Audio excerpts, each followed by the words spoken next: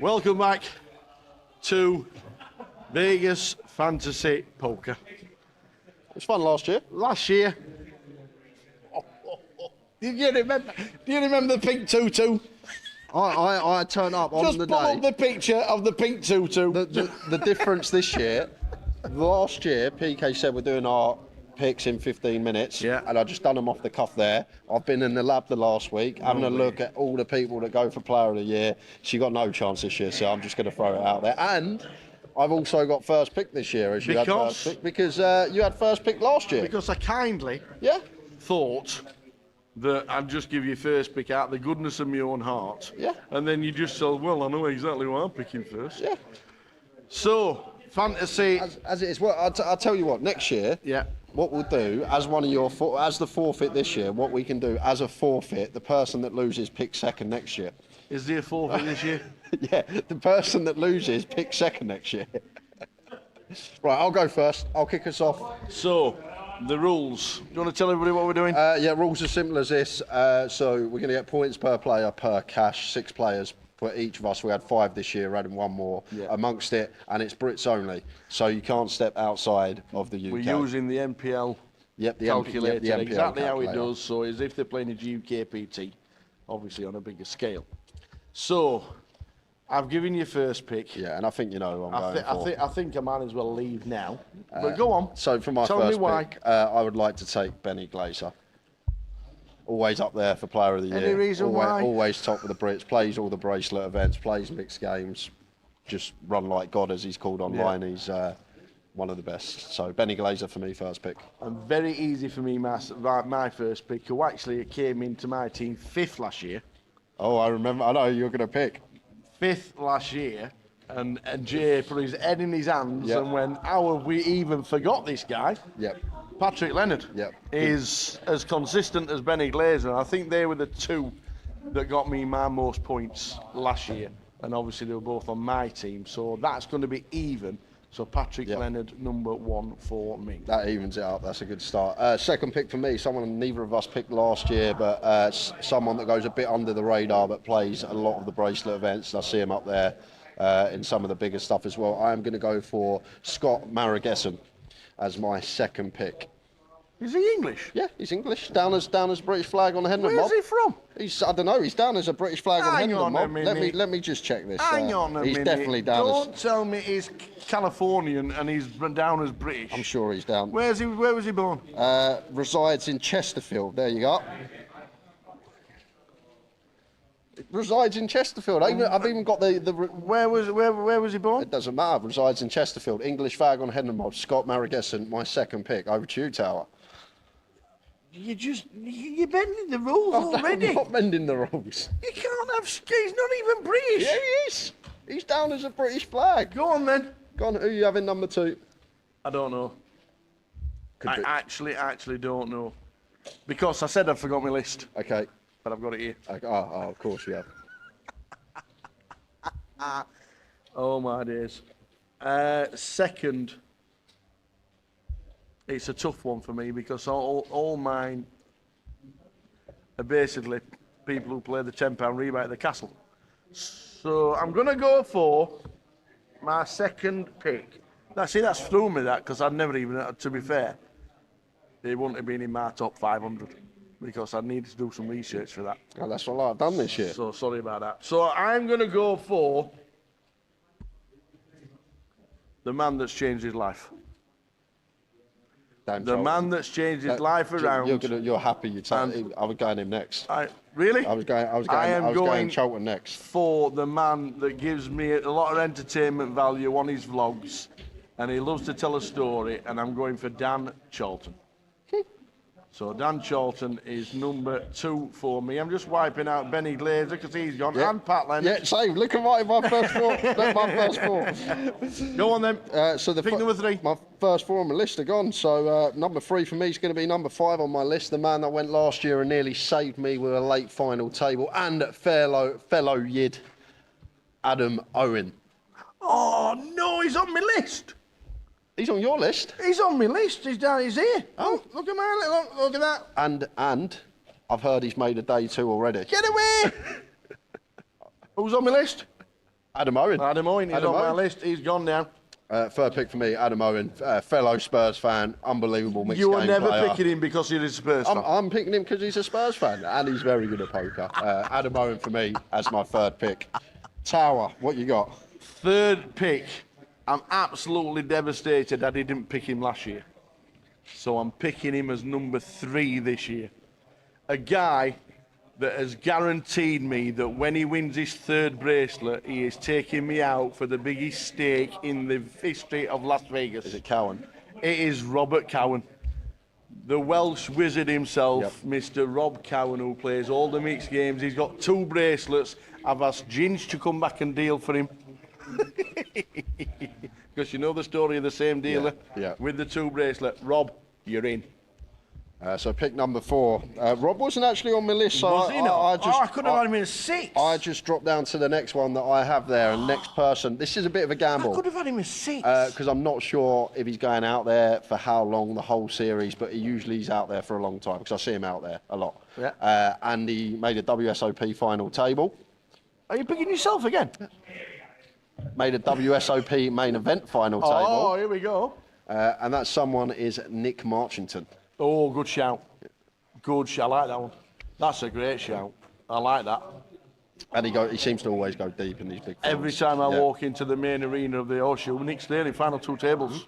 Good pick. Yeah, I like that one. Good pick. I like that. Cheers, Sal. I like that. Good pick. My next pick then, I am going to be hoping that he puts in the volume like he did last year. Because I ain't done the research of when they're turning up, what they're doing, when they're going for, how long they're going for, how much they're playing. Yeah. But I know that Brandon Shields puts in a lot of volume. Yeah, that's a good shout. I am hoping you that picked Brandon is going in because he's my next pick, Mr. Brandon Shields. Well, Brandon was on my list. Good thing I actually put some reserves on here because we're doing a lot of player sharing. I could pick 20 here. Next one for me. Yes. You should know this one very well. Okay. UK poker legend. Won the MPL not once but twice. He's going to be my next pick. He's going to be out there. He's my next pick. He's going to be out there playing lots of tournaments already this summer. cashed. And I am going with Matthew Davenport. He's already cashed. As pick number 5 for me. Well, there you go. Do I get the points if he's already cashed because I've done the research? Yes. Yeah. Apparently so. Matthew Davenport. And Sinead's already cashed as well. They both cashed in the same event. And they sat next to each other on the same table on day 2. Well, he's my pick. And he's on my Not- list. Not yours. You're going to have to on find my someone list. else. Oh my God. You've done me in here. So now I'm going to have to go for an absolute legend in the game. I'm going to have to go for a guy that can either play sober or 20 pints deep, who loves his football, and his nickname is Feraldo. I'm going for Neil Farrell. Neil, I know you're out there. You're in Towers' team. Well, I got sprung today that there was going to be 6 picks, so this last one's off the cuff for me. I'm sorry. only found out, I mean, 5 minutes ago. So did I. But me How and many reserves are picks you got? shared. 4? We've had 5 each, right? Have we had 5 We've each had already? 5 each, yeah. Can we do 7? No, we definitely cannot do 7. So there are the lists.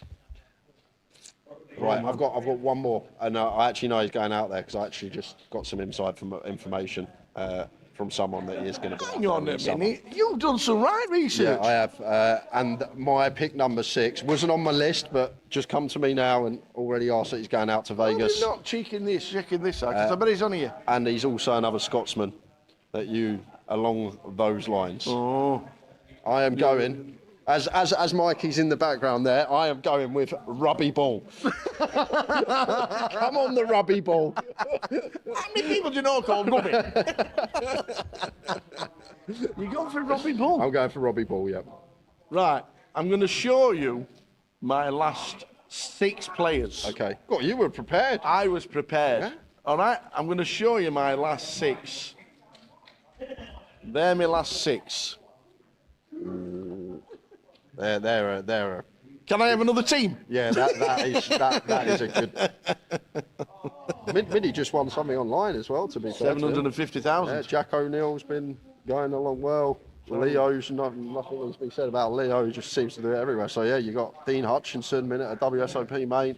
My final 6. Good luck with that. My final 6 are Mitch Hynam, Middy, Dean Hutchinson, Jack O'Neill, Leo Worthington-Lees, and Kevin Allen. They are all going out there for a while, I think. I don't know too. I know Middy's already there. I know Mitch is there because he's in the final today, Yeah. but that's not the World Series. Yeah. So I'm guessing he's going to be in Vegas for a lot. Yeah, he will be. Yeah. I'm going to stick a wild card in. I really should go for Middy. It's your pick, mate. Who would you pick?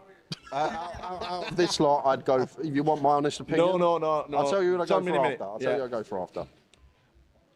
I am going to go for Leo Worthington-Lees. That's who I would have gone for. I've gone for.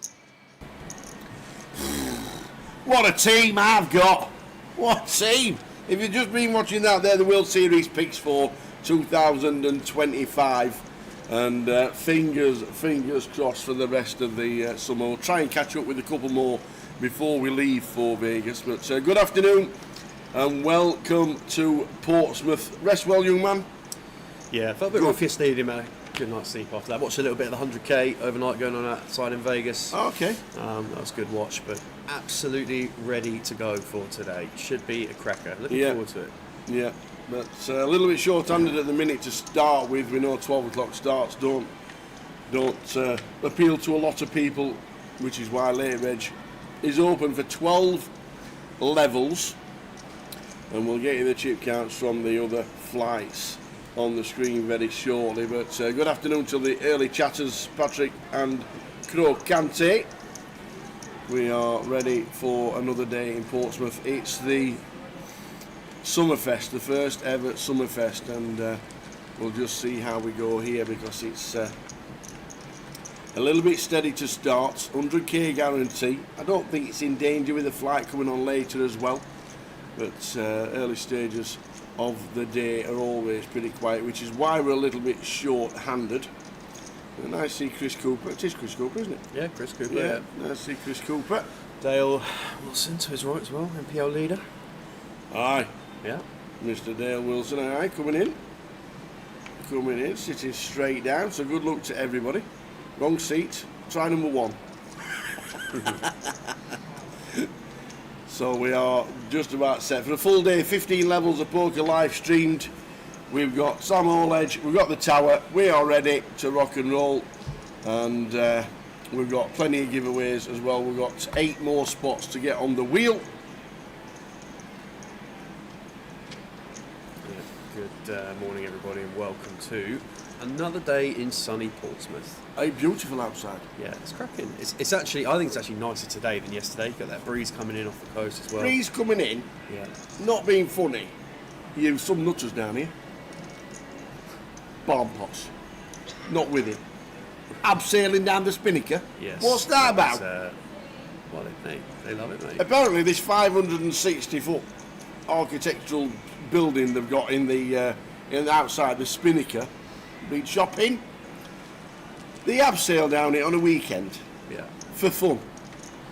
They do indeed, actually. Yeah, no, I was out having a little walk this morning, saw the guys abseiling down the tower. Not this tower. Probably have a go, to be fair, Unbelievable. but- Yeah. There was apparently Kent's flooded overnight. Yeah. The whole of Kent. Blackpool had the most amazing electrical storm overnight as well, and nobody slept because of the noise of the thunder and the rain. And it's thunderstorms and raining in Edinburgh. Some pretty stunning photos doing the rounds online, aren't there, of yes, these electrical storms. an amazing one of the Blackpool Tower itself, actually. Hanging down, but Phenomenal picture. yeah, beautiful day down here in Portsmouth on the south coast. We know there's lots going on stateside, and that is where Jay is flying out today, actually. But he is going to be getting involved in the WSOP, so helping Tara and the team out with the Card and Direct coverage for the rest of the festival here in Portsmouth and for Edinburgh next week. Really pleased to be working with the guys. And, should be a good day today. It's, like you say, Tara, a little bit of a slow start, but I think we're going to be absolutely fine, and numbers will pick up. We've got another flight this afternoon, and we're ready quite an interesting one developing here on the feature. We've got Dale in the small blind pocket 10s and Chris in the big with ace jack, and Dale immediately going to come in for a 4-bet. Yeah, from the small blind.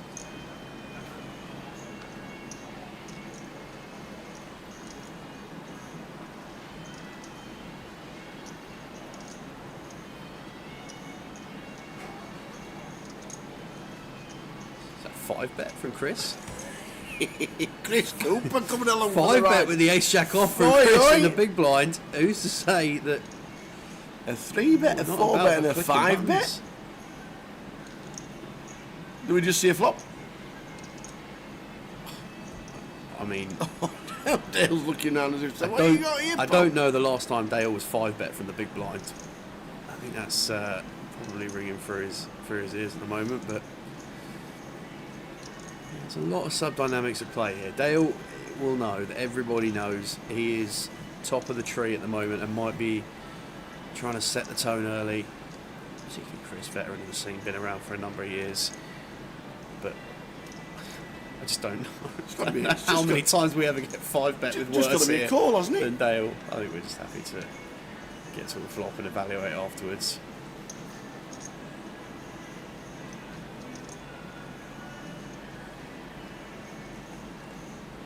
Might even just be considering folding tower. I mean, how many times have we ever 5-bet pre-flop with worse than 10s? And in front with 10s, exactly. Yeah.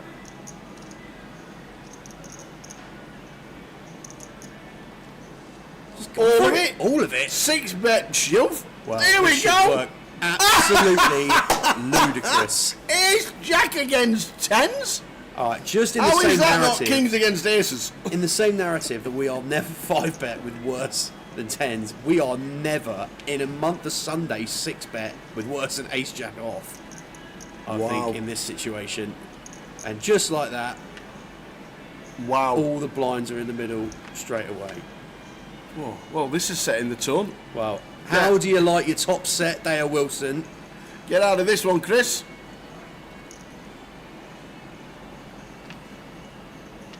Unbelievable. Wow. 6-bet shove and a call with ace jack off. Oh, this is just going to be a day and a half. It's already gone out of the picture. Aye, Oh. aye, aye, aye. Wow. How about this tower? Look at the smile How on Dale. about He's this? like, how is 10's even in front there? Oh, man. Chris Cooper. Hope to see him again. Wow. Just wow. Just Oh. took 500 blinds from Dale. Somebody see what's in the water down here, will you? Well, normally we get to level 4 before we see hands like this. But the old blind on blind I've never seen- confrontation in level 1. Let's When get the was the 260 last time we saw a bids 6-bet? Was that? in. That's got to be Goliath, I surely. would be surprised if Dale has ever been 5-bet from the small blind. That was Ian, wasn't it, with a 6-bet? Ian Roberts. With The old 7 video deuce, that we had with in the 7 Goliath. deuce. No, that was the cash game. No, it's Goliath. I'm sure there was. Oh no, it may not. it might have been- Ian 6-bet with ace 10. It doesn't Was that happen very Goliath? often. Was that the Goliath? I think it was, yeah. Might not have been. That was when. Yeah, that was when Ace Jack the Ace 10 and they were getting at it after each other. Yeah. There was one in the Goliath a few years ago when someone took the 7 deuce for a ride and ran into the aces, unsurprisingly. But I think that was a video doing the rounds at some point. But what a start for Dale Wilson. NPL leader, rolls a out start. of bed for a What a 12 st- o'clock Here start, he is. blind on blind, pocket 10s. Gareth's going to sit down and think, what on earth has happened Why here? have you got 2 stacks, he says. Oh, thanks for the kiwi fruits. We got the staple diet of kiwi fruits and donuts. Yeah. It's all right, I've got to balance the range, haven't we? I got the kiwi. I got the kiwi. I don't know if anybody else likes kiwis. They don't get an option. I got the lovely kiwis. Chuck these over as They're well. great, them kiwis. Really nice, and they are very nice. Less furry than normal. And then we get Look at the absolute from state Mr. of that. Gareth Wright. Anybody like a donut? Anybody at all like a donut? They're in here. You can have them. Thanks, Gareth. There's plenty going round, but they're the chip counts from day 1A. 53 out of... That's a typo, surely. They're the Irola chip counts, aren't they? Jack Hardcastle. Won the Irola last night. He said I might flick it in as a max late reg in the main event, and has ended up as chip leader from day 1B. Amazing. And Andy Sanford. Well Harry done, you as well, two. yeah. And then a couple of GDPRs from last night. Yeah. 51 and 9 through. Well done, James. Gianfranco in there as well. Steve Ricketts in there as well. Lee Mulligan as well. Luke Laurie Porter. Pike, yeah, some names there. Yeah, very good. Lee Mulligan as well. They just want to play poker once they're here. As well. So they're the 3 flights of the... For the 2 from yesterday. So we had the day 1A as well. Yeah, So all through yeah. from all going through so far for day 2 tomorrow. We've got 2 flights today. We've got this one going along now, and we've got the flight at 6 p.m. The 6 p.m. flight is 30-minute clock. The main flight at 12 o'clock, which has started today, is a 40-minute clock. What start for Dale?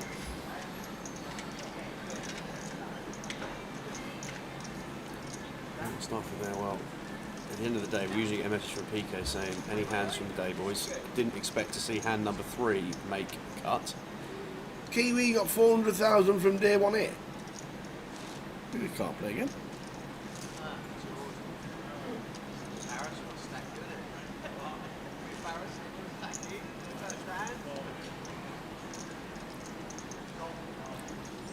Yeah, so good afternoon, everybody. Joining us in the chat boxes across social media, How do you, Facebook, Kev? YouTube and Twitch. We would love to hear from all of you. Let us know where you're watching from and what you're up to today. It's a lovely Saturday afternoon here in Portsmouth. Afternoon Damien on YouTube. Afternoon Patrick. Yeah, covering for Jay while he's away in Vegas with the team on Fridays over the course of the year. But this week and next week doing a little bit of extra legwork while Jay's away.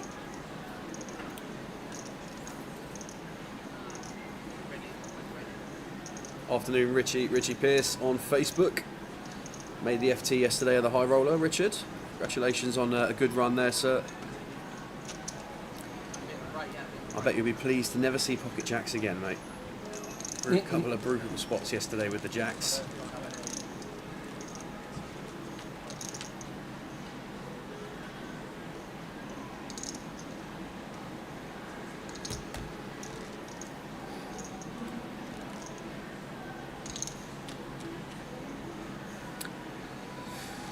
Not really, Patrick. Just very much recreationally these days, as and when could fit it in around work schedules. Had a fun run in the 888 Reading last week, got down to the last 2 tables in that, but other than that, 25-50s around and about. Some Friday night, Saturday night games down in Reading's my local card room. Portsmouth down here on Friday nights. That's probably the only tournament action get up to, and then it's just cash games outside of that. Usually found in the cash mix.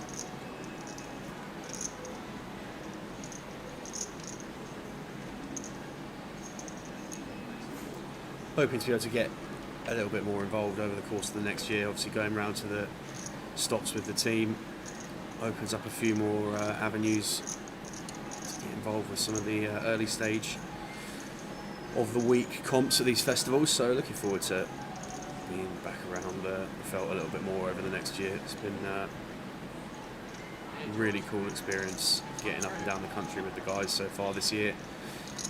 One that I certainly don't take for granted, and learning a lot on the job as well. With the resources these guys have got here, they do a brilliant job with the coverage, and super proud to be part of Cardinal Direct's setup. Yeah, it was a tough one, Rich, wasn't it? Real tough one. I think there was a close spot when you were in the small blind with the jacks yesterday. And got shoved on by Ben. I think it was on the final table bubble. he had the jacks after I think Michael was all in either from the button or the cut-off, and he opted to call the jacks, and then there was an all-in from the big blind. I think that was quite a close one, difficult spot there. So we've got a hand on the feature here where Gareth opted to 3-bet the ace-queen of diamonds. Jordan called after opening from gun. Jordan decided to come for a lead here on 3-3-5-2 clubs. So had the ace of clubs working in hand, but almost would have expected a lot of checking here from gun. As Jordan 3-better in the cut-off. Gareth went for the double lead, and Gareth, recognising probably shouldn't have too many double leads in here, just goes for the raise on the turn, takes it down. Nice move there from Gareth Wright, up to north of 300 bigs.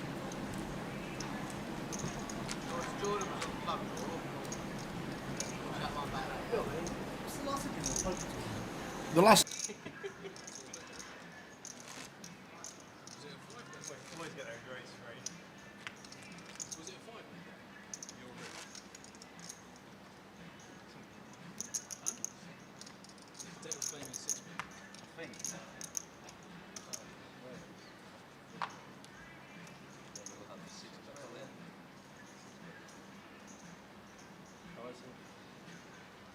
They don't have that in the graphics, 6-bet. No, I think they do. I think you can put it. I mean, He's asking if you can put it on 6-bet in the graphics. That's a corner.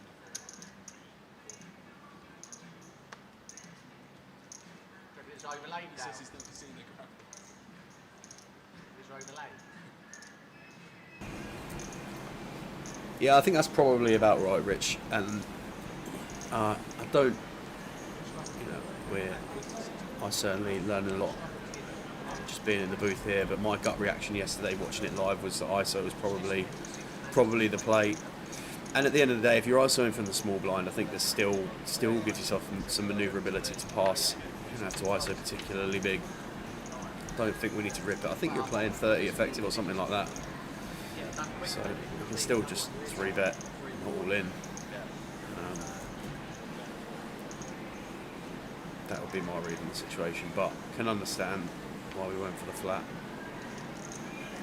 And I do kind of think at that point, with the way the table had been playing, that just V-pipping from the small blind in general, not going to have nothing.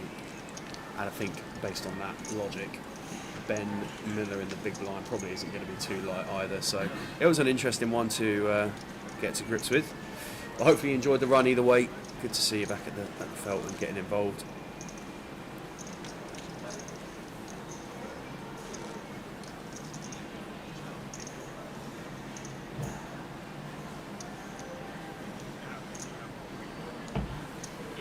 We've got a lot of spots on the wheel to We've give got away 8. today, haven't we? We have 8.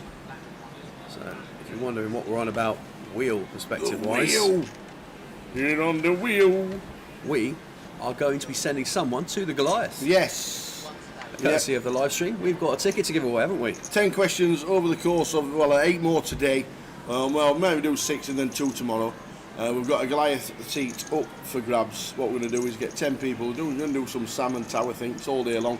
It's a day one, so it's usually a little bit quieter than normal. But we've had a 6-bet call, so we might not have time to do it. We might not have time to do it. But if we do 8 questions during the day, we'll get 10 people on the wheel tomorrow, and somebody will be playing Goliath. And by the end of play tomorrow, we'll already have your name on the list, and you'll be playing. So we're looking forward to it. Just £200 Goliath seat to give away.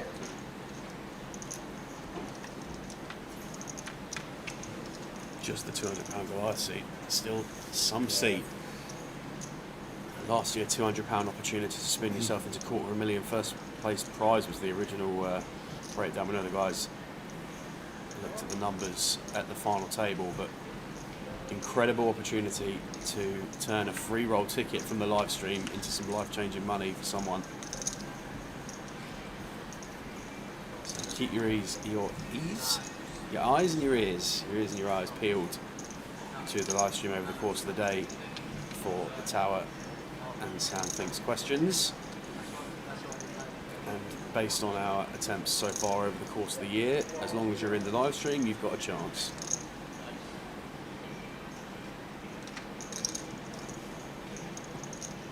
Yeah, that's right, Patrick.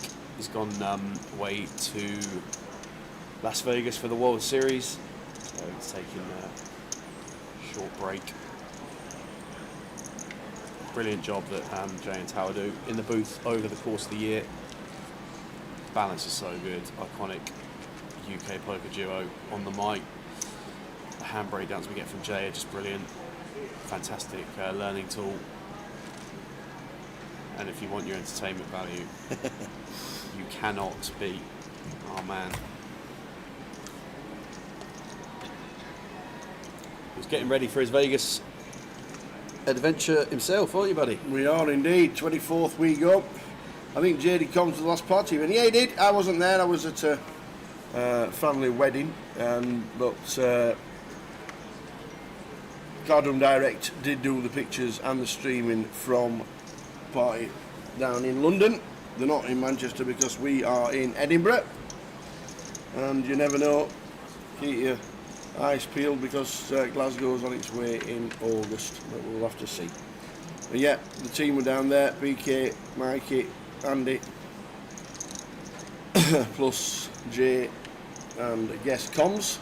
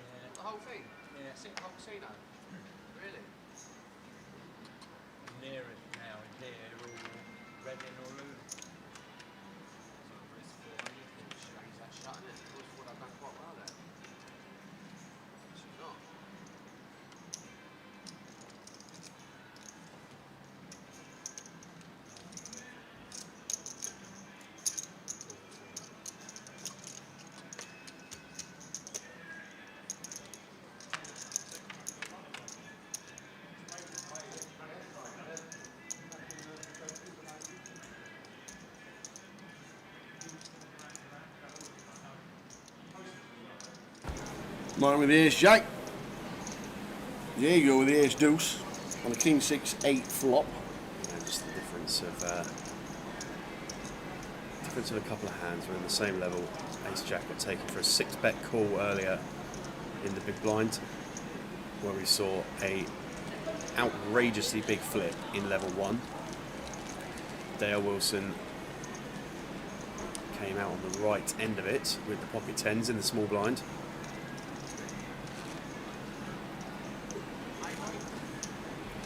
Any UK players apart from Katie having any success in Vegas? Just a couple, yeah. We've got obviously Benny with double bracelet winner, and if you're not already following some of the most hottest anticipated action of the year, the Tower versus Jay in the fantasy race. Yeah, but a few near calls. Rob Cowan was fifth in it. Was he fifth in the 25k PLO? He's made day 2 of the 1k PLO as 4th in chips. Some good deep runs. Nick Martinson's had some good runs. And Phil Steiner last night in the PLO8. No, PLO8. Did he win it? Yeah, he won it. He won it. Yeah, he won it. Yes, there are some good cashes out there for the Brits at the moment. Adam Wilkinson chopped the seniors in the win. Was it the seniors? It was, wasn't it? 1600 yeah, seniors. four-way go, wasn't it? 1600 seniors. Adam Wilkinson for 150k. Yeah. Pick up the Wilco.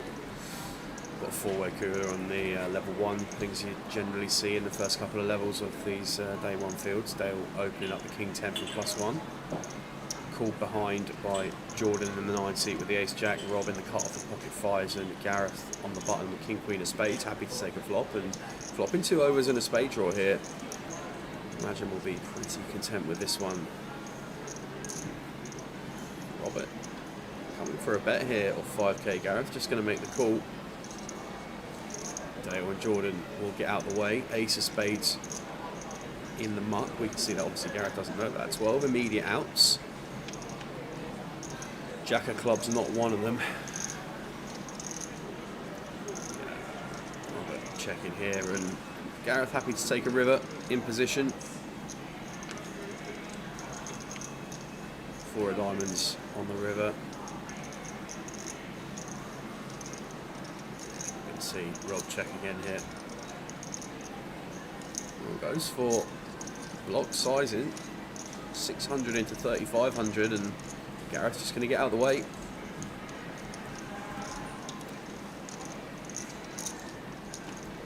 Afternoon Apocalypse. Oi, oi. You are well watching on Twitch. It could be one in the afternoon or 1 in the morning for him. At the minute he looks outside, it's light. So either way, it feels like 3 in the afternoon. Yeah. Ludo's had a few cashes as well. The best thing to do if you want to check out all the Brits, obviously we're doing the fantasy, and PK messaged the database direct last year, and they're updated every day. As soon as an event finishes, the result is on the database every single day, the following day. So it's done within 24 hours. On Hindenburg. Yeah. Yeah, so if you want to check the database, then the end mob is updated as soon as, when the event finishes, it's updated within 24 hours. Yeah, PK does a cracking job keeping the graphics up to date promptly as well. So if you follow Grosvenor Poker on Facebook and on X. But to be fair, I did tell him only update it when I'm close or winning. Oh, did you? Yeah, that was it. That was it. That's the only terms and conditions that apply here, is it? Only allowed to show when Tower's doing well. Yeah. Well, it's been a decent comeback so far because Benny rocketed out for Jay, didn't he, to start with? But Team Tower, obviously motivated by the team talk, which you can see during the break clips over the course of this festival, and no doubt coming festivals as well, are clawing their way back into a lead here as after this is Dale getting after it again, four betting. Yes, just seen a few nonsense hands so far as our Dale, and just thought we are going to have enough of this. 2,800 to go. Martin 3-betting the button here with the Ace Jack, and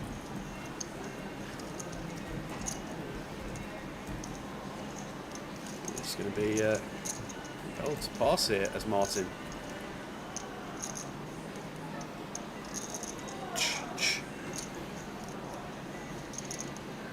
That does make the call.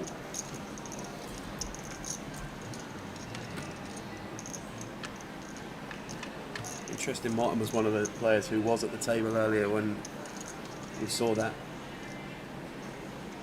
rather spicy opening pot between Dale and Chris, who is no longer at the table. Dale continuing here for 20%.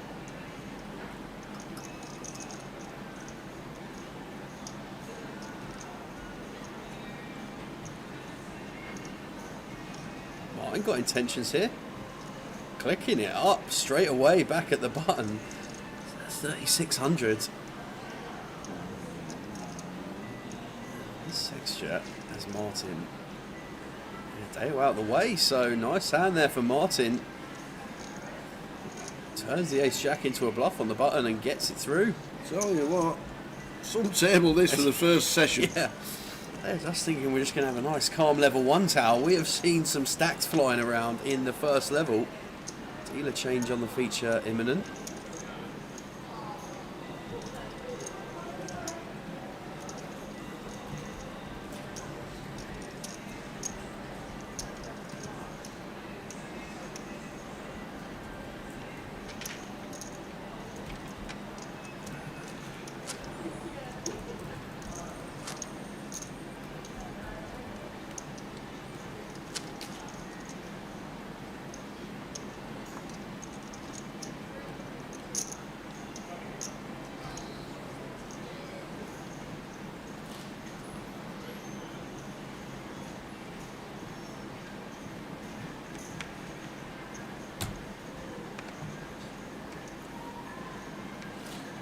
15 hands in. Very quickly. Oh, very quickly indeed. Jordan going to open this one up to 300 from under the gun. Well, Iman now joined the table on the button. Saw him yesterday in the high roller, falling just short of the final table.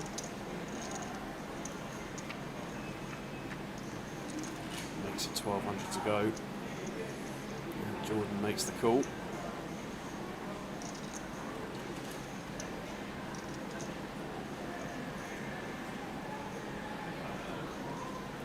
Jordan was the winner of the 888 festival. He was indeed, John Daniels. Yeah, Jordan Yes, Daniels. he was. Seat 9 at the feature table, was champion in Portsmouth earlier in the year.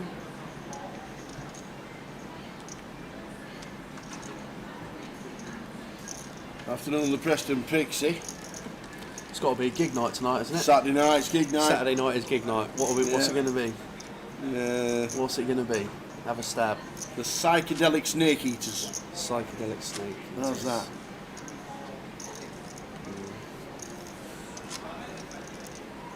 An afternoon, Mr. Gary Spinks watching the live stream, packing his suitcase and ready for Vegas tomorrow.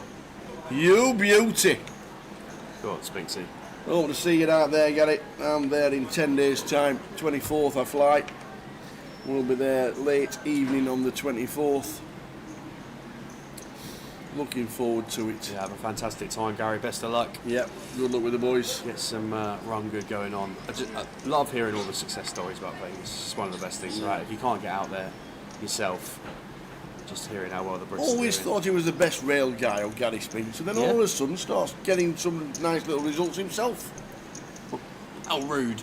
No, he's always on the rail. He was always on the rail, and then, I know, he gets some nice It's results. pretty does Gary. considerate of him, isn't it? You know, stay on everybody else's rail. How's Derby anyway? Is it thunder and lightning like the rest of most of the country? It was all lit up last night, apparently. Nearly the whole of the country.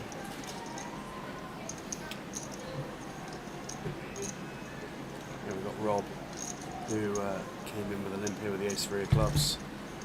Diego bumped it up with the 4-3 offsuit on the button. We are seeing some poker here, Tower. And then Robert makes the call. 10-6 deuce rainbow. Rob's wrapped around the deuce of clubs. Diego with a gut shot to a 5. C-bet the 10-eye board, gets a call. Well, why wouldn't you just open the 4-3 of clubs Obviously, if when you're going to turn the joint? Just turn the nuts. Thank you very much.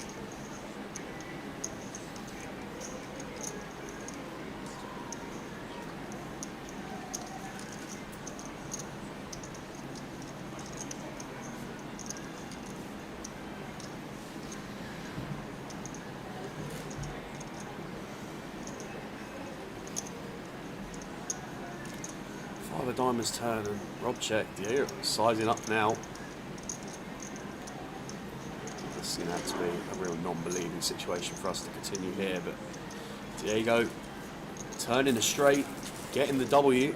Marcus says, any fruit or donuts from Gareth today? Nope, not at all. Nothing. Oh, sorry. No, sorry. Oh, no, shouldn't have sorry. pressed that one. Did anybody see that? Yeah. And yes, we got the Kiwis as well.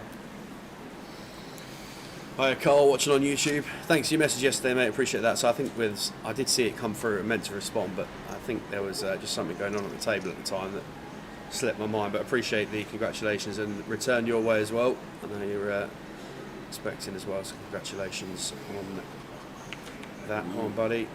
Good to see you in the chat box. Portadown was lit up. Yeah, it was. It seemed that some of the photos you see online when people post pictures, absolutely perfect picture from Blackpool, as some fork lightning directly behind it. Just Behind the tower, amazing, yeah. unbelievable picture. It is amazing seeing some of the photography that gets out and about in these storms, and just in weather gives you an appreciation for nature in general. Pretty amazing stuff.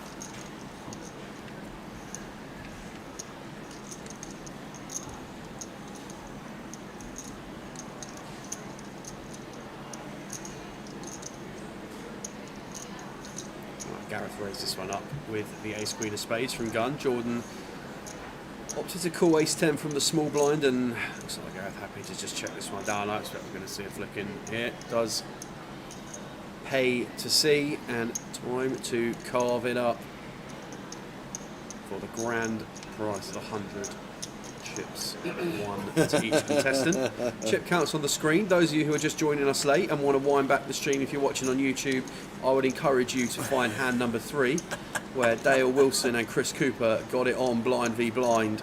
6 bet. Just the 500 blinds. Yeah, nothing major there. Not many times we see a 6-bet all-in call in level 1 blind on blind, but we did on this occasion. Dale with the 10s, Chris with the ace-jack, and it comes a rather spicy run out. Yeah.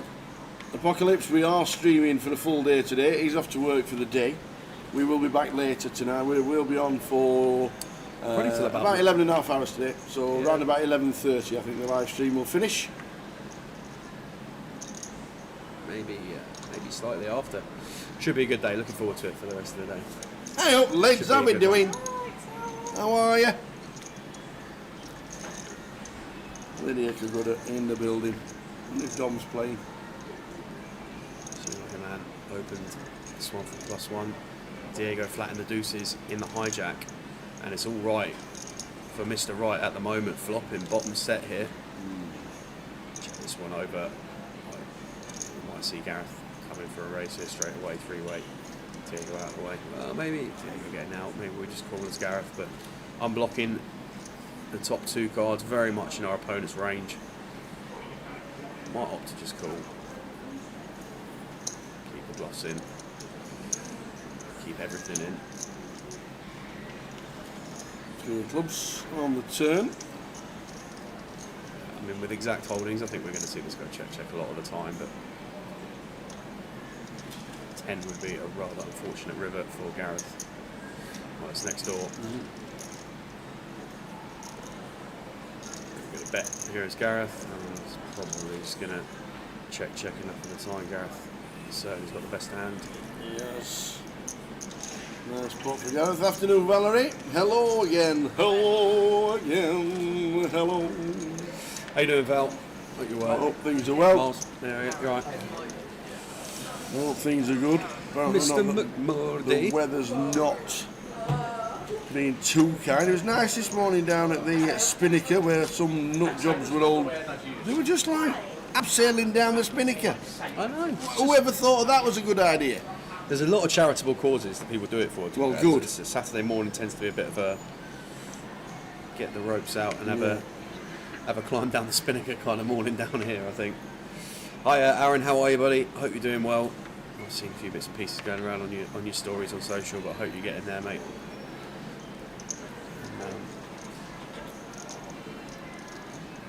I think I saw you with a cash in Reading last week, Aaron. Correct me if I'm wrong. Who? But Aaron McMordy. Oh, there. I've not seen him for a while, I think. Yeah, it's been about. He was where was it? He was caddying the other day on the golf course. Brilliant picture of him in the car on the way back home. Passed out asleep. Really funny one there. The best, he says, where am I flying from? An airport. Yeah, an airport. Manchester You got to stop off, haven't you? on the 24th. Yeah, going out, yeah. And then coming back direct. Just fall asleep coming back, shattered. With my bracelet on my head. And my 10 million in seat number 2. Can I have a seat? Can I have a seat for the Wonga, please? I'll just have the $10 million sat in the middle of the aisle. I'll have the window seat. No ways Martin Bader playing poker. Oh my word. You okay? What a blast from the Martin Bader's in the building. I'll tell you what, his hair's not changed in 20 years.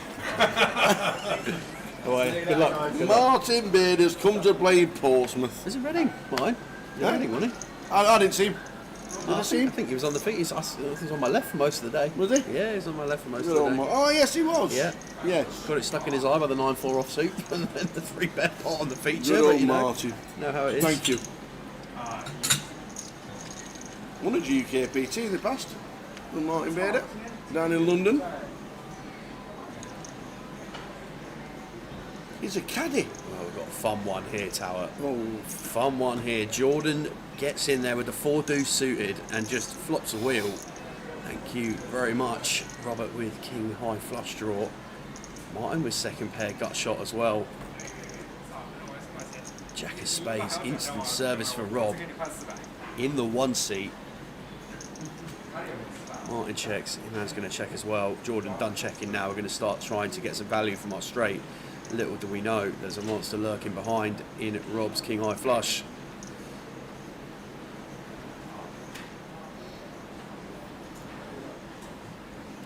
This from Rob, just calling in position.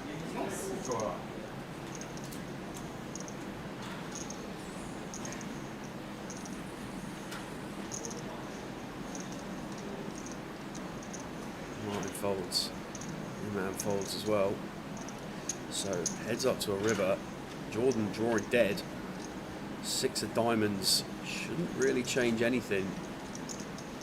Wow, checks it over as Jordan.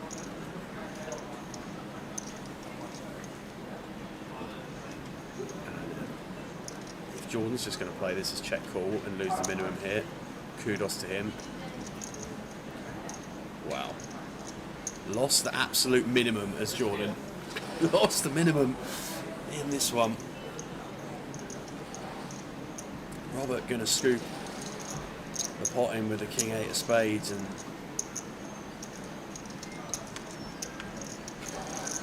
done very well to just lose 2 or 3 bets there as Jordan.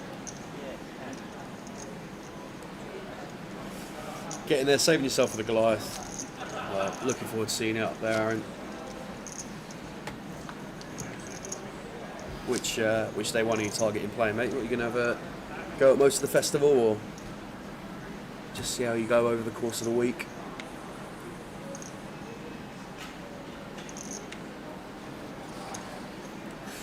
And if you've got anyone in any of our chat boxes heading up to the Goliath Festival in Coventry, do let us know which day one you're going to be playing. I know Tower and the J, the Tower and the J right. Tower and the J will be on the mic most of the week, so feel free to stop by and say hello. No, they always appreciate guys dropping into the chat box, but when you get the opportunity to drop in live, come and say hello.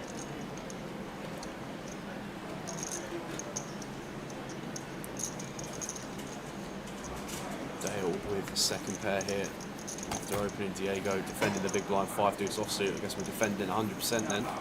Defending the 5-deuce. Where do we caddy, Aaron? Aaron McMorley. Doing a bit of caddying. They started doing caddies. They started using caddies at Michael's, the old links. Have they? The old Americans that started coming on. It's a bit bizarre golf. Never used to get visitors, the old links. One of the nicest courses you'll ever play. Royal Lytham, half a mile away, £295 a round. Yeah. Gets all the visitors. Is it? Why did they get visitors? Why don't we get visitors? Because it was less than £100 to play. And they don't look at anything under £100 because the course is rubbish if it's under £100. What they don't realise is we've got value for money in the UK. So, for visitors, we make it 105. What happens? All the Japanese, all the Americans, all the Canadians all start turning up to the course. So then we get caddies involved. Bizarre world. It's like you're not allowed to have value for money. Honestly, bizarre world.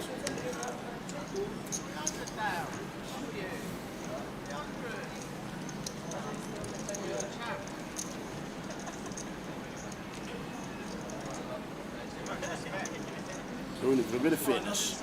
Yeah, I'm gutted I can't make that main event. I'm absolutely gutted about that. Let's try and see what we can do about that. Maybe as much as we can do about it, in all honesty.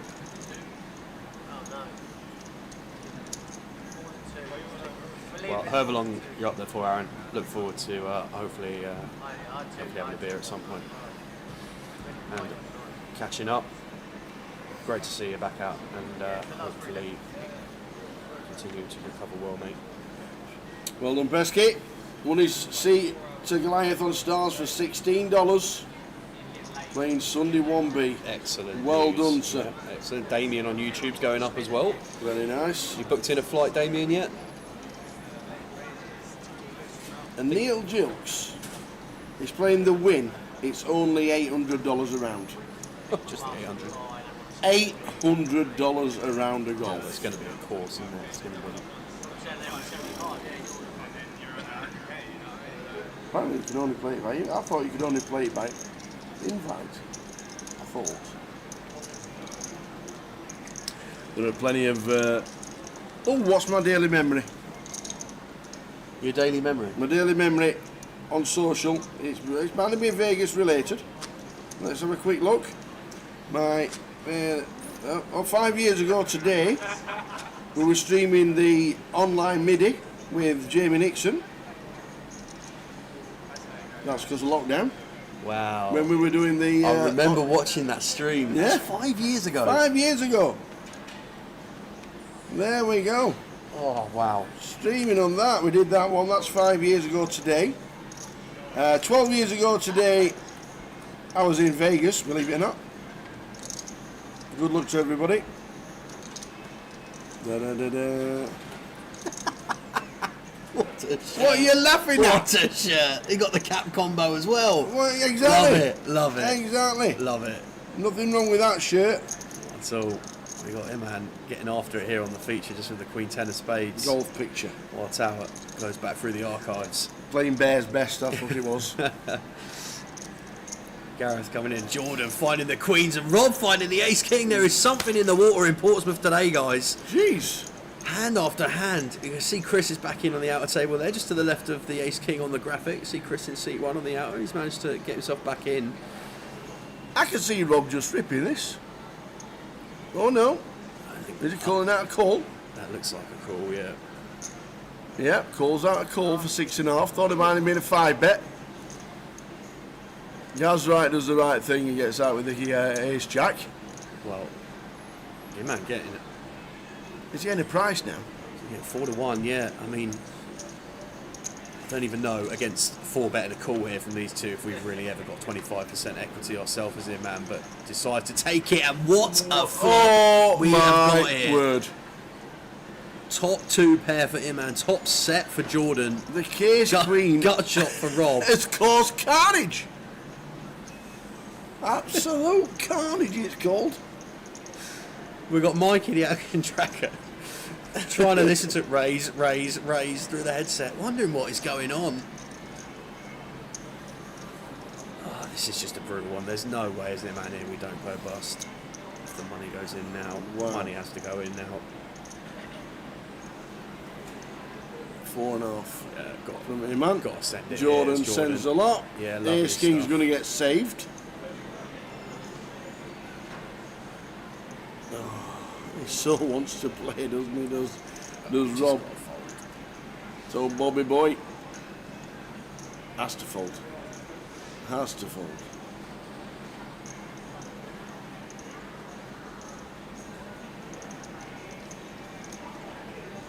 Obviously, Ace King of Diamonds were in.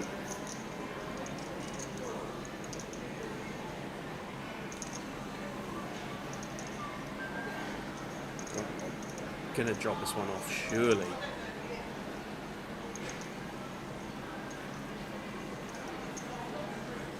Are we calling with Ace King? No. No, it can't be.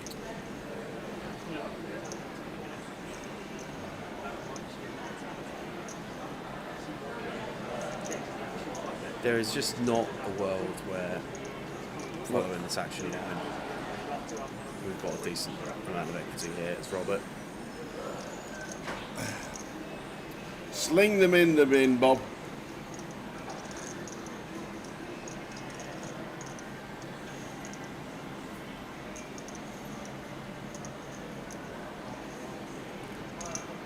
Well, taking our time on this one as well, but we just asked for a count. Let's count the chips out. Oh, this He's is- made the call, and this there's is- the all in. Oh, this is And now brutal. just has to call the extra 7. I mean, like, I just, There we go, in they go. this is The This is Ace King ambitious. is a little bit, This is ambitious. just a little bit ambitious with the Ace King. Imhan basically dead. Less than 1%. Oh my word. What are our outs as Imhan running tens? Flops top 2 and he's got less than 1%. Deck to backdoor quads, just the 3 jacks for Rob. It's a diamond on the river, no good. Wow. And what a start for Jordan. Joins Dale with 2 starting stacks. They're leaving Bob with 1.3. Oh dear. Top 2 and you've got less than 1%. That's slim pickings. Yeah, so it looks like a man had Jordan covered. Going to pick up a side pot versus Rob by the looks of it. 18-1, picked up a 36-2. They're going to pick up a side pot for the change. So Eman might not lose quite as much as I thought it was going to there. Has 14-4 back after the hand according to the graphic, and that looks about right based on the stack that he's stacking up there. Cooler, well, unorthodox cooler, but a cooler nonetheless. What a start to the day. I was thinking we're going to have a nice little ease in Portsmouth. Sun's in the sky. Nice cup of coffee in the comms box. Say hello to everybody in the chat. Ease our way in. The deck had other ideas. Damien's still trying to get through the stats on Stars. 2 places, let him down for the ticket from £4.40. Well, Damien, every day there's guaranteed satellites on PokerStars. There's 30 seats guaranteed on a Sunday. We'll let you know what's happening today on Stars for Goliath, but it's usually somewhat decent. Yeah, there'll probably be 30 seats tomorrow. Sunday. Yeah. Sunday on Stars, 30 seats then.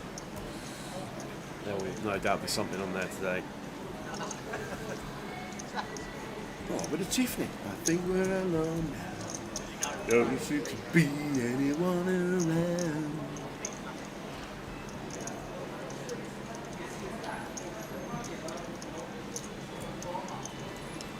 Well, Bob's going to get his spin hit for his last 1300.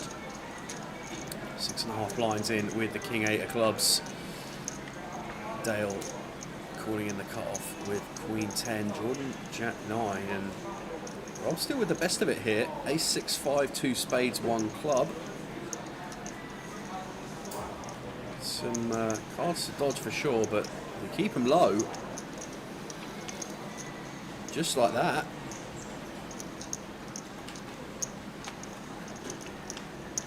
Ah, 9 on the end for Jordan. Gonna eliminate Rob from proceedings in level 2.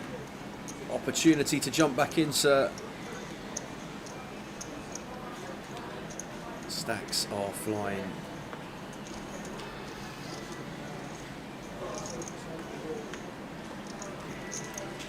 I concur, Kev. 283 blinds for Jordan, chip leader on the table. Dale second in chips. Back to 6-handed on the feature following the elimination of Rob. 40-minute clock for this flight of the Summerfest, 30-minute clock for the evening flight. So 3 levels of play, I think, and then go on the first break of the day. We're going to have a question next level? Yes. Next level. So the last level before the break, we'll do a question for you. Get going. As we discussed earlier in the stream, those of you that are just joining, we will be sending someone to the Goliath Festival this weekend on our coverage of the Summer Series. We've given away 2 spots on the wheel already. We're going to have another 8 spots to give away on the wheel. We'll spin it on Sunday and someone is going to Coventry to play the Goliath main event. The premiums are out and about. Diego this time with the Queens. Your man opening to 600. 3-bet from Diego to 2,000. And your man making up the 9-7 suited. Ace 3. Just see bet and then fold.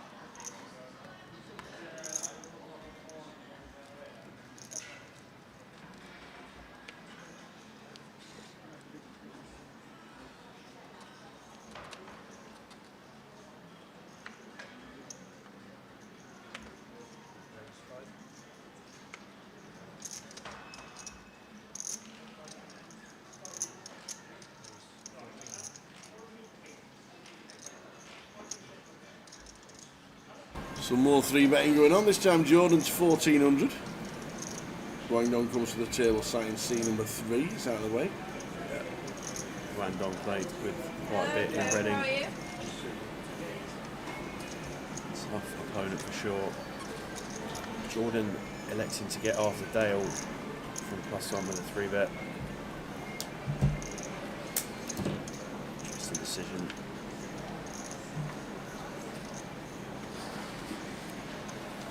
Well, Dale makes the call with the 8-7 of hearts, and both players flopping something here on King 8-4. Both backdoor flush draw, both got a pair. Jordan with the best of it with top pair. Dale not going anywhere for 1-bet. Lovely card to see as Jordan. Check back, take a river. Ace of hearts. What we want the Dale to represent here. It does take showdown with an 8. Jordan chosen the King 10.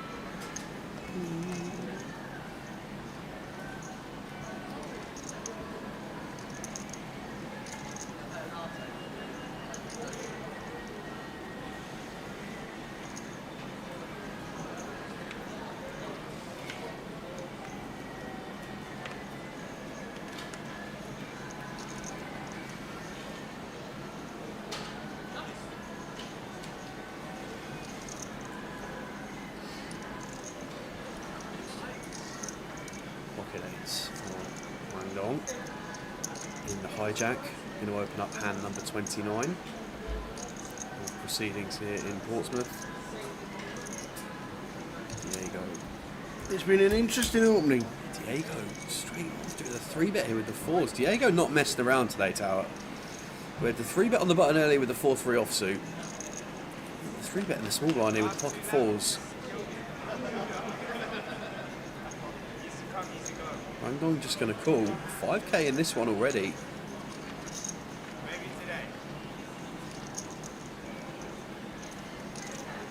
Queen 7 deuce 2 diamonds. Going to be one if we're 3-betting from the small. We're going to be pretty content to see bet here as Diego.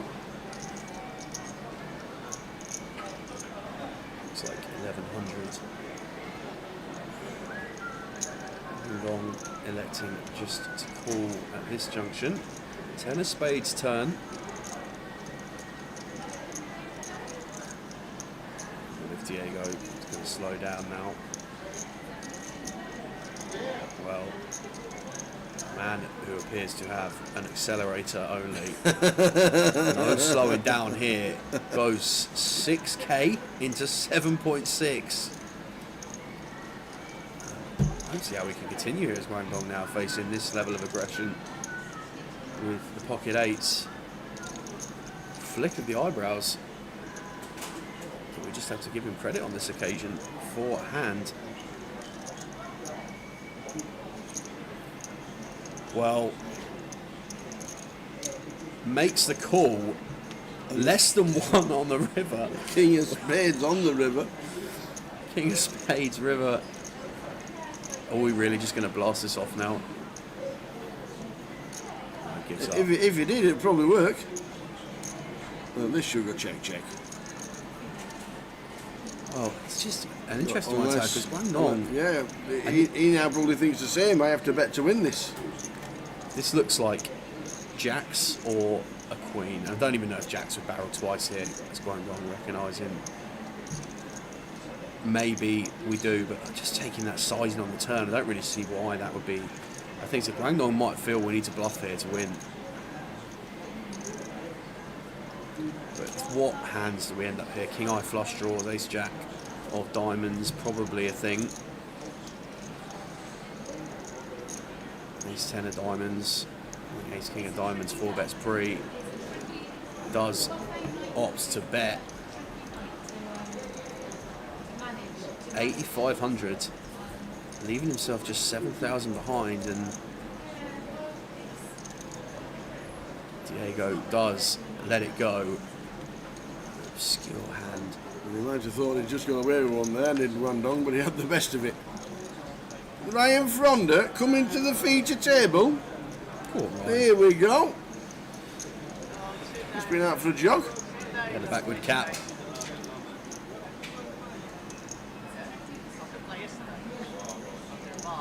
I think Ryan made the final table of the 100k link comp between Portsmouth and Reading. Nice. Good old Ryan. Yeah. He was here in the first season of the GKPT back in 2007. I think we saw him in Newcastle as well earlier this year. I think it was on one of the tables at the back end of the day there. In terms of on the feature, but certainly, as you say, Tower, been around the circuit for a long time. Getting busier down here in Portsmouth now. Good to see the tables filling up around the feature.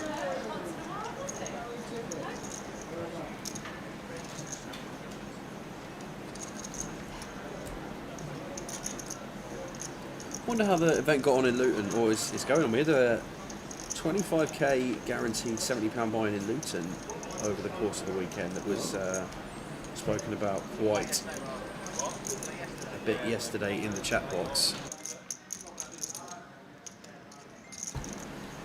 And there were a few flights going on for that one. There was lots going on around the estate in general last night, actually, and no doubt there'll be a few bits and pieces going on. Says I've already done the guarantee.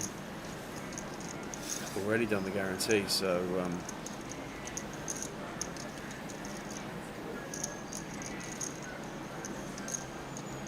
So it's not Jordan in the hand, it's Ryan in the hand, but he's only just come and sat down, so just got the wrong person in the hand.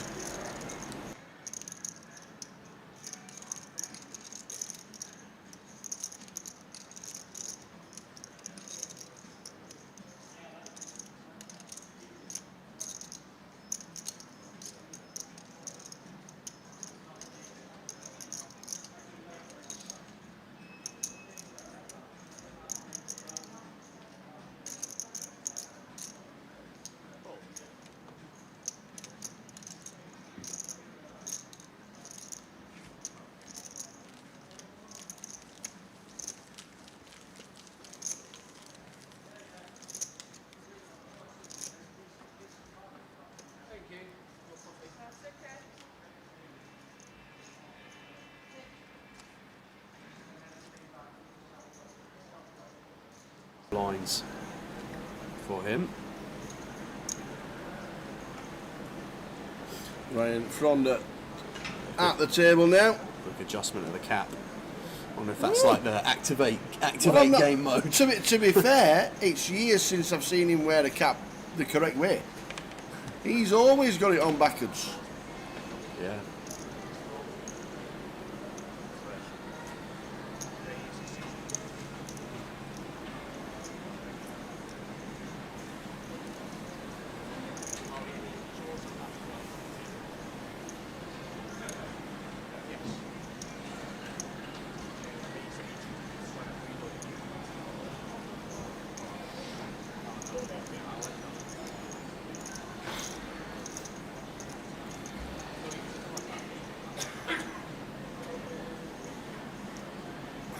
So just correcting the Ryan Fronder situation.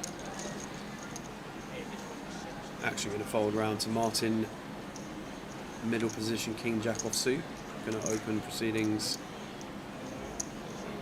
Man going to 3-bet straight away with the Jack 8 of spades from the hijack. Jordan in the big blind, going to defend. Call the 3-bet with the ace 10 of diamonds, and Martin's coming along with the King Jack to King Queen 4 rainbow. Martin straight out here with the lead.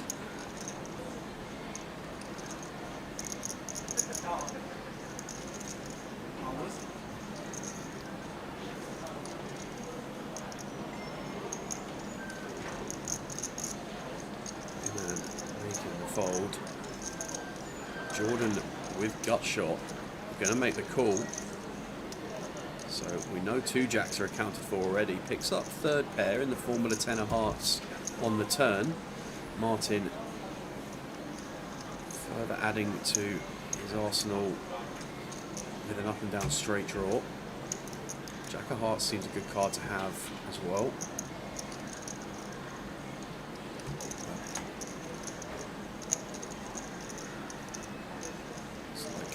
We get another call out of our opponent here as Jordan, from Jordan should we say, 3k from Martin. I think this now is, I don't really know what worse hands we're going to be faced with here. Jordan is ace 10. The guy's raised, he's been 3-bet, we've called. We've then barreled, flop and turn, and then river. I mean, what are we really expected to be shown here? Pocket 9s, Jack 10.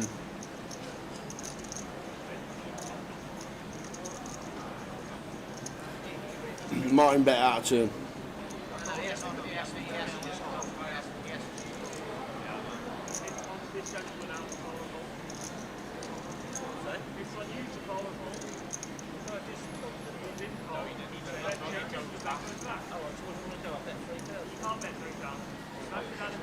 So you bet out of turn, so you lose all progressive action. So Jordan just wants to see what he's got. Bet 200. Martin eventually made the call and took the hand, and a 2-hand penalty has just been announced for betting out of turn. Got a bit giddy. Got a bit giddy on the river.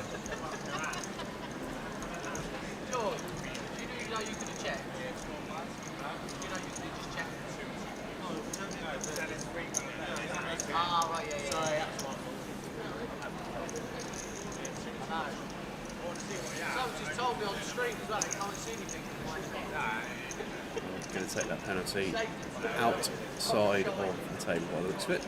Martin off, stretch the legs. How's it? Bale re-entering the frame as he does so.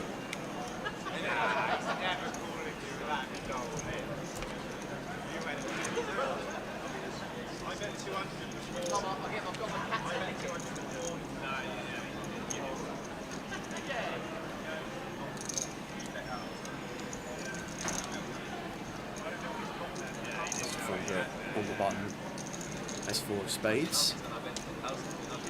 Seems very reasonable to come in for an open here. Jordan out the way in the small blind, round to Gareth in the big. 10-8 offsuit for him. Going to be seeing a flop here.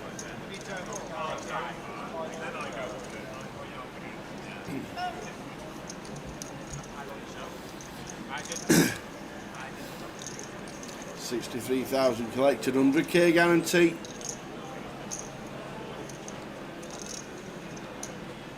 Queen, 8, rainbow. Gareth perfectly happy to find check call here, but Ryan opts to check back. Check again here as Gareth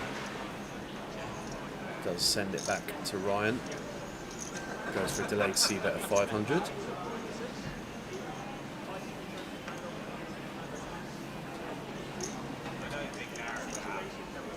Gareth calls a 500. Yeah, sends us off to a river. Gareth with the best of it. Gets a bit spicy. Check. There goes check, all the check. time, yeah.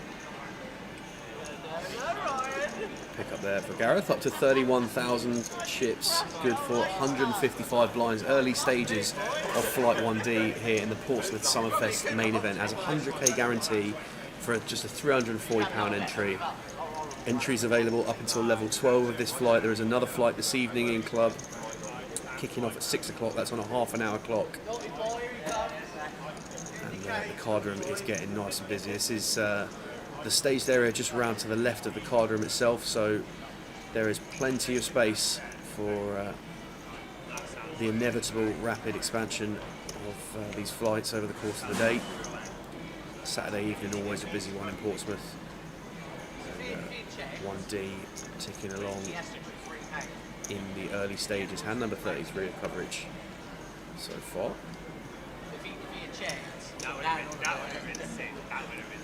I wonder if this falls into a 3-bet for Diego. Of course it does. If the 3-4 offsuit's in there, you best believe the King 7 suited's in there. Diego came to put on a show today, and clicking up the King 7 suited. Jordan, Ace Jack of hearts on the button. Ops just a call. Well, this to me would have been an interesting 4-bet spot for Gareth. Just whether or not we didn't actually see Diego show down the 4-3 or the hand against Dong, so could be perceived that it's just had some pretty unfortunate runouts. What a flop for Jordan, by the way. Jack eye 2 hearts, and we find some. I was going to say, would we ever find some check behinds there? We're not going to get the option to check behind. Diego continuing the aggression, 1300. Second pair after Gareth's check. Just raised straight away as Jordan. Yeah, makes it 3.1. It's a dream flop, and we're going to get rid of all customers. Yeah. Got to be thinking Diego's get rid of this one as well. Could we have flattered? Could we have just called? I think we can, Tower, at that depth, just because SPRs are getting there at that stage once we call. It doesn't seem too difficult to get stacks in if our opponent's got way inclined.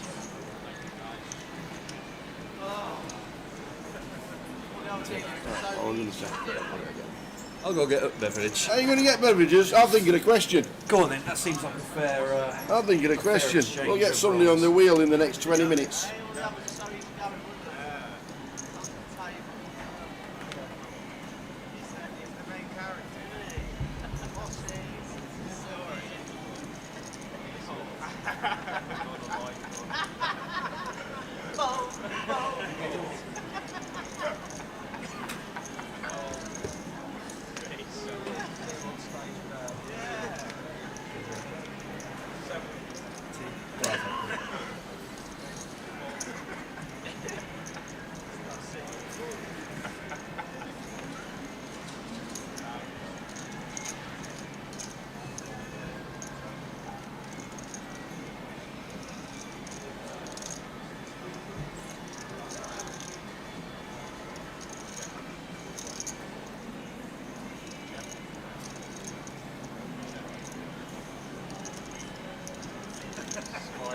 King 8-7 flop.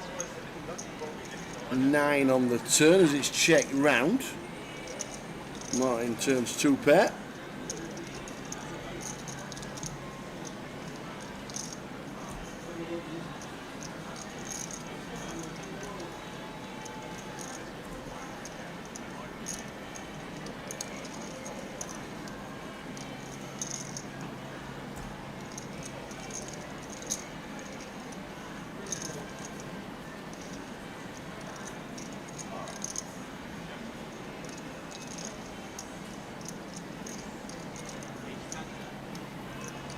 Checking again and checking all the way around, and the 2 pair's going to get there. Nobody want to nick that little pot.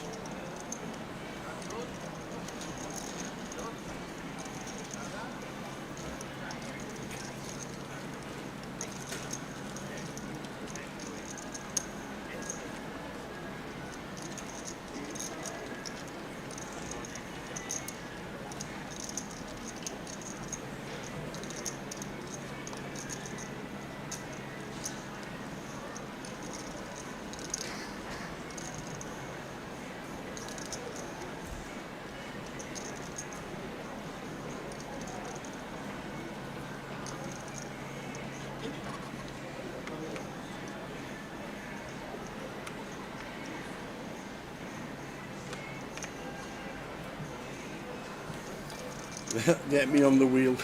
You just got to get close to what Sam's going to be guessing. I'm going to ask him a question.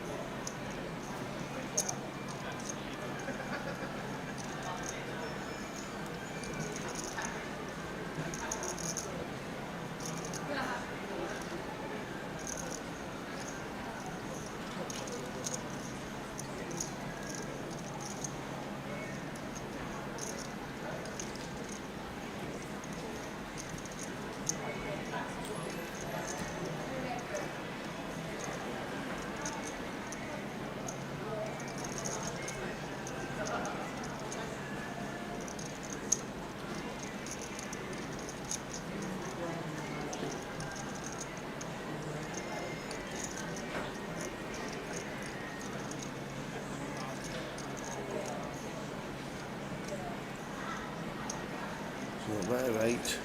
And then we end up chopping it and with an ace, bet, call, choppity chop.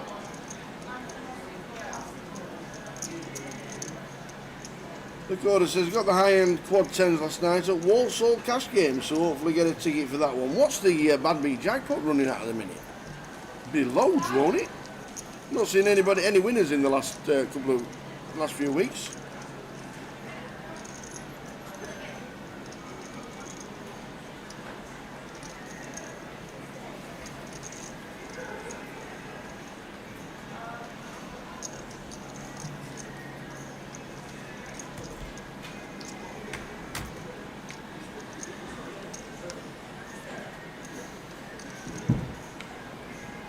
Good stuff. Lot of casinos doing promotions. I know we were in Reading last week and they had a £10,000 added cash league for the whole of June.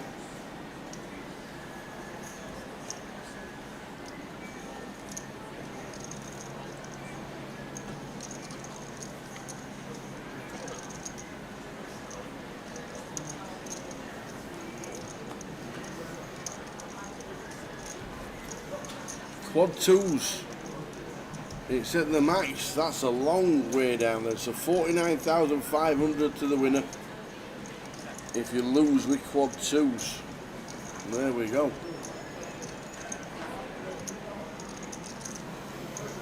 Quad 2s.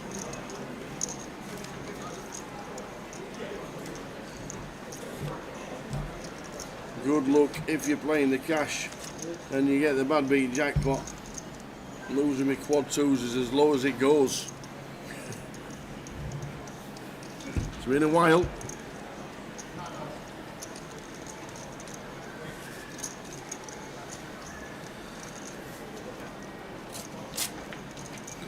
It has been a while.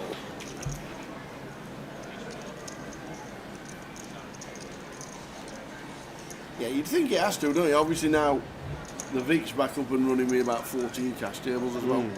So that'll have an effect.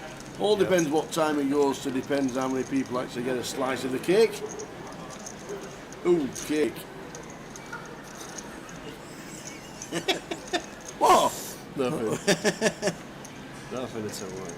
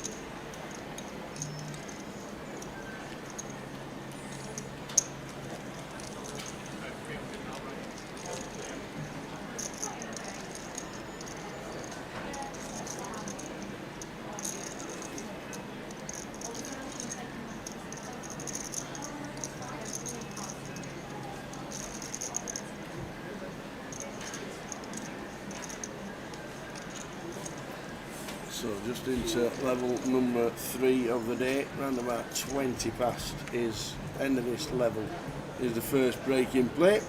We'll give you 10 minutes to get ready for the question.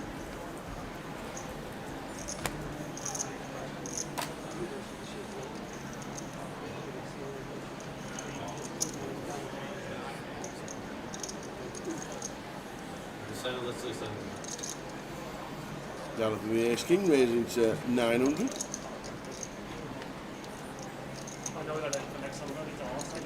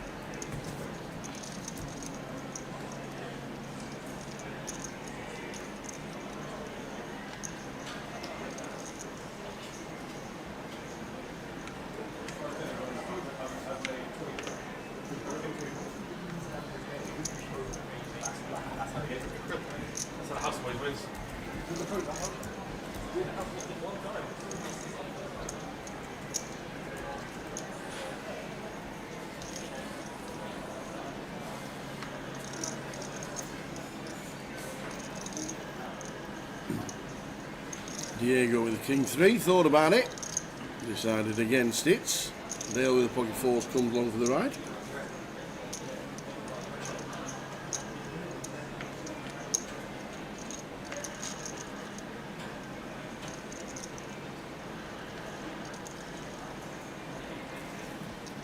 Seven, queen 7.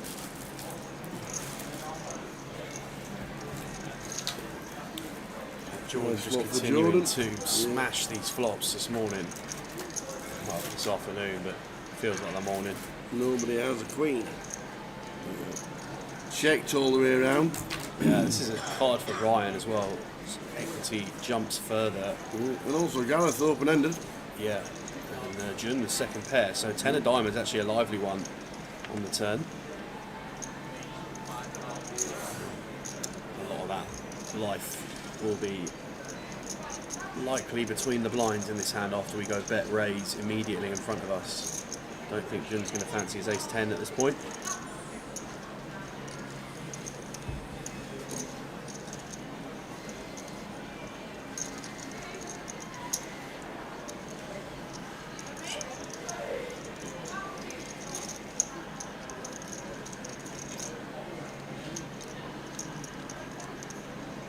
Queen on the river.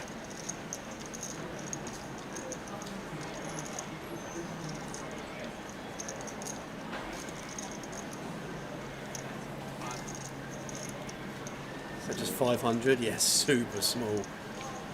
There's Jordan.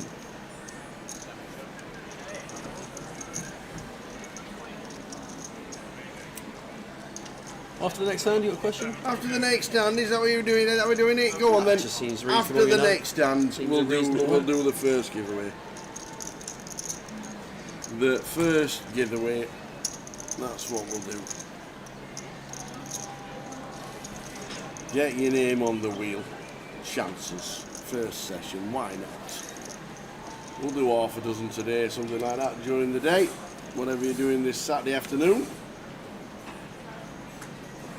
We're watching the live stream of the Summerfest here in Portsmouth. Beautiful outside today, sun shining, bit of a breeze, watching the boats come in. Oh, we've had a Google of the old yachts. You have. We Just had a Google. For a little bit of wider I context. was just sat there outside watching it. I walked round and I looked at the people abseiling down the Spinnaker and I thought, not for me. So I just sat on the bench, and then all of a sudden PK turns up. He says, "I'm just nipping round. I'm looking up something to eat," and end up with I don't know, some kind of meal deal or whatever it was. Sat in front of the yacht, and he went, "I wonder whose it is." And you can Google it and just find the name.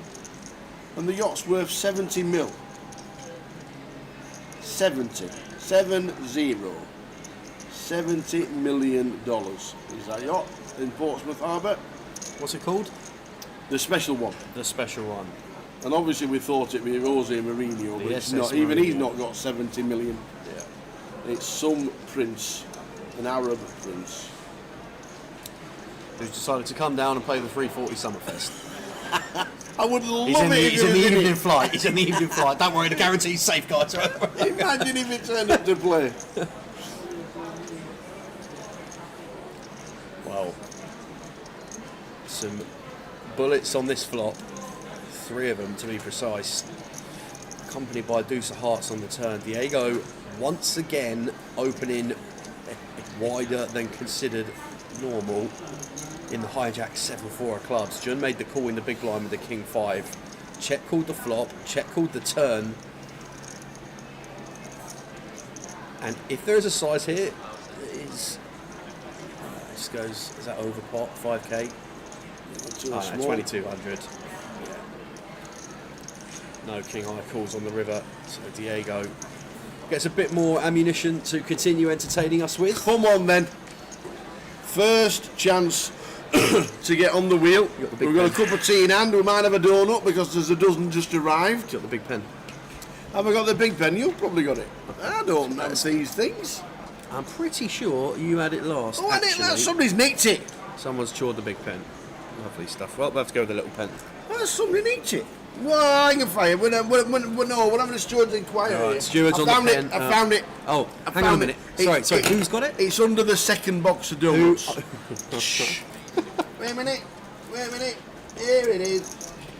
So not only did you have the second box not only of did you donuts. have it after telling me I had it, but it was buried under your second box of donuts. We got the pen. Excellent. Phew. So, you know the rules. You can guess on each platform that you're in. We don't mind that. But you can guess on each platform that you have, but only have one guess on each platform. Or else you just get disqualified. And the rules are, because it's running all week, you're disqualified for today. You don't get on the wheel. That's simple as that. So don't multi-guess, please. Wait until we've finished asking the question. You can Google the correct answer if you want to, but that's not the answer we want. It's the answer that's almost certainly going to be nothing. It's the answer that Sam's going to write down on this blank piece of paper over here. So, I'm going to make it quite easy for the first one. We'll just gently get them into it today. Okay, fine. So, I'm all right, Pricey. I'm all right, thank you very much. You've just joined at the right time, because we're just about to give away a spot on the wheel with a chance of winning the Goliath seat tomorrow. Get ready for the question. Don't answer before we say go. So, my car is underneath the casino in the car park. It is. Monday morning, I'm going to be driving to Edinburgh Maybury Casino. But how many miles is it? From the car park here Car park to car Maybury. park. Car park to car park. How many miles is it from Portsmouth Gunwharf Casino to Edinburgh Maybury Casino in my car?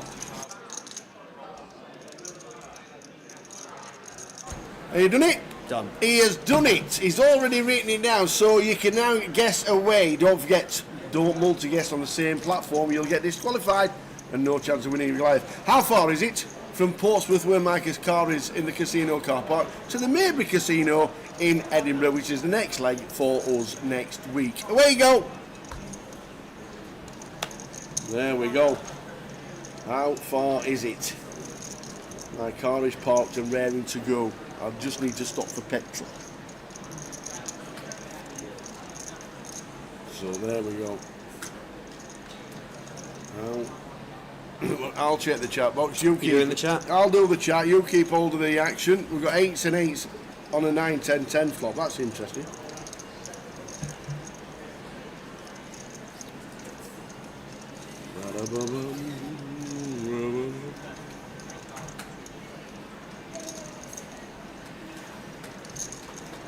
Any action with this one? Yeah, 8s v 8s. Yep.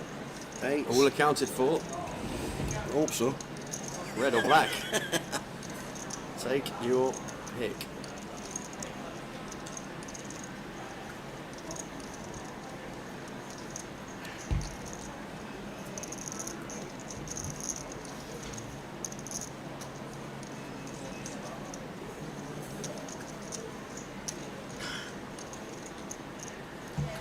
So, how far is it in miles to the Maybury Casino car park from the car park here in Portsmouth?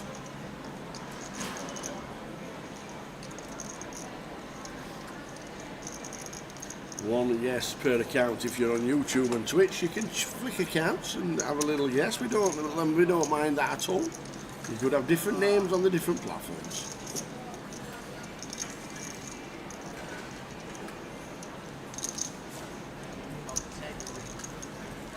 And obviously, with it being a quieter start in the chats, you've got a better chance of winning.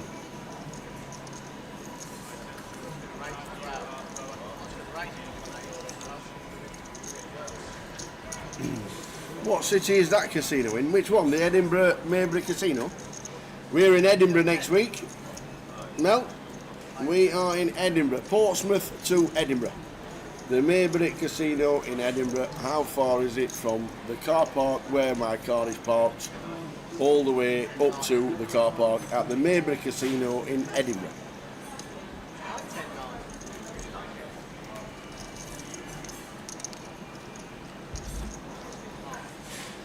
Yeah, you guys in again. Wait, yeah, one more minute. One more minute, and I'll give you the correct answer.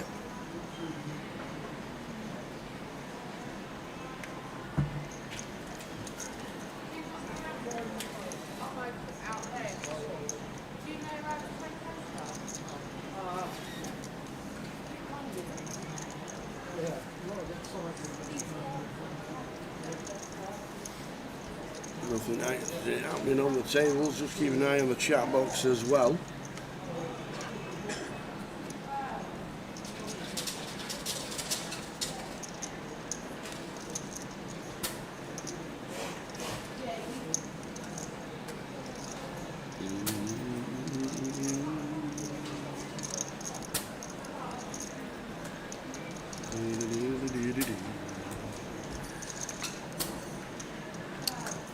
So Diego opening this one up with the King Queen, far more reasonable candidate than some of the ones we've seen so far, but nevertheless been good value for the stream. And 4 contestants calling behind with an array of hands which all appear to have connected with this flop. No piece for everybody. Ironically, no piece for Diego, the pre-flop raiser, but 7-5 deuce rainbow picking up and up and down draw for Martin. Middle pair backdoor flush draw for Ryan. Gut shot backdoor flush draw for Jordan, and top pair for Gareth.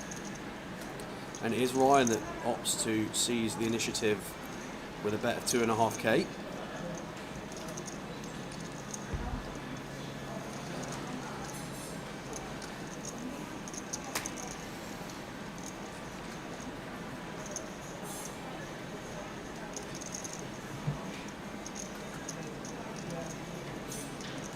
Jordan coming along for the ride with a 3-6.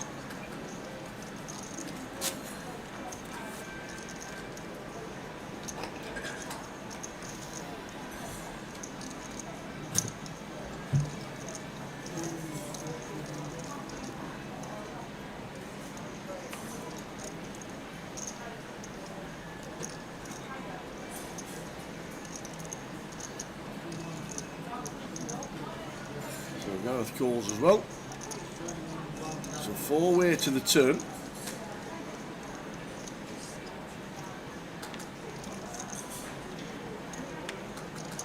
Now, which is the 9 of diamonds. Jordan now with a flush draw as well as a good shot. Top 2 pair for Gareth. Another turn for Gareth, top 2. Still open ender. Yeah, Ryan wants to check here. And once this checks round to Gareth, see him betting here for sure. Well, I say once this checks round. It does not check round. Jordan coming out firing here. 7,500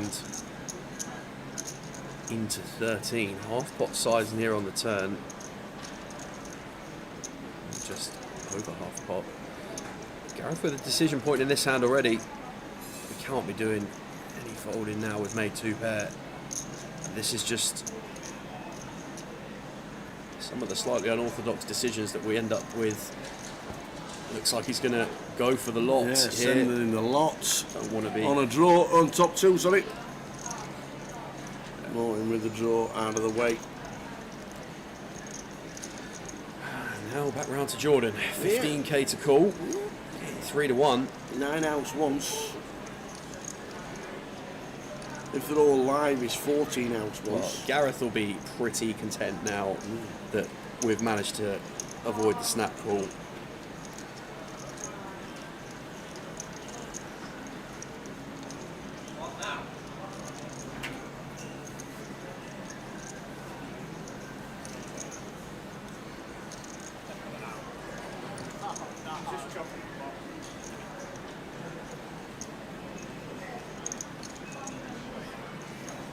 Still in the tank is Jordan.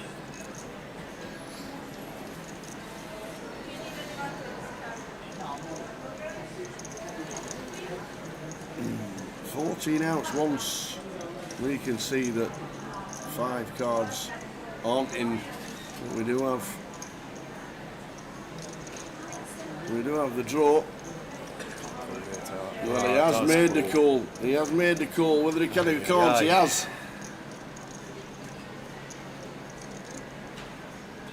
Well, dodging 4s, 8s, and diamonds. Yep.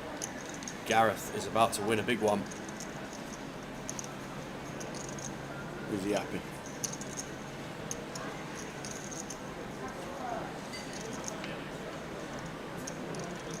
It's a 4. He gets there. Oh my He gets there and Gareth has been eliminated. He can't believe it. Look at that, he says. Oh man. He made the call, he hit the straights, and just like that, Jordan's up to 100k. If you're thinking about playing in Portsmouth in the 100k guarantee and you see action like that, where are you? No. Oh, I got lucky then.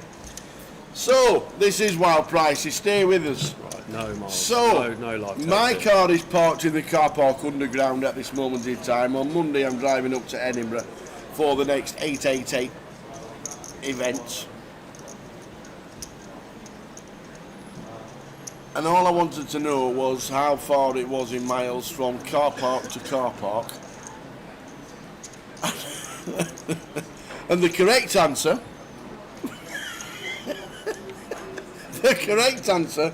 is 449 miles. It's a long way. It's a couple of stops with an electric car, let me tell you. 3 or 4 stops with an electric car, but 449 is the correct answer. You're not getting no tells off this guy, but do you think he's close? We'll give you Sam's answer in about 2 minutes time. That's some luck, by the way. I like that, that's some luck. Do you play poker like that? No. 449 miles from car park to car park for the next 2 events that we're doing. This one in Portsmouth. Drive straight up to Edinburgh. Hey. We'll give you the correct answer very, very soon.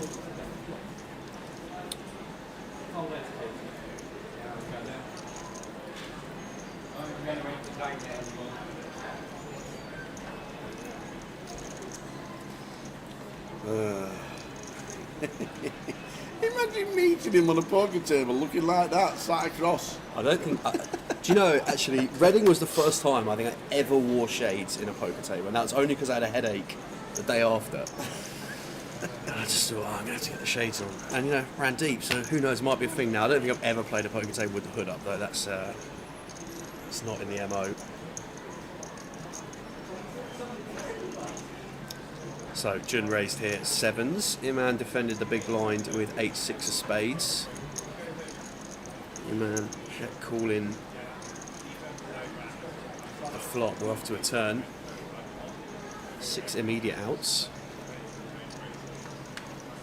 That is not one of them. But we certainly carry more 3s in range here as Iman than Jun. I wonder if might be content to try and drive this one towards showdown now as Jun does opt to check back. Looked like Ricky and Ralph. That's how he used to sit at the tables, wasn't it? Not seen. Look like Ricky Ralph. Not seen Richie for a long time. He'll be in Vegas actually.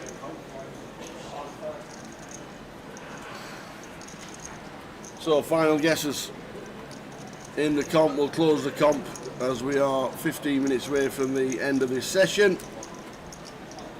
and then we'll have another one at the next session and get somebody else on the wheel for a chance to play Goliath for free. The fixtures come out in like 5 days. Yeah. So.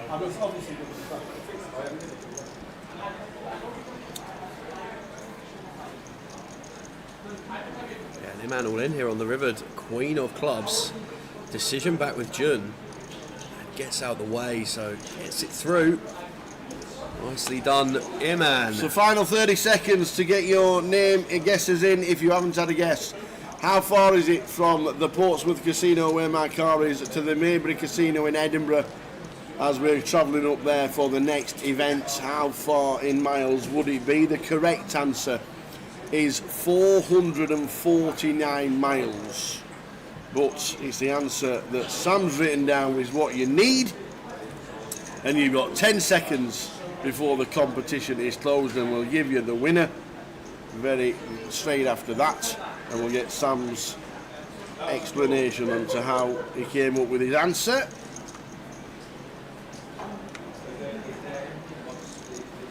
$10 seconds, 5 seconds. Oh, that went quick. That was a quick 5 seconds. You're right. Yeah. 4, 3, 2. In fact, when that clock goes down to 0, I shall stop. You get a bonus the 10 seconds. You get a bonus 10 Because you seconds. I'm not scanned even going to everybody with count 5 it down now. seconds. I'm not. We can't see it. 5, 4, 3, 2, 1. Then stop the clock. The competition is now closed. 6 seconds. I give you extra. There you go. So the comp is closed. Any action with the 3 betting of the aces? Jordan says yes. Let's see a flop. So you better hang on with that answer because I need an explanation. I need an explanation on which part of the country had an earthquake. King high flop, King Queen 7, no luck there from Jordan. So it should be out of the way. We know there's a good shot, but no, I can't be doing that. Can't be doing that. In the bin, please. In the bin. There we go. So, comp is closed. 449 miles from car park to car park. Portsmouth to Edinburgh Maybury Casino, which is the next leg when we're going up there next week. Come on then, young man. You drive for a living. Well, you drive. I definitely don't drive for a living, Are you- evidenced by this answer, actually. Are you going up on? Are you driving or are you going up? I'm on- not driving. Ah, No, I'm you're up a flying. train. I'm flying. You're flying. Flying, yeah. Woo! I'll be flying. We're going to have a nice day exploring Edinburgh. First time. I've never been to Edinburgh. Anybody in Again, Edinburgh want to further, give you tips on where to go? It costs you less in petrol. This answer, that's for sure. All right. Go on then. What did you think? Fine. So essentially, just logic, which didn't turn out to be very logical at all in the grand scheme of things in relation to the correct answer. Okay. But when we were in Leeds, you asked me how far I thought it was from Reading to Leeds, Oh, right, okay. and it was 170 miles. Oh, And I thought it was considerably further, yes, it is. so I just doubled it, That was it. You just doubled it. and that's how I got I to my didn't, answer. even remember, Basically. I didn't even remember your answer in Reading. Because you tend, when you're so far off the mark in Yeah. questions where everybody expects you to have a relative amount of common sense, if you ask me something ludicrous and I'm miles off, don't care. No. But if you ask me something where I think relative common sense should be employed Yeah. regular, at a decent frequency, and you still miss the mark by quite so much of considerable fashion, then you tend to remember those ones. And Yes. I butchered it in Leeds, and we butchered it again in Portsmouth. So The answer you've written down, 342. 342. He stopped at the border. Stopped at the border and we broke down in Birmingham. That's what's going on here, yeah. 342. Unbelievably, there were only 2 people that guessed in the 300s. Well, I think that's quite believable. Out to of be all honest, the based on guesses, there were correct only answer. 2 people that guessed in the 300s. The first one, I thought he was going to win it, was Lee, but coming in halfway, just out halfway through, was Daz Blues. Daz Blues. Daz Blues, who guessed 366. 366, which was only 24 miles off your answer. So 366. Well done, Gaz. Yeah, well done, Gaz. Daz Blues, you are now on the wheel for tomorrow's giveaway, and you will have to be watching to claim your prize because you'll only have a minute when we claim we'll give you plenty of time on when it's going to be spun, but you'll need to claim your prize so we can stick you on the wheel. So well done, Daz Blues. Got yourself a seat, a place on the wheel. Actually, Stu, you were probably pretty close, being only 98 miles out based on everybody else's Yes, guesses. that is It was, true. Don't worry. We'll endeavour to do better later. Geography not the strong point, as we may have gathered. Ignore me.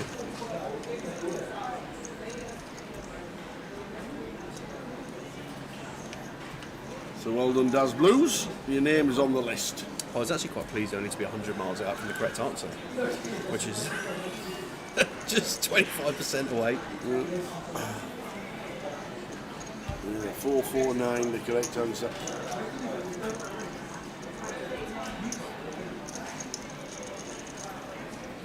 It's probably a bad time to reveal. I actually did geography as an A-level back at college, but okay.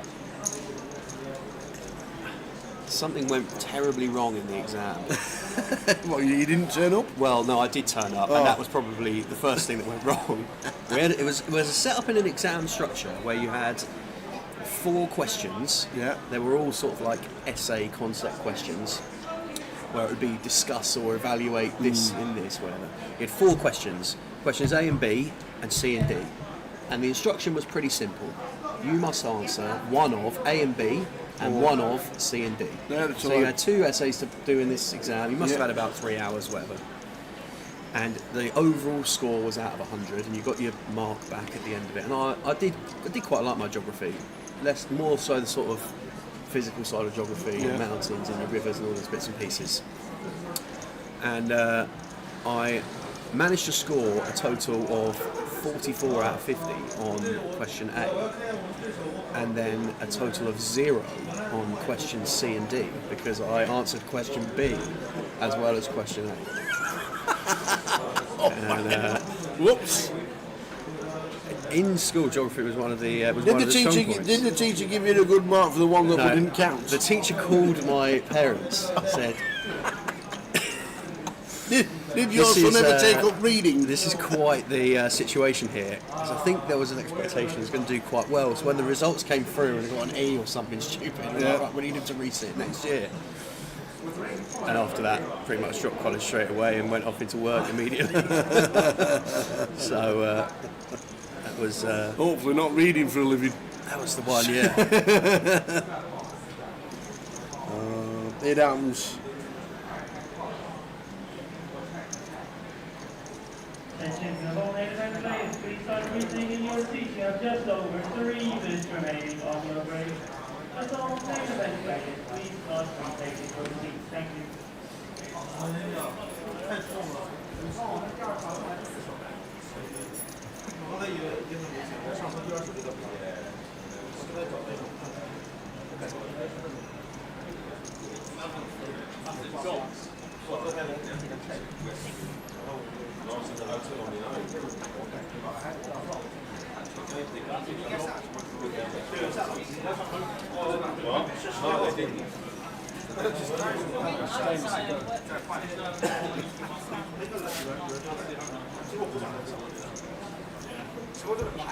Right, guys, so we've got about 7 minutes left until the end of the session. Yep. We'll be changing the feature table after the break, and we've got the lineup of players who are going to be coming back,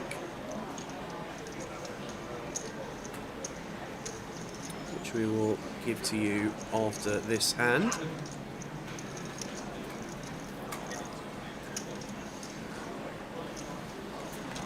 I can assure you he is looking forward to Vegas, Stu. Very much so.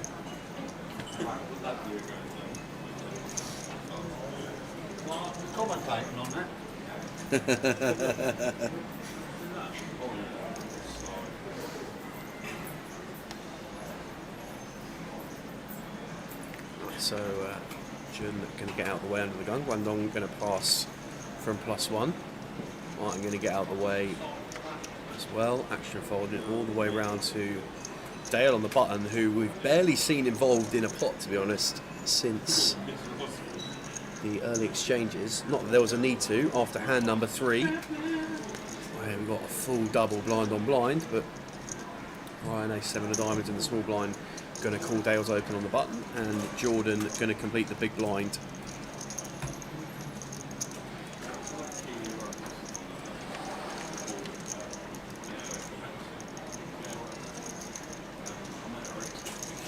Eight high flop. Pretty good one to see as Dale.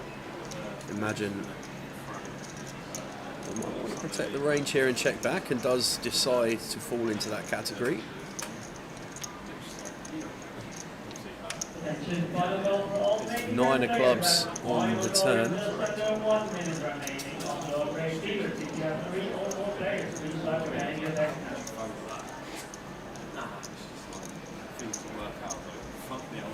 Gonna check through Dale now. Just gonna try and fold out some equities here. So feature table coming back after the break. We are going to have Chris Cooper, who was involved in a weird one. The hand with Dale we just referenced. Martin Bader coming to the Yay. feature. Rob Anscombe, Sergio Motta. We've got David in seat 5. Ali Dollar.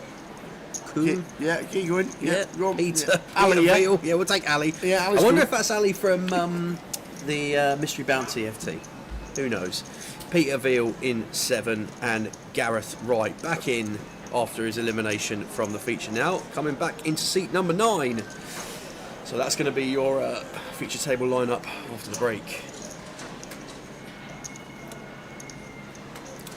Yeah, I will be in Edinburgh on the Tuesday, so if anybody's got any recommendations before we team up with Tower and the guys to cover the poker from the Wednesday, might get involved in the PLO on the Tuesday evening, but who knows.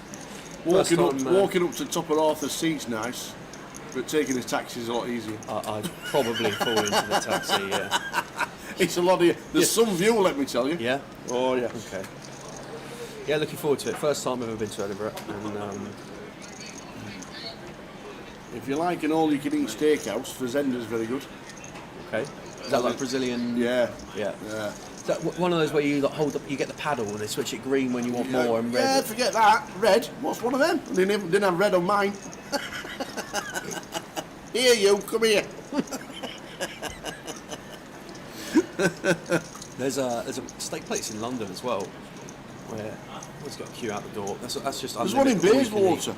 Oh, is that? And it's like we went on with, I think when the day we had a power cut in the Vic, and we went wandering and somebody said, I know this place, and I can't remember the name of it, but it was like 25 quid. Where did you expect London to be like 60? Yeah. Which is what Edinburgh was. And look, it was on Bayswater, on the same road as the casino, that little small one at the top of the road. It might be the same place I'm thinking of, to be fair. Very good. You get your steak, get chips that go with it, get a sauce that comes with it, and you just keep getting more and more meat if you fancy it. Where can I find the prize pool? We'll find the prize pool tomorrow, because we can still buy in until round about midnight tonight, because there's flights D, which is the one we're covering, and E, which starts at 6 p.m. tonight. Do you know, live at the shed, that's a good point. We went to Bath. Bath. Recently. Bath. We went to Bath for a nice little break. And we did jump on the hop and off bus, on and off bus around in Bath. Saw a lot of nice places around there. Robert says the Royal Highland Show is ongoing there. Okay. There you go. I think that's I'm near going to the make a airport. note of some of these. Okay. In fact, you're flying up. You might I might land in the middle of it. I hope not. Land in the middle of the Highland Show. The Royal Highland Show is ongoing, and it'll be busy. The roads Muscle will and be steak chaos. bar in Grass Market in Edinburgh is a must. Okay, Kev.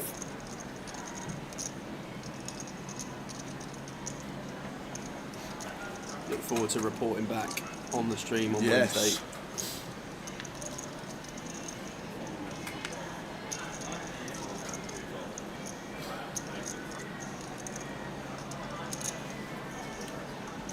A-side board here, pot growing considerably. Martin betting the river. That's not Martin. Definitely not Martin. Not even at the table yet, Martin. Dan Dundee says for top class food, go to Dean Banks at the Pompadour. I'm going to have some day here. I tell you what, you might need a week in Edinburgh. Going to have breakfast at the Muscle and Steak Bar. Go to the Pompadour. There you go, the Highland Show is at the airport. Okay. There you go, straight out and straight into the Highland Show. Okay. Beaut. Cheers, Val. Thanks for the shout outs. We're on a break probably after this next hand. 15-minute break on its way. We never did get to our Portuguese tapas experience, did we? In Portsmouth, courtesy of the recommendation via Mr. Jack Hardcastle. Jack just decided to play every hand in the comp and bag up chip lead. We never got there.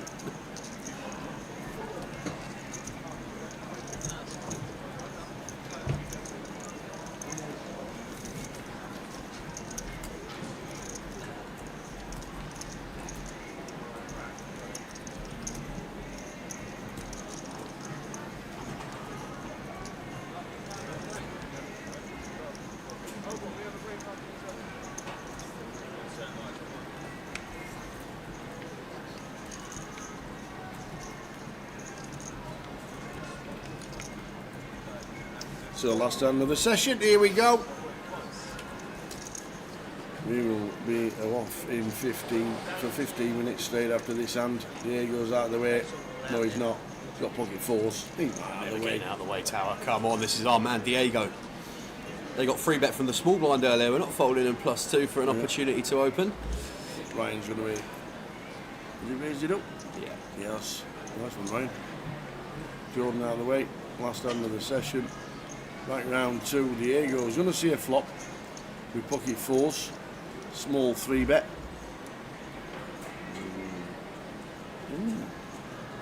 Are you getting rid of the fours? Maybe he just fancies his break. No. We're seeing a flop. Of course we are. Well, you know what they say. It never happens. Ever. Not ever. Not once. In fact, it's happened once in 2 years. There you go. Still once in 2 years. Easiest set to flop a fours. May not have flopped a set, but has flopped a chunk more equity. And he's going to get put to the test from Ryan I reckon Fronda. we could see this just get slung in there, Tower.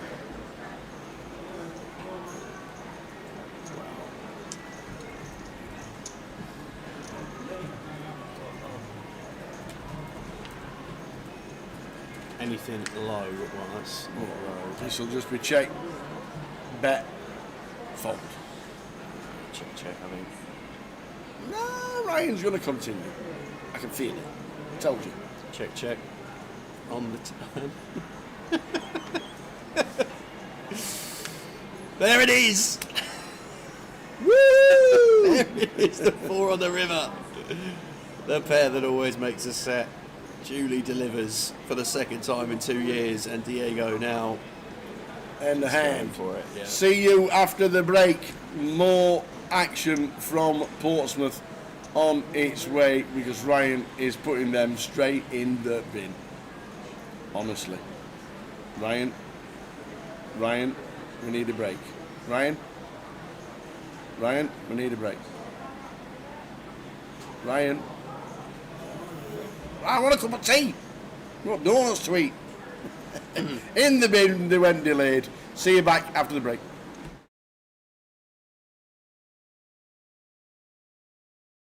As everybody knows, me and Jay had we had a Fantasy World Series team, and we wanted to do an update. And I can't think of anybody better than the guy that's got DCTV. It's Mr. Dan Charlton in the house, man. How we doing, Danny boy? Right. Yeah, a great Tower, man. I'm trying to get you a few more points, but it's been rough going. Do you know what? Keep going. Do you know what? When I saw it, the Facebook page, come on, boys. We need to sort this out. We need to get this on the march and everything like that. Absolutely loved it. I'm glad you're up for the. Well, you're you up for the picked us, team. haven't you? You've put your faith in us, mate. We have to, I don't take that lightly. You know what I mean? When you've backed us, bro, we've got to come through for you. And a few of the lads, man, we need to pick our boots up and we'll get chasing Benny Glazer. Well, we're just about halfway through now. How's Vegas going? Yeah, fine, to be honest. I mean, the fields are massive, right? So these series, realistically, when you play Hold'em, they are shot taking. You probably I go and play Cyprus, much smaller fields, like 8 times a year, and then I play the series once a year because small fields is grinding, and these big fields is you're just shooting for the moon and hope you hit something. And we're up a little bit, so that's great because usually we're buried because that's just the nature of it. The fields are so big. But we first event number 1, 19,654 runners. You finished 52nd. What does it feel like? Is it like? I obviously devastated because you're just so close and yet just so far away. Well, as you said, it had so many runners, right? That it always felt kind of unwinnable. And when I was getting to the last couple hundred, I never really had much more than 20 big blind. Yeah. And my tables were really soft, but it didn't because we just lost a few crucial pots, and I managed to ladder up a bit. Obviously, I wanted to win a bracelet and I wanted to win $1 million and all that, but 50 seconds quite close out of 20,000, but it's still 51 players ahead of you. It still might as well be on the moon, man. It's pretty far away. Like, you kind of sort of starting to get there, but it was all right. It was a bit of money. I could have easily just dusted it out a couple hundred places earlier for whatever, like 15k less. So I was just grateful to get the money, I guess. Obviously, we've read it all on the stories. What I want to know is, how do you pick the music for your stories? Because it fits perfect. Thanks, man. I've been getting a lot of compliments about my music, actually. It's just stuff that I loved growing up, really. Well, lots of that music, almost all of them from like sort of 15, 20 years or older. And it's stuff that I used to party to when I was like 16, 20 years old, stuff like that. So, and a lot of them songs, they're just gone now. You know what I mean? They don't play them on the radio, they don't whatever. So it's just my soundtrack, really, to my life. I love it. I love it. The music is fantastic. And I turn it up every time the music comes on. And honestly, I love the music. What I don't want to know, or what I do want to know, but I don't want to see, but I want to see it for the last time, where's your Hooters hat? Oh, funny, mate. I'm about to go outside, so we've actually got it right here. So, it's not been bringing me too much heat, but it is ready for the work. I've been getting a lot of compliments about that too. To be honest. You do know you can't get a bluff through, don't you, wearing that? No chance. No chance of getting a bluff through wearing that. It's all right. It is a little bit. Sorry, say that don't again. Worry about it. You're a long way away. Connection's gone, I think. I says you can't get a bluff through wearing that hat. Oh, wait. We're back now, I think. Can you say it one more time? Sorry. I said you can't get a bluff through wearing that hat.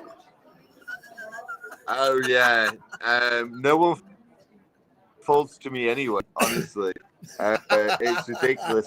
I'm actually getting called this when I'm bluffing. I get that. Credibility matters, but whatever, man. Yeah. I do pretty bad in 24 the sun. Like, I burn like, We need another hat. We do need another hat. Let me tell you, we're gonna have to go. We're gonna have to get one. You're coming out here soon, aren't you, Tower? You're coming out soon, aren't you? I am indeed. I am indeed, and we'll get to that very shortly. But what I do want to know: 24 hours ago, you quit from horse racing bets, and then yesterday, I see it again. You're back in 2, 4, and 6. What's happening, man? I know, mate. It's rigged. It's almost like the machine knows which one's going to win and looks where my money is. It always gives me a close second place as well. Second place. The one that comes second was 60-1 as well. I had $10 on it. I'm retired of that again because I don't know. When you've done a few bullets though, and you're walking back and you see the machine, it's hard not to throw something out. Yeah. We'll have $10 each, Nick, when I'm over there in a couple of weeks' time. Absolutely, man. We'll hit that craps table too, bro. So the horse racing, we're going to join in together. We're going to have a couple of $10 bets. We really are when we get there. We really are. But what's your plan for today? Is it the Monster Stack that's on today? Yeah, Flight 1B, the Monster Stack. It's a freeze out each flight. So is it? Basically, there's no re-entry. But it's 4 flights. But it's the real mini main, because it's got a 1 hour clock. So this is the best tournament, except for the main, which I know you know, because you'll be in there. Yes, indeed. Indeed we will. Indeed we will. Just to let you know, if I bought a team tower as a t-shirt, absolutely. Would you wear it? Every day. Every day, man. Bring it around. Tower, I was wondering, if you get points, does that go towards it as well? Unfortunately not. I've not picked myself. Jay picked himself last year. Did he? And he FT'd. EFT, Pretty arrogant, that. one of the smaller events, so he Really. I put know. faith in I was on the himself. rail. I was on the rail next to you. We What's were that next to exactly you? right. We were shouting and rooting for What a him. legend, man. Is But he out here? yeah, he flies out. He flies out on Monday. So, but he's not in his own team this year. He's got All right. he's got a load of people. But as you've said, I'm going to be playing the main event this year, and there's 75 people that's got the 1%ers. All I I'm in there. want, you are I'm indeed. I'm one of them. All I want is one tip for me on playing the main for the first time ever. I mean, it's got to be very patient, because it's like a cash game. So 2 hour clock, you cannot win a hand all day one. I always say this, right? But the death of tournaments is it's not going card dead. It's making very good second best hands. That's where you really die. And splashing around, just be patient and find spots. And I'll be honest, I need to listen to my own advice because I broke my record last year and I busted level 2 day one, which is and Level I walked 2. out. Yeah, I walked out, and Dean Lyle was already out. I'm pretty sure Ludo was out as well. We'd all dusted it within 2 hours. But yeah, just take your time, man, and also Yeah. don't run anything crazy. Sometimes you can be like, okay, this guy, this is a great spot to bluff, right? I'll just, maybe don't take that spot till you're quite far in the tournament because some of these guys are like little landmines and they can just blow up and do something crazy and wipe you out with them. So, err on the side of caution would be my advice. Yeah. Well, it's great to talk to you. I'm hopefully going to get in touch with a couple of the other team members, but I have to tell you, at this moment in time, we are 5 points in front. Let's go, Yeah. man. I love that. Yeah. You've had some great results. I know Benny Glazer's won 2 bracelets, but at the moment he's got a couple of guys that haven't cashed yet. So that's good. That's good. Good luck to him. At the halfway stage, we are 5 points in front with the help of you and the guys and the rest of the team. Pads is doing great. Pads is doing really well. Rob Cowan's had a cash. We've got Brandon Shields on 4 cashes. Even Fernaldo. Fernaldo was my wild card, and he's had 3 cashes as well. So it's looking good. We are 5 points in front of the halfway stages. I'm so looking forward to seeing you when we get out there. I fly on the 24th, so make sure you're free, or I'll come and find you on a final table somewhere.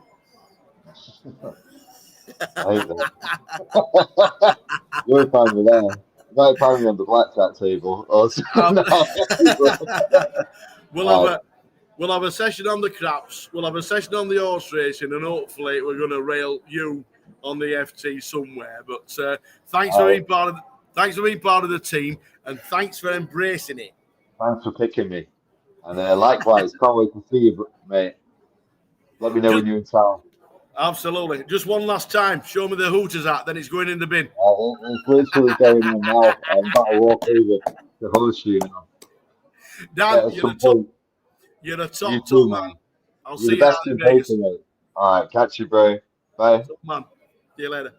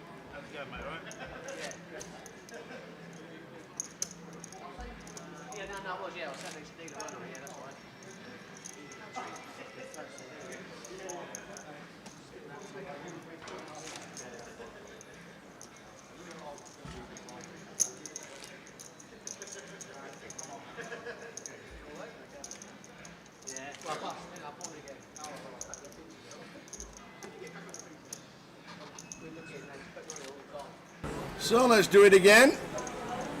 Back from the break. New table. We are indeed back from the break. We've got Chris Cooper eventually going to be joining us in seat number 1. Martin Bader in 2, Rob Anscombe in 3, Sergio Motta in 4. We've got Dave in 5, Ali in 6, Pete Veal in 7, and C8 currently vacant with Gareth Wright in 9. So get comfortable.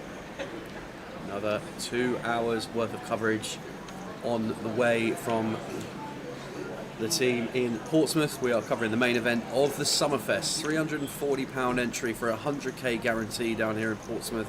Love it. Still a very nice day outside. I love it.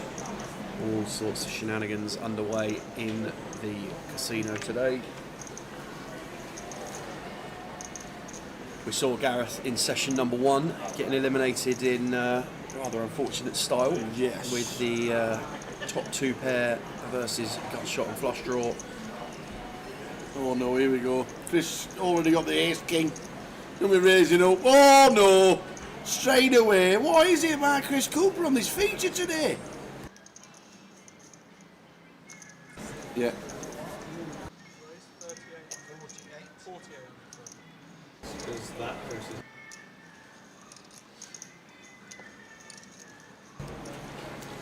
The Coop dog will get his picture changed. Well, there's a big old flip here. Well, unless we go end up 4 betting, 5 betting, 6 betting again. Yeah. Because this is actually a hand that could do it. Blind on blind again. Yeah. Just Martin says, here we go. You've got it, you've got it. Chris is going to get this in as a dog, blind on blind. This is the 4th hand that Chris has been involved in at the feature table so far today on the 2nd bullet. And another big flip. On the way. Ace King versus the Queens of Martin Bader.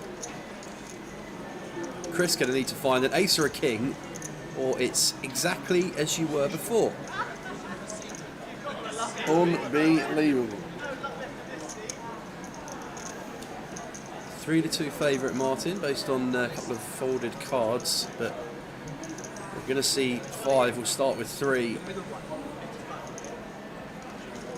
Not a good flop for Chris. Can he survive?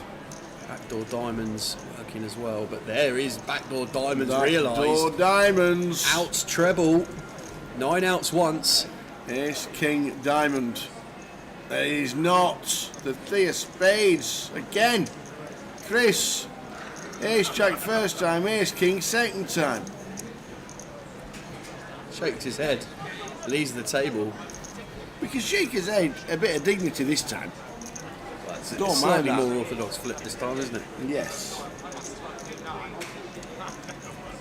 Certainly more accustomed to seeing Ace King v Queens in that formation than we are seeing 3rd hand of the day, 500 bigs in the middle, Ace Jack v 10s, blind on blind. But Yep. got Gareth and Mark just having a chat over the table. Mark Wackrell on the outer table there in seat number 5. Obviously seen around the Reading area, but gets involved in these kind of comps as well. So he's there. If he makes day 2, is the Fulham top coming out? Is that Mitch next to him? Not sure if it is. I don't know. If he makes day 2, is the Fulham top coming out? What price would we get on that? I think we'd see the Fulham, some kind of Fulham representation for sure. I think you're right. I think we would.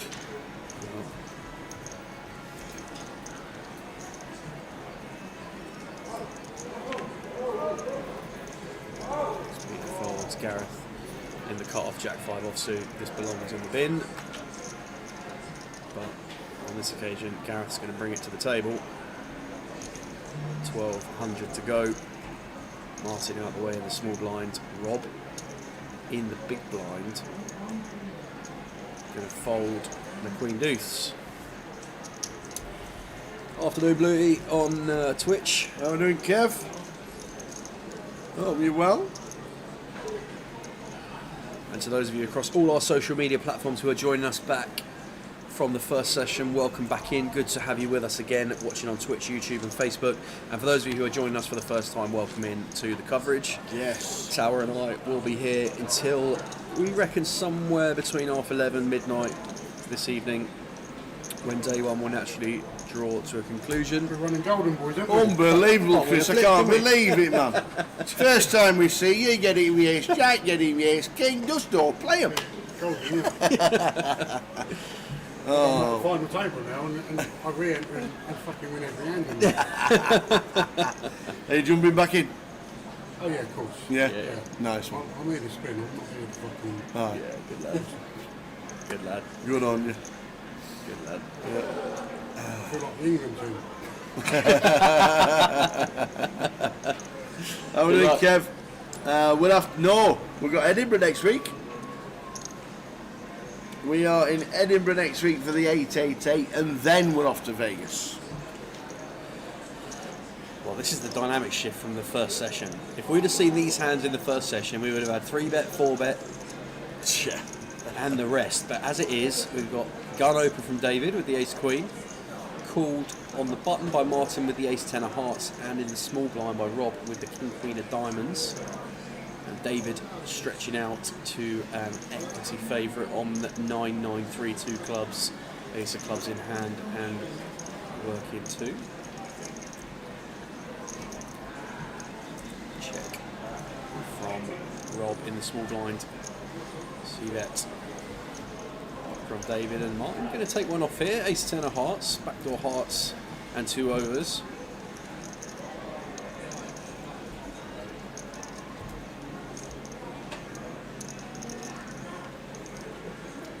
Jack of spades on the turn after he's bet the call. Yeah, and I think at this point, once we get called from gun pre-flop and then called on 9-9-3, we're going to assign Martin's range to have a decent amount of pairs in it, some club draws, which can obviously interact reasonably well with this jack. So, not entirely surprised to see Martin try and take this spot for a bet now. And David deciding to keep him honest and make the call. Ace would be a fun one.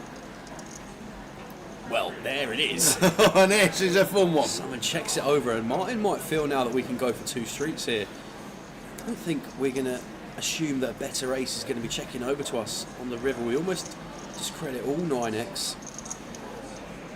And Jack X facing a tough spot, but opts to wisely check this one back, take our showdown. Martin Bader evading losing another street there on the end. Says I was thinking Good about check. betting myself. Shows him ace 10 as well. It's, an experienced check back there from Martin.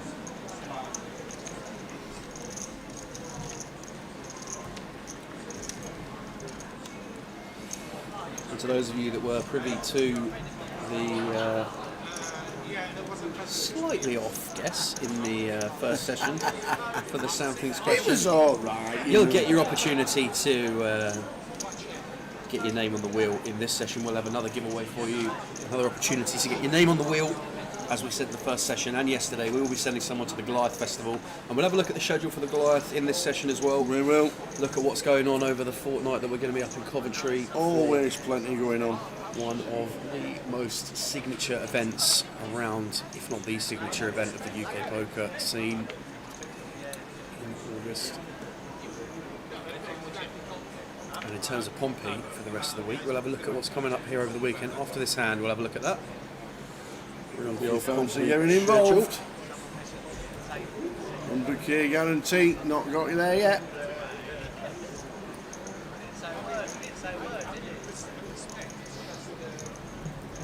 So Gareth going to open Queen 4 of clubs here in the hijack.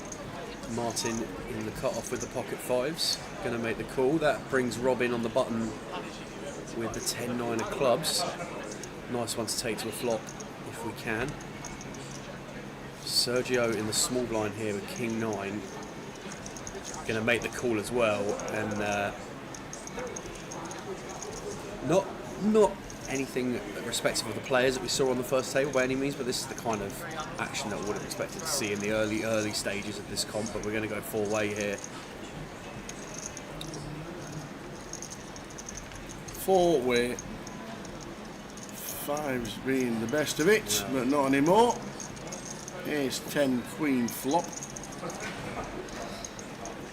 Goliath as the pre-flop aggressor might decide to continue here, but just looking at this line-up across cut-off button, small blind, don't expect to see a particularly big sizing. Looks like 2400, just south of half. Martin out the way with the 5s, and Rob here 9-10, got shot to a jack. This belongs in the muck as well, and Sergio with the slightly superior gut shot to a jack. Looks like he's going to go for raise straight away here on the flop, and Gareth in a compromised position with the queen 4, but sticking around. Instant call from Gareth Fry here. Because you're playing the player. So Serge, well, shoots to the lead of Sergio. But it brings, obviously, Broadway outs. Now then, like it from Sergio. And now a tough spot for Gareth.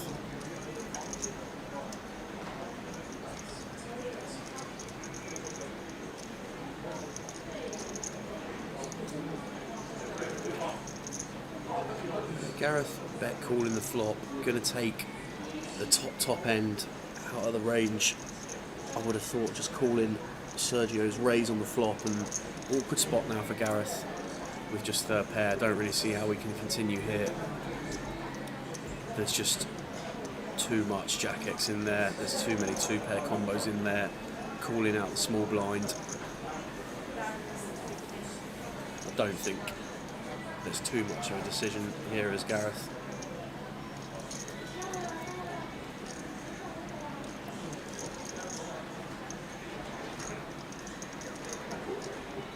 Does feel like there's something up, but I don't think we've got any manoeuvrability to really exercise.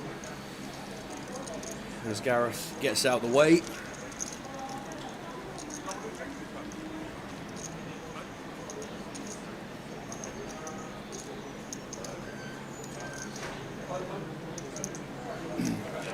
So 65,000 collected out of the 100k that's needed to hit the guarantee.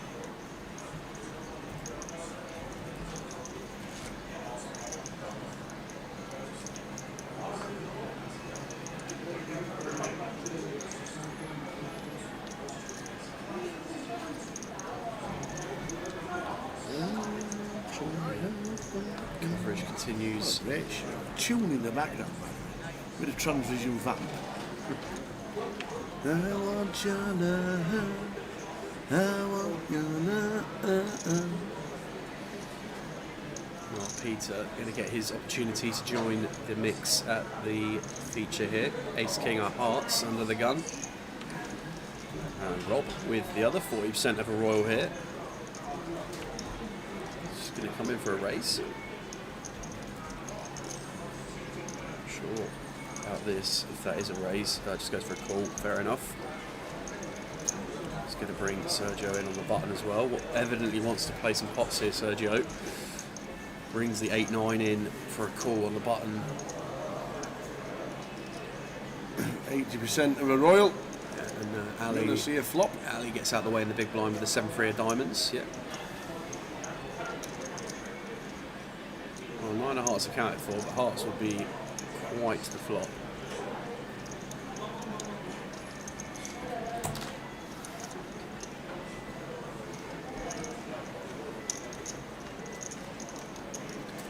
Flop time. Ace, ace, 10. If you're Peter, you sat there thinking, that's not bad.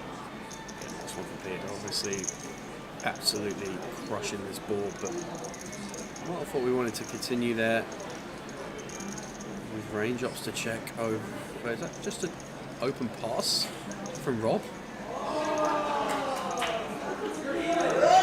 I think Rob just open passed.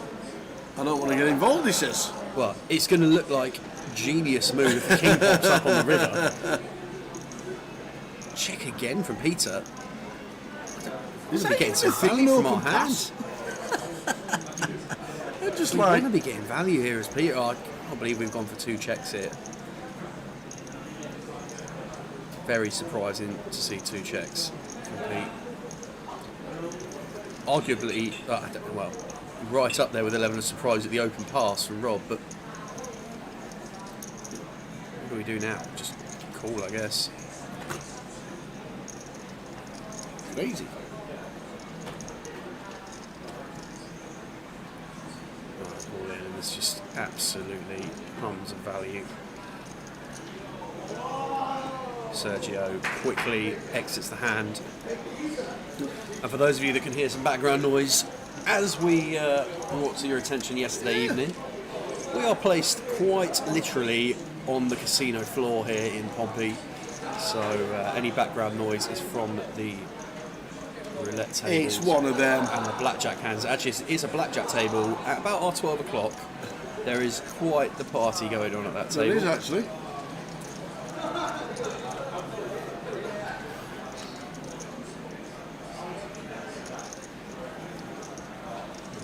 Surprised Pete played the ace king in that manner.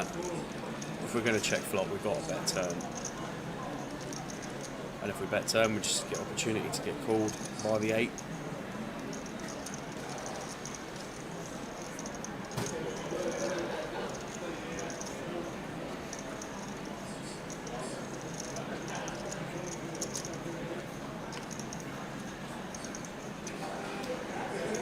Can't help but think that in the last hand where Rob passed, must have assumed there was a bet there from Peter when the action was presented to him by the dealer, but not on this occasion. 56 hands played so far today, and we've seen some crackers. Gareth going to open this one up with the 10s from under the gun.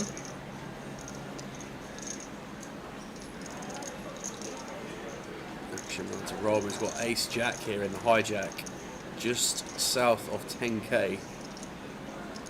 Going to make the call. Sergio with a queen 7 getting out of the way.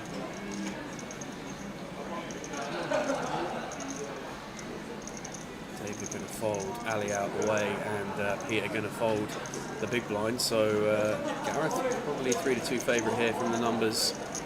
Going to the flop. Ace 8 deuce, 2 clubs, top pair for Rob. Nice start for Rob. Jumps into 9-1 favourite lead, and Gareth just snaps him off. He's all in. Gareth? Just like that. 10s.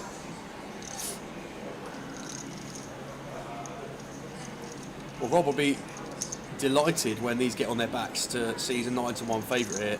To double back in. Gareth, perhaps assuming there's some club draws in there, but Rob's going to be pretty ace-x dense when we just get this in on this kind of flop. But does it matter? It does not. The 10 on the turn. All right on the night for Gareth. My. 10 of clubs. Oh, instant service, checkmark delivered. That is a grim one for Rob. Poor old Rob. Exits the feature table stage. Oh, man.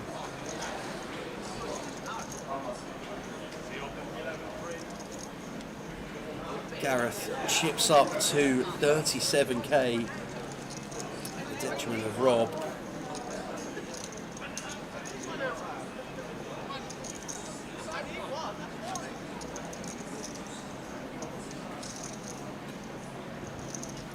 Pats the dealer on the back and says, "Thank you very much." It's not a top spot one. It's a frustrating one when we get it in there with the ace jack. Seeing our opponent draw into 2 direct outs just instantly delivers. It's a brutal one, but.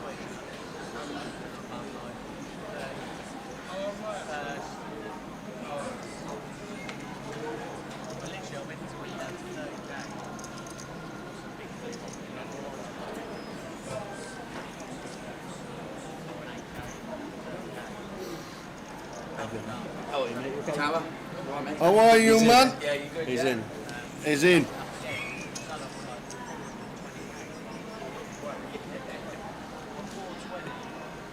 Good to see Phil Baker.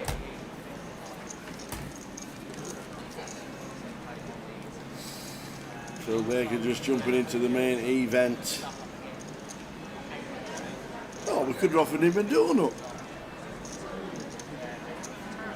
We could have done. as champion earlier in the week. We could have done. There was a prize of a donut.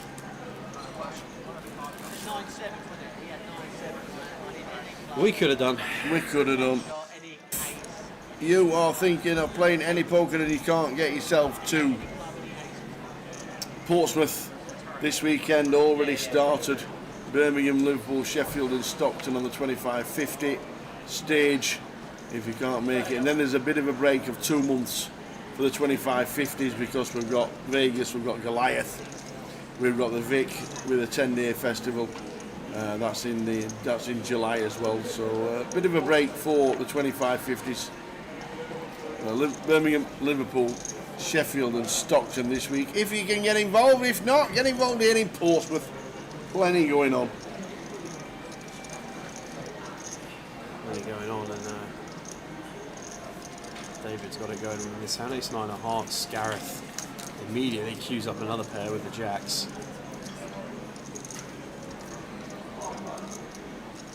Coming in for a 3-bet in the small blind. We've got Chris join the party in the big blind with ace queen straight into the bin. You want to get involved with ace queen? Yeah, that's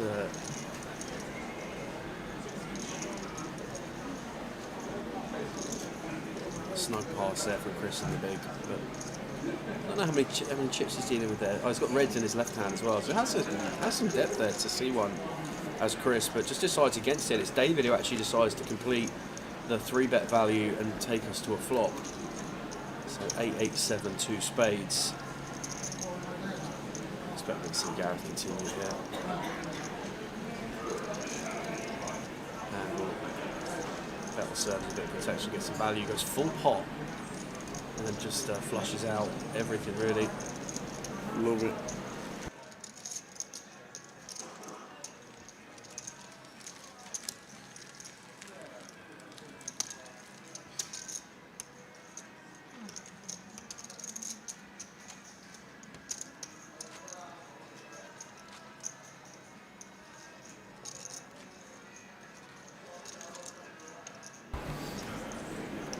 Another question to get on the wheel this session.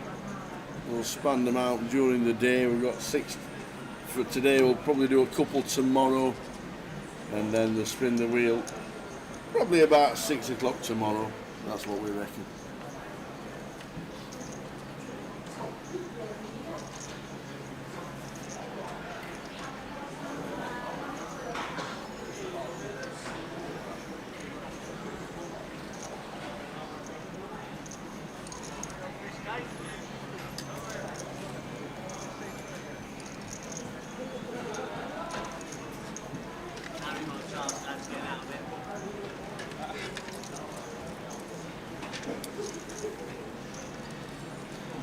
So David going to get us underway in this hand with a limp from +1. Gareth going to over-limp the button. Chris going to complete the small blind, and that is the golden light for the green light, should I say, to Martin to bump things up from the big blind. Going to fold round, and the only one that we might see VP now or continue to make this up is Chris, but everyone gets out of the way. Martin just going to take that one down. Chip counts on the screen for you. Sergio leading the table with 145 blinds, just south of 60k, with a 25k starting stack.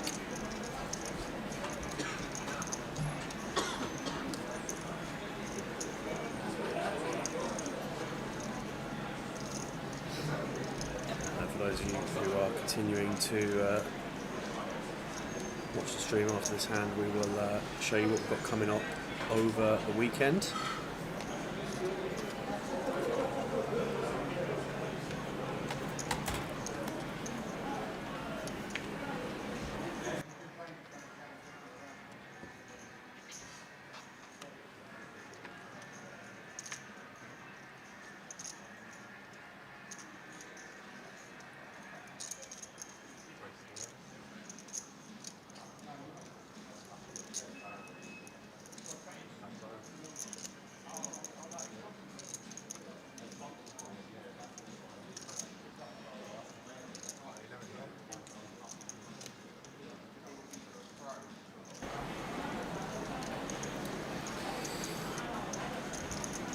Peter, yeah. Gavin calling with the ace deuce. We've seen ace deuce before on this stream. Yeah, Gavin joining the table in the seat that Rob just left us from. Coming in with near enough a fresh stack, just north of 24k. Going to get started with a call from the big blind, defend the ace deuce versus hijack open, king 6-8. Pretty easy one for Pete to be continuing on.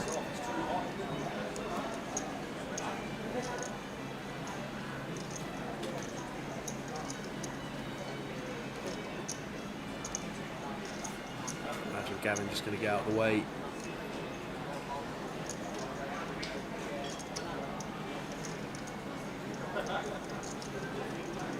Check that fog. So coming up over the weekend on the Summerfest. What we got? Our coverage will be continuing today on Flight 1D of the 100k guaranteed main event, £340 buy-in, started at 12 o'clock. End of level 12 is the cut-off point for registration on the day one flights. 40-minute clock for the flight we're covering. There is a 30-minute Flight 1E that kicks off in club at 6 o'clock this evening. That is also 340 buy-in to get through to day 2 of the main event, which will be our coverage for tomorrow's stream on Sunday the 15th. Good festival. Starts at 2 o'clock and we will play through to completion there. Also tomorrow we have got the Cup. That's a 250. Registration open in the Cup until the end of level 6 and the closer in the evening as well. So plenty going on tomorrow, but we'll be keeping our attention on the main event over the rest of the weekend. We will indeed.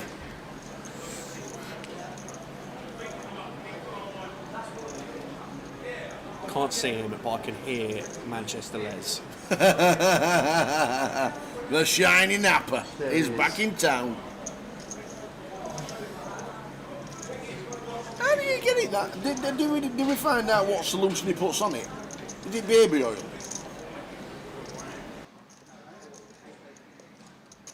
We need to find out. The self-proclaimed shiniest napper in poker.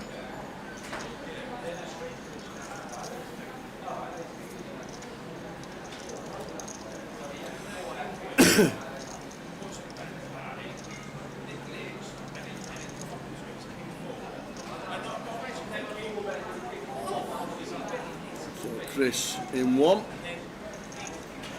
Bets 1,000 on a jack-eye flop. Jack 9-6, 2 diamonds. Serge's got absolutely none of it, so decides to raise. Love the hearts out of the small blind. No, out of the big blind. Love it.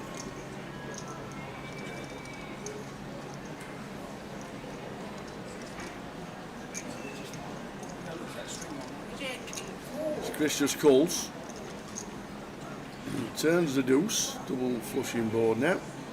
And Sergio picks up slightly more equity, but still ambitious from Sergio. Can the aggression end up winning the hand? I think Chris still calls on the turn.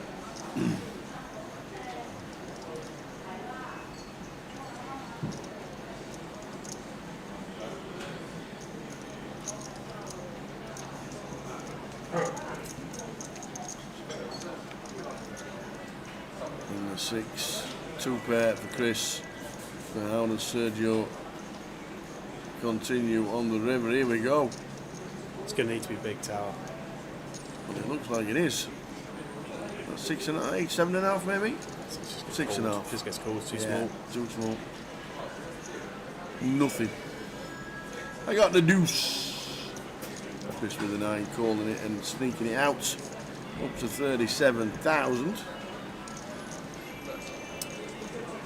So now on 67,000 in the prize pool here in Portsmouth. We know it's a 100k guarantee. Flight starting at 6 p.m. later in the afternoon. Plus buy-ins for this continue as well. Lines 200, 400. Big blind ante is the same. Sergio continues to headline the feature table, chip stack wise, but plenty of familiar faces in the room. Vamshi down there at the bottom table. More screen.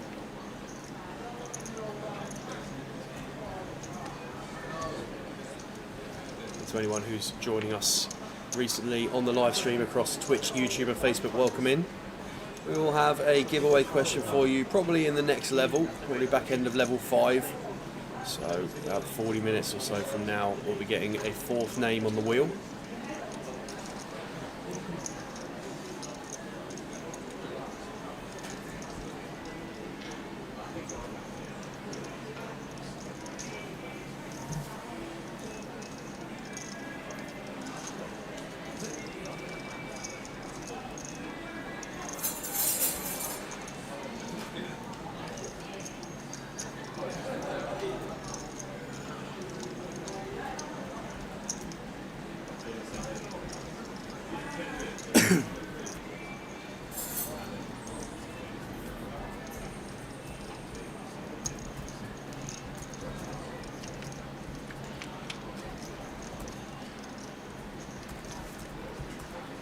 Seven, 3 deuce, 2 diamonds. Ace 10 Martin.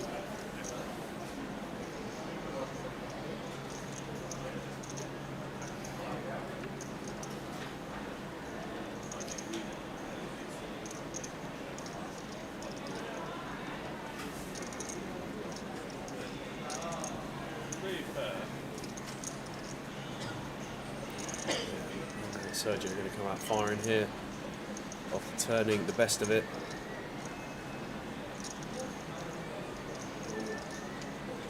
Martin freshly equipped with the evidence from the last hand. Sergio getting spicy with the 5 deuce, and I wonder if that's playing into some of his rationale here, taking one off with the ace 10, understanding that he could have the best hand some of the time as well. Sergio with Jack now always going to assign Martin no deuces, so sizing up here on the river seems appropriate. Half pot there. Not sure about. I feel like if we want to try and fork it, try and get some offs in there as well. This looks kind of value-y.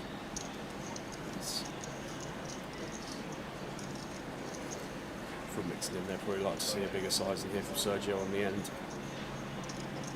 Yeah, he's going to get paid by the looks of this. With this, right?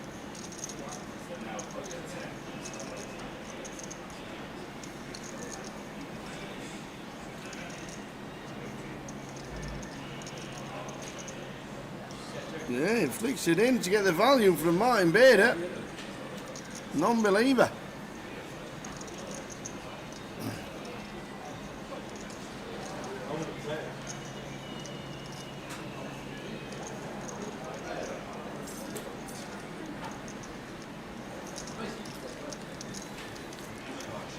It's the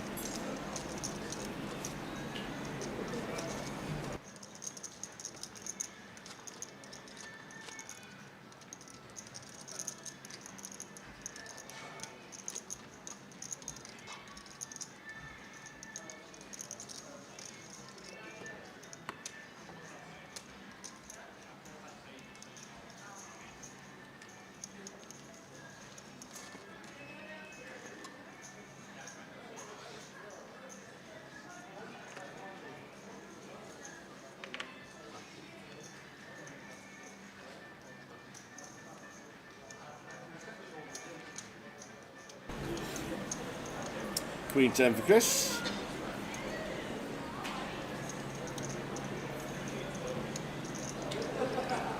Martin with the same ace 10.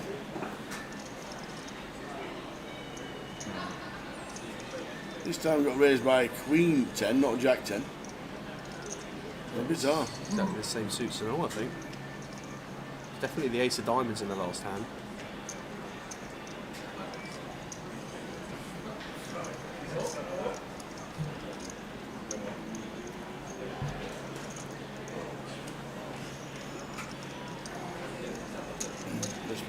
The 3-bet works for mine.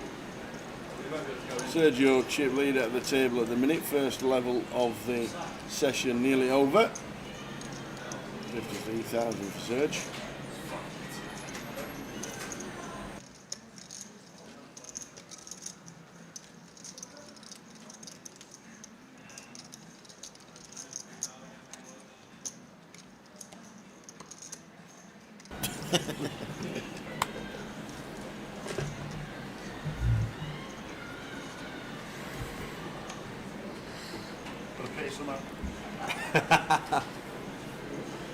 Towers just slipped out to grab himself a cup of tea, order up his lunch.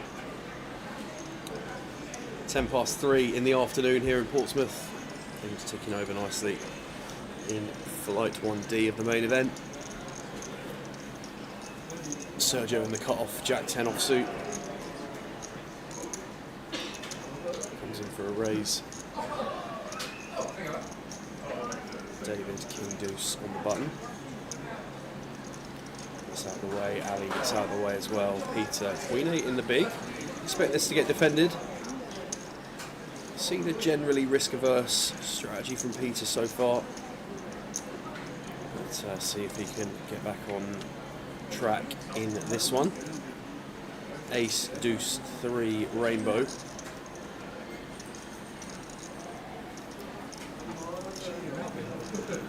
Sergio opting to check back. Ball pairing ace on the turn. Peter going to knuckle this one back to Sergio.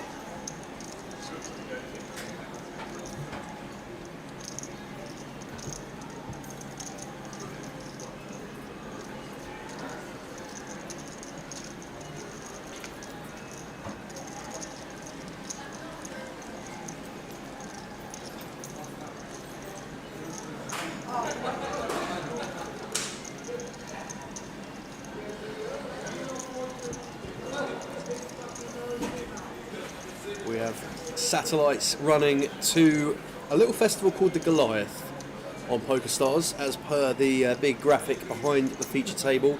We'll get the information for you about what's on tonight on Stars, but we think there's a 30-seat guaranteed Saturday tomorrow evening on the Sunday, and your opportunity to win yourself into the Goliath online. Satellite started at, I think, £4.40s into the 22s, get you into the tournament, but we will be sending someone to the Goliath from the live stream in about half an hour from now. We will have a Tower Thinks question to get you a space on the wheel, which will get spun on Sunday for your chance to win a ticket. So make sure you're in the chat on Twitch, YouTube or Facebook in half an hour's time for your chance to get involved. Can hear him coming a mile off. I'll tell you what, this playlist is great. It's been a bonny time now. Totally sober art. What a playlist. You know, with this playlist for Goliath.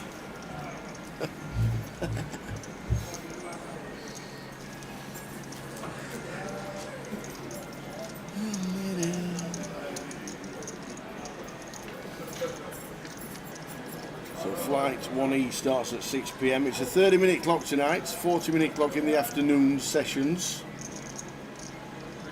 Satellite starts at £2.20. Yeah. Nice. Thanks, Valerie. Valerie. Thank you. Gavin here with top 2 pair, Ali with top pair and a king kicker. Can see some chips going in on this one.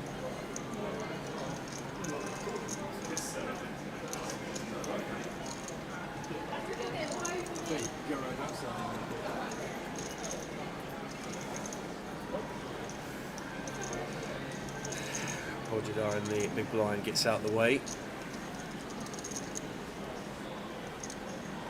Ali electing to raise the flop straight away. Can't say necessarily blame him, but I'm just going to see a call here from Gavin, I hope.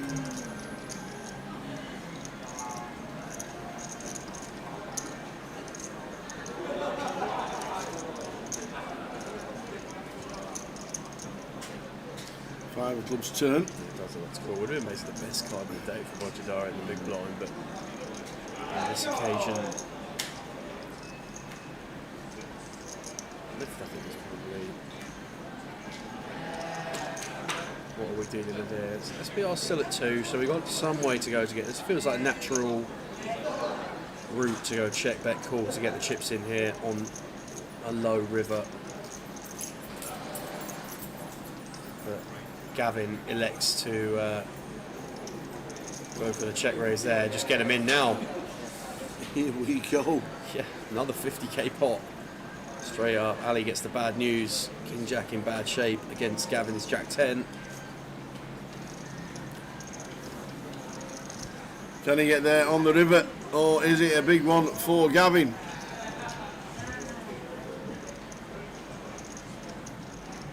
It's a 3 on the river, so Gavin gets a full double to 50k. Ali back down to 1.2 and a spin needed.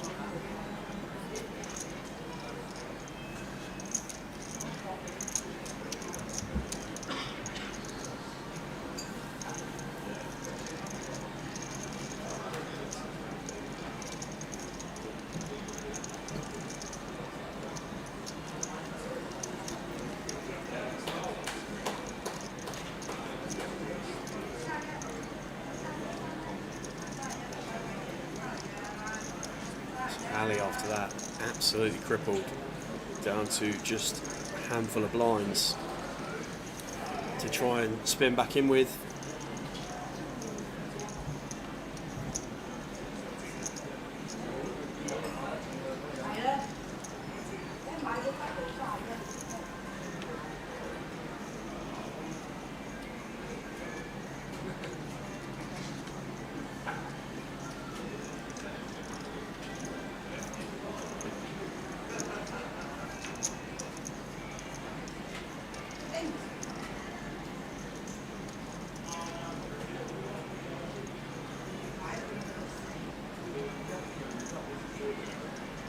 Gavin going to get us underway in this one with the ace 3 hearts. Freshly found double up in hand. So get us going. Folds all the way around to Gareth in the big blind, who is also going to get out of the way. So into level 5 on flight 1D. £67,200 currently collected. 33 to go. Just under 33k to go to get this guarantee of 100k in the bag in Portsmouth.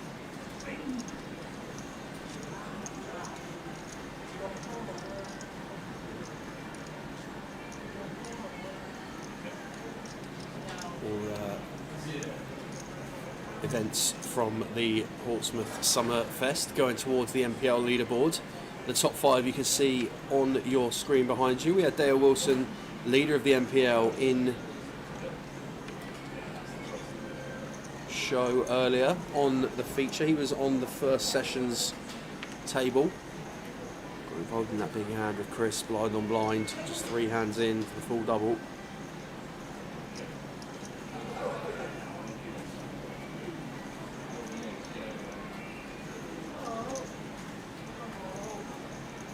Quite a lot of the MPL grinders out in Vegas for the World Series. But Dale taking full advantage of that at this event if he can sneak his way into the money. We've got Chris in the big line here with the pocket 4s.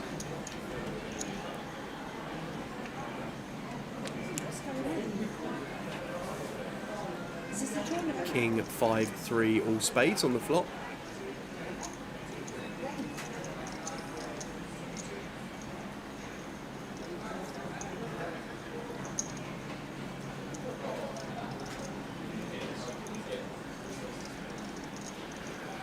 They're going to continue here for just north of 1 big. Get the call from Chris with the 4s. No spade for either player, so spade turn would be interesting, but it's the 9 of clubs. Expect to see. So we'll go check decent amount of the time. As plays out here, deuce of hearts on the end, and Chris gets the check mark with the 4s.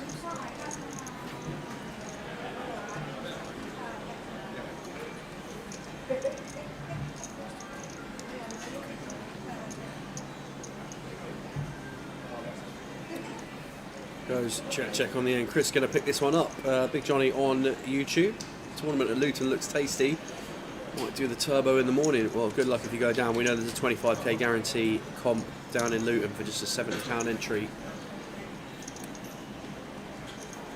Looks like, I think Kev reported earlier that the guarantee was already beaten in that. So that's going to be a busy one tomorrow in terms of day 2s.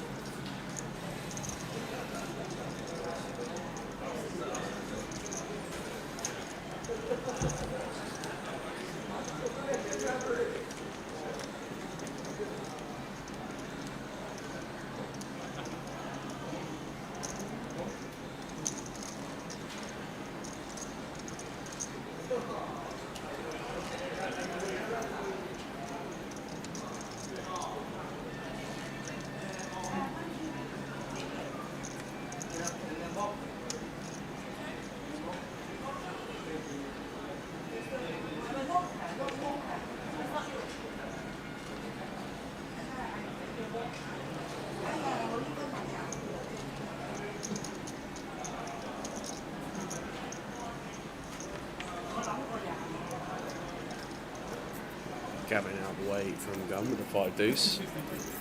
Sergio should be passing the 6-5 offsuit, but we've seen him get involved in a number of hands at this table so far. Looks like he's going to bundle the 6-5 into the candidates he wants to get after here from +1. Folds around. Ali won't be folding his remaining 1200 chips from +3. He's got ace king. Doesn't look like anyone behind with isolation candidates. Gareth going to complete the required wager from the button with the 10-8 of spades, and Martin out the way in the big blind. So there's just under 5k here, just over 9 blinds that Ali can win if the ace king holds up, as we expect it to do exactly half the time based on the accounted for cards and the graphic in your top left.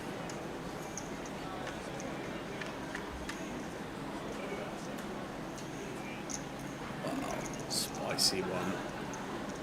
Ali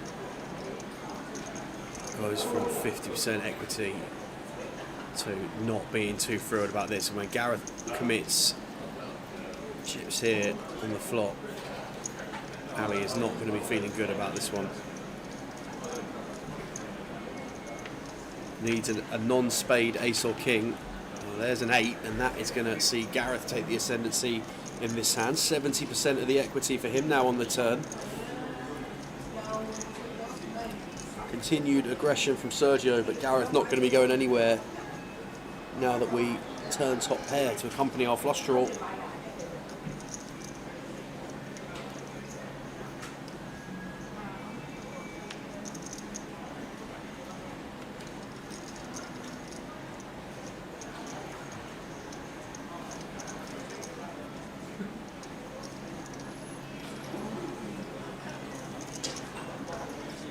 To raise now, Gareth.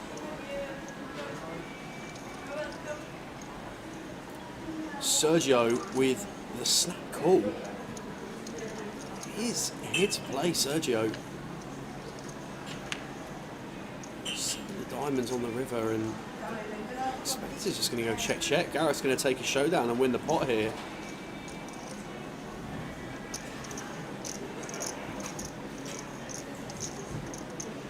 And that means we are going to lose Ali from flight 1D.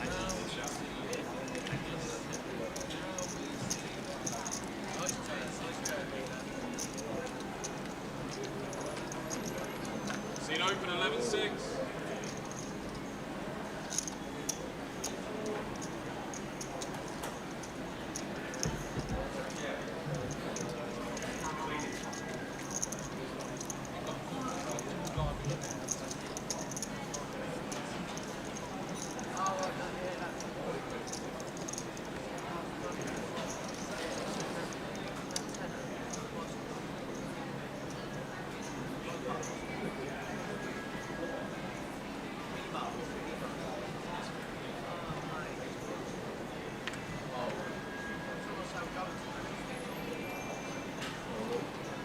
This is where opening the 6-5 offsuit for +1 is going to pay dividends. Sergio now opening the ace-king offsuit from gun.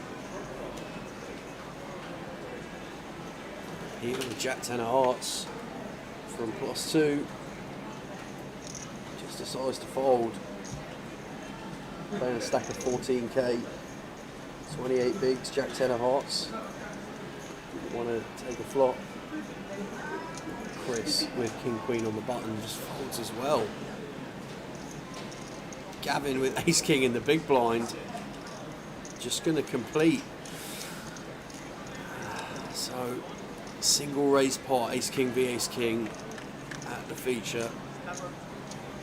Queen, queen, deuce. 2 hearts.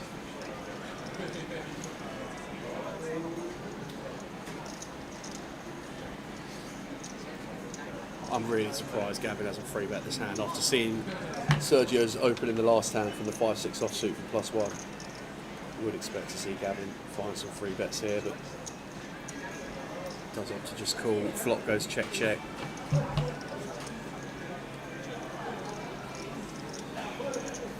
Gavin checks the turn, and Sergio gonna come in for a delay continuation bet at 3,100.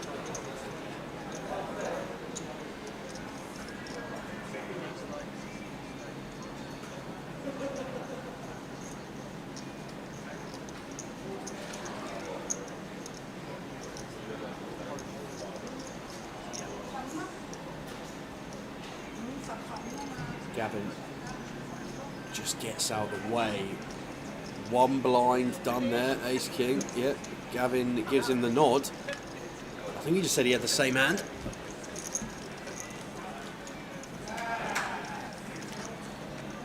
I've just seen Johnny Kelly walking through. Have you? Yeah. Did he fall asleep on train or something? Oh, Johnny Kelly will be in Vegas as well, to be fair. Had a cracking win last year. Or was that the year before? Time flies.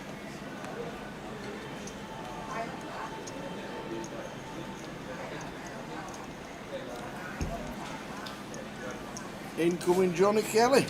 Good lad.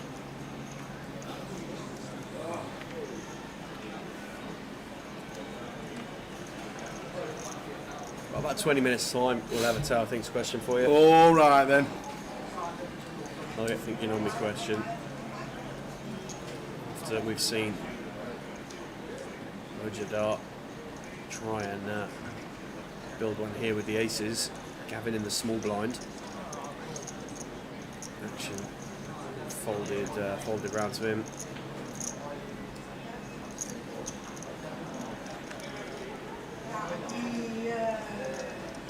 Smalls there, and then Sergio ace for a diamonds in the big blind. I wonder if we might see this one played as a 3-bet.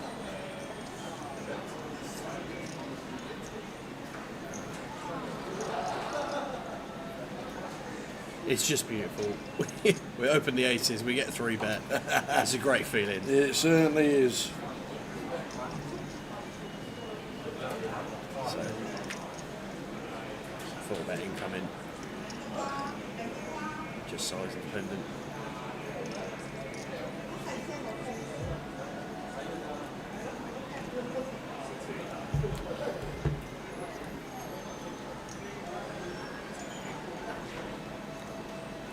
What do we 4-bet to? 7k?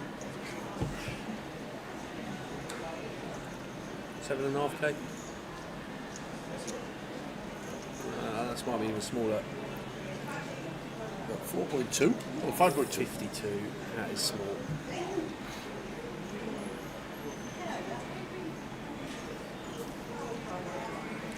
Well, here we go.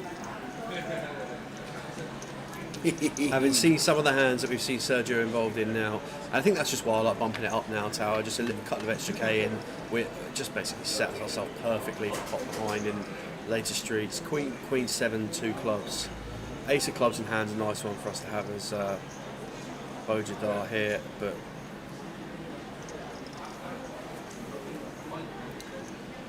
Sergio going to check it over, and I expect this is just going to go check, bet, fold now. Anything else would be ambitious to say the least. Gets out the way.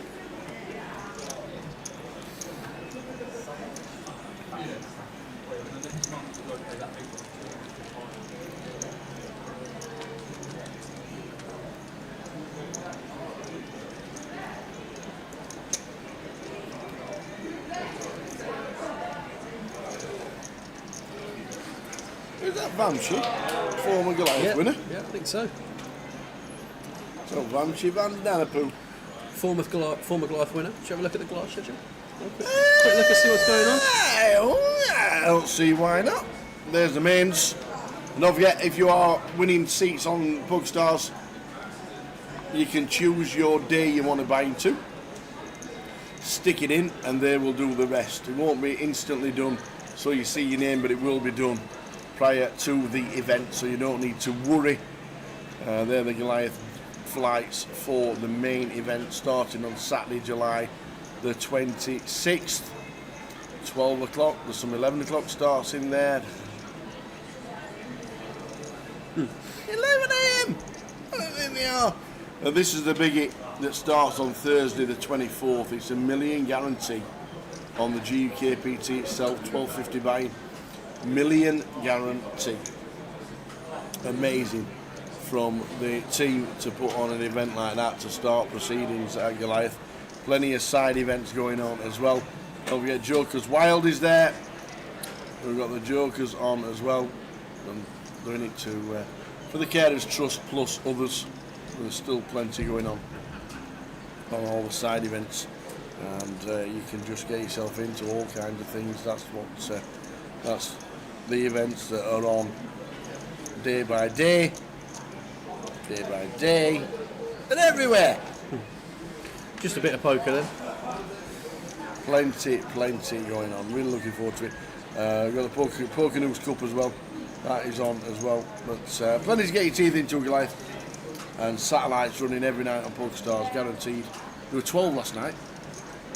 12 seats last night.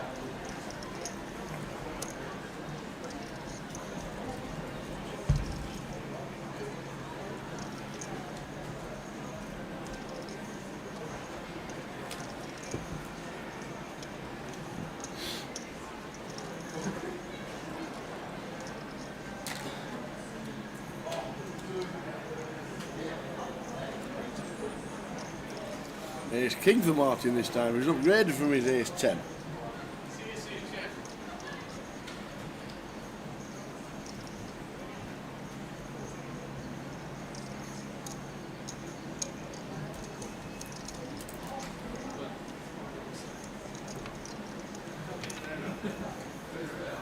Check race from Chris. Martin calls with Ace King.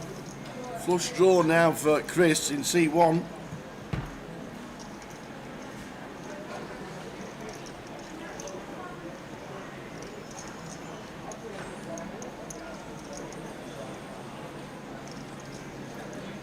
Lovely one for Chris, picking up some additional equity, and we can start to try and get our opponent off the pot now with the double barrel.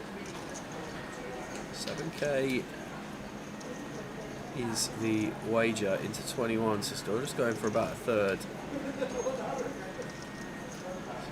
Going to be very much south of 1 SPR on this river. Martin the non-believer calls the turn bet, and if we see like a black jack, well, a black jack has arrived. You've done it again. What do we do now? Are we just going to see Chris follow through here? I hope so. Just gives this one up. Thinks better of it. Martin almost certainly going to check back.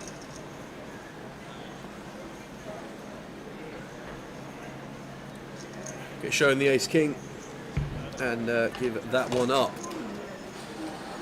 Right, we're going to start thinking of a question. Go on then.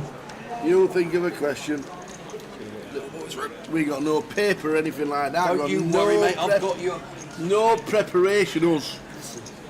Speak for yourself. No preparation. That's us. Thank you. Have you prepped it? Look at that. I tell you what. He knows. He knows. I can't play until I don't know what people did most of the prep work for us.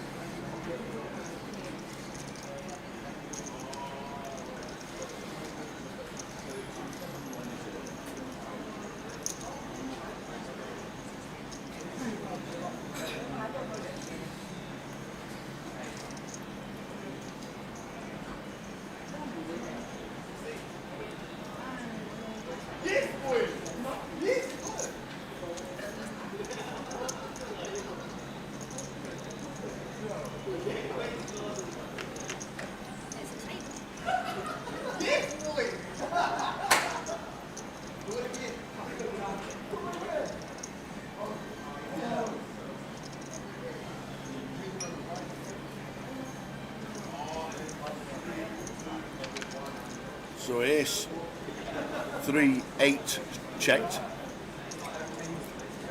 7 on the turn with nothing.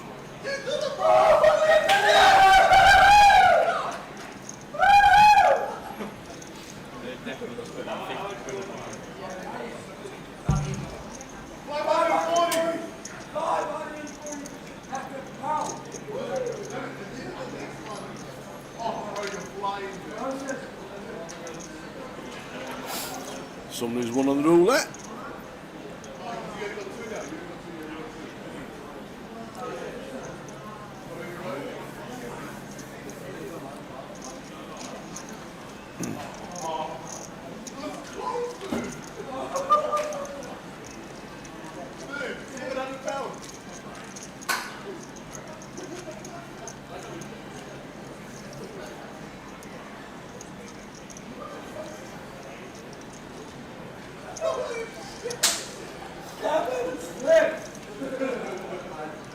It's all going off in the pit.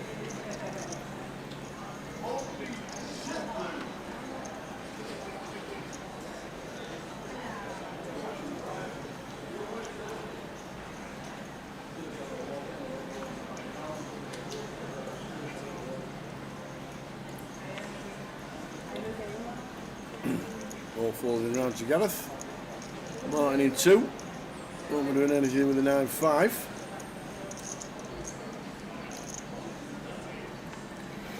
Sergio with the queens.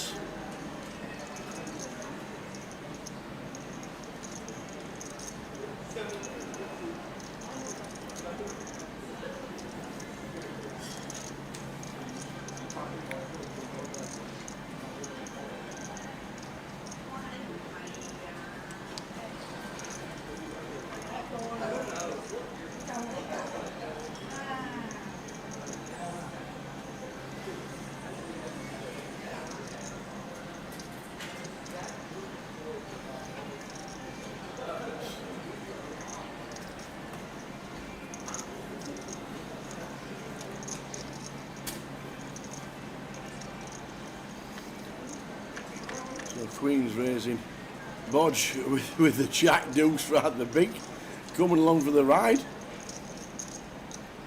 5, 6, 7 all diamonds. Shocking flop for both.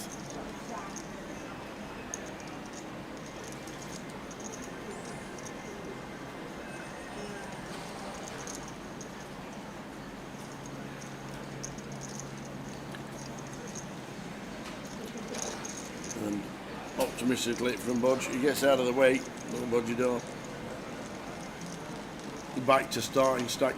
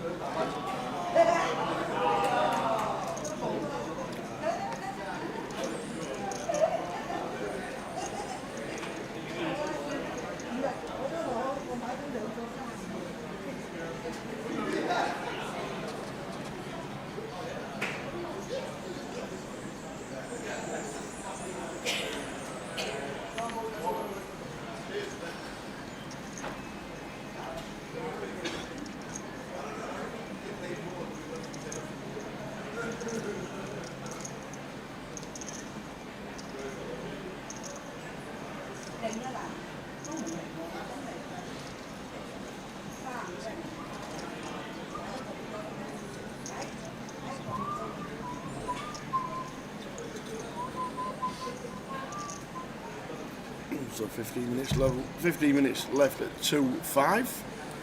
And I'll go to 3-6.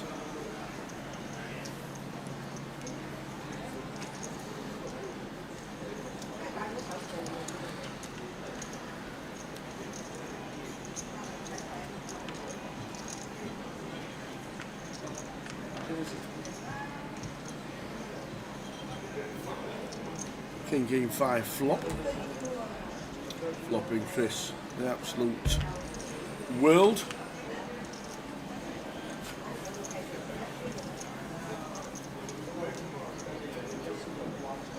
How did this one go, Taylor? Chris open under the gun? Yep, he did indeed. It's called. Sergio obviously in the mix. He's been in the mix in almost every hand at the feature table, Sergio. He has indeed.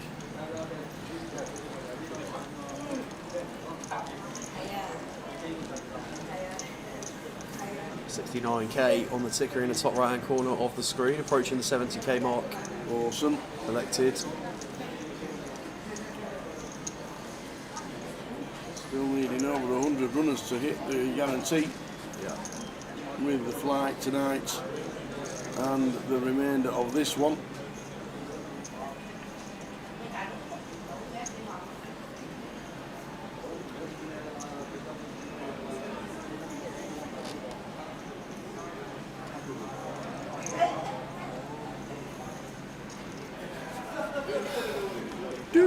Martin with an ace. Out of the way this time with the ace 4. Sergio, King, Jack of Diamonds. Well, if the rest of the deck's getting opened, I assume this is as well.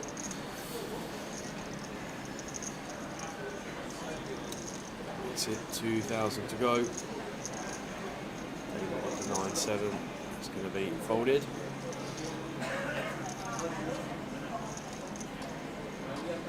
Peter out the way, Bojidar out the way.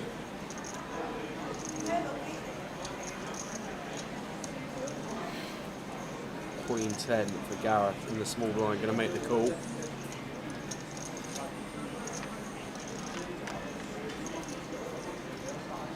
Flop time of Queen 6, deuce 2 spades. Well, checks back, Sergio. Deuce of spades on the turn. There's the board. Respect. Could have gone either way there as Gareth. Bet 2k. Sergio just going to get out of the way. Pick one up there for Gareth. Right, minute to go, and we'll do your question, buddy. Yes. So you've got 2 minutes, guys. Well, just under 2 minutes. Minute and 38 when the clock. Oh, you caught on to that, have you? For the giveaway. Oh, so you reckon you've invented time perception by the clock? Absolutely. What is time? What is time? Tower. Look it up in the dictionary. What is time? That's actually your question. There's no answer, is there?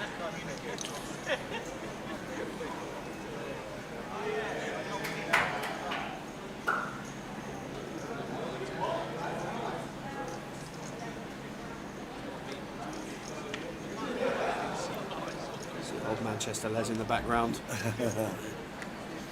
Sergio, there he is. Shine on the head from the fruit he's behind. Can't miss him, he's like a lighthouse.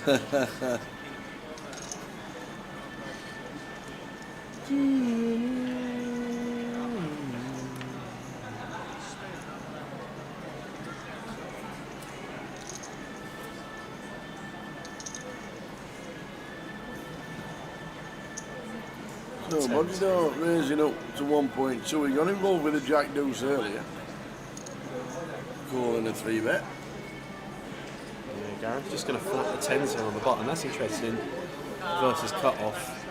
Definitely see some 3-betting in there, but decides on this occasion to flat in position. That's going to invite Chris in the small blind, and Martin getting a great price, not going to accept the invitation with the 7 deuce offsuit.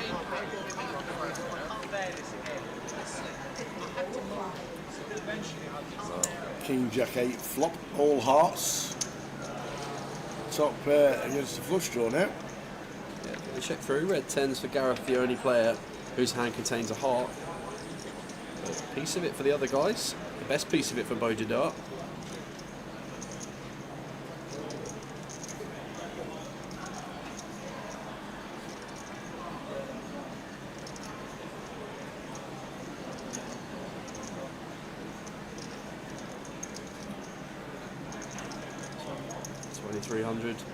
Exactly half pot.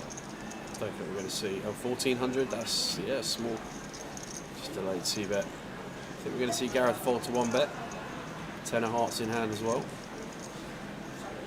Well, we're not going to see him fold or call. We're going to see him click it up. Getting a bit spicy here, Gareth, with the 10 of hearts.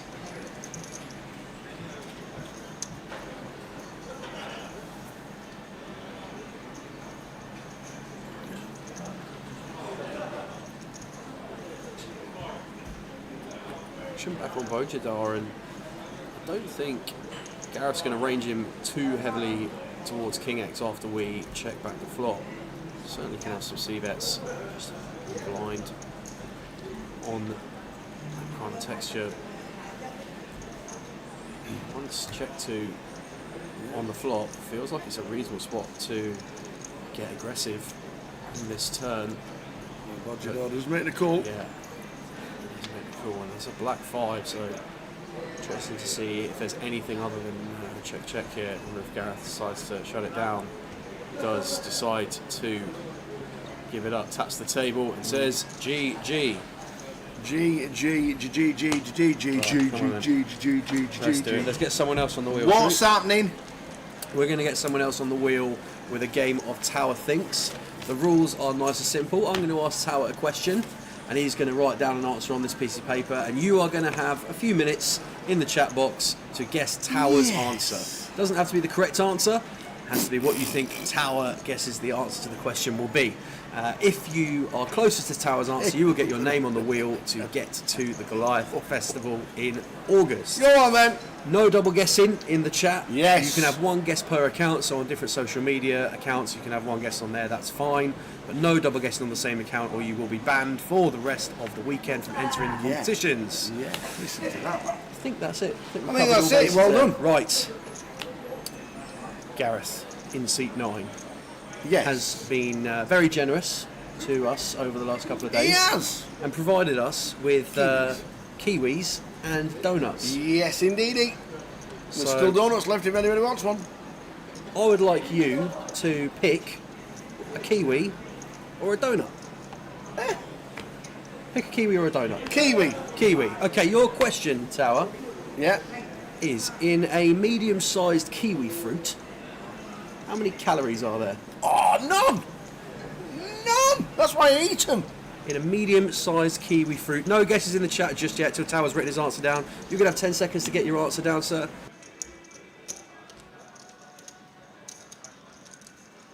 Got an answer? I am in. He's in. Right, get your Nailed it. guesses in, guys. You're going to have a few minutes to go to get those in a couple of minutes' time. After the next couple of hands, we'll give you the correct answer. We need Tower's answer to how many calories are there in a medium-sized kiwi fruit. I thought it was just one size kiwi. I've never seen a small like the average I've never seen a size small kiwi. one, never seen a big Well, one. I've never seen a big kiwi. I'm just a kiwi. Yeah, just Right, go. medium-sized kiwi fruit. Where you go. Good question. I like that. Good question. This is that paper. Don't carry on. So you're going to keep an eye on the chat box, are you? All right. Yep, okay, fine. We'll keep an eye on the table. So Sergio opened the ace deuce of diamonds from under the gun, and Peter decided to come in for a 3-bet. And considering how generally passive we've seen Peter be at this table, this 3-bet would have been ringing some alarm bells. Sergio decided to make the call regardless, and this is an ambitious float. This is ambitious from Sergio. Decides to make the call on the C-bet. Turns a diamond. 8 of diamonds. Adding a corridor of outs for Sergio. Just sets Peter all in, and Peter's going to call it off. Flush draw and overs for Sergio. Or and over. Flush draw and over.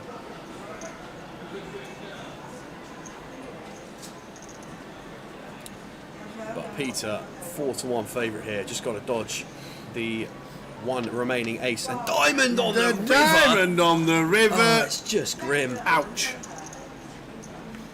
Running diamonds. Grim.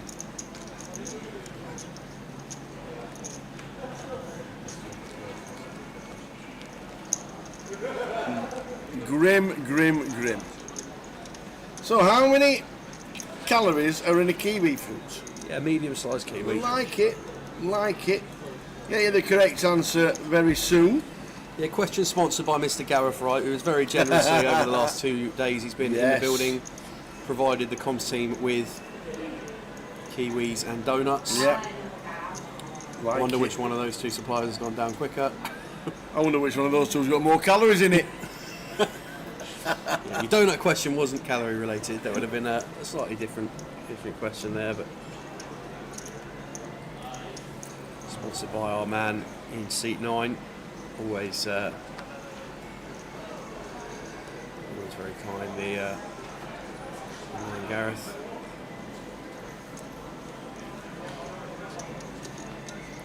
So after the next hand, we'll give you the correct answer. Get an opportunity to get a couple of live reads off the tower. How and many then pips in a kiwi? after the next one, how many pips in a kiwi? Yeah.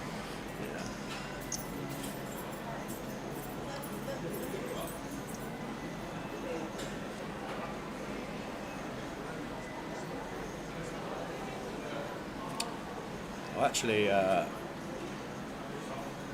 actually came prepared with 2 questions on this occasion, just in case you'd already been asked that one. Felt there was a slim chance I might have already popped up, but the amount of questions, that should probably be another question for another day. I know you'd never know the correct answer, but how many questions do you think you've answered over the years? That's probably another one. Not that you'd ever have the correct one, but well, after this hand we will give you the correct answer to the Kiwi calorie question.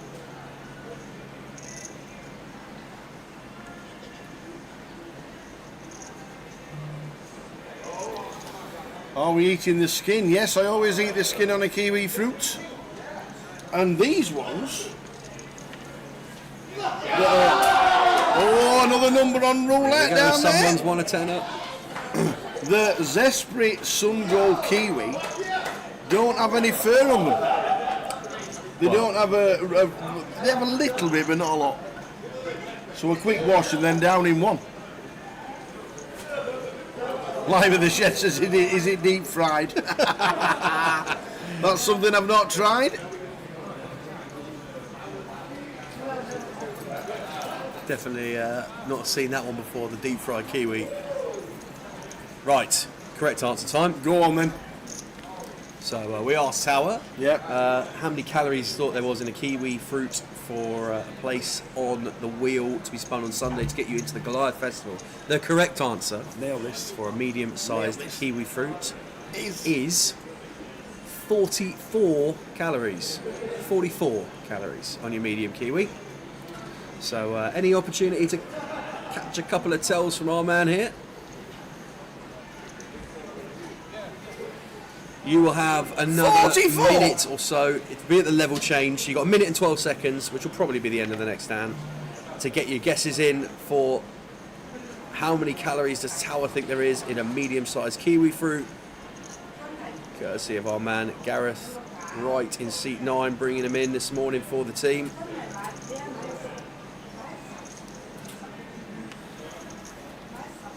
Who works out how much calories is in anything? Do you know, I think I actually watched this once. I think the way they do it is they take the food, put it in some kind of machine where it like puts it to a powder, and then they like weigh the powder and work it out. It's something like that. There's some burning involved somewhere, and you essentially weigh it. That I'm convinced it's something like that. Either that, or I've just watched some documentary. They pulled the wool right over my eyes and told me there's 300 miles between here and Scotland. I just thought it went on. The more people buy it, the more calories it's got. That is very So, like, interesting. chocolate has got a lot of calories in it Because because a lots of lot of people people buy buy it. So nobody buys pomegranate, so they've got no calories in Yeah, it. but at that rate, things like bread and milk would be more calorific than. Well, they tell you not to eat bread, don't they? Well, I'm not sure. Even though I'm pretty sure they tell you not to eat chocolate more than they do don't eat bread. I was brought up on bread. That was me. Bread, sugar sandwiches, Right, we got to the end of this hand, then we're going to close the comp. banana sandwiches, jam sandwiches. Martin going to fold, Gavin out the way. Sergio folds the button. Got a price on that.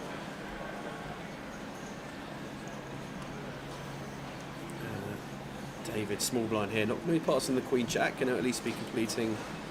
Looks like he's coming in for a raise.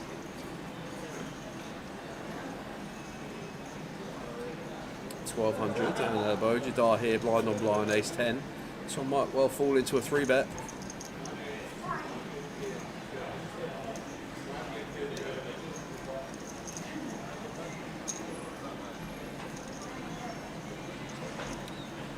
Does opt to just make the call.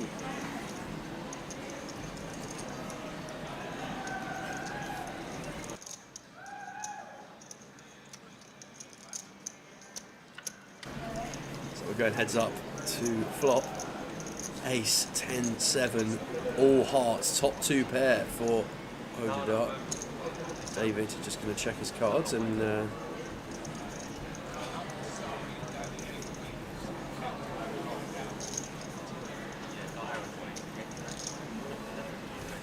check it over. Probably coming as a small bet here. It's Bojed up, especially with top 2. We saw him opt to check a weaker top pair on a previous board, but opts to check again here. Ace on the turn, boats up. Bojed up. David now still continuing to take a check line. No help for David. We needed to find a king. Checks again. Giving up on the hand. We can't bet. Any bet from Bojidar, any bet at all is a fold from Dave. There we go. Into the muck they go. Ooh. So, when are you closing the comp? 5 seconds. What? They've had an additional 2 minutes and 41 seconds than they were promised. Well, there you go. Come on, guys. Ladies and gentlemen, you've got 5 10 seconds. seconds. 10 seconds. 10 seconds. 10 seconds. 3, 2, 1. Competition is now closed. Yeah, last guess is Evie on Twitch. Yeah, and Jim on YouTube. You're absolutely right, Big Johnny. Loads of folk cooked lawn and drank every day and smoked 40 a day and lived till their 80s. It's true. It's true. Something in the food these days and calories in the kiwis.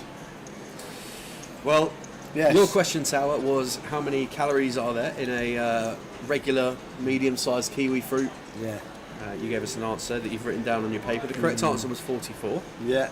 How did you arrive at the answer you've got on the paper? Well, I know there's 100 calories in a banana, and I know a banana's longer, but I thought with the natural sugar that's inside a kiwi, it'd be a bit bigger, a bit more. Because I thought, obviously, because the natural sugars is more calories. Right. And I know the kiwi is smaller, but it's a bit more condensed. So I thought it was just a little bit more than a banana because of the natural sugars that's inside a kiwi. And I thought, well, I know I eat them in 2s and 3s, so it wouldn't be too bad for you. So I didn't go much over a banana, but I did go over a banana, unfortunately. Which, if I hold that like that, I'd have gone for 20, but unfortunately I stuck a 1 in front of it, and I had 125 calories because I actually thought natural sugars would have given it a lot more.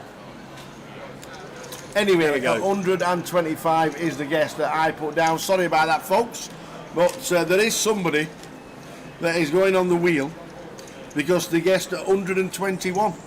That's a pretty good guess. Not a bad guess, you see. Yeah, who's that? And it's Lee Richards on Facebook, and I think that's Richie Burner. Is it? I do believe that is Richie Burner. Lee Richards on Facebook is on the wheel. We'll get your name on. Well done, Lee. But I just thought with the natural sugars, because all these fruits have natural sugars, will give you more. Well, they're supposed to be like pineapple and stuff like that. Not supposed to be. Don't eat too much. I always thought, yeah. Anyway, I can understand that. I actually probably wouldn't have guessed too far away from that myself. Because I know a banana was about 100. I thought banana was more than 100, to be fair. So there we go. Yeah. Well done, Lee Richards. I think that's Richie Burner, if I am correct. He guessed 121 on Facebook. You are on the wheel. Well, if I talk PK. Well done, sir. Well done. Well done, Lee Richards, on the wheel.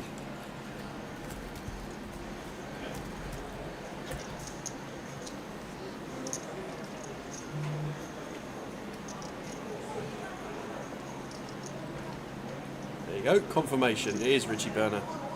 Well done, Lee.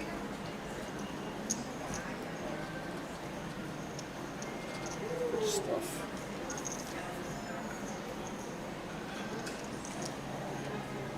There we go.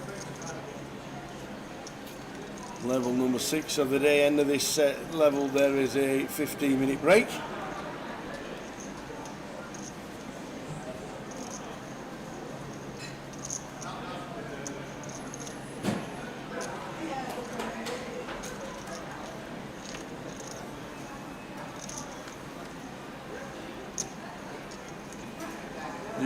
Do.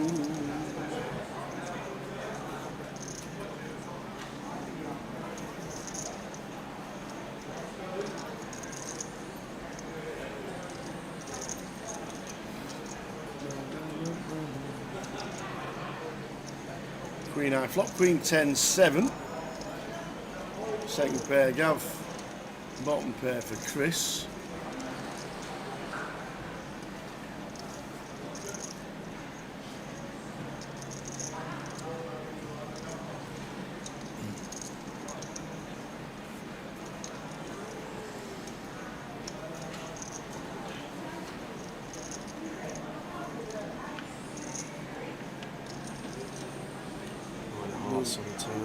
Next to call. Interesting one to pick as a float here as Gareth. Not sure about this. From the small blind. Check. 6 arrives on the end. Gavin appearing quite happy to let this. Surely got a bet. Well, he thinks that's Aaron. Once he's floated the flop, surely he has to bet. It's not a great river really for us to be. Shouldn't really have too many 6s. He's going to bet. I think this is just going to get called for Gavin.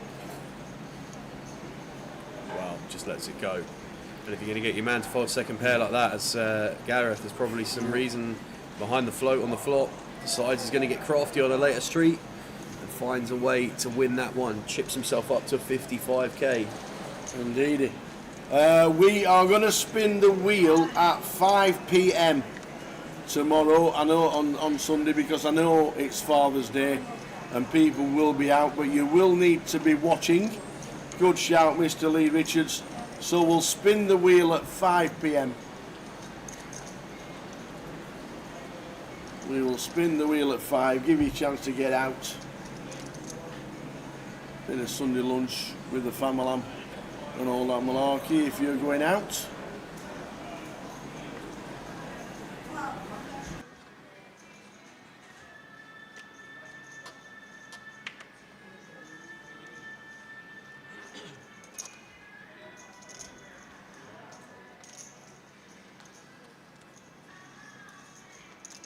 So 5 o'clock we will do the spin the wheel. Well done, Richie Burnett, who is now on.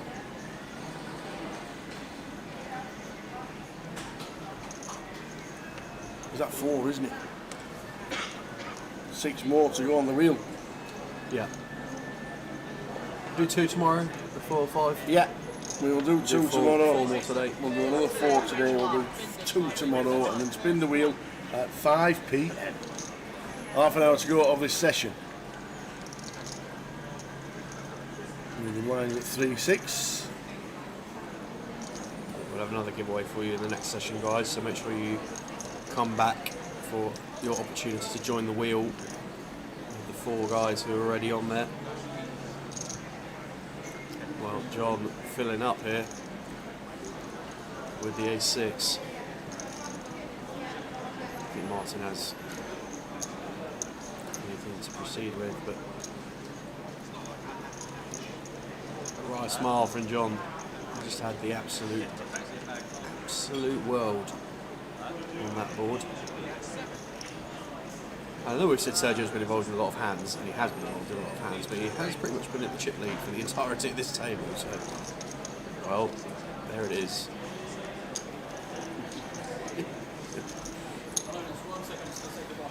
So Mark Waits, Daniel Hopkins, Daz Blues, joined by Richie Burnett, Lee Richards on the wheel. Yes, indeed.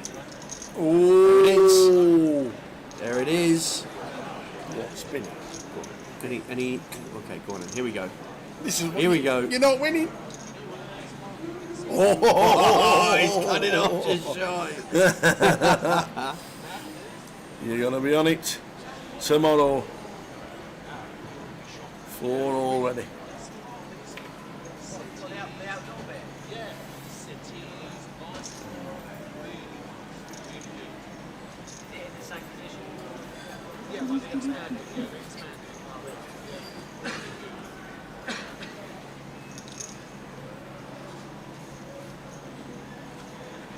King Jack for Roger Dart. Raising up.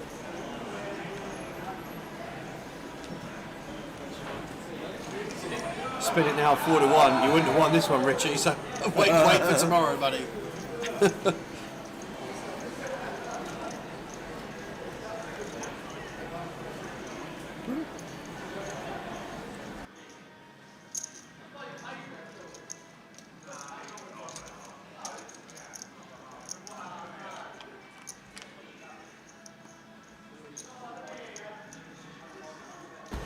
Oh, I think we had a small outage there. Should be back now. Should be back.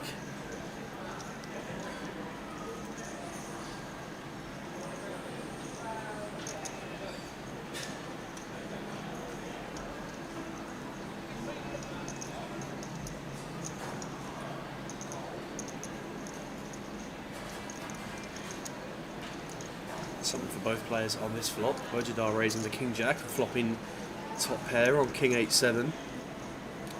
Gavin with second pair backdoor hearts on the flop, elected to check call the c-bet. 9 of clubs on the turn, and so he's going to find a lead here, Gavin.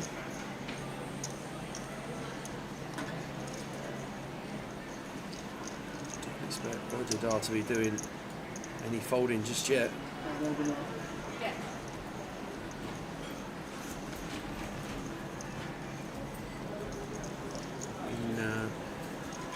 In thought against this lead. Could have some club draws, club containing hands here as Gavin for sure, but does decide to make the call. We're going off to a river.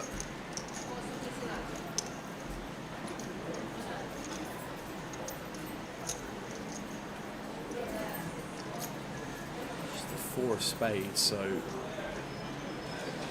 looks out, and Gavin going to size up here by the looks of it. That looks like it's going to be 66, 2/3. 65. Bojidar now, difficult spot. Kind of difficult to be bluffing. I think the bluffs are going to come from 10x, single club combo hands, and Gavin with the double barrel turn and river, managing to get it through.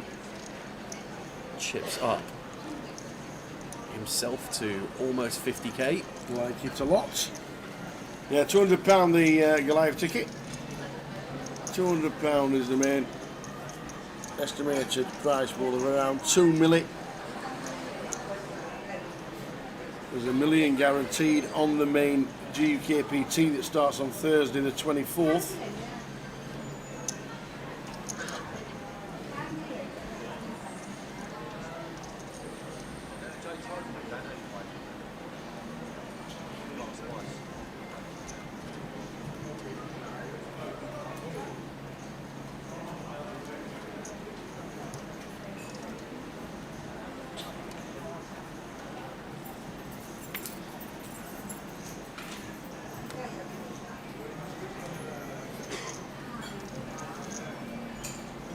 There with the ace-3, gets out of the way. Queen 10 for John. So Johnny Kelly.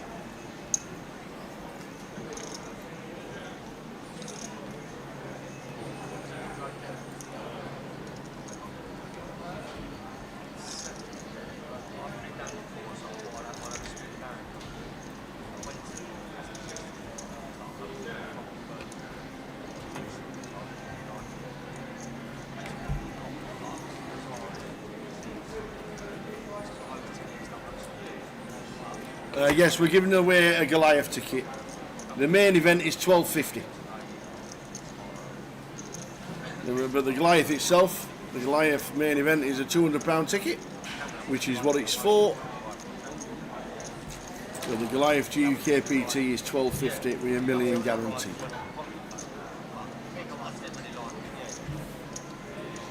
Yeah, not GKPT main ticket. We're giving away a Goliath ticket. Imagine if they threw 1,200 quid at us every festival, day. Yeah.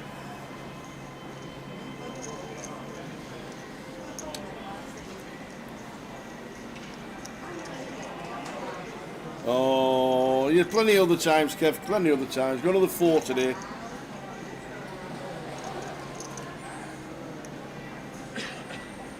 Yeah, Goliath. It's a Goliath ticket worth £200.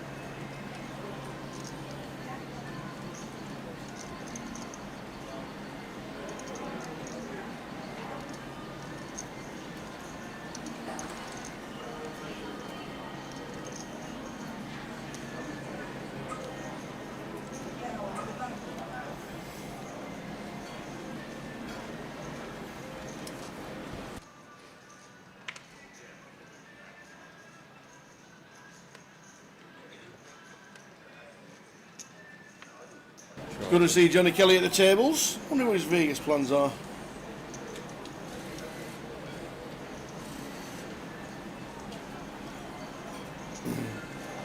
In the main event at the Golden Nugget last year.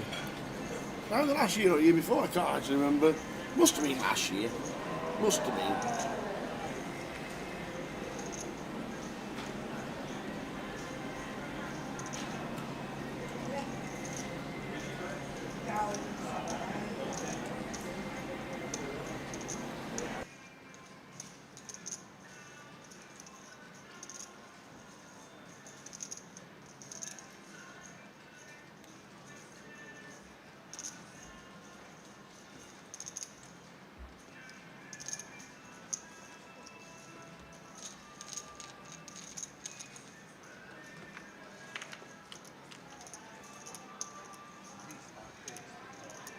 Ten high flop, 10, 2, 3.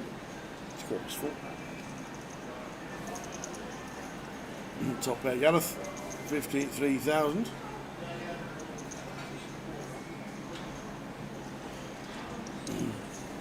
$20 until the break. Gareth bets should be. Well, we've got the overs. If we're floating, we've got the overs with the Boxdale Diamonds as well.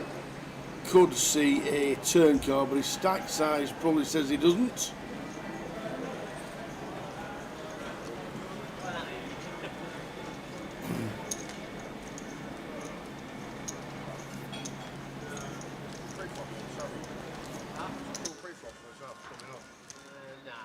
Queen 10. Queen 10 suit.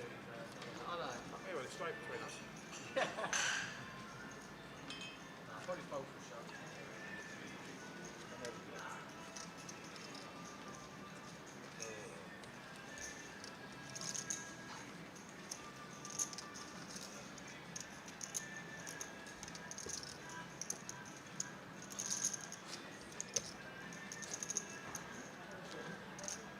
So 20 minutes to go until the end of this session. £72,600 collected, so 28,000 needed, which is just under 100 runners. And it's going to be very close to the guarantee. It really is. £340 main event. 100k guarantee. Jacks for Gareth in this one. Had some premiums this session. Sergio, Queen 10 of Diamonds.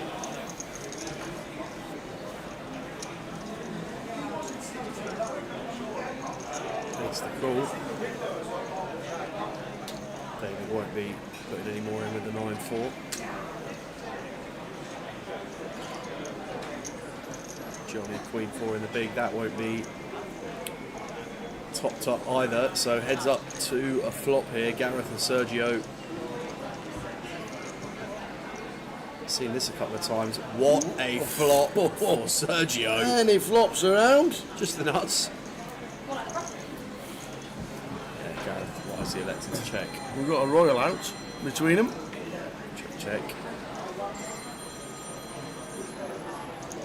Expect to see some kind of delayed c-bet from Gareth, but does it?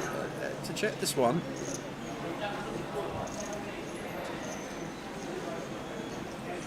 Gonna take one here. Yeah, better 2.2 and a call. Pairs up. It's actually a bad card for Gareth in general, because if Sergio was taking like some 5x on the turn for a stab with a diamond, obviously we lose to that now as well. So size independent here.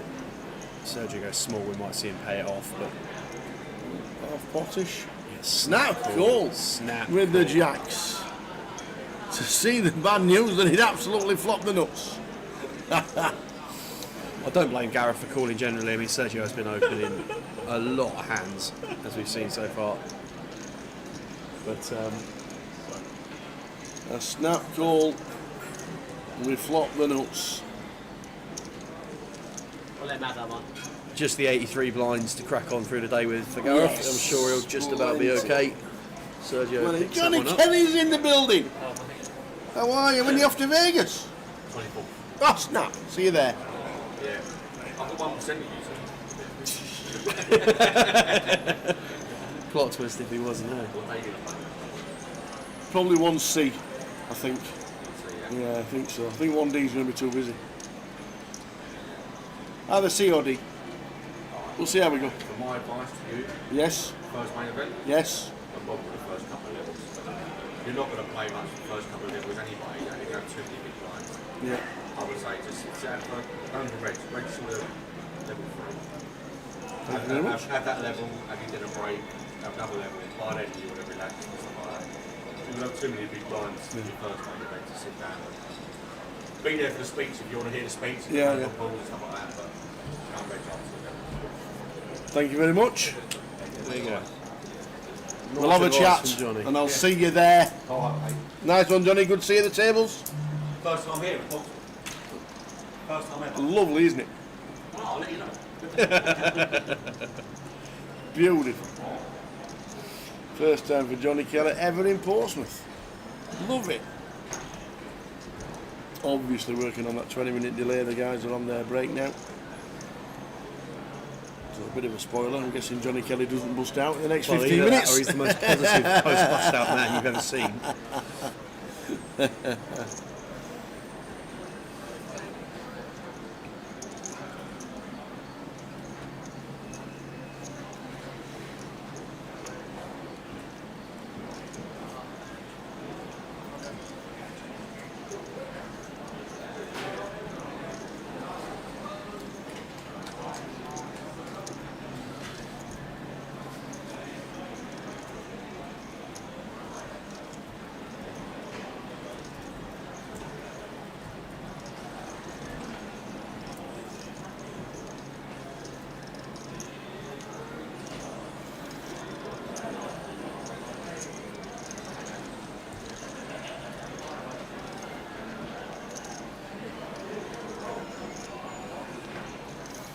Dropping the no flood straw, Johnny Kelly.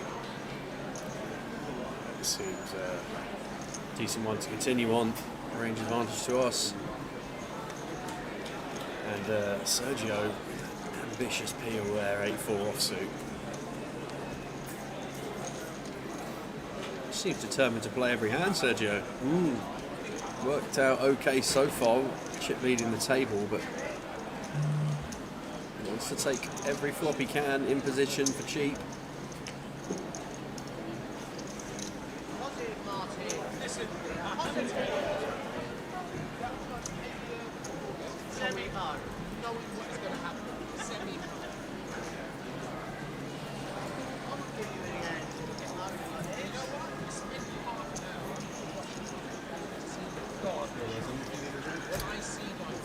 I'm okay, thank you, buddy. Short drink? Nah, turn away. It's all right, no worries. We'll get one at the break, which is in 13 minutes' time.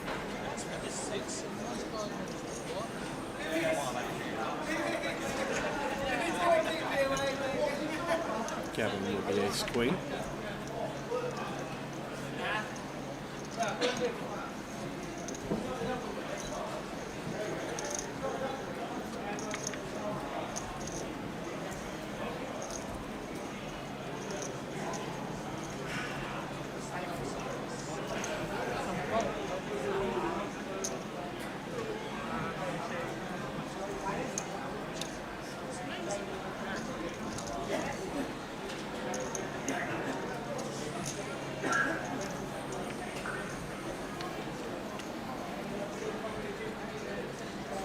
Ace King 7 flop. Nice flop for Gavin. Sergio flopping bottom.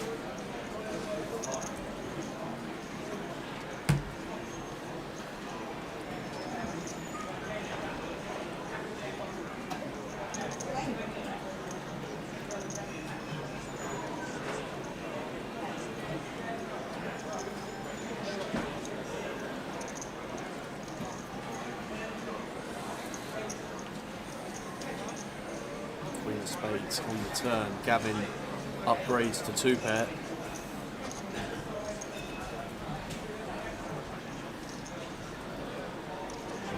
Sergio still with bottom. So Gavin bet again here.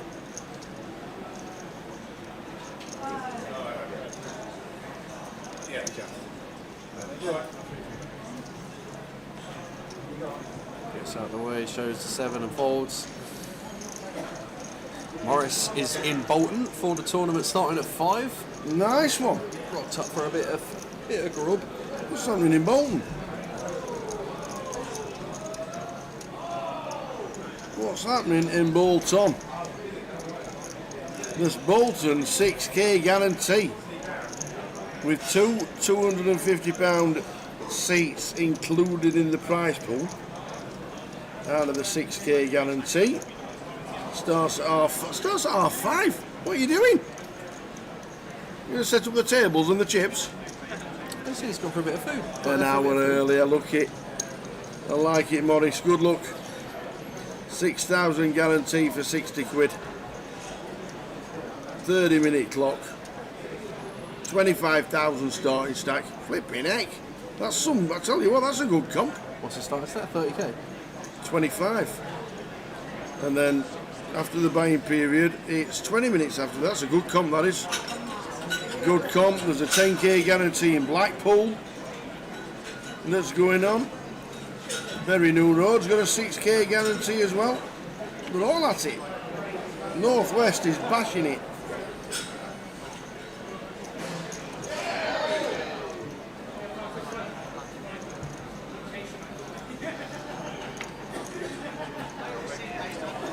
Just under 10 minutes to go before the end of this session. Action falling round to Gareth in the small blind. King 6. Makes it 1800. Yeah, makes it 1800. Martin with the Jack 6 offsuit. That's going into the bin.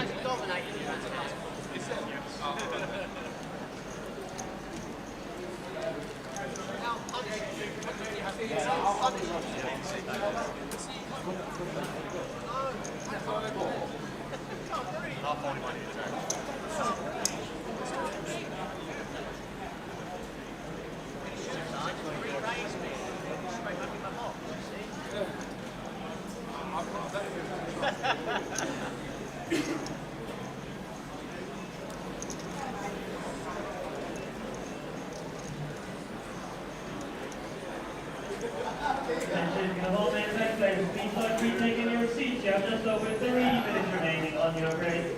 That's all main event players. Please start retaking your seats. Thank you. Players in club just getting called back to the tournament area. I've heard that on the tannoy. So busier than yesterday at this stage in the casino in general. Floor's pretty busy. Indeed. It's pretty busy. 8 minutes of our session to go.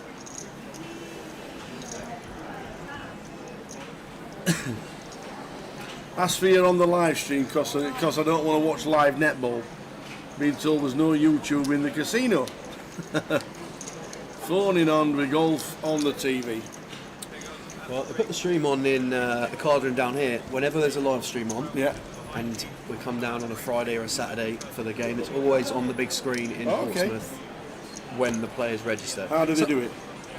Just like there's like a projector screen. So when you walk into the card room here on the left-hand side, there's a projector screen that pulls down. They just put it on there. Put the live stream up there. Love it. So that's a good way of publicising everything going on. Certainly is. Well, good luck, Morris. There's a 10k in Blackpool if you bust Bolton.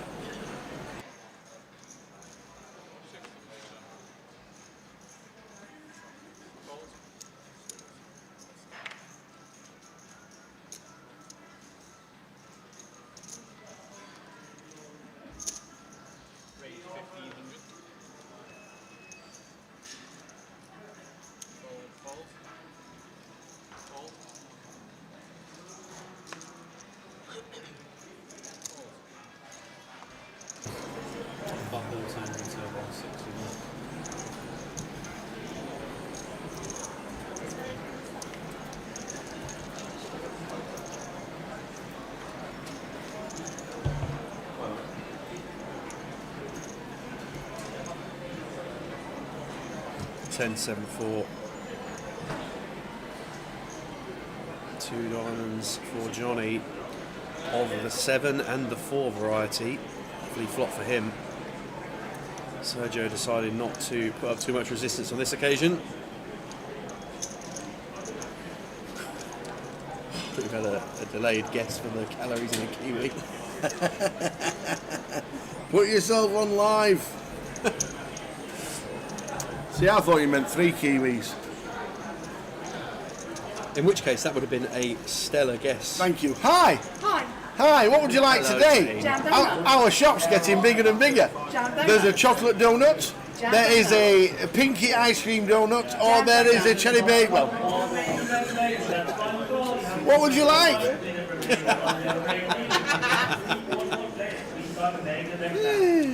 You only come and say hello to us when there's donuts on table. I know. Have you noticed? How rude. How rude. Oh well.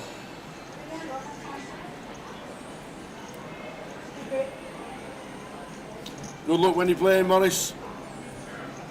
60 quid in Bolton. Go and win it.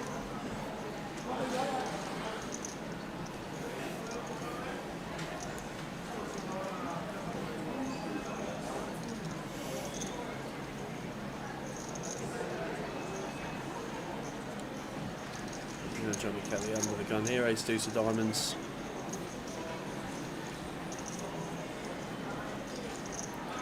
Sergio going to flat ace-8 from the small blind. David, 7 deuce suited in the big blind.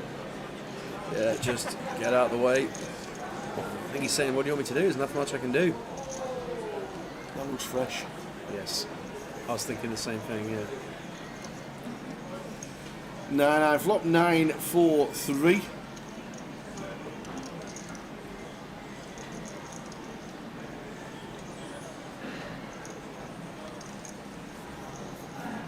Deuce on the turn. Johnny taking the lead. Sergio going to bet this one. Don't think we're going to see Johnny fold actually here. After what we've seen from Sergio so far on this table. Nice goal from Johnny Kelly. And stays in front. Is his check.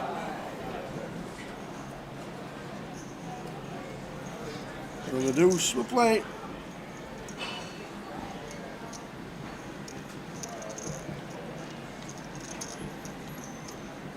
So just a couple of minutes left before we go on break at the end of this session. For those of you that are going to be rejoining us after the session. Yep, if you're in the vicinity. We are going to continue to bring coverage of day 1D. We are on the Saturday, the 14th of June. All about the main event today, day 1D, which is the 40-minute levels that we're on, and then 30-minute levels starting at 6. And then tomorrow, final day for us in Portsmouth. Before we take the 449-mile drive to Edinburgh. 347, some might say, but you know. You can take your drive. You've got the cup, and you've got the closer. Rest of Portsmouth looking like that.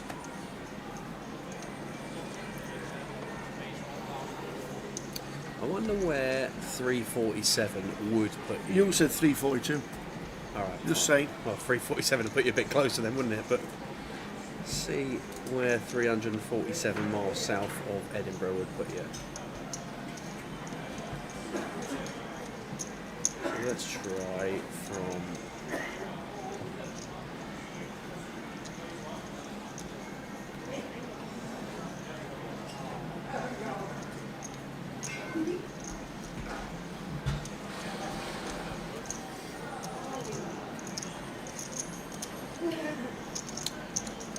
no, it's further north than Oxford.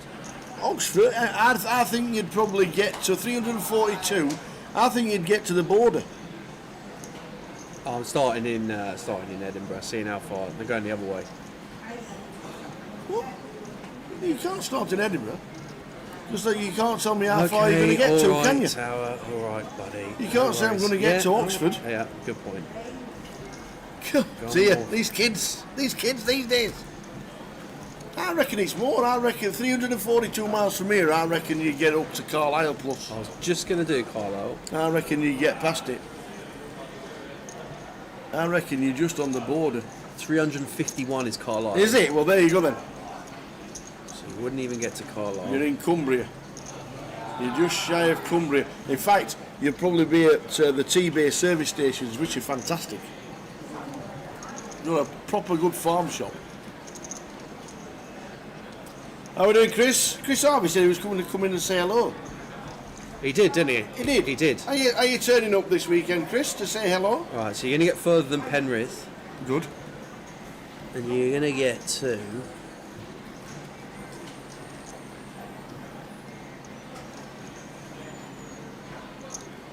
Let's try Hardendale. Nope, that's further away.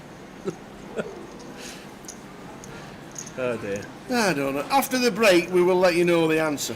I'm going to continue the optimistic search here. Because this will be the last hand of the session. Oh, Johnny's got a straight. And we will see you back with the next table and another question, which is what we'll do, and we'll see you back after this hand. So we're back over to Martin Bader, but he's going to get out of the way. Last hand of the session, and we'll see you back with a new table, new players, and another question. And if everybody tells us exactly from 342 miles away, thank you very much. And Martin Bader, with the Queen, is going to be in a bit of a spot. Yeah. Johnny turned it.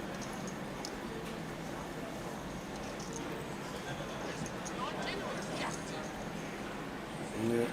You've either got it or you haven't. That's what he says. You've either got it. He's not called in yet. No, not now he's talking. Not now he's talking. In the bin they go. There we go. See you back in 15 minutes.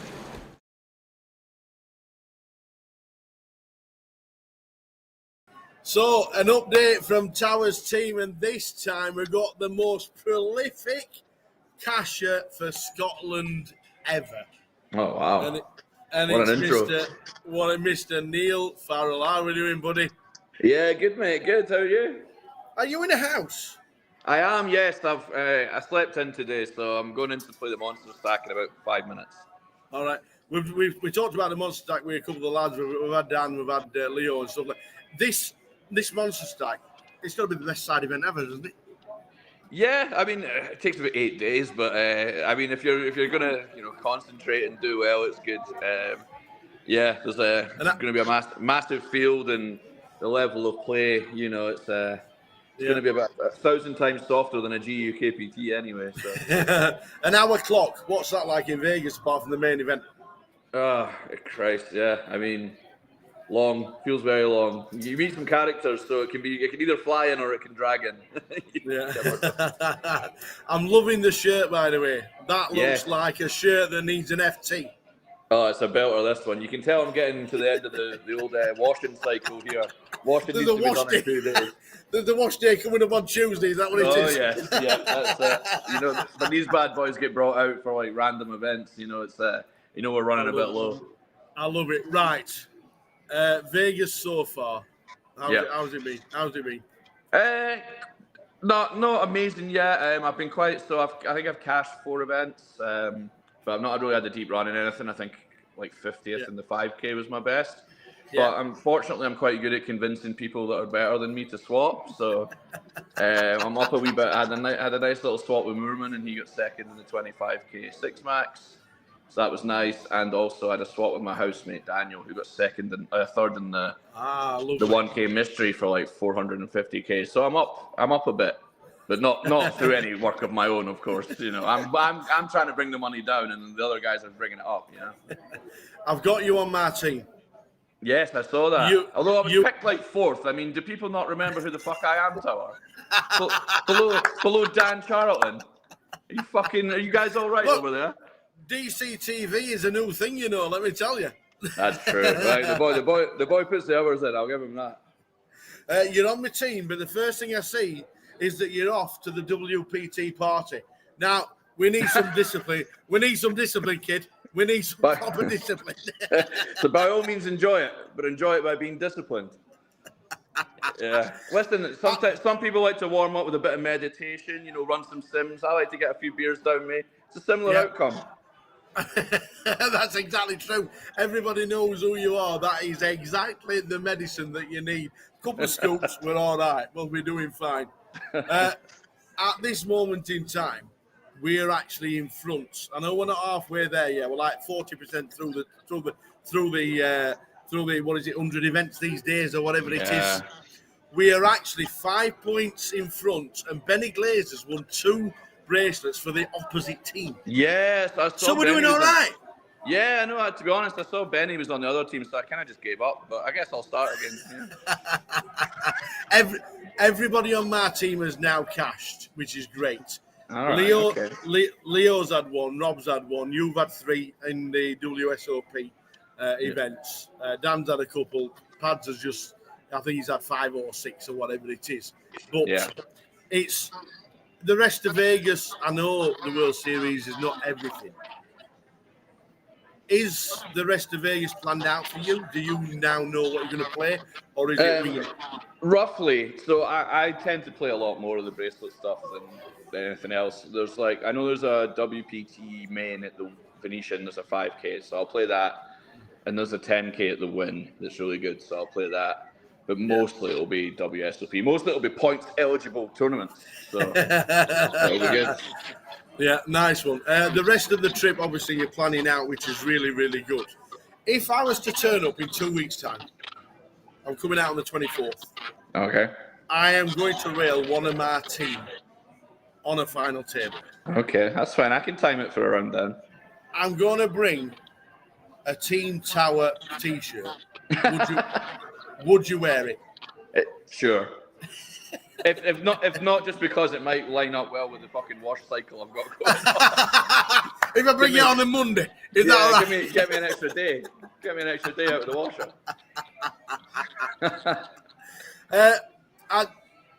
As you know, I'm playing the main event this year for the first time ever. Nice, exciting. I need 1 tip, and I mean this is serious. This is my first time. This is my only time. I'll probably play the main event unless I cash, and then we'll go on to next year. But that's it. Yeah. I want 1 big tip for myself. As you know, I'm on this side of the camera more than I'm on your side of the field. 1 tip for me to play the main event. It's very cliched, but the main event is all about patience. It's very easy to look around at the other stacks and get stack envy, you know, like, oh, this guy's got loads and this guy's got loads. None of that matters. It's a 2-hour clock. even if you have a setback early, 15 big blinds can last a fucking day and a half in this tournament. So it's all about patience. Patience is the one thing that everybody said so far. So it obviously rings true. Do I ever 4-bet with kings in the first orbit? Oh yeah. People get too scared about this. They're like, oh, don't get it in with anything worse than aces in the first orbit, whatever. Yeah, like if you got some 21-year-old Russian kid going ballistic. Yeah, absolutely. If it's some 80-year-old granny from Oklahoma, maybe just call. Absolutely. We are heading out there in 2 weeks' time, and I know I said not to party, but me and you are going to have a beer, aren't we? We'll get a little beer, and I've got some. I haven't been karaoke yet, so it seems like a good idea. Oh, we'll have to drag the Charlton out to Ellis Island for a bit of karaoke. Oh, yeah, that sounds like a bit of us. Enjoy the Monster Stack. Oh, always. Enjoy being on Team Tower. Oh, it's my life. It's a life privilege. And I will see you in 2 weeks' time, and I'm looking forward to catching up with you and the rest of the Brits, because it's the place to be. And fingers crossed, we've got some kind of silverware and bracelets to be wearing for the team. It will be great. Absolutely, mate. Looking forward to seeing you, mate. Enjoy the Monster Stack, my friend. Thanks for the time. See you later. Up Team Tower. Go on the tower. Cheers, Fernaldo. See you, mate. Bye. All the best, buddy. Catch you later.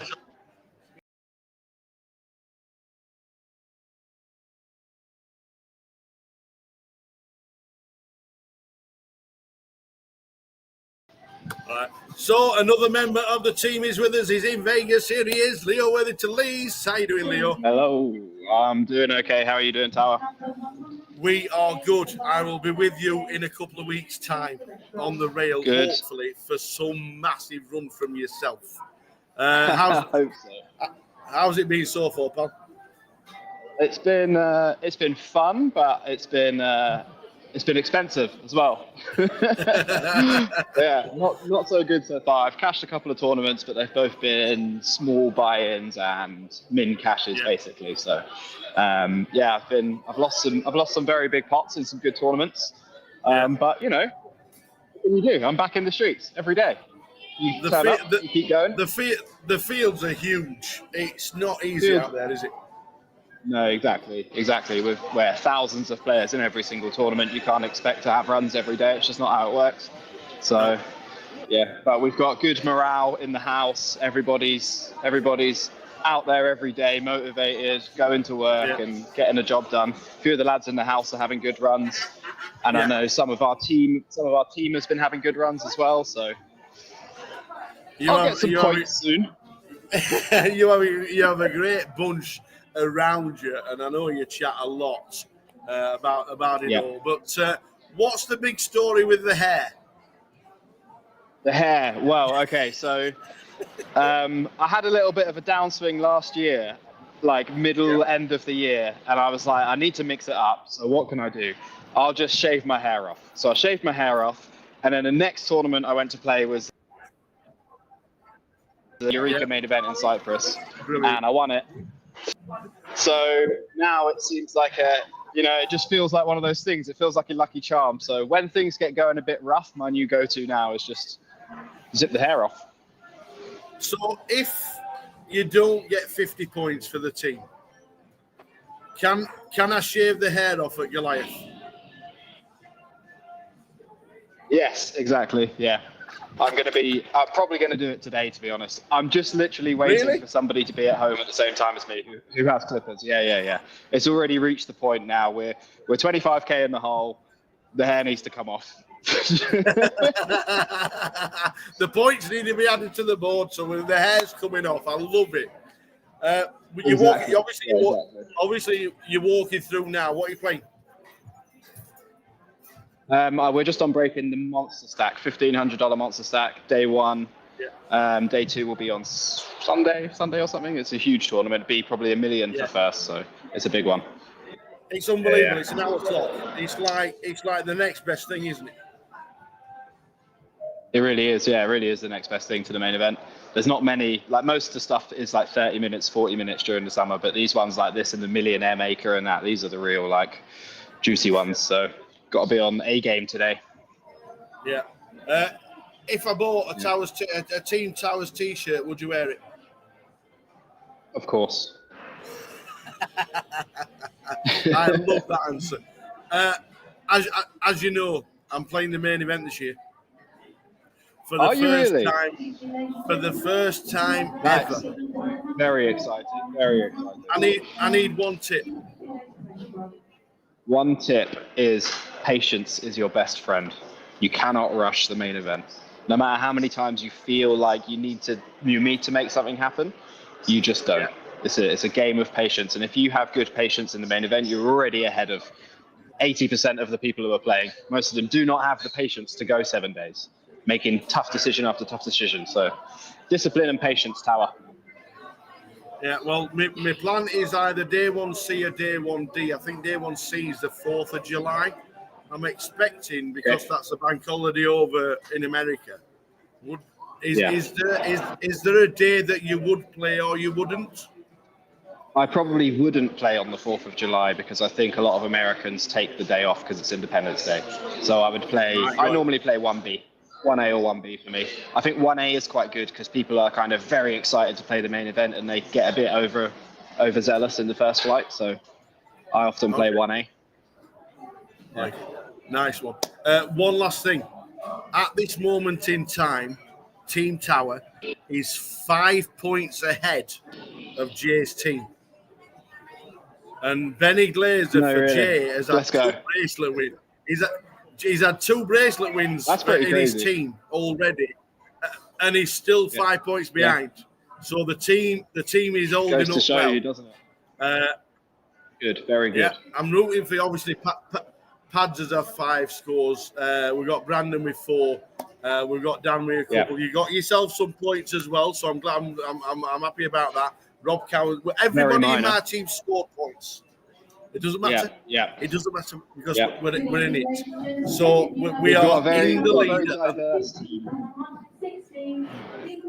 Yeah, diverse team with a good range of skills, so we should be okay. I think we'll get it done.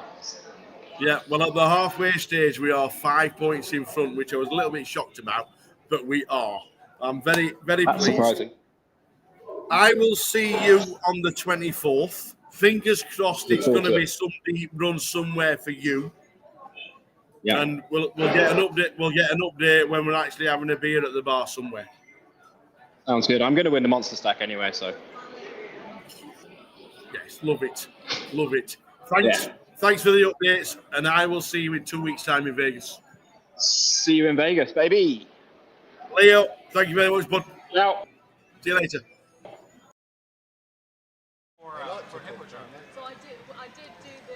How good was that team talk? Midday tour of the monster stack, man.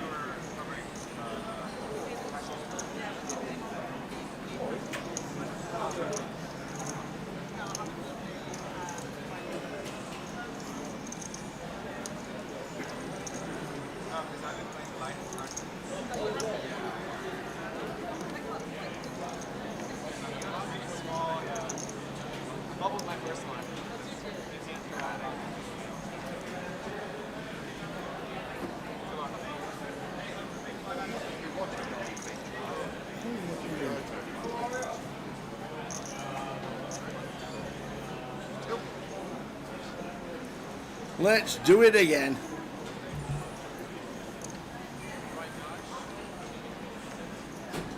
That's Ali back in seat number 1, Gang in 2, Ravi in 3, Lydia Kaguda in 4, Mark Wackrell in 5. We'll have the Fulham shirt on if he makes the day 2. Nigel Milligan, Ben Skinner, who bubbled yesterday. Very unlucky. And I'm not sure who's in 9 because we didn't get a name. Just catching up with the action tracker. First hand. A walk.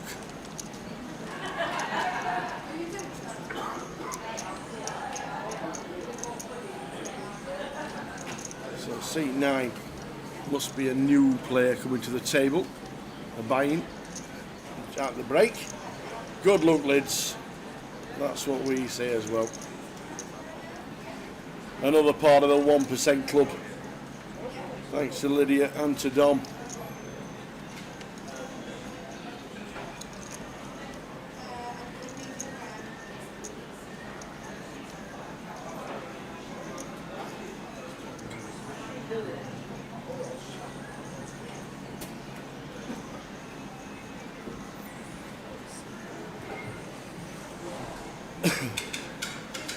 Good luck to Lids.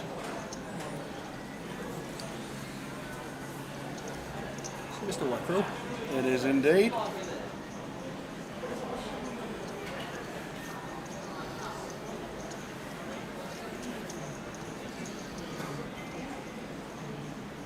You know what this is, don't you? Yeah, but you know what this is. This is Gang 9 style. Oh my goodness. Oh my goodness. Gang 9 style.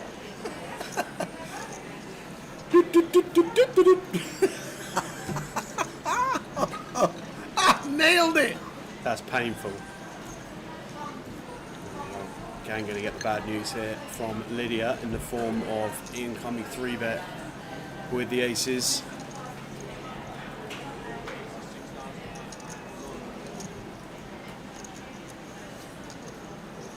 Makes it 6.5 with the boots.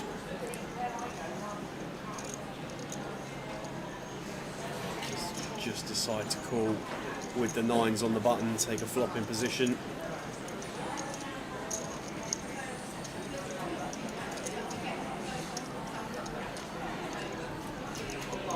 Ten Jack 2 is the flop. Not the greatest flop for the 9s. One of those that are going to be, or going to have opportunity to get away from here, Tower.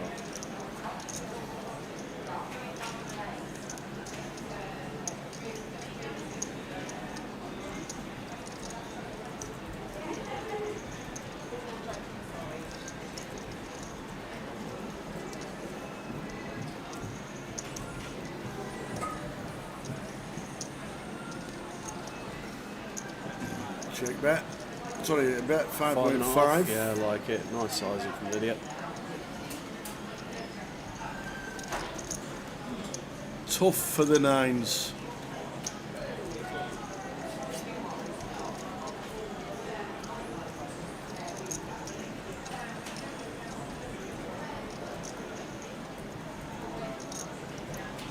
I don't know if it's.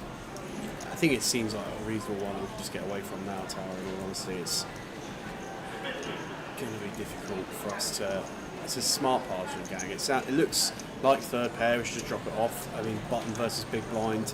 If we've got some of that suited ace wheel X in there, it's not going to feel great passing to that. But when you think about the range of hands, there's going to be 3-betting from the big blind.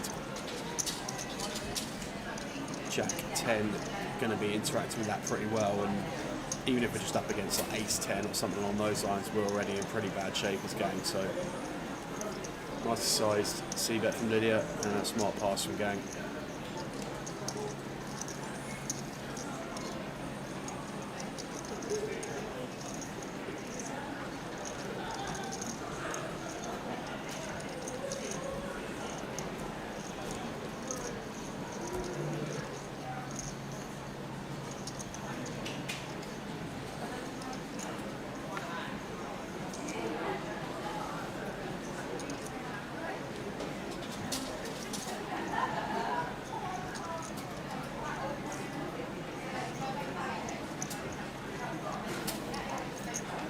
Third session of the day.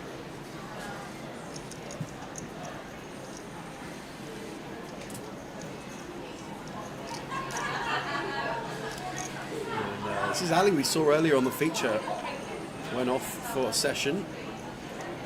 And back in amongst it now. All in again with King Jack.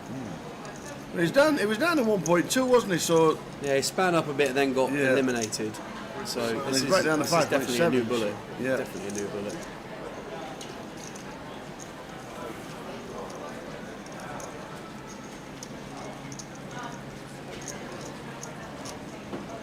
Gary, I honestly don't think we would have seen the likes of the party that will be held if Tower was to win the main event.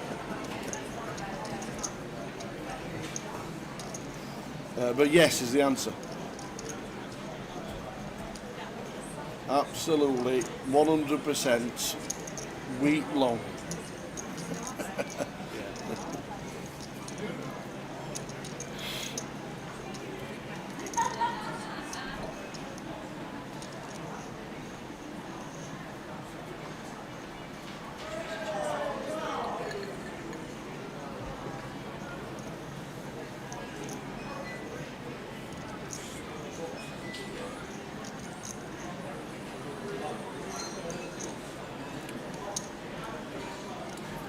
Well, Ben, we saw on the High Roller FT. No, we saw on the Mystery Bounty FT. I think we saw Ben. Ben? Yeah, Ben Skinner. He bubbled the High Roller. Bubbled the High Roller, but we saw him on the FT earlier in the week Yes. on the Mystery Bounty FT. Yeah. I think they were all right. It was on that FT as well. Yes. So yeah, decent little festival. Ben, unfortunately, bubbling the High Roller, but yeah, FT again. Opening the Ace 10 on this occasion. The gang in the hijack calling Queen 9 and having just passed the Ace Jack in the cutoff versus EP open and flat in the hijack. Lydia calling the button with the King Queen. Down to Nige. Nige in the big blind. 7. 10-9 for him. So we're going to see a flop.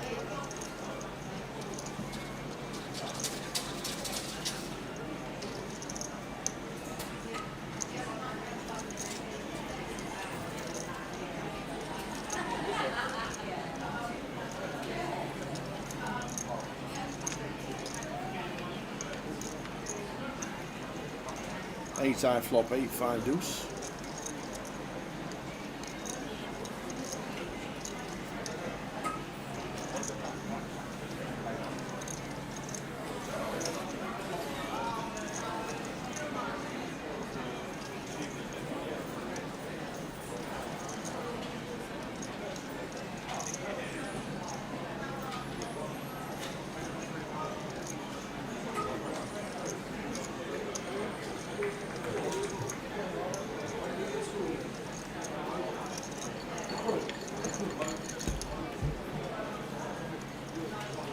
Jack on the turn after it's checked all the way around. Yeah, checked the whole way through there. Yeah, open ending out for Nige. Yeah, gut shot for Gang.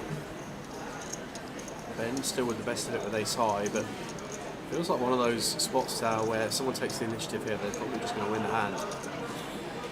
Nigel. And it should be Nige.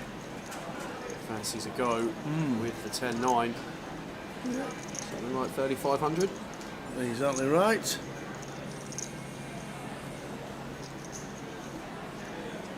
Just gets out of the way. Nigel's going to take that one down. Mark your lead on the table, 87 bigs. Gary Howell, it's the best £105 he's ever spent. Nice one, Gary. Thank you very much for getting along with the 1% Club. And we are looking forward to it. Updates are plenty in Vegas. And good luck to Chad Brevitt, playing today's Day 1E, which is starting at 6 o'clock. Says the beard.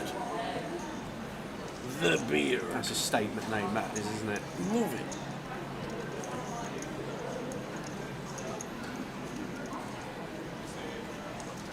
So I think in level 8 we will have a giveaway opportunity. Yeah.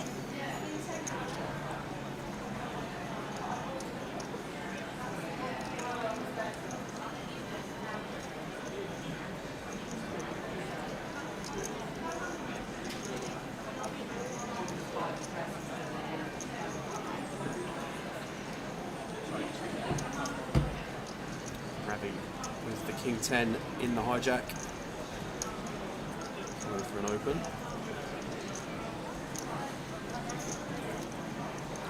Mark 10-7 on the button into the bin. On any table. Yeah, so it's like.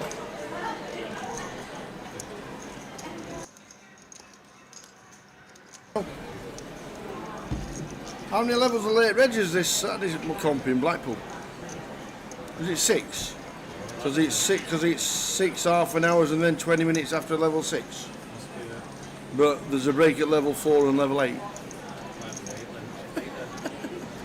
Why would you do that? Surely you'd have a break at the buying period finishing. If you can't change it at level 7, surely. Yes, so the late reg will be the end of level 8. Yeah, but you can't change it after level 6 to 20 minutes. It's doing £7.5 grand a minute. Hey dear. So Blackpool, just checking out on Blackpool. Their 10k guarantee at the minute has only got 2,600 collected. One of my mates has just texted me to tell me that he's joined in the fun. He says, do you want a slice tower? I'm like,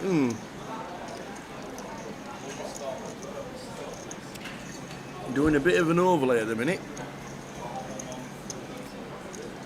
Do I want a slice of him? Have you seen him playing? Anyway, Blackpool at the minute. I know Morris is in Bolton. Luton smashed it this week. We're here in Portsmouth, and that still needs 26,000 for the overlay. But there is an event later. There is a flight 1E starting at 6. Luton has absolutely smashed it. 33,000 in theirs for 70 quid. Another good turnout in Luton. There are plenty of events all around the country, wherever you may be. Good luck with whatever you're playing. There's always some great events over the weekend in Grosvenor casinos.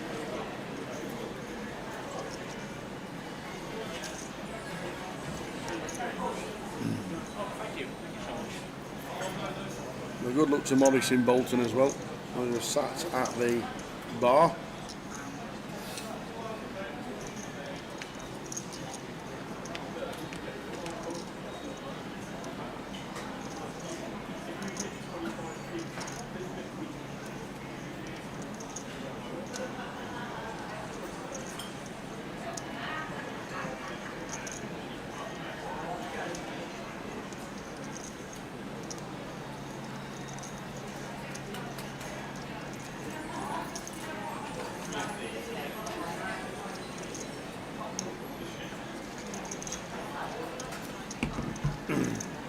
Karen says, what percentage do I have of myself? 25%.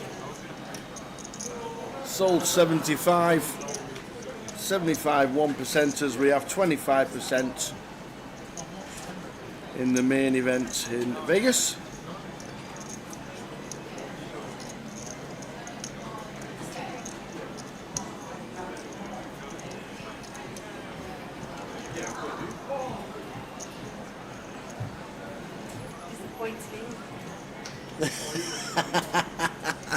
Jane says disappointing as she walks past because I've been promising her jam donuts since I've been here and I forgot.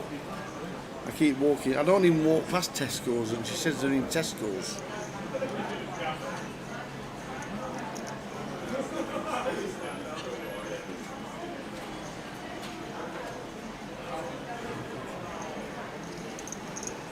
Is John Gammon watching in the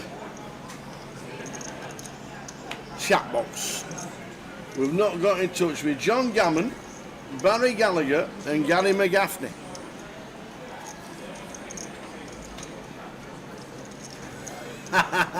Val, does that mean I've got 12.5%? The team have got, I know the team have got a percentage as well, so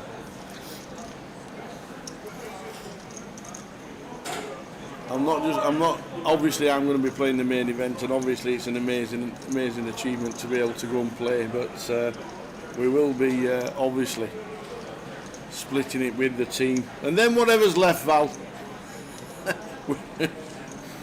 And then whatever's left. We'll get a porn star martini.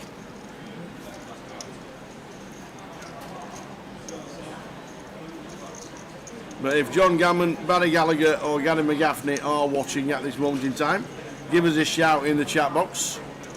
They're the three we've not been able to contact via social media because we can't find them on it.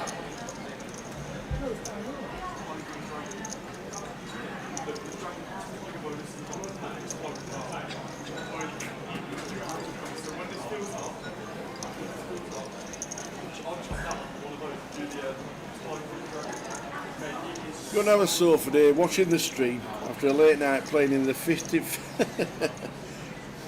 Where were you playing yesterday, John? Ali's all in for his short stack of 6.9. Ben's definitely calling. But Nigel wants to get involved as well. Has he initially started the betting?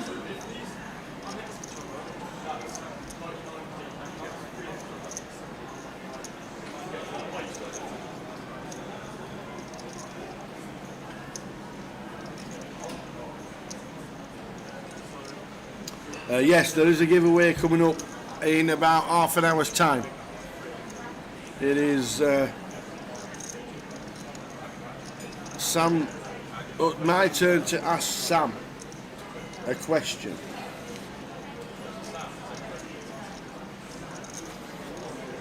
How are we doing, Dom? Good luck to Lids, obviously. We fly out on the 24th. 24th of June, we are out.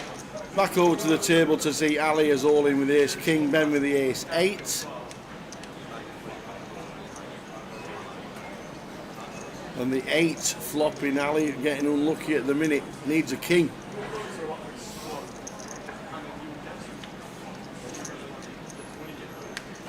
Seven to chop, king to with staying. And it's an ace. The ace no good. Ali eliminated, unfortunately.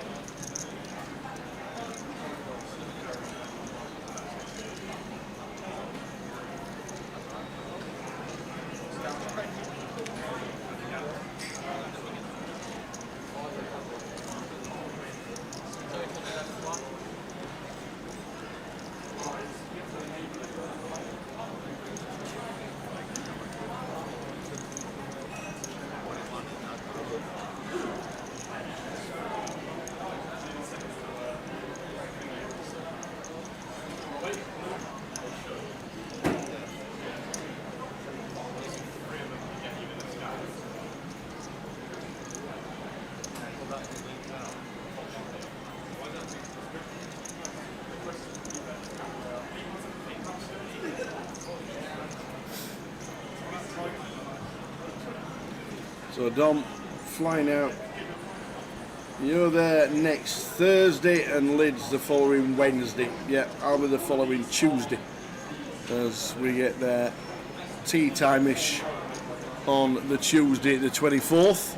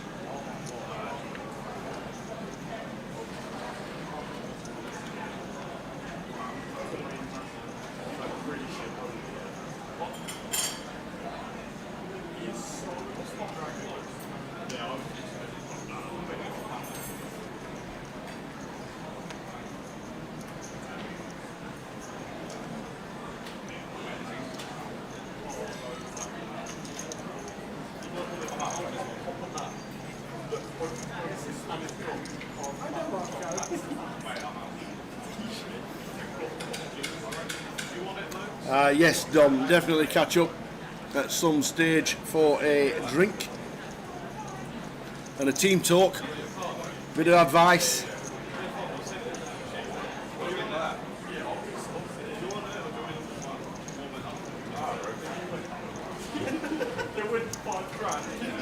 Look on your phone, do a survey by the casino.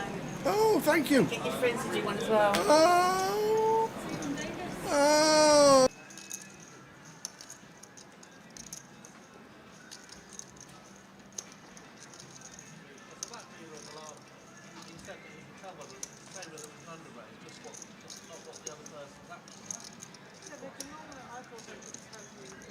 Yeah, definitely catch up for a beer, that is for sure. Steve?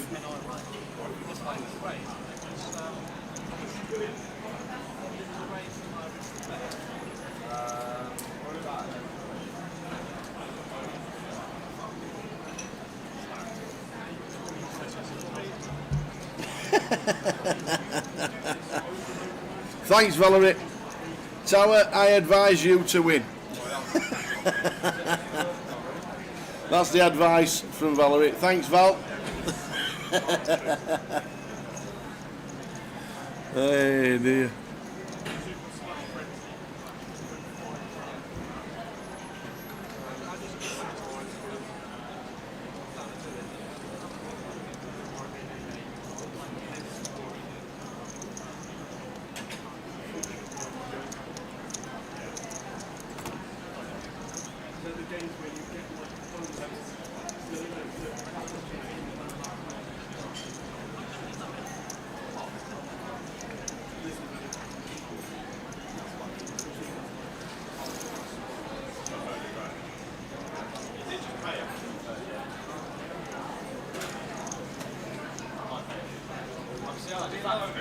Yeah.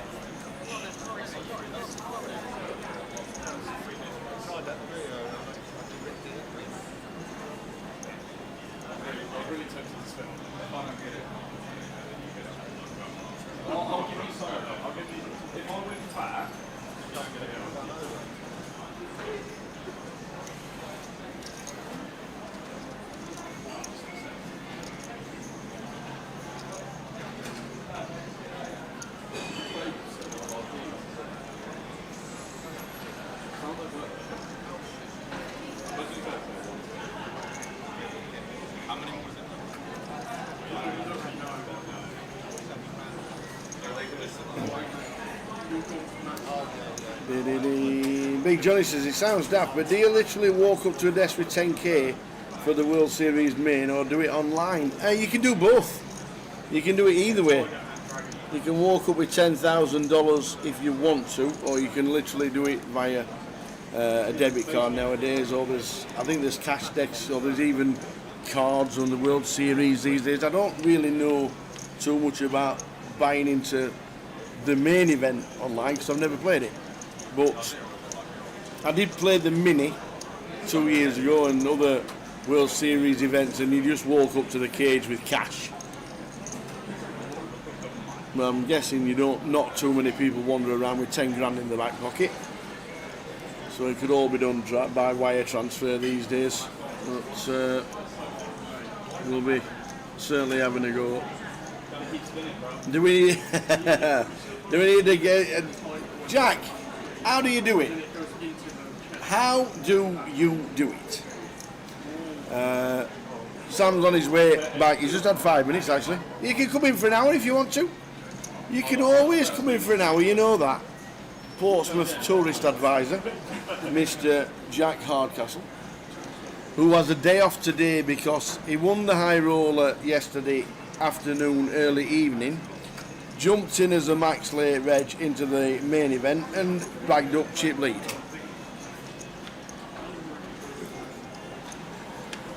Easily done if you're Jack Hardcastle.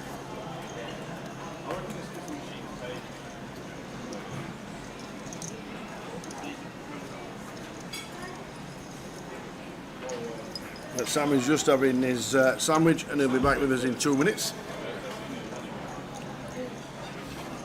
Sam Allledge is in the booth. Well, Sam's in the booth. He's just having his sandwich because obviously there's no dinner breaks during the Summerfest. So he's just grabbing 10 minutes with PK and then he'll be back in. So it'll be me and Sam. But Jack Hardcastle is thinking about coming in for an hour because he only lives 10 minutes away. Jay I think he's on his way to Vegas tomorrow, so obviously couldn't work the weekend. So it's either I think it's today or tomorrow. He's already packed up and ready to go, and then he'll be on the bracelet hunt. Jay is not in Portsmouth and not in Edinburgh.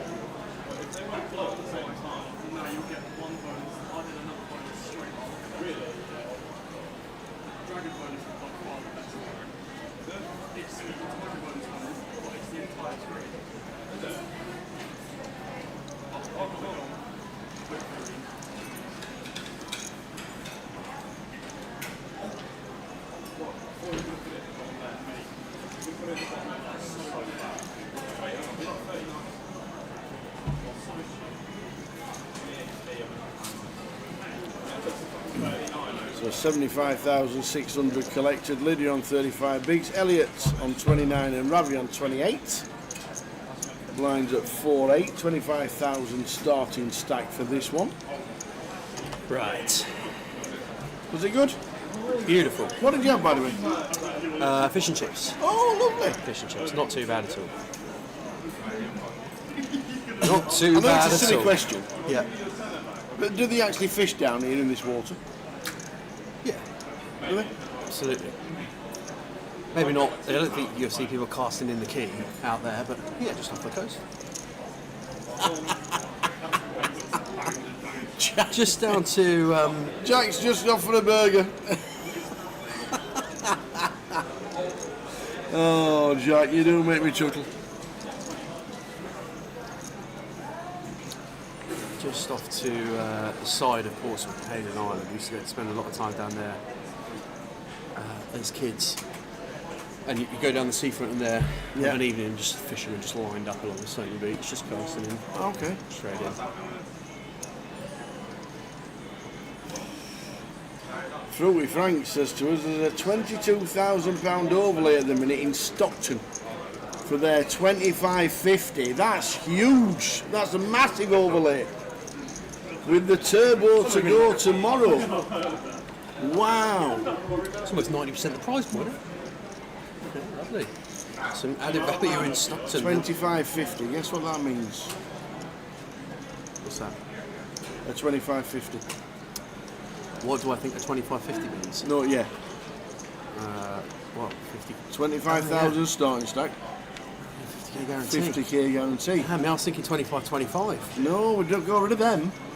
Gotcha. There's no more 25s anymore. Yeah. Sorry, I had it in my head 25. It must have been the fish and chips.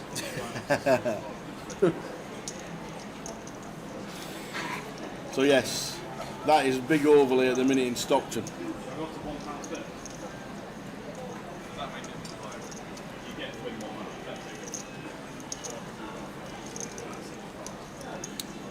So if you're anywhere near the Stockton area, like Frankie Thomas's, get yourself there, because there could be some juicy value in the 2550 in Stockton. There's one in Liverpool, there's one in Birmingham, and there's one in Sheffield. Where is Stockton? Come on, your geography's better than that. Just south of Newcastle, next to Middlesbrough and Sunderland. And also, if you're looking at value, Sheffield is another one that always tends to struggle when big comps come on. No idea why. Because Sheffield's a huge city, but they've got nearly a 30k overlay at the minute. And I'm not being funny, but unfortunately, if these carry on getting overlays, they won't be on the 2550 list in future. That's true. Come on, Sheffield. Come on, Stockton. Pull your fingers out.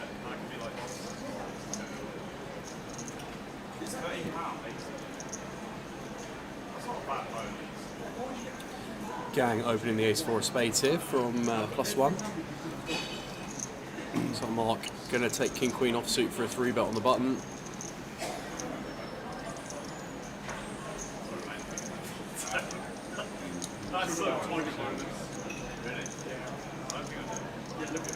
And yes, Jack, timing of the year is a big factor in the UK. Totally agree.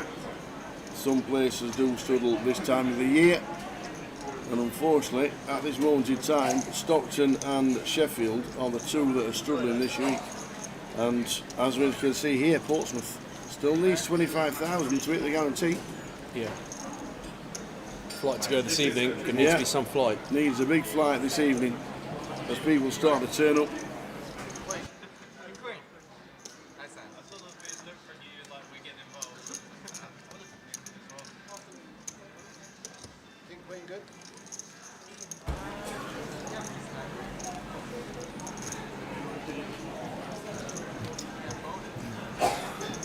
Yeah, but I'm also guessing that Father's Day changes every year, doesn't it?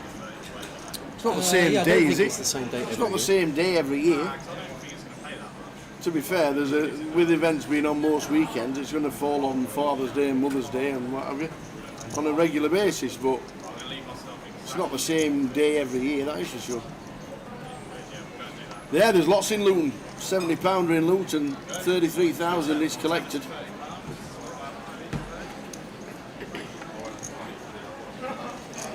And the 25.50 structure is not good, is it not? I thought it was always a very good structure, the 25.50.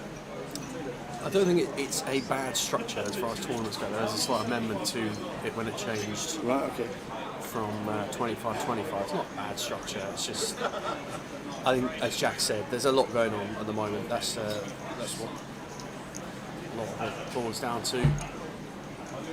But people will play what they want to play, and the opportunity for finding value is there, as highlighted.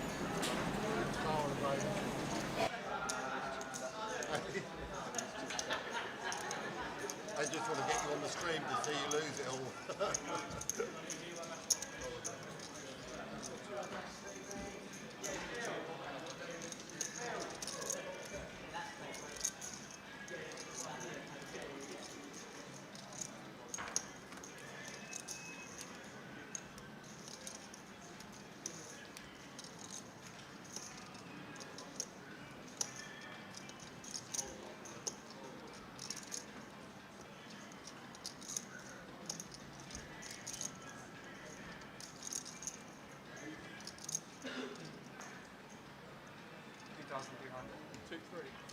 Milan says Sheffield will make it with the turbo tomorrow. Fingers crossed, Milan.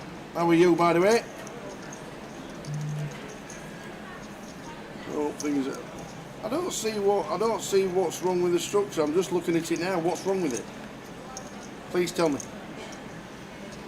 Gang flopping. There's not a level missing. There's not a level missing to a GUKPT apart from a 1-1. I don't see what's. You can't tell me. I don't understand it. There's not one level missing.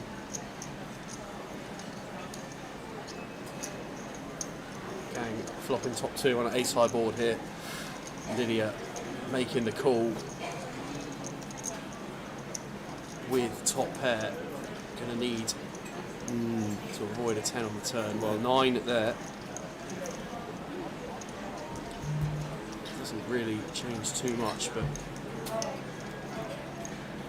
12.6k behind, 12.6k in the pot, 22k behind as Lydia. Something like 6k. Even smaller can go as Gang. 6.5. Decision point now for Lydia in the hand. If we elect to call now, we're essentially going to have a plan to call most rivers. Tough to get away in this spot. And also not ideal for us having the ace of hearts. Takes away some of the sort of ace queen of hearts, ace jack of hearts combo draws that our opponent could have here. You see we're behind to those cards anyway, but any of the suited wheel heart combos that are in there. if there are any from Gunn. It just feels like this is a strong hand from Gang at the end of the day. I think Lydia might piece this together and get away from it. If it does, it'll be a really nice pass.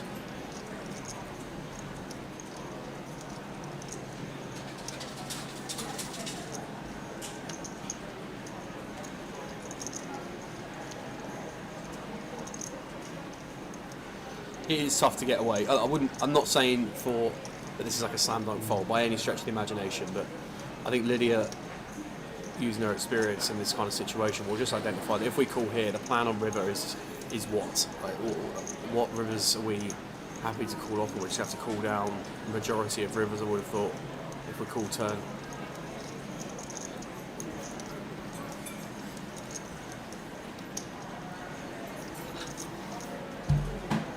Taking her time over it, at least. Just checks back her cards. Has the ace of hearts in hand.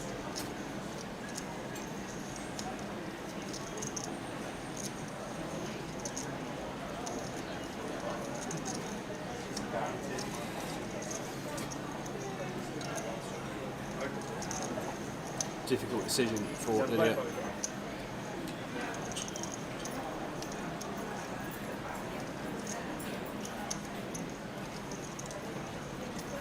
Well, does decide to make the call. Can't really blame her for making the call. We have ultimately got top pair, which removes a lot of the combos of our opponent having top pair, but we're now faced with a situation. Well, that is a disaster. That is curtains for Lydia. That is a disaster. Wow. That is unfortunate for Lydia. Lid's poker could go to.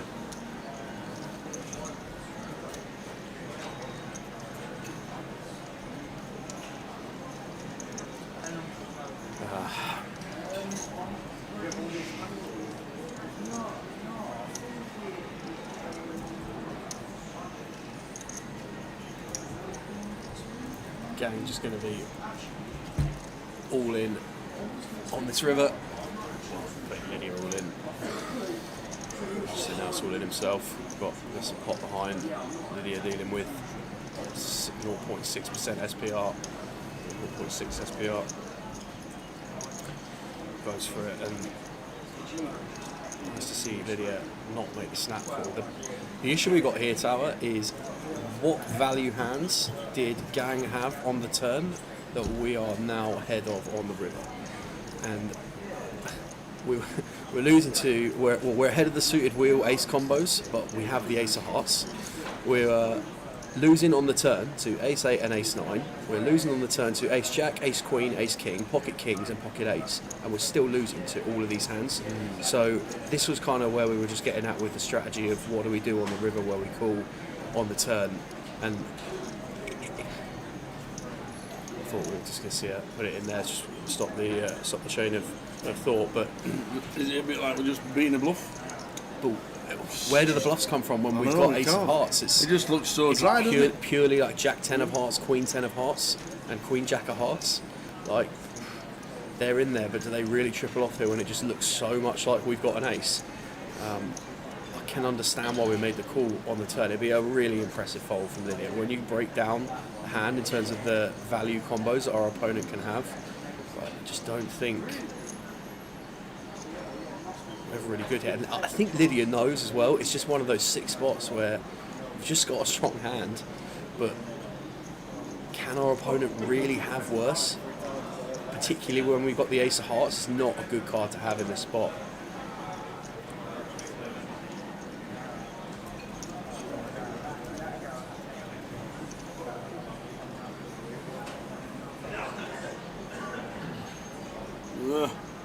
What a spot.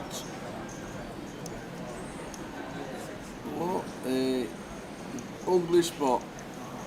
If we manage to find a fold here, it's a really nice fold from Lydia, but begrudge her for calling it. It just feels like one of those situations where, I know you say it a lot, Tao, yourself, but like, what was the plan on the turn when we call off? Does make the call. Yeah.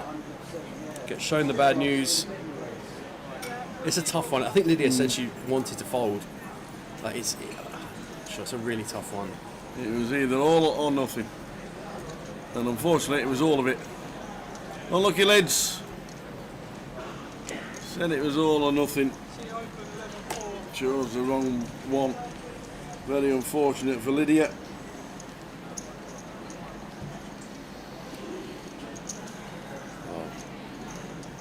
Gang right up there. Right, probably in about 20 minutes time. Yes. Do another one in 20 minutes or so. Why not? Get someone else on the old wheel.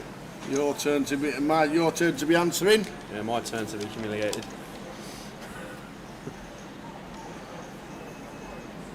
"20 minutes from now, guys, roughly when the clock gets down to the 20-minute mark on the screen, we will be putting someone else's name on the wheel to spin for a Goliath ticket.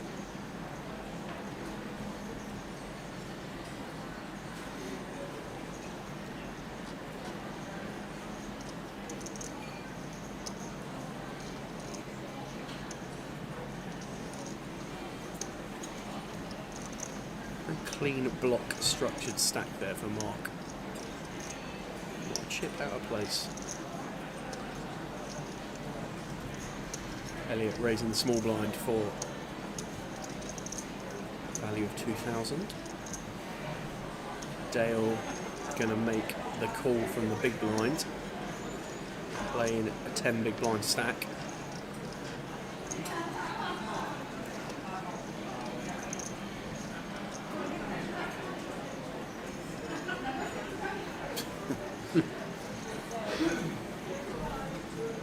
I wonder what you said. They're doing the giveaway at 6 o'clock. Is that what you're doing? No, we're doing it about 6.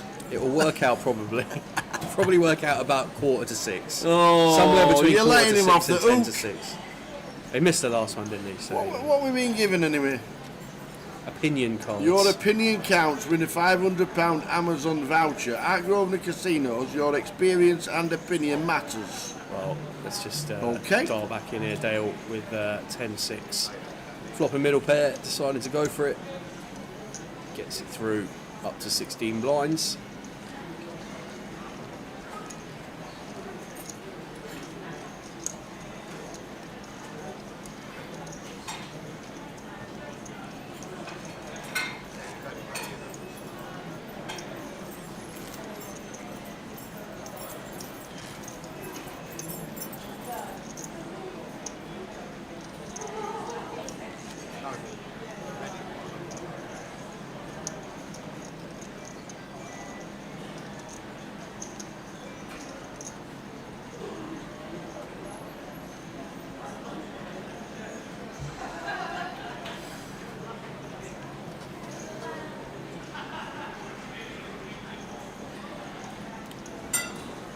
Mark here, Queen 9 of clubs, chip lead.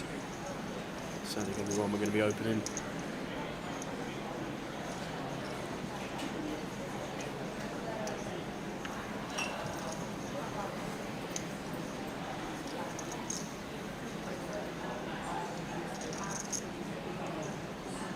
Makes it 22.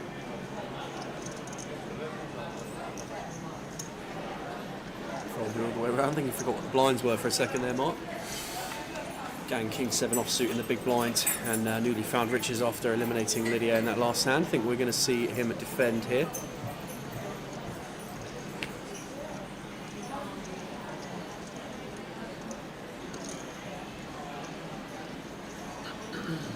What time?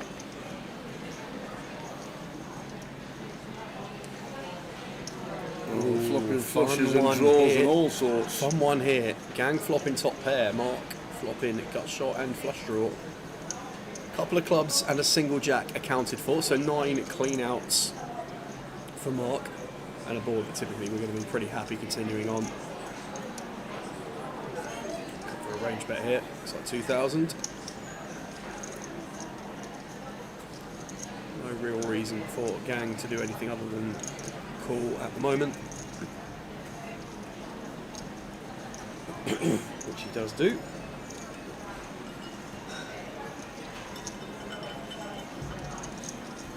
Nine on the turn. Yeah. Interesting card here as Mark with the club combo. Might be one that we elect to go to a river now. We've picked up a bit of showdown with our 9. We could just have the best hand as well. Never a bad idea to try and fold out some lower end 10x if that's ever in there, but does decide to take the former route and get to showdown. 5 of diamonds on the river. Stays in front, does Gang. And now as Gang with top pair, after our opponent checked back the turn, we feel comfortable going for some value here.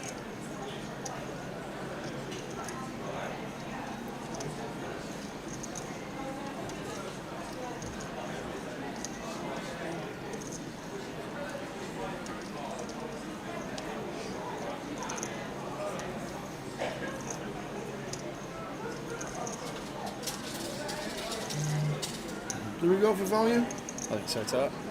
And then Mark's going to be double barreling almost all King X, almost all. Well, it's going to be double barrel aces. Over bet here from Gang, and I think Mark's going to get away from this. Don't expect to see him call here, but it would be interesting if Mark had combo something like jacks or queens. Far more likely to see a call here than holding the clubs ourselves. Probably what we would rather our opponent had, but the overbet from Gang not going to get paid on this occasion. Nice river bet from him and a tidy pass from Mark.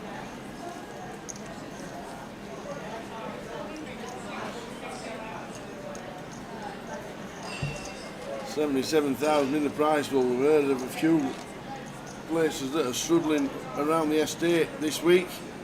Maybe it is the time of year. Just in general, June, everybody jets off. We know that, but there's plenty that don't. So Sheffield and Stockton, big overlays at the minute. Get yourselves involved in 25/50s around the country.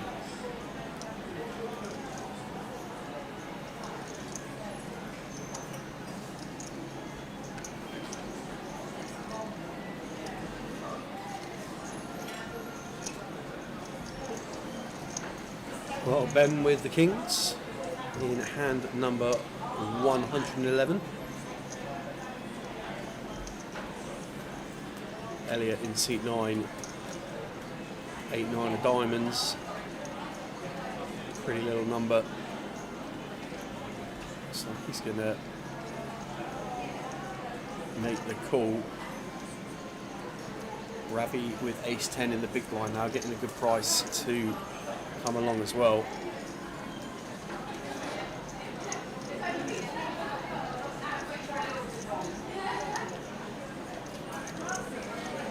Wow, just decides he's going to take this one for his 20 bigs, and that is music to Ben's ears with the Kings. Gets a count. We're going to try and drag this one out and get Elliot involved in the pot, but we can see here once Ben makes the call that Elliot is not going to get involved. Whether it's a call or an ISO, maybe to ISO Elliot being short.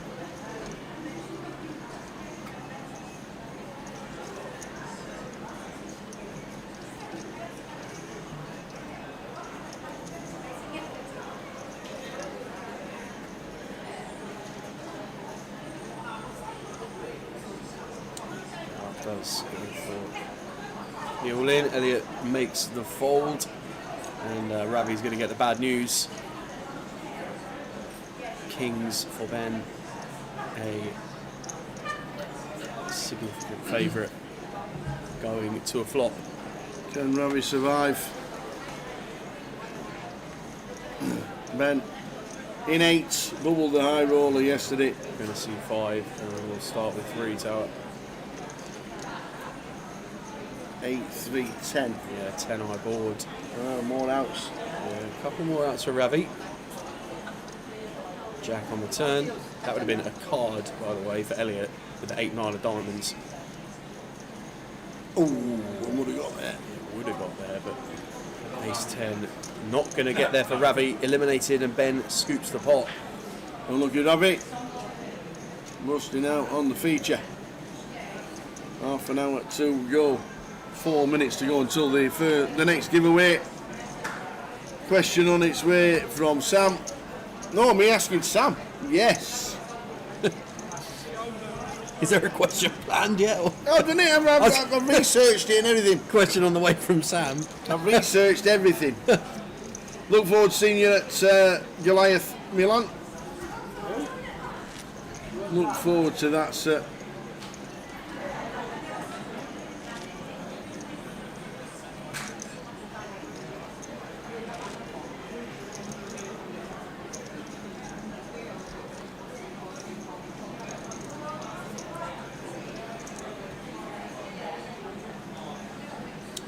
Just looking up Elliot on the old database. One cash to name so far in 2023 in the Goliath at a 300th place finish in the Goliath. Well done. So no Takes stranger some doing. to navigating a big field.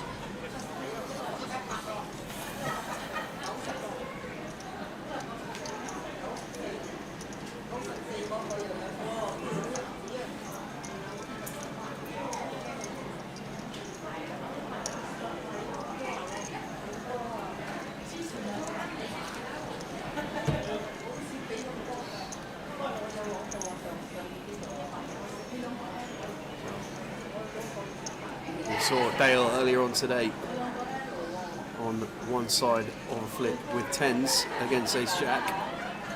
We might be about to see the other side of the flip. Mark passing the 8-7 clubs in the big blind. Would have quite liked to see the flop there. Less of a 3-bet from Gang. It looks like we are folding balls though. Is it a case of getting them in? Yeah, I think so. I roll a champ in. Ready? Does go for it. And a call from Gang. So we're on the other side of the coin this time as Dale will win this one, and we're back up to north of 30 big blinds. So be pretty happy to take the spot. Will Dale, pure flip based on the accounted for cards. Champ in Reading. 888's latest winner, Dale Wilson. Yeah, an MPL leader. Oh yes, of course. Yeah.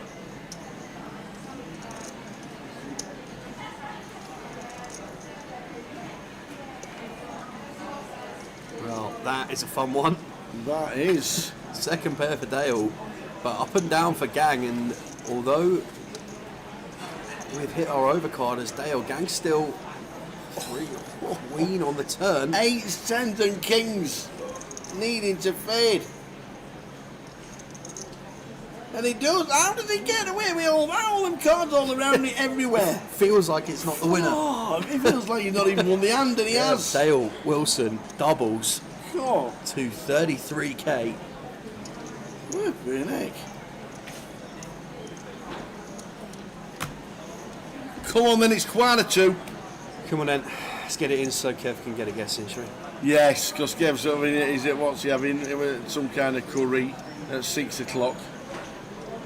Some massive man curry that he's had on slow cooker since 11. Julie will have made it, to be fair. Not Kev.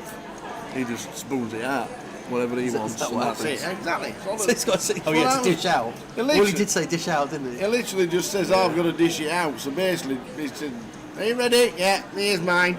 2 for me, 1 for you. 2 for me, 1 for you. So the next question, to get your name on the wheel. You know the rules. One guess per person on whatever platform you're on. So you can, if you've got multiple platforms, you know that you can have one guess on each. We don't mind that. But don't multi-guess on the same platform. You'll just get barred forever and ever. So don't do it. Don't guess until Sam has written down his answer. And we're going to give away 1 Goliath ticket tomorrow with 10 people on the wheel. Tomorrow's wheel spin will be 5 p.m.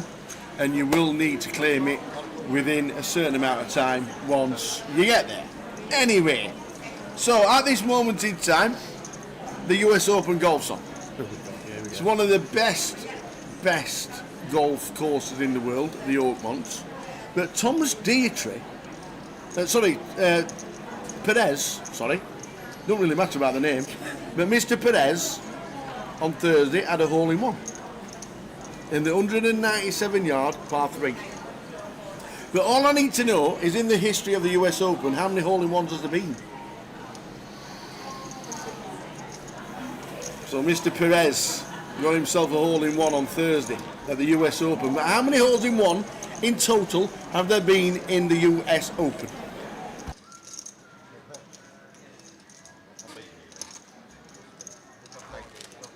Done? Done. We have done. So Mr. Perez got himself a hole-in-one, 197 yards it was, 7-iron, straight down the throat, boom, straight in. But how many hole-in-ones has there been in US Open history? Away you go. Good luck, everybody. Do Pass you want me- to do the chat? Yeah, I'll do the chat. So I'm good at this. I don't need that one. You want that I one, want that don't one. you? Give me that one. Right, paper that one. flying around Give me everywhere in that the one. booth. Thanks very much. That one will do, and that one will do there. Right, thank you very much. Here we go. Good luck, everybody.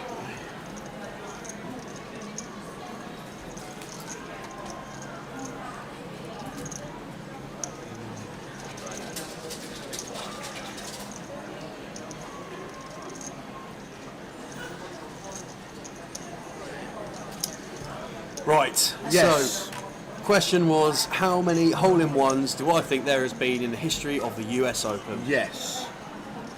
And you want my answer, not the correct answer, which, for the benefit of the tape, I did not know anyway. So there you go. There you go. So here we go. Back to the cards and the betting discs. So Ryan trying to put the pressure on Nigel from the small blind with the 8-6. Nigel having none of it in the big blind with the ace queen, 3 betting up to 6k, and Ryan all in. And a call. Look at this from Ryan. 23 bigs in from the small blind on blind with the 8-6 against the ace queen of Nige. Bit of a gamble.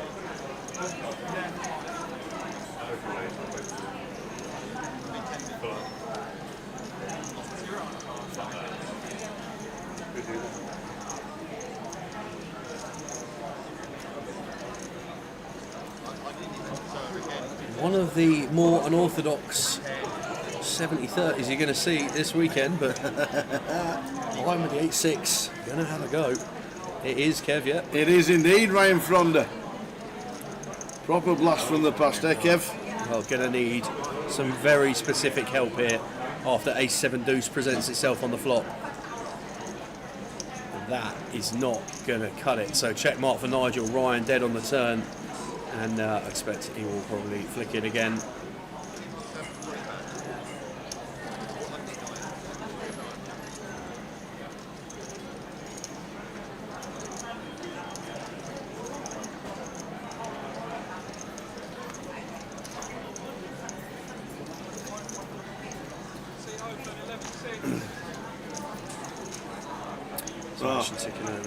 Mark Waits is on his way to Vegas on the plane tomorrow. Can he still claim the prize? That's a reasonable excuse. I think that's a reasonable excuse, yeah. That's a reasonable excuse, Mark. Yes. As we've got your full name on Facebook. Cheers, Mark. Yes, he's been around since 2007. But Ryan has just gone. Deeper. Mike's just walking into the Grosvenor Casino in Blackpool, 10 grand guarantee, great value. It is at the minute, there's about 6k overlay. There is an overlay in Blackpool, there's an overlay in Stockton, there's an overlay in Sheffield. Hopefully Bolton smashes it. But to get your chance, get your name on the wheel, how many number ones, how many hole-in-ones has there been in US Open history? That's a good question, that. As Victor Perez yesterday got a hole-in-one on the course. Well, Dale going to get an opportunity now to all-bet stick these queens in. Ben wakes up with jacks in the big blind. Cold deck alert here on the feature tower.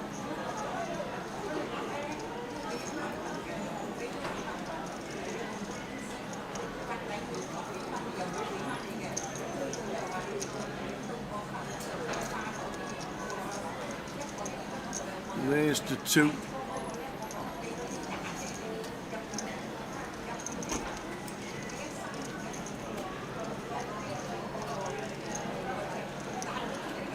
It's like just a call from Ben, and now Dale's going to be even happier to the way I get this in. Sizing wise, this is absolutely fine now.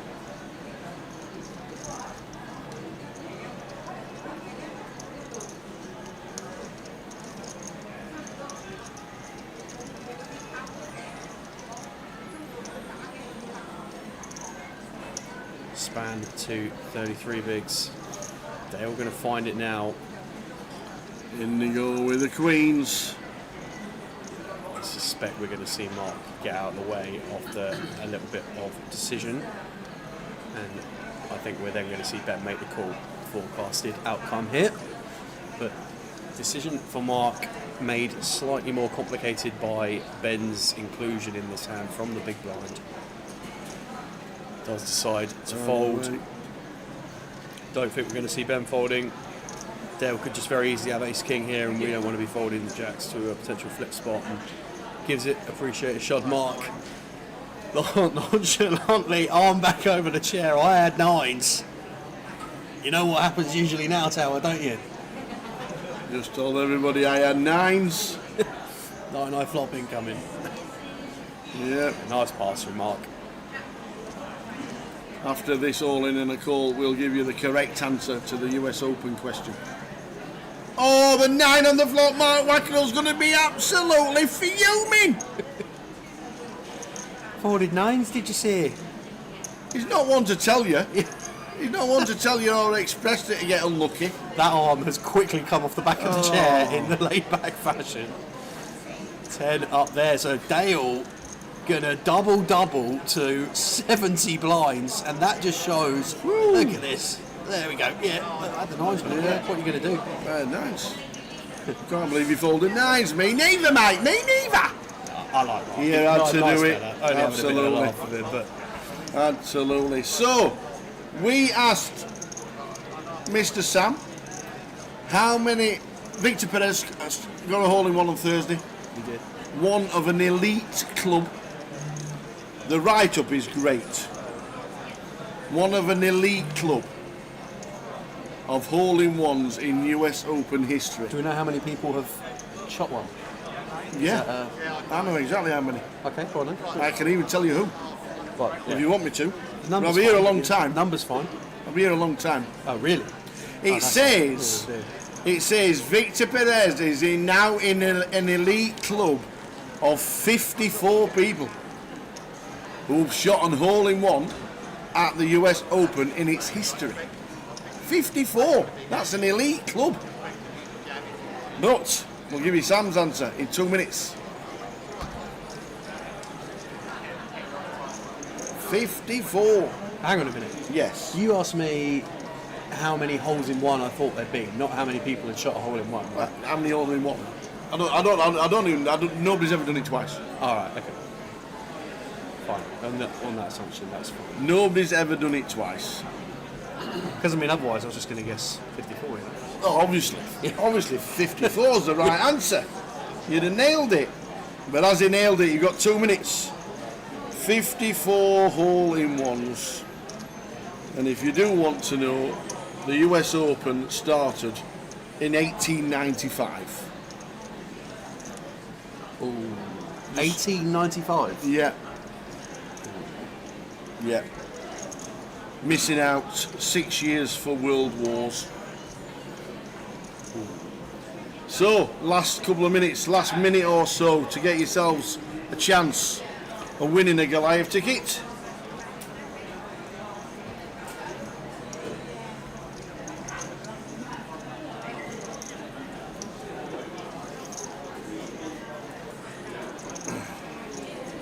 When the clock is on 13 minutes exactly, we are closing the competition.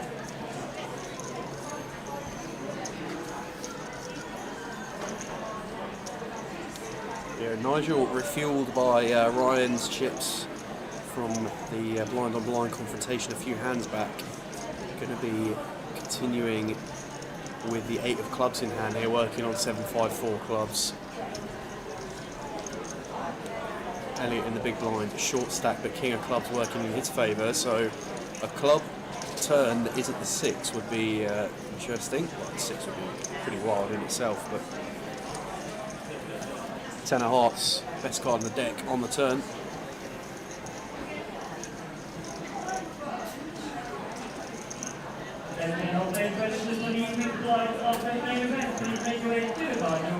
Drawers now up on the screen, and the tournament will commence in 3 minutes. As all players registered for the evening flight of the main event, please make your way to the bottom now. Thank you.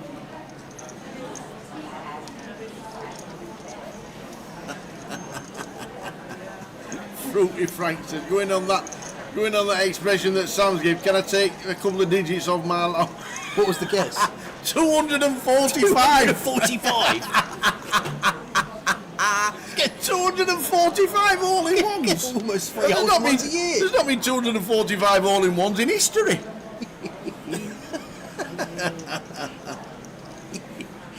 Alright, so Elliot deciding to check turn over to Nigel. We're going to continue the aggression here, 4.5k on the turn. Elliot just going to let it go. So last 10 seconds because the clock's counting down to 12:27. I said 13 minutes.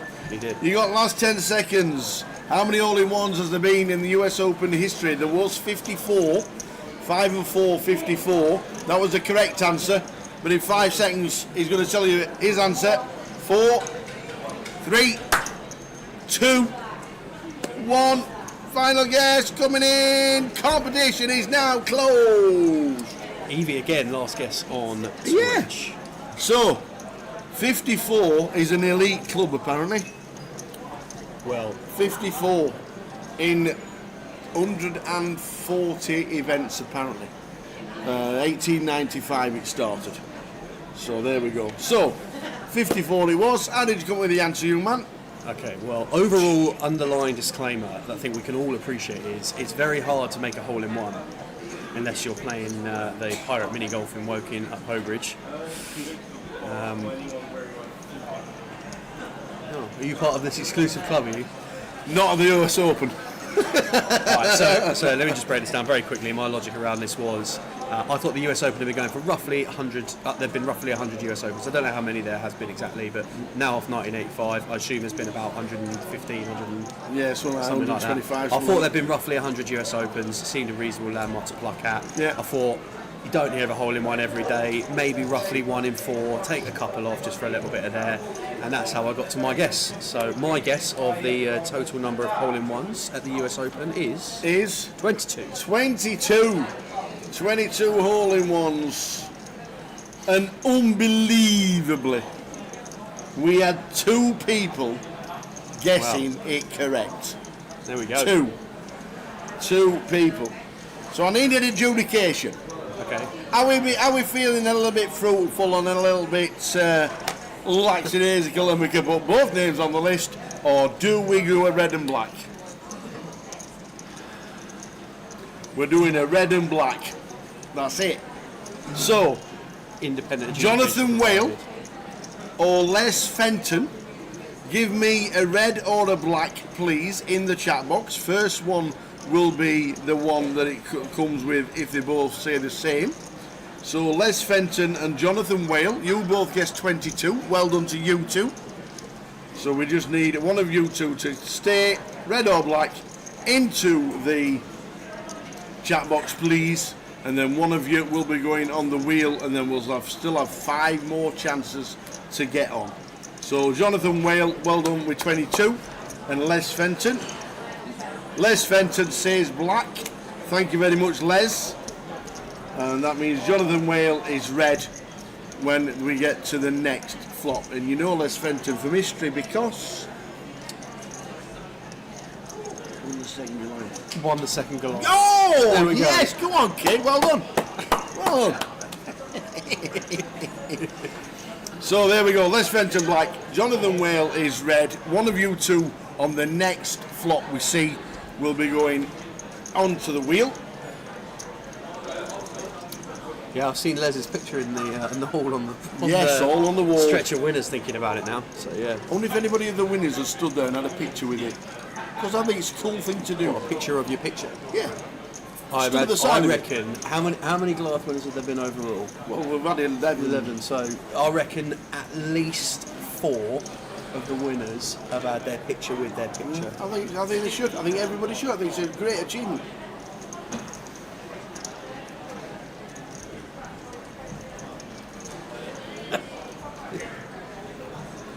To be fair, I've not seen Mika Toika since. No. Like, ever. No. Never. Not seen him since, I don't think. So here we go, and we went on to the next flop. Well done to Jonathan Whale and Les Fenton. Well done, you two. Well, only one of you can get on the wheel.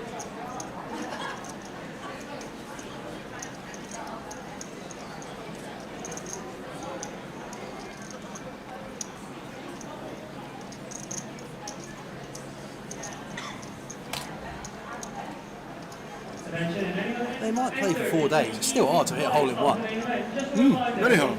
And there's always that, what's I do the think that hardest is thing to do? a brave classification of elite club of 54. I'm not sure Elite. about that. Elite. When you said elite, I was thinking that might actually be not far off. Me too.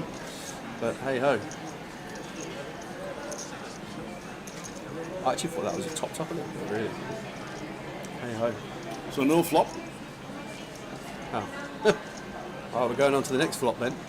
Yep.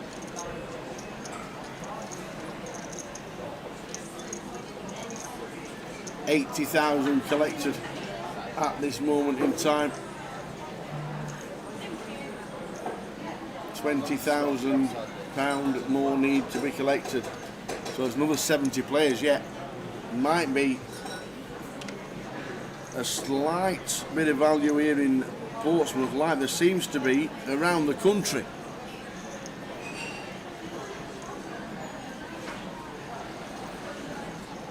Well, here we go then. Junshan comes to the table.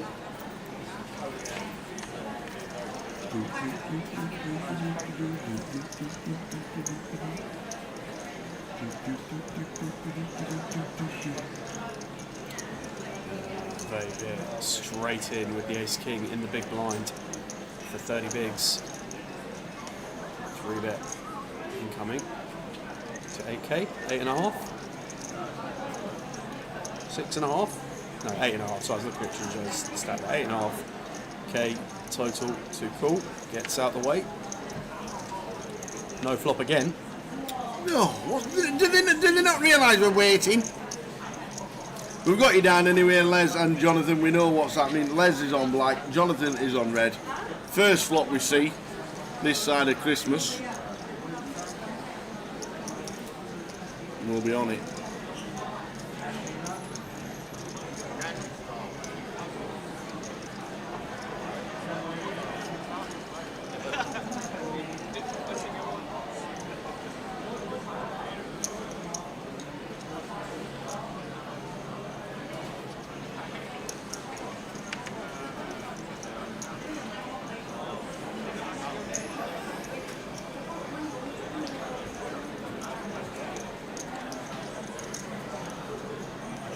Again, coming in for an open. Packet sevens this time from gun.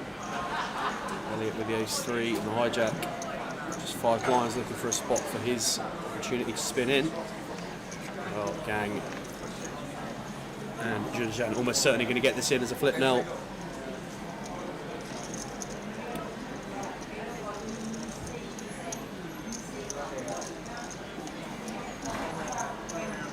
We're going to see a flop, aren't we?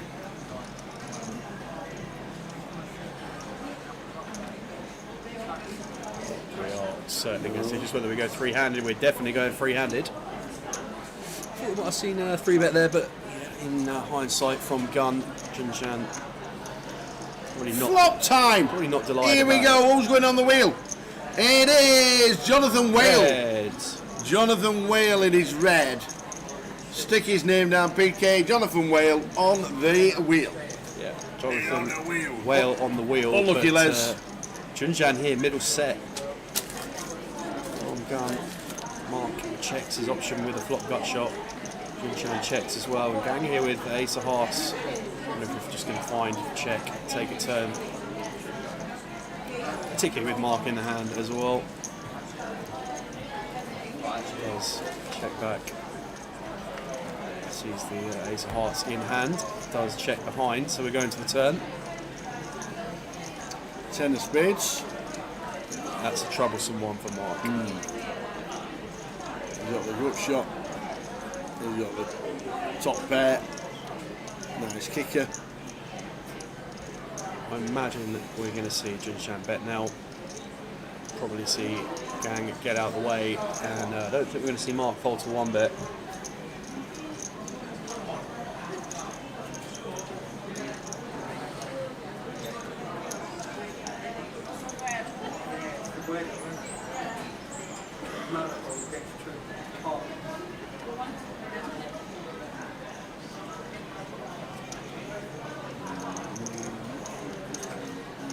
Graphic in the top right hand of your screen showing Mark's 2 current live outs in recognition that the 8 of diamonds and 8 of clubs are already accounted for.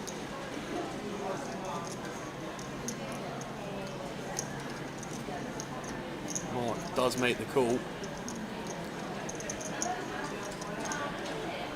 It's a problematic river for Mark, I think. Junshan just all in here every day of the week. Just under pot. And then decision back on Mark.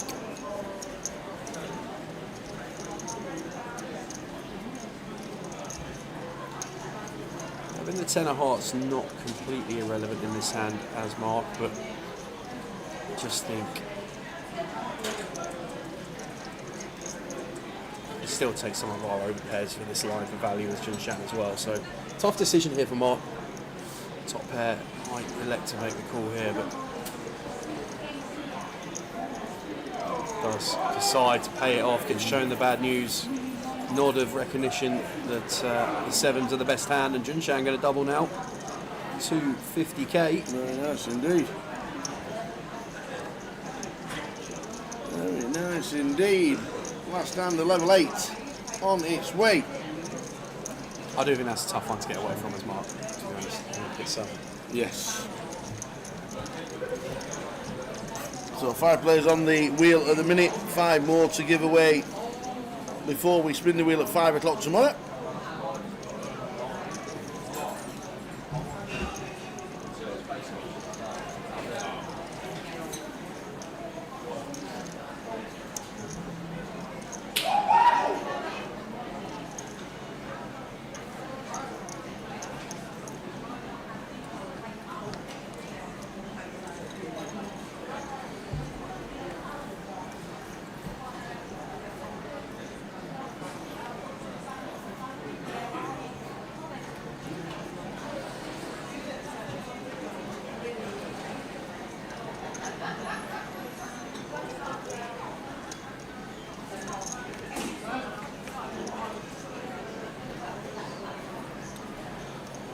King Queen offsuit for Nigel under the gun, going to start us off in this hand.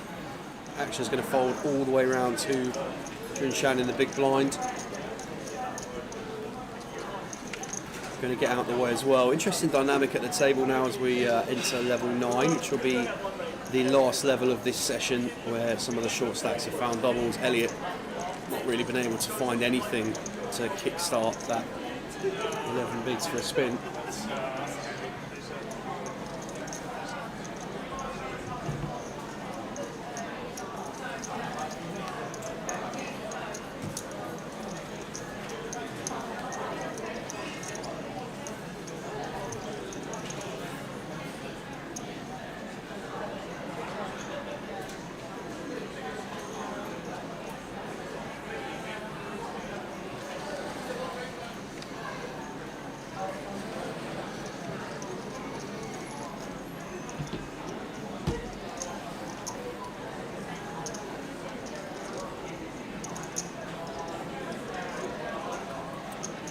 Gang here going to open the Jack 10 of clubs, hand number 122 of the day. Junshan out the way in the small blind with King 6, Nigel Ace 4 in the big. Expect we're going to see this one defended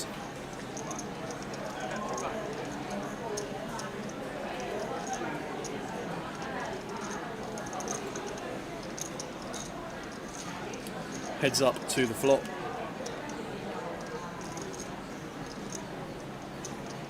Well, pretty good one for gang. Flops top 2, check from Nigel. Happy to continue this one as gang. Can have some relative connectivity with big blind defending range very easily.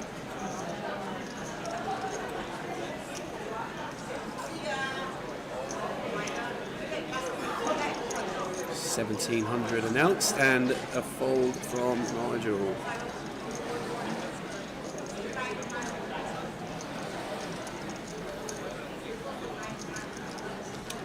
So to those of you that have been with us throughout the day, thank you for sticking it out on the live stream.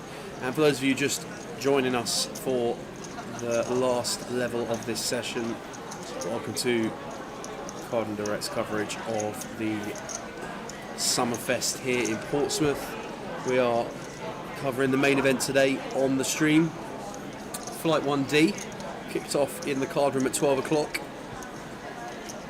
And Flight 1E is just getting started in the card room as a 6 o'clock start. That's on a half an hour clock. So anyone hoping to get into the Summerfest, that is the last scheduled flight for the main event. So currently with a 100k guarantee, the competition live has collected £83,400. So it's going to get close to the 100k. Yes, it is going to get close. 83.4 collected now.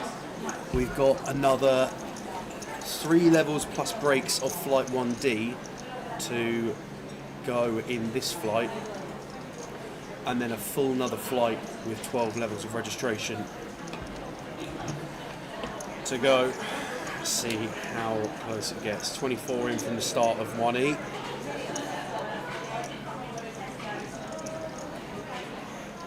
And then tomorrow we will be back to cover day 2, the final day of the main event. In the club as well, we'll have the cup and the closer.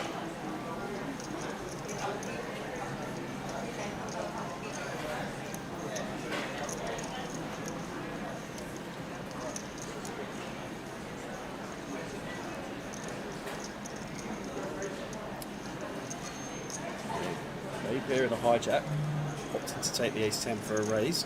Nigel just called the small blind and Ben put in the squeeze on king-9 offsuit from the big blind. Going for maximum pressure, gets 2 folds and a nice pickup for Ben.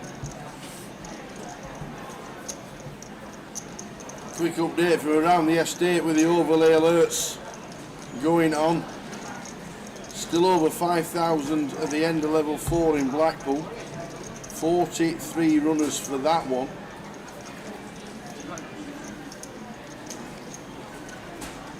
Stockton.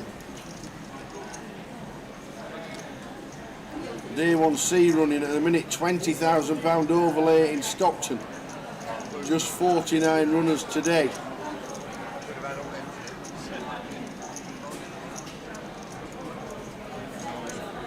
Sheffield, 28,000 overlay in Sheffield in the 2550s. Sheffield, where is everybody in Sheffield? Just 37 on a Saturday. Gonna need a huge push to get Sheffield over the 50k mark. For some reason, Sheffield always seems to struggle and I have no idea why. It's a huge, huge city. Maybe it just is the time of year. And even Birmingham, Hill Street, 18,000 overlay at the minute, just 39 in.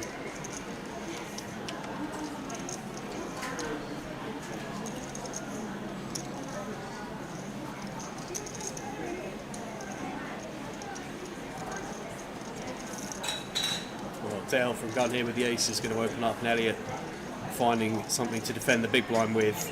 And after waiting so patiently, we are almost certainly going to be all in here. And a 7-3 dog.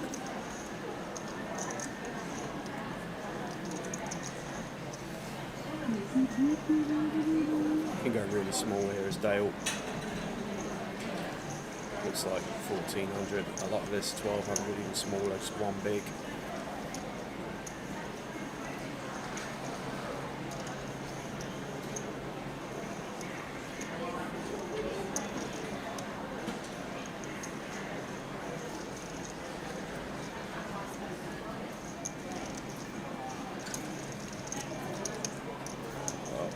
Just makes the call, Elliot. So we're going to need some help on the turn. 6 of diamonds is the turn card, brings out the flush draw. Yeah, and Elliot's out more than double.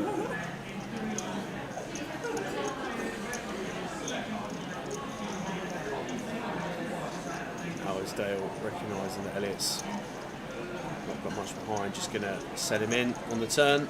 Don't think Elliot's going to be folding, and the cards are going to go on their backs. Going to get the news that he is up against the aces, but has 10 outs once here. So just over 30% of the time, Elliot's going to double. The other 69% of the time, Dale is going to continue his ascendancy up the stacks. Does he get a nice pot? Yes, he does. Yeah. King of Hearts. Unlucky for Elliot. Played a pretty snug game. Just tried to find a spot. Couldn't get in one. He had the one early with the 8-9 of diamonds where ended up correctly folding pre-flop, but would have got there. Just never really got anything going, and whether or not he re-enters, I'm not sure. But Dale very happy to pick that one up, no doubt.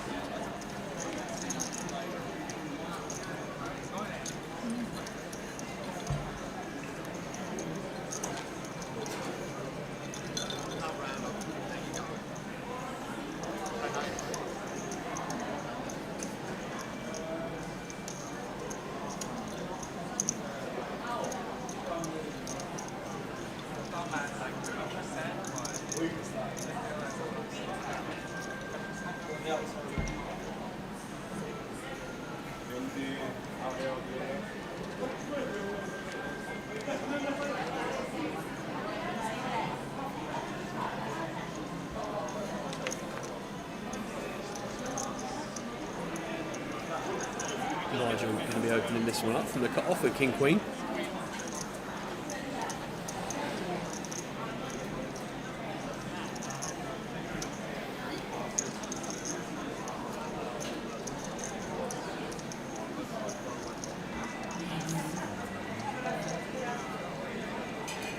Going to get a raise and take through. Nigel Milligan, chip leader on the feature table at the moment. Dale Wilson in second place. Nice one. 82,800 collected.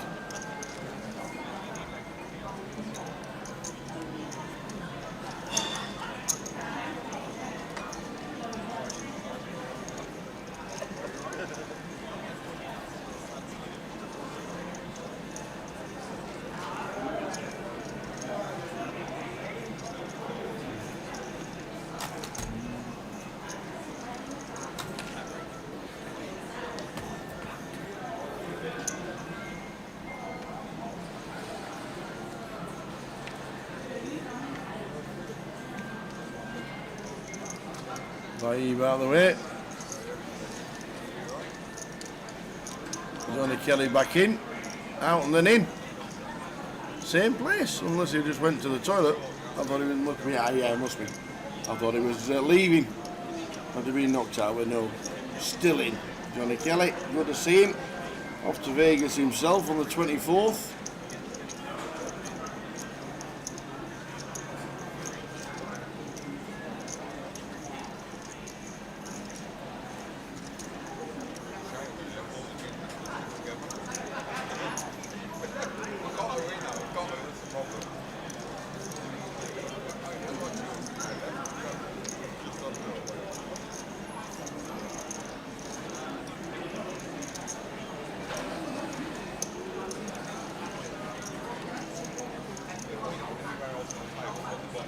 Queen-9 flop.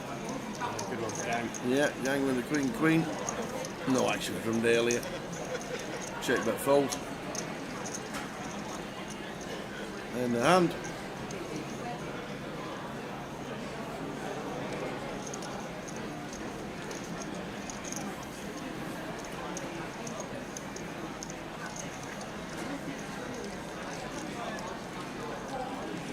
Nige Milligan chip leader 64 bigs.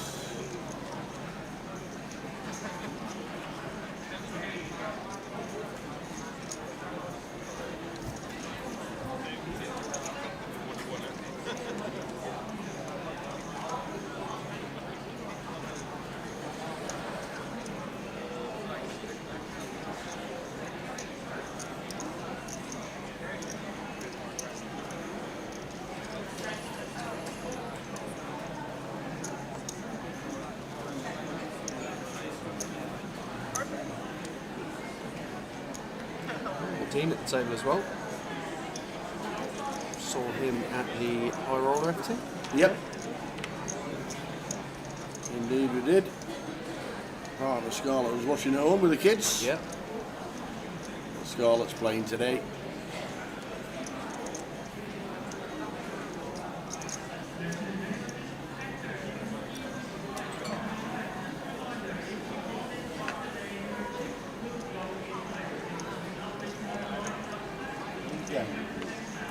We're not. No, you're fine, mate, you're fine. You're fine. You make me read or not? We'll try. We're watching you over there, we'll try. What are you two doing then? Oh, you're gonna love it. So you've got a spoon package for two, £60 each, so you get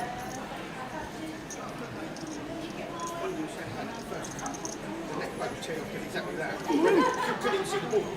Couldn't see the first couple. Couldn't even see it. It's crazy.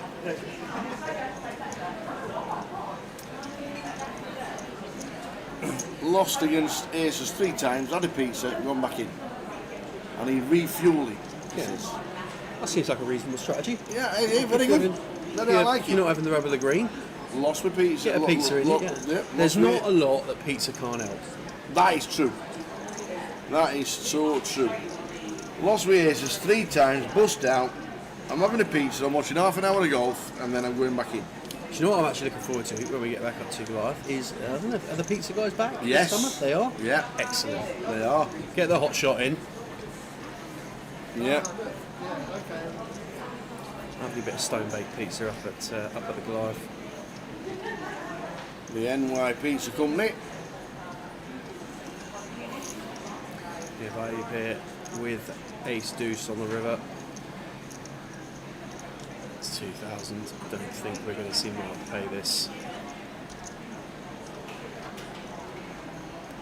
Oh dear. Mark. With absolute air. Raise it up. And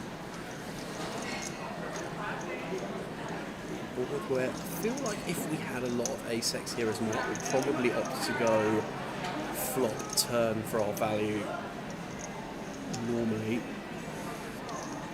And as a result, sure this makes too much sense. We're essentially trying to say that we've got a really strong ace-x, or I just don't understand why we wouldn't bet the turn with that. It might just be Mark was trying to put the pressure on, gets it through. Well, shows an ace. Raheem showing the ace. Very well known is Vaib for rooting for Dale when the UK Open was on. Right. Very loudly. Big rail. And very swearily. Right. Every time he won a hand. Okay. So I said something on stream, and then 20 minutes later he went, "Oh, sorry, Tower."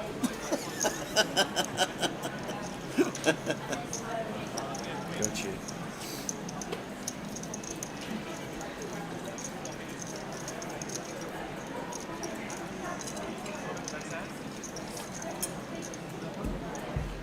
So we continue.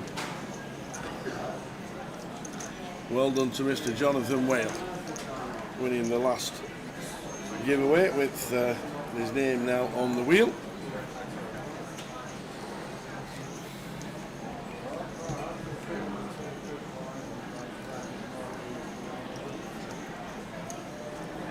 See what the chap misses on a Saturday afternoon? Towers treble. He Well, misses you know, it completely. It's ever so quiet in the chat because there's no Towers treble to shout I at, know. to scream at, nothing. Kev sat there in I'll his... tell you what, no giveaways. The Kev arms. No giveaways associated with these ones. I would like anyone in the chat who would like to have a punt at this question to feel free to let us know over the course of the next 12 months, starting from August, how many trebles they think are going to land. No. Anyone is open to guess. Can't do that. You can just do, that's pressure now already. There's no pressure at all. No, not at all. It's interesting to get public perception, you know. And I'm interested. Don't forget, there's only like 15 streams. Yeah, that's times fine. 4 Yeah, days, in context. Times Fine. 15 Saturdays. Fine, in context. Only That's like, alright, that's fine. Well, 20 streams. 21 streams. Well, for ease, we'll say 20. Go on then. For ease, we'll say 20. So if Oh, if thanks, there's- Cat. Yeah, the cat's straight in. Cat, you bard. If there are 20 streams this year that feature a Towers treble-esque situation, we 20 may have streams. 15 comps like this. And in the back end of last year, I know you landed the back-to-back ones off the back of the season, didn't you? In the cups and whatnot, but with your what they call bet builders. But yeah, over Well, 20 the streams. bet builders got me out of jail. Yeah, over 20 streams. Let us know how many Towers trebles you think will land this year. I'll be interested. That seems slightly over the line. Valerie, you know it. Oh, I've always liked you, Valerie. 17 out of 20 streams. I like it. Preston Pixie says one. I think I'll let you know what my line is once we're done here.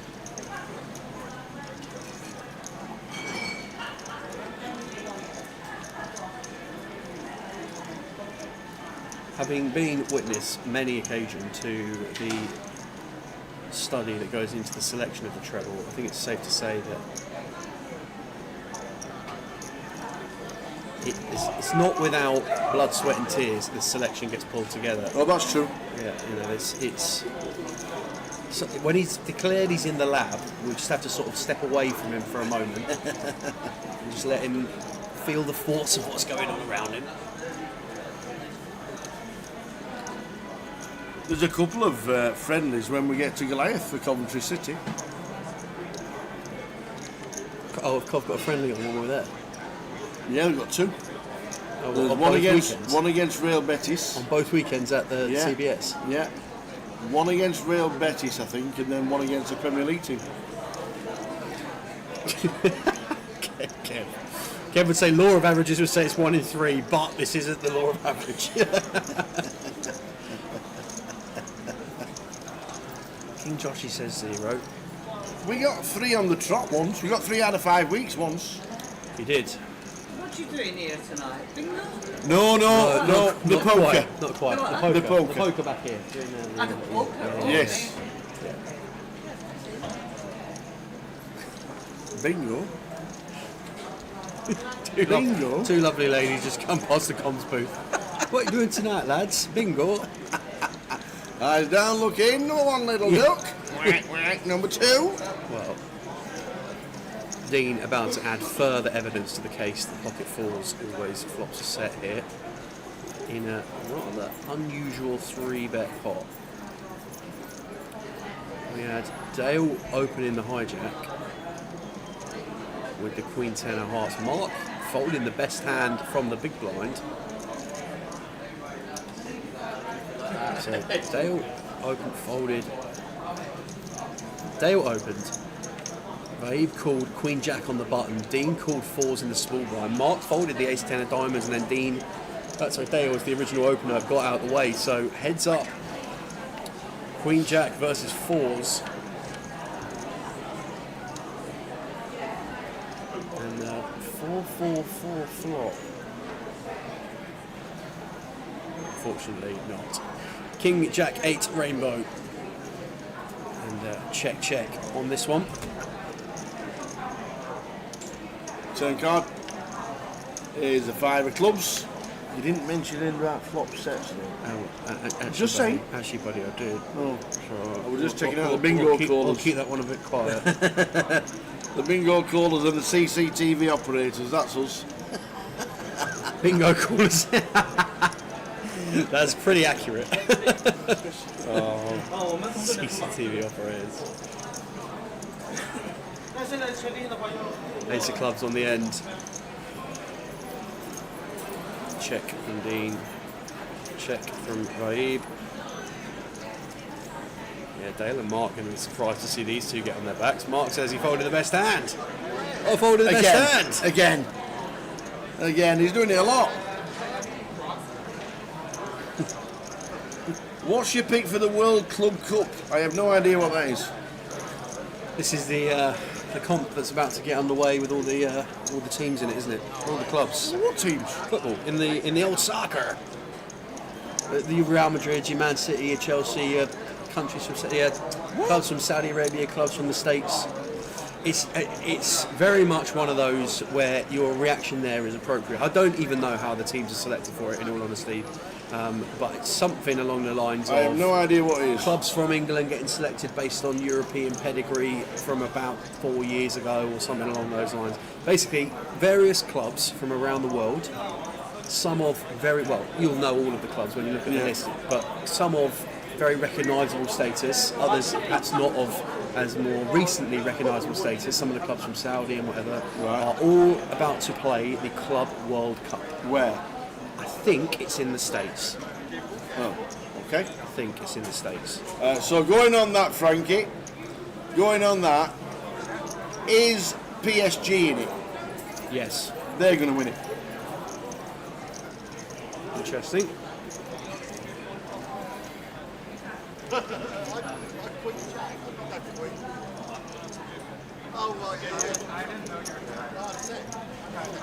All I know is the winner's going to get £100 million in prize money. 100 million? Yep. And it's an absolute arm and a leg for a match ticket. Why don't you just give the lesser clubs a chance? Well, they don't get too much money in the game. Put Rotherham in there. Well, when you see people like Sheffield Wednesday haven't paid the players in April and May because they've got a tax bill that they can't afford to pay. Yeah. Why don't they help them out and just pay the players or pay the tax bill for them, which is like what Liverpool have paid for one player. Not even that. They don't even know. They probably don't even know. Yeah, probably don't even know 1% of what Liverpool just signed Florian Wirtz for. Yeah. So they don't even know. They don't even know $1 million, £1 million, and yet they've just been. All the players are not getting paid. I hear. I think everybody knows there's an issue with distribution of funds throughout the pyramid. Yes. It's not right what's going on, but you asked what was going on, told you what was going on.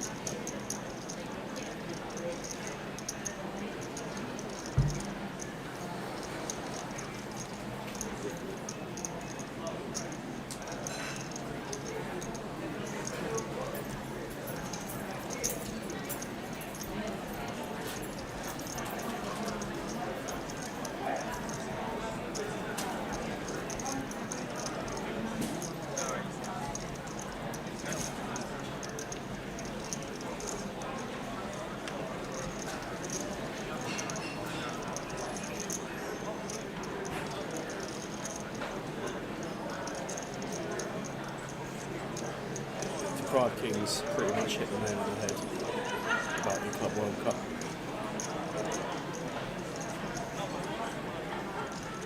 Well, Dean has got to the river here with the best hand with a 5, fourth pair, and fancies a bit of value with a bet of 2k. Junshan probably won't be calling there, but I would be pretty interested to see him go for a raise.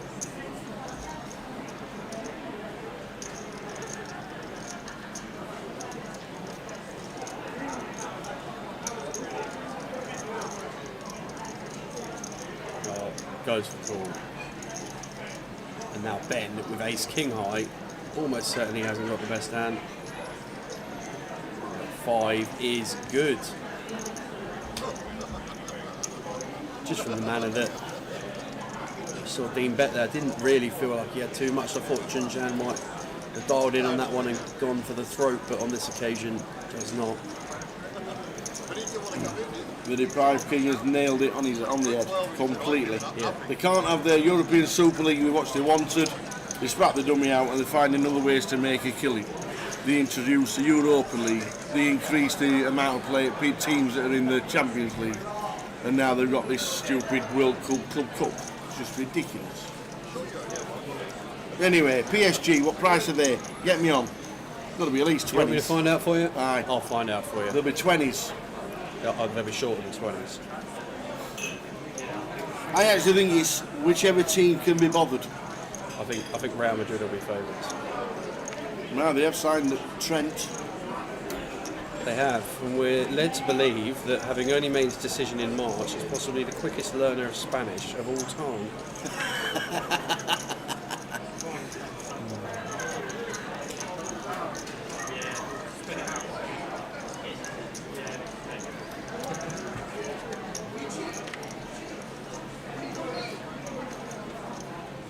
What price did you think you get PSG?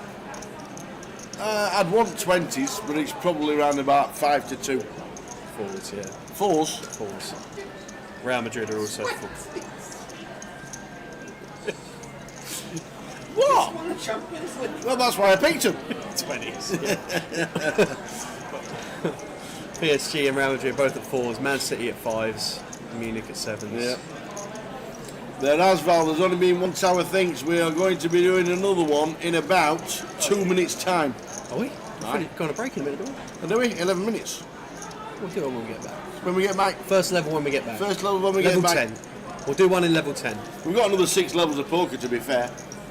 So well, there's a break in 11 minutes. In the first 15 minutes of the next level, Valerie, there will be another Tower Thinks.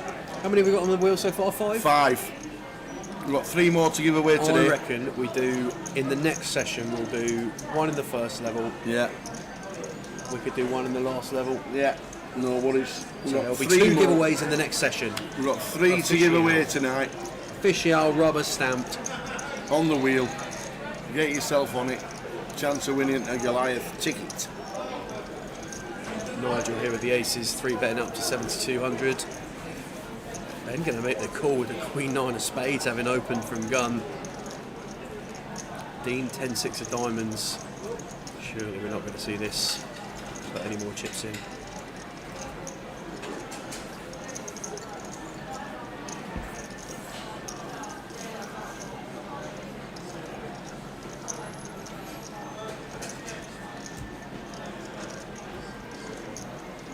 Oh, wow. Dino puts the 10-6. lot in with the 10-6 of diamonds. Oops.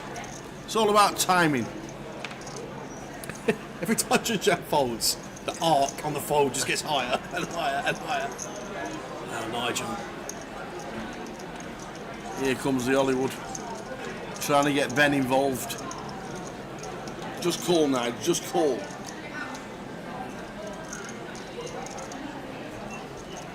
Doesn't look like He's a man that's not just calling. No. He's a man that's piling the lot in. Let's tell you what, 8.9 so far for presentation. I bet you went, oh, Mark, he's folded 9. Yeah, did you? Oh, fuck you, hell. And I'll go. I knew it was coming, though. You know when you know it's coming? Yeah. But I know it's one of those. If you know it's coming, you call. That's all I'm saying on that situation. That's all I'm saying on that situation. Here we go. They're all in the middle. Nigel, he got 8.9 for his performance right there with the aces. I think 8.9 is generous. 8.9. It was a good effort. It was a lovely try with the aces. The smile is out now. Oh, loved it. Loved it. The Oscar in 2025 for the Portsmouth Summerfest goes to... I said he was Hollywood in as well. If you'd have heard it on the tape, you'd have heard I can hear everything you're saying. Oh, you did? I just wish you'd shut up now and again. Come on, kidding. What a flop this is for Dean. Bangs it in with a 10-6 and flops up and down. All of a sudden, that's one of the best flops we can find. Queen of hearts on the turn, so that is a bad one. Yeah. Back down to 2 outs, back down to reality. 6% of the time, Dean's going to survive or he's going to be out the door. Jack of diamonds on the river. Going to lose Dean. Unlucky Dino. We might see him bump back in to He'll the be evening flight. I think he'd be better off going back into the evening flight. You start at 100 again. That's what I think you might need to do. He will get back into the evening flight, I'm pretty sure. Nice chip leader 90 bigs, Dale Wilson 48, Gang 48 and Mark Wackrell 46. Heading towards the break of 8 minutes time.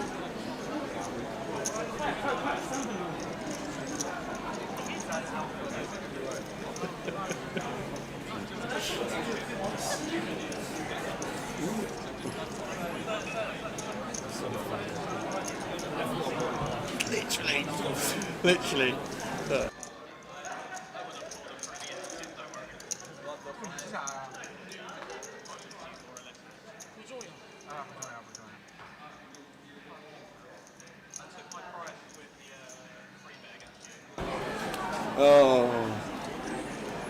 So 6 minutes to go until the end of the session. 15-minute break and then back with a question with a chance of getting on the wheel.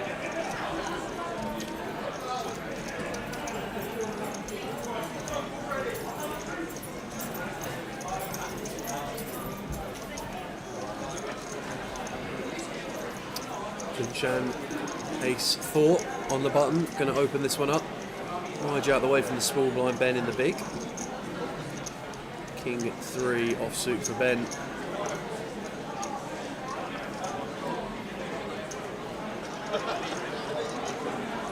Suit high low. And if this one will fall as a 3 or just a call? Just a call for Ben on this occasion.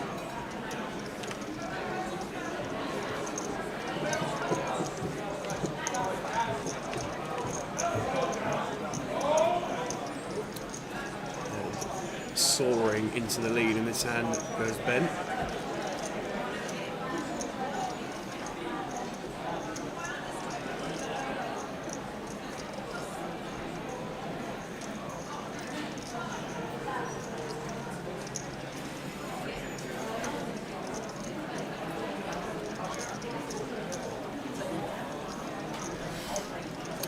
Check from Ben.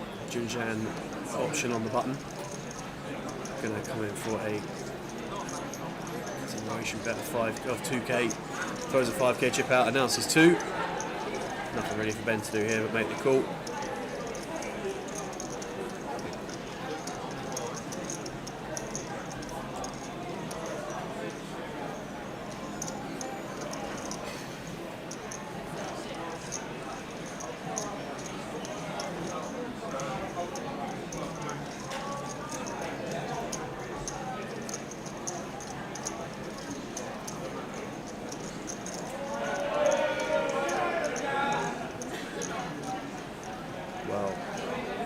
Ben disagrees and gets after a raise straight away. Falls out some of the equity and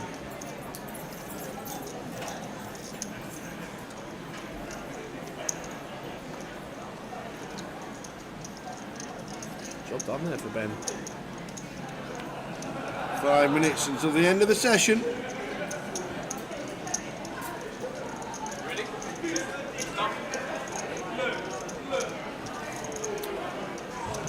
Yeah, the aces would have got cracked by the Queen 9 if Dean wasn't trying to rebuy. That's a good point. Very much would.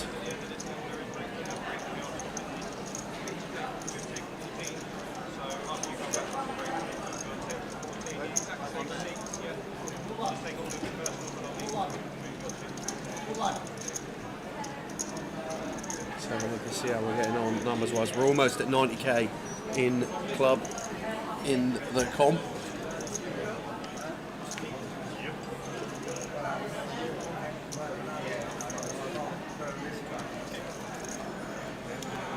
cash game has started in the card room as well. 6 players on a 1-2 table.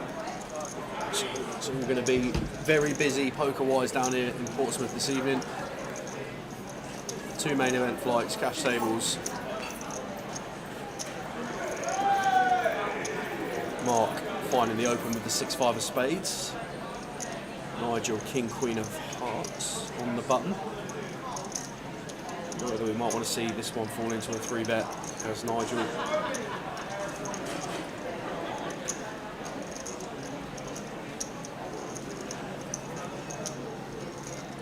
Surely not folding here, Nigel. Takes a look back at his cards and makes it 5k.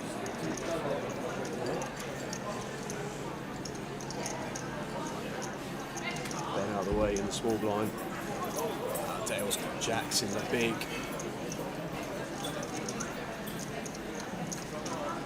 Just in one from Dale as how we proceed here. Nigel been so snug. And essentially we've seen 1 3-bet and it'd be aces. So Dale opting to just flat the jacks, which is going to invite Mark in as well. A 3-way pot here. Off to the flop.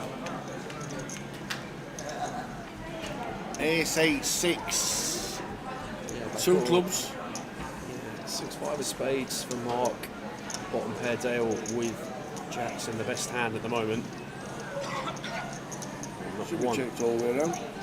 Yeah, but we decides to check. We're getting fruity with the king, queen of hearts for sure. Will Nige. Oh, now he might. Yeah, spicy turn. King of clubs. Nigel takes the lead in the hand. Dale happy to try and get this one to showdown. Don't imagine we're going to see Mark getting fruity here. Delay continuation from Nigel. Thin out some of the field. 6k into 16. Dale, jack of clubs in hand as well. I think we'll have expected Nigel to play pretty honestly in position, once check 2 twice on the flop, and seeing a lot of continues from ace-x in the range. So when we check back, hand kind of feels like what it is a lot of the time.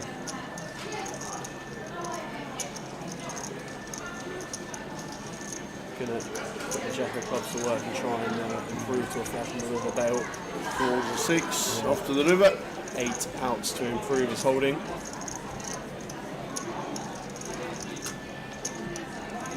The river's a 3. So check mark for Nige. If Dale can find. No, this is going check, check. Check, check, yeah. Check, check. Nigel's going to take this one down. Just over 30 seconds and then we'll be on a break. One more hand. 15-minute break. How do you do it? Jack Hardcastle's just turned up. How do you do it? I'm going to MLR the main event and bag up chip lead. How? I just sun run this tour. I don't know why. Amazing. I wish I did it in things that matter. It does matter. You're nearly on the MPL top leaderboard now. If I ran this good at EPTs, everyone would be cooked. But... Oh dear. So, have we got one more in when the clock's on 0? Looks like we have. 15. Yes. Indeedy, indeedy. One more hand.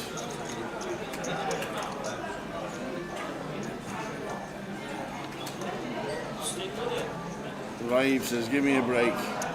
Mark says, go and give me a break as well. Round to Nige, King 9. I'm going to say, go on, give me a break as well. Jack's going to... I think he wants to go into comms for an hour, so if he does, we'll we'll get him in. See what he says, see what he does. I think he said, can we come into comms? So, yeah, a bit of a treat after the break then, guys. You've got Jack coming in on the mic.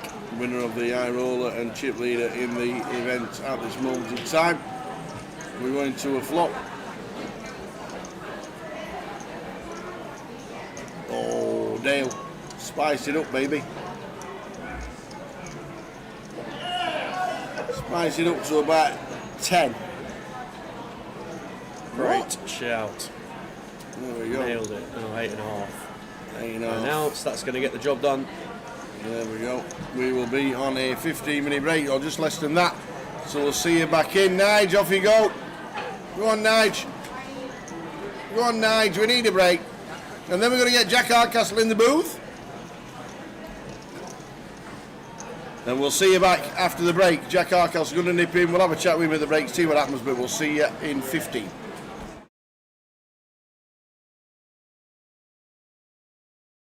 As everybody knows, me and Jay had a fantasy World Series team, and we wanted to do an update, and I can't think of anybody better than the guy that's got DCTV. It's Mr. Dan Charlton in the house, man. How we doing, Danny boy? Right. Yeah, a great tower, man. I'm trying to get you a few more points, but it's been rough going. Do you know what? Keep going. Do you know what? When I saw it, the Facebook page, come on, boys, we need to sort this out. We need to get this on the march and everything like that. Absolutely loved it. I'm glad you're up for the. Well, you're you up for the picked us, team. haven't you? You've put your faith in us, mate. We have to, I don't take that lightly. You know what I mean? When you've backed us, bro, we've got to come through for you. And a few of the lads, man, we need to pick our boots up and we'll get chasing Benny Glazer. Well, we're just about halfway through now. How's Vegas going? Yeah, fine, to be honest. I mean, the fields are massive, right? So these series, realistically, when you play Hold'em, they are shot taking. I go and play Cyprus, much smaller fields, like 8 times a year. And then I play the series once a year because, small fields is grinding, and these big fields is you're just shooting for the moon and hope you hit something. And we're up a little bit, so that's great because usually we're buried because that's just the nature of it. The fields are so big. But we're First event number 1, 19,654 runners. You finished 52nd. What does it feel like? Is it like? I obviously devastated because you're just so close and yet just so far away. Well, as you said, it had so many runners, right? That it always felt kind of unwinnable. And when I was getting to the last couple hundred, I never really had much more than 20 big blinds. Yeah. And my tables were really soft, but it didn't because we just lost a few crucial pots. And I managed to ladder up a bit. Obviously, I wanted to win a bracelet and I wanted to win $1 million and all that. But, 50 seconds quite close out of 20,000, but it's still 51 players ahead of you. It still might as well be on the moon, man. It's pretty far away. Like, you kind of sort of starting to get there, but... it was all right. It was a bit of money. I could have easily just dusted it out a couple hundred places earlier for whatever, like 15k less. So I was just grateful to get the money, I guess. Obviously, we've read it all on the stories. What I want to know is how do you pick the music for your stories? Because it fits perfect. Thanks, man. I've been getting a lot of compliments about my music, actually. It's just stuff that I loved growing up, really. Well, lots of that music, almost all of them from like sort of 15, 20 years or older. And it's stuff that I used to party to when I was like 16, 20 years old, stuff like that. So, and a lot of them songs, they're just gone now. You know what I mean? They don't play them on the radio, they don't whatever. So it's just my soundtrack, really, to my life. I love it. The music is fantastic. And I turn it up every time the music comes on. And honestly, I love the music.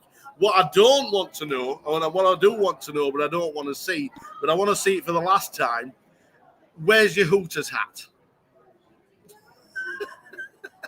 Oh, funny, mate. I'm about to go outside, so we've actually got it right here. So, it's not been bringing me too much heat, but it is ready for the walk. I've been getting a lot of compliments about that too. To be honest. You do know you can't get a bluff through, don't you, wearing that? No chance. No chance of getting a bluff through wearing that. It's all right. It is a little bit. Sorry, say that Don't again. worry about it. You're a long way away. Connection's gone, I think. I says you can't get a bluff through wearing that hat. Oh, wait. We're back now, I think. Can you say it one more time? Sorry. I said you can't get a bluff through wearing that hat. Oh, yeah. No one folds to me anyway, honestly. It's ridiculous.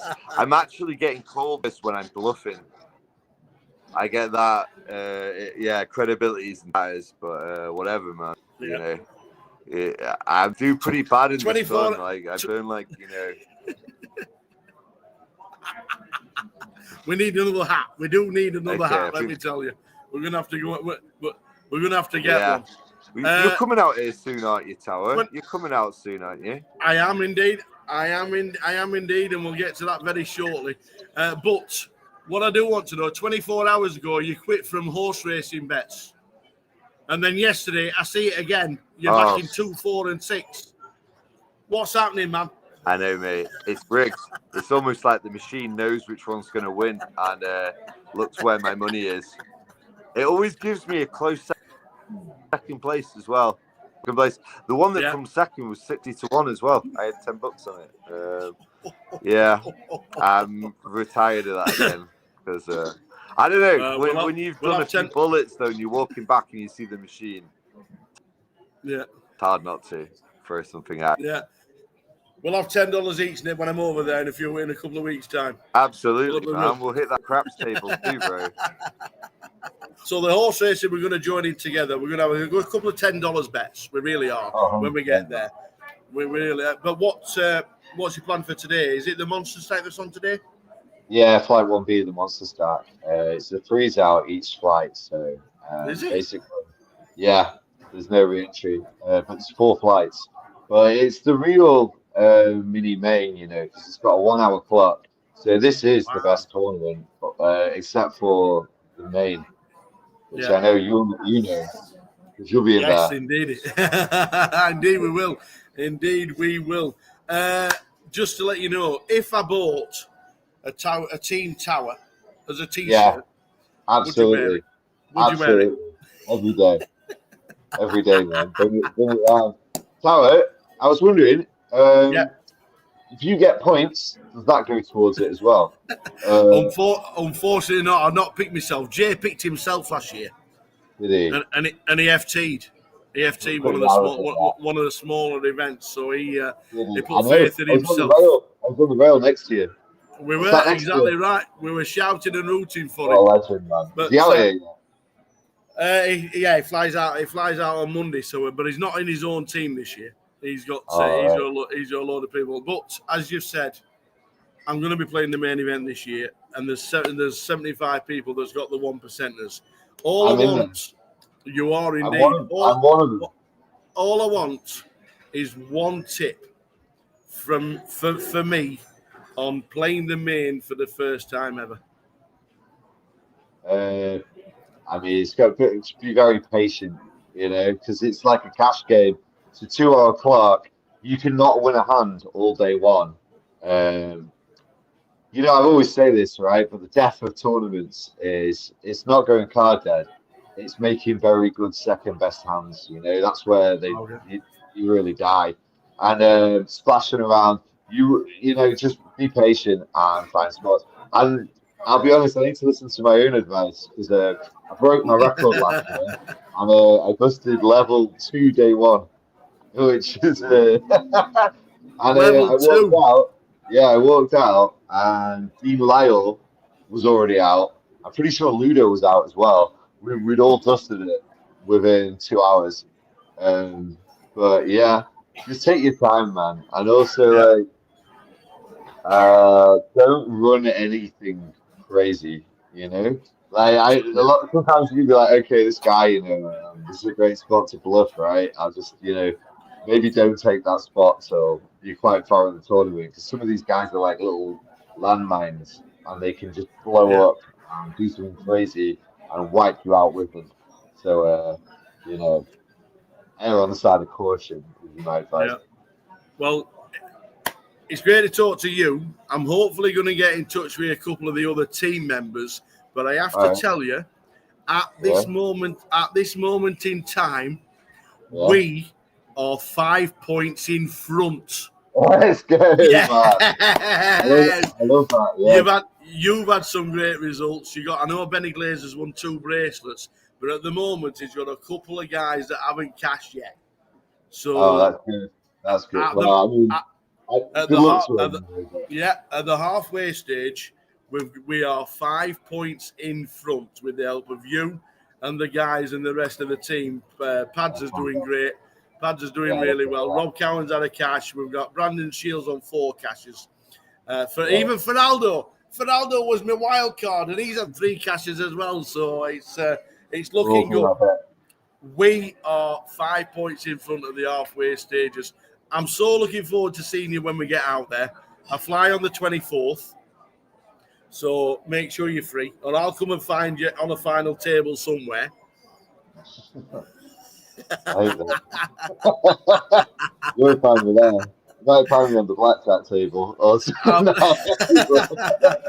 We'll have a session on the craps. We'll have a session on the horse racing, and hopefully we're going to rail you on the FT somewhere. But thanks for being part of the team, and thanks for embracing it. Thanks for picking me, and likewise, can't wait to see you, mate. Let me know when you're in town. Absolutely. Just one last time. Show me the Hooters hat, then it's going in the bin. It's literally going on now. I'm about to walk over to host you now. Dan, you're a top man. I'll see you out in Vegas. All right, catch you, bro. Bye. Top man. See you later.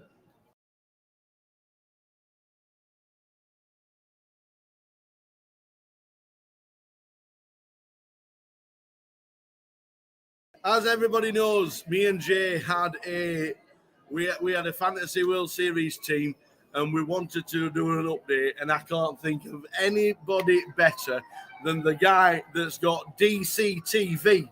It's Mr. Dan Charlton in the house, man. How we doing, Danny boy? Thanks. Yeah, a great tower, man. I'm trying to get you a few more points, but it's been rough going. Do you know what? Keep going. Do you know what? When I saw it, the Facebook page, come on, boys, we need to sort this out. We need to get this on the march and everything like that. Absolutely loved it. I'm glad you're up for the. Well, you picked us, haven't you? You've put your faith in us, mate. We have to, I don't take that lightly. You know what I mean? When you've backed us, bro, we've got to come through for you. And a few of the lads, man, we need to pick our boots up, and we'll get chasing Benny Glazer. We're just about halfway through now. How's Vegas going? Yeah, fine, to be honest. I mean, the fields are massive, right? So these series, realistically, when you play Hold'em, they are shot taking. I go and play Cyprus, much smaller fields, like 8 times a year. And then I play the series once a year because, small fields is grinding, and these big fields is you're just shooting for the moon and hope you hit something. And we're up a little bit, so that's great because usually we're buried because that's just the nature of it. The fields are so big. Good luck, Dan. Dan Charlton in the Monster Stack tomorrow.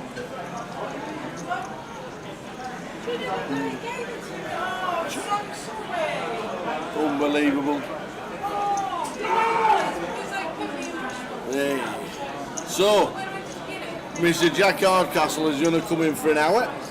We're going to have a chat with him. He's going to come back from wherever he stood having a glass of water.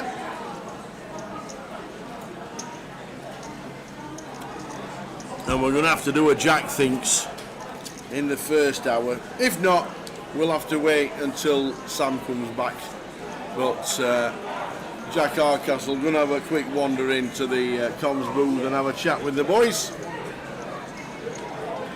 If he decides to. If not, we'll get Sam straight back.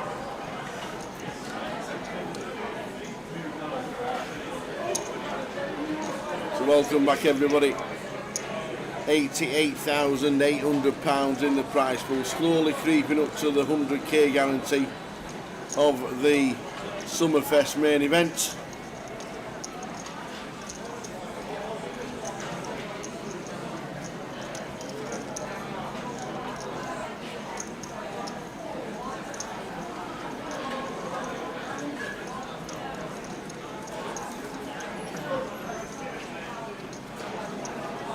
Everywhere around the country with the big events this week seem to be struggling rather a little bit. Keep you updated on who's doing what and where.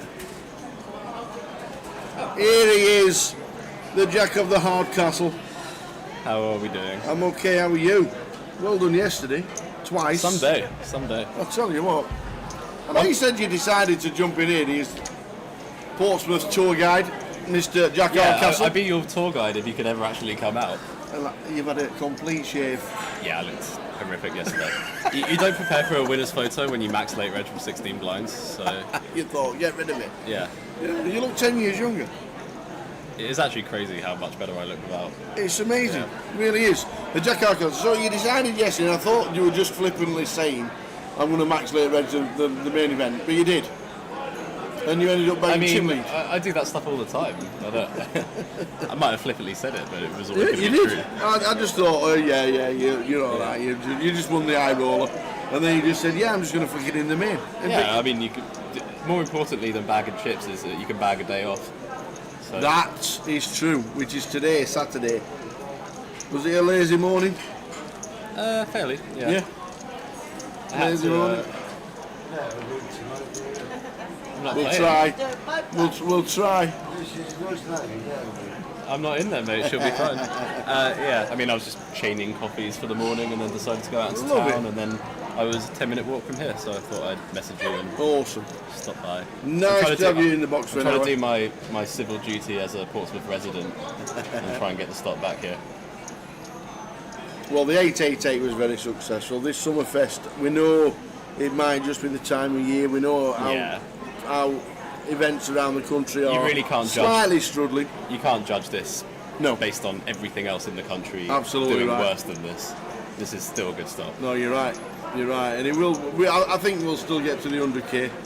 I really, really do. And the side events have been decent. So there's plenty of time still. Who's to say we can't have a Summerfest in August? Because it's still the summer next year. We could have it a little bit later, straight after Goliath or something like that. I guess so, but it feels wrong somehow. No, but it is the summer. It's only just the start of summer in Britain. Yeah, but those definitions of summer feel so wrong now. Well, summer's a month earlier. When you see the weather yesterday, it wasn't summer anywhere. Kent was underwater. All the northwest was underwater. It's just been, look, it is what it is. Yeah, I think it's been a great festival. The lads run a superb card room down here. You can hear the pit's busy. It's a great place to come, and we've managed to get out a couple of mornings and have a wander around and see people crazily abseiling down the Spinnaker. What is that about? Yeah, no idea about Have you even thought about it? No. No, me neither. Absolutely I looked and watched and thought, why? But it's. I'm obviously biased, but what you were saying about the room here, like the guys here are very good. Yes. Yeah. And I've been to a lot of Growners all around the country. And this is well up there. a lot of people do say the same once they've played a big comp here and a good festival. Yes, they run it really, really well. So well done. I'm glad it's finally getting the recognition it sort of deserves. Correct. And if it continues to smash it, then why wouldn't Portsmouth be on the list on a regular basis? I mean, not to say that other places aren't good, but if Reading gets a GUKPT, then this is a better place to play than Reading. It's the same catchment area. Yeah. Why not? No, you're right. Exactly right. So we've got a day off, but we've got Jack Hardcastle in for an hour with his insights to the game. Insights. That sounds like a real dig somehow. But because you travel a lot, do you know many of the regulars that play down here? Yeah, I know quite a few. I mean, I do come here while I'm at home. Yeah. That's like, it's often better to stay at home and spend no money than it is to go to play a 1K somewhere else. That is true. I do know people from around here. Yeah. Ben Miller in seat number 1. What was it like battling with Ben? I mean, it was long, three-handed yesterday. Couldn't get rid of him for quite a while. Yeah. Finally got him heads up, but yeah, it was a long battle. Yeah.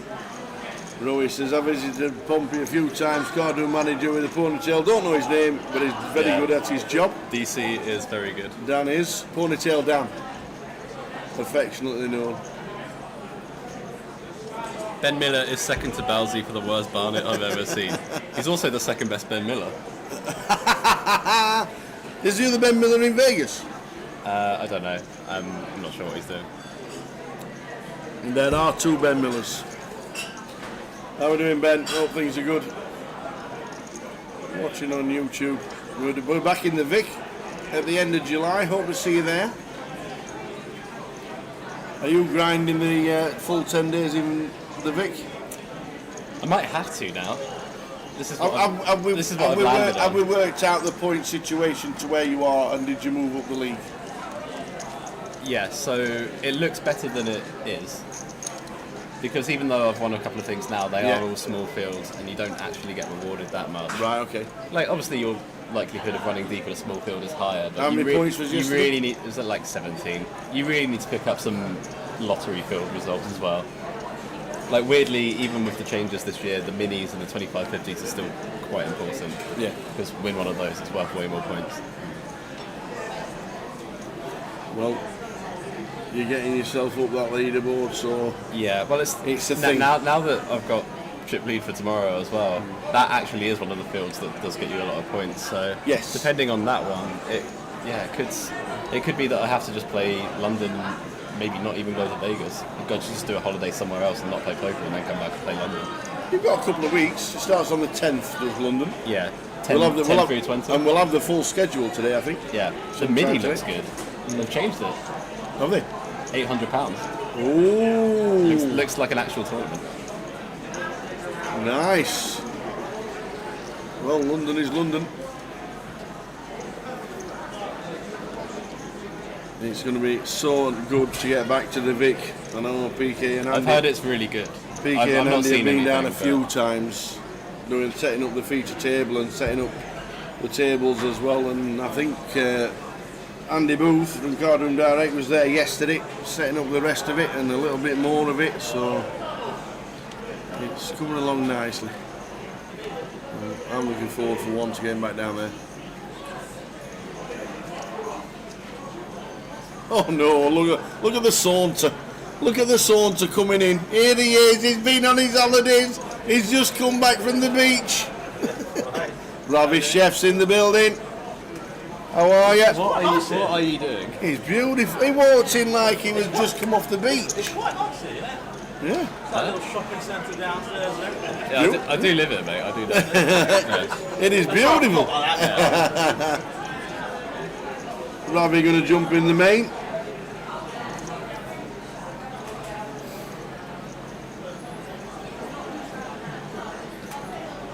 So level number 10 of this flight. End of level 12 is the end of the buy-ins for the event, and then 3 more levels of the day after that to go. And if you want to flick in the 30-minute blinds, that's started at 6 p.m. So there's 2 flights running now to get yourself into.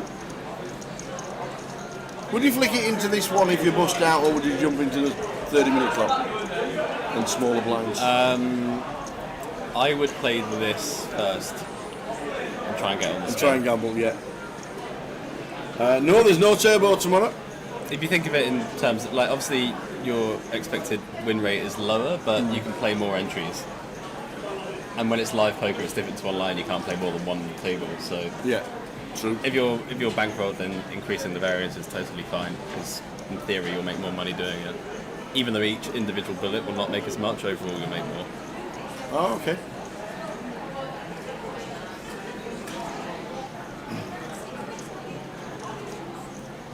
Again, it becomes a lot different if you're playing 2Ks, 3Ks, 5Ks, and doing that becomes quite expensive.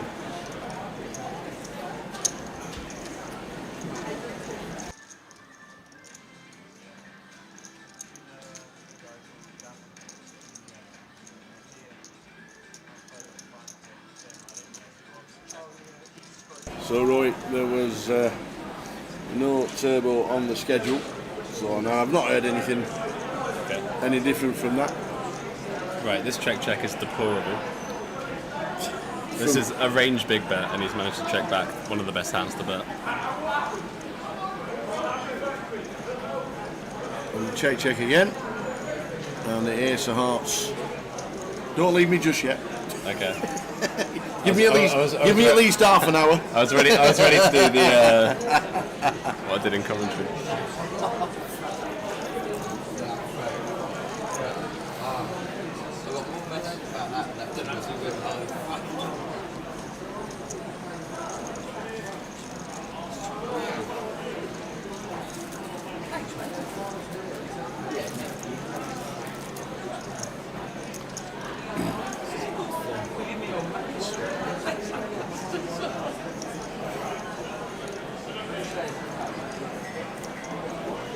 So Portsmouth Summerfest.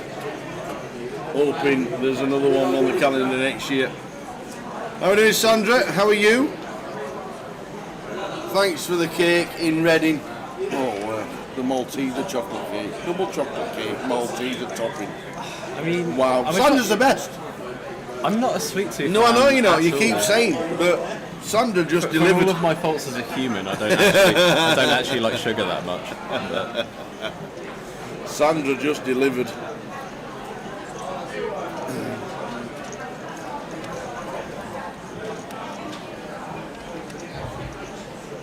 But Portsmouth is here.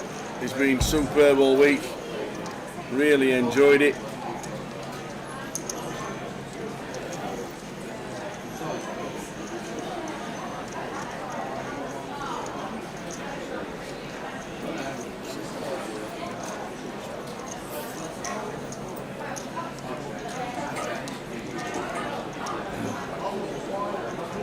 Still about 40 buy-ins off the hit in the guarantee as well, so if we get there it'll be a good effort from everybody. Played Luton yesterday and got through today too. That was a big field for the £70. Yeah, I heard there was some nonsense. £70, yeah. the 25k guarantee. Jesus. It took about 40k so far. That's wild. For a £70. How in the world can that be profitable to run? How many people do you have to have running a £70 comp? Well, it's got the numbers. Well done, one and all.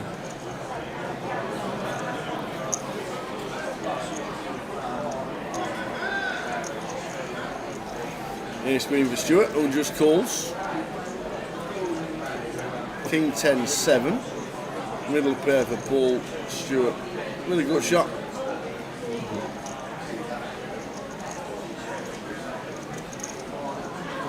Paul looks like a local player. I've known Paul for a very long time actually. He used to play in Bristol when I was a student, like 10 years ago. I actually do. I've known him, I've known Lee from the High Roller yesterday. Yeah. I've known a few of these guys for quite some time.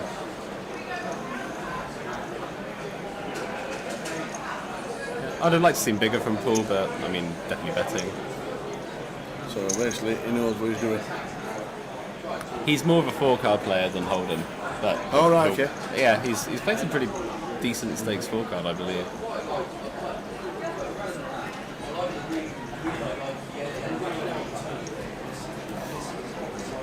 Check the turn. Jack of Spades River. So we do get there with a good shot for Broadway. Can we ever get Paul? I mean, Paul can't call this one, but it's actually really interesting with Ace-Queen with the Ace of Spades particularly as well, when the backdoor spades get in. There's probably a way to get loads of chips in somehow.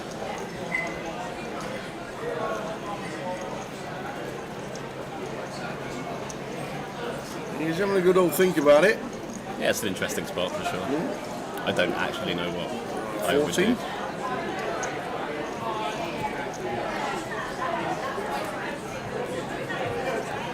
Yeah, this feels like a fairly shameless target of the Bear Queen X that Paul can definitely have, but yeah, he can't really call this one ever. So yeah, I'm not actually sure what to do there. It's a really interesting combo on the river, with the Ace of Spades particularly.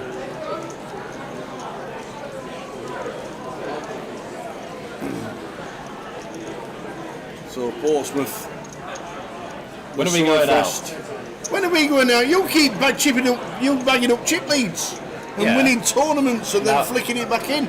Opportunity yesterday. No, I'm going to flick in the main. Well, I thought I had 10 big blinds and I was going to be out. And actually, what happened was the opposite. So You had your friends come in yesterday, so we couldn't. Well, the day before or whenever it was. yeah, I didn't even see them. In Oh man. Yeah. I got back yesterday at some late hour, Yeah. and they were like, "Right, we're at this bar. Do you want to come down?" I'm like, you know, when you get through the front door, and you're like, "This is the last thing I actually want to do right now." So I just stayed home. But And today we don't finish till about 11:30ish.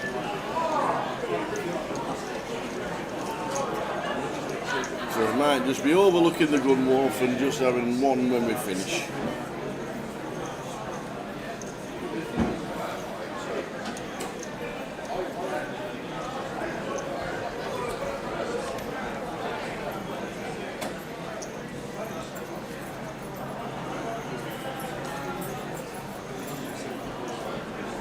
King Jack for George. Raises us to 3.2 now, the blinds are 1600.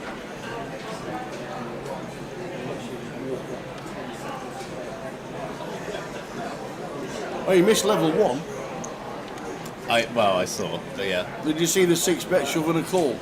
Yeah, I mean, this is how you are the leader of the MPL leaderboard. So you get it in for 270 blinds, somehow flip and somehow win.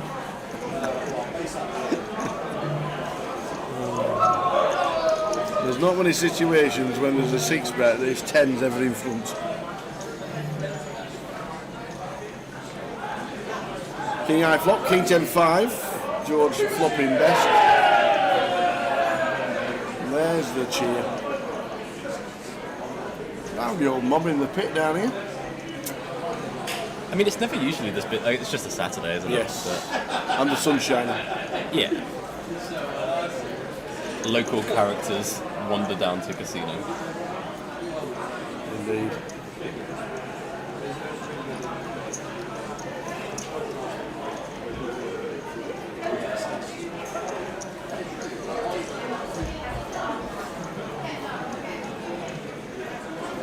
So Jack bags up chip lead from yesterday. Is that still there? Oh no, that was day one. That was day 1 here. That was the first one. 401. What do you have? 467? 458. 458. Still good. Still good from 25. I mean, someday, how much equity is that? Win a tournament for 7.6 and then 18 stacks in a 340. 18 stacks and one. It's like it's a 18 stacks and one bullet. Yes, it's a 5-figure day, technically. Can't be mad about that. Absolutely not. Hoping for another good run tomorrow when we get to the final day of the main event. Do they actually have a trophy for that one? I don't actually know. I'm not. No trophy for the high roller. I've not seen Dan. Very livid. I'm not seen Dan. Maybe you should put one on order.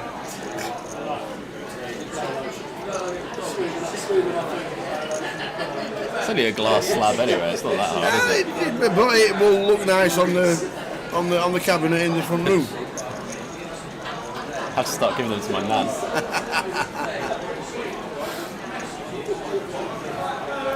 It would be good to see your nan on the rail tomorrow if you have tea. Could you imagine? That'd be great. She actually would as well.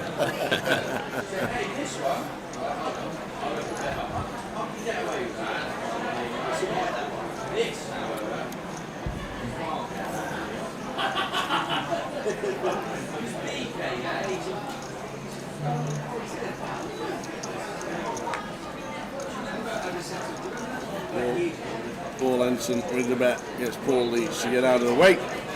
Stu Kirby chip leader on 69 bigs. 20 minutes of level number 1 of the final buying session for Flight 1D. I'd say Stuart's probably the best player on this table. Stuart, I've seen around, he always plays very well.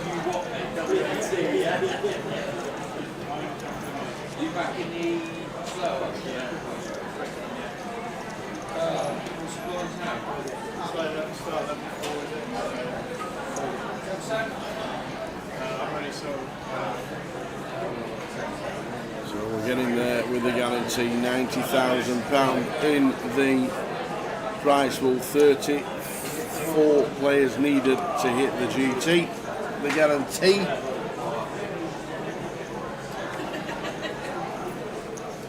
Aces for Ben. Ace 7 for George. Out of the big, will defend.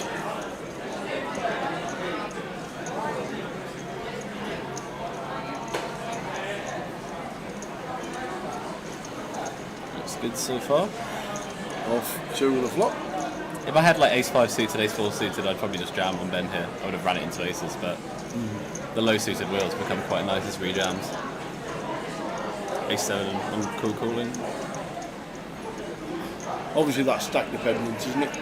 Yeah, I mean it varies. It varies on spot by spot. But. When it flops a 7 at the bottom of it, I'd like to see a turn. With the ace of spades in his hand, Ben bets 2. Did he bet 3.5? And a call.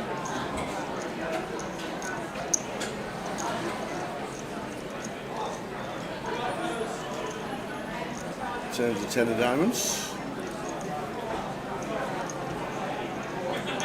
I'm going to guess Ben just jams the turn now, with 2 flush draws and it being that dynamic. Yeah. All of it, nice one, nice call. Yeah, just a very clear fold. In the hand.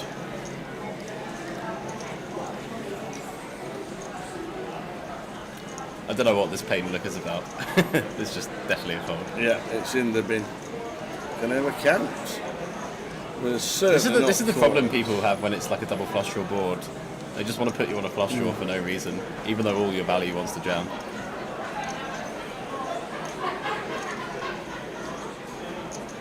They just want to like live in this world where you got Queen Jack suited and then they fade 40% and then they win.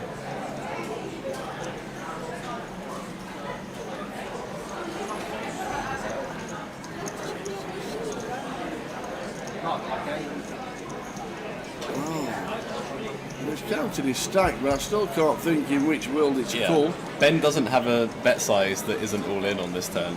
Like, he has so much value, as well as some bluffs. But if he's bluffing, it doesn't matter.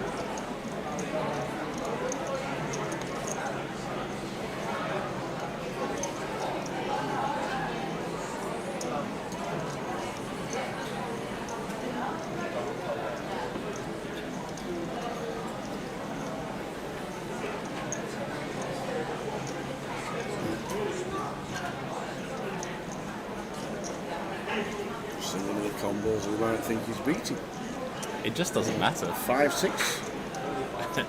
5-6 is not opening from under the gun or 15 blinds. Exactly, it's not opening from under the gun. It's 5-6, This is like unless it's 5-6. This is just like wanting to be a hero and just put him on a hand and be right, but it's definitely a fold. This call probably loses like nearly half the pot if he calls. This will be speculative if he makes the call. I don't think George does. I think eventually he just gets out of the way. Yeah, whoa! He has made the call, drawing to A7.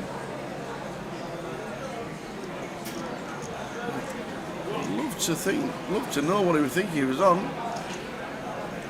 Flush draws of Ace5, Ace6. I suppose we could with the Ace5. It's always good open from gun.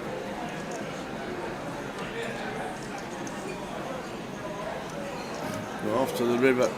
It is not the 7. So full double up for Ben. Give Ben Miller chips. By the way, just, I mean, I'm not going to rag on too much, but think of every hand you could possibly have here. Pair in a draw, pair in flush draw, a king, maybe even like 10-9, you know. Yeah.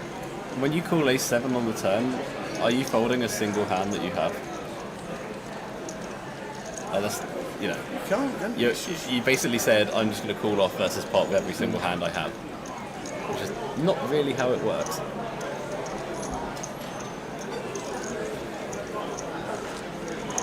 Ben Miller. Ben can, on what is it? King 8, 7, 10, 2 flush draws. Ben can jam pocket jacks for value on the turn.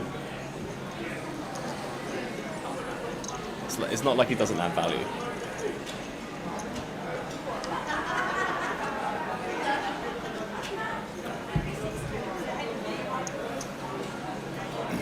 So bang, it's over 50k. And the line's at 1600.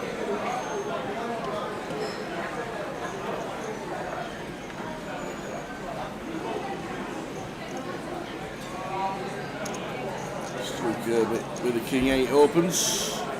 3.2.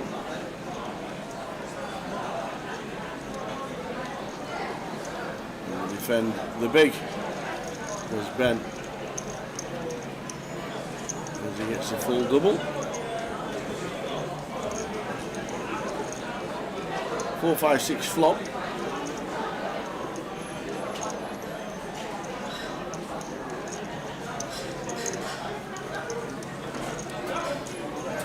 Yeah, I like this from Stuart as well. Big blind can play some leads on this board, not with Queen Jack particularly, but it's a better board for the big blind, so checking back a lot is good, checking back some equity is reasonable. Certainly helps you in the check mark on the turn. Yep, good turn for sure. Plays it cool on checks. I would just bet and just, if you get check raised, just call it down. But yeah, I think Ben's already decided that I'm not going. I mean, not with Ben's exact hand, but I'd probably just still bet King 8 on the turn. We have decided to call.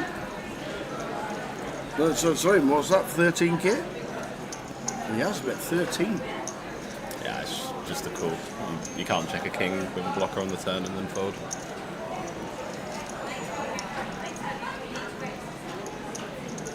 Yep. Yep. Got it spot on. Ben back down to 33.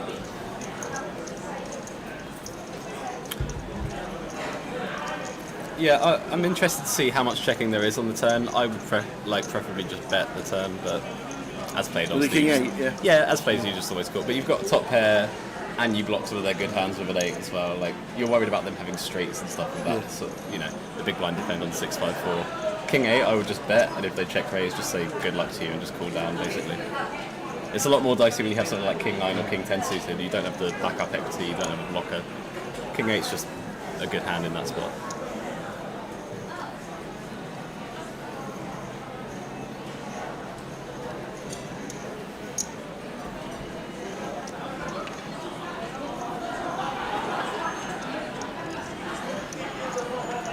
All folding round and turn on the next one. 90,000 in the prize pool. 34 players still needed to hit the guarantee. Will we get there? Fingers crossed we do. Nobody likes to see an overlay. Nobody? Not many. It's not good.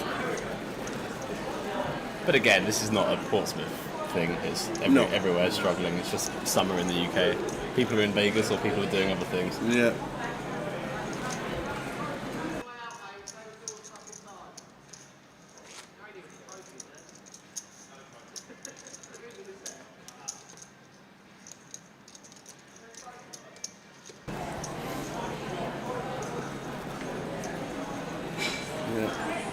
It certainly could just be a June thing.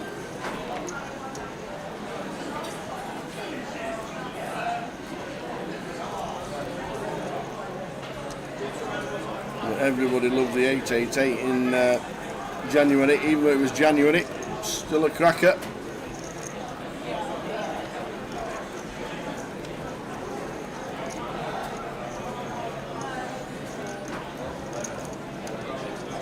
Afternoon, Dave.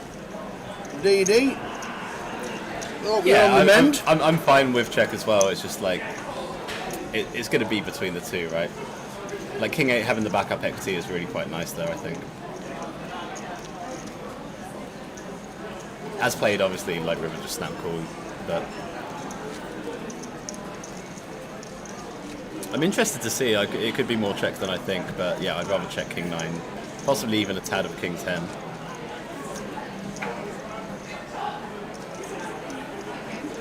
Is the dealer showing the bottom card? No, they have a postilion underneath. It's a blank piece of plastic, so you can't see the bottom card. It's either black or red.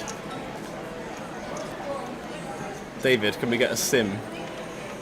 How much King 8 checks on the turn versus King 9?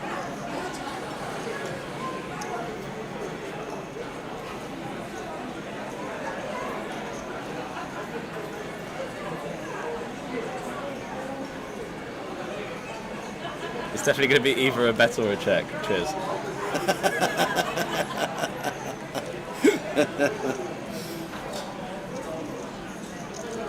Got sick note giving me grief in the chat. Hope you're on the mend, Dave, and we'll see you soon, I'm sure.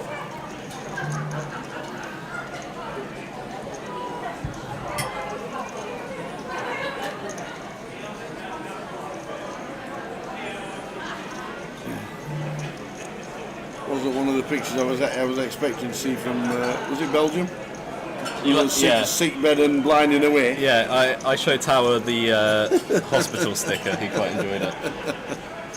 Not a picture I thought I'd see. You get cold glass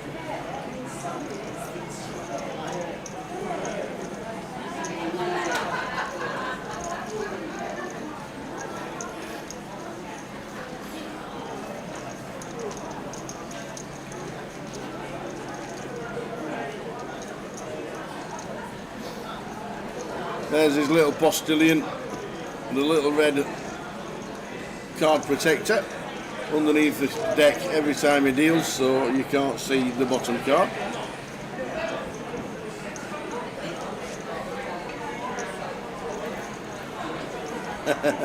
Chat running sims in Pompey Mains. What has poker come to? I mean, I just want to check: is King 8 suited a majority bet and King 9 suited more of a check? That's what I'd like to know. There you go. It's what I think it We'll should get be. the answer soon. But I'm not made of silicon, and I don't know the answer to every single spot. So.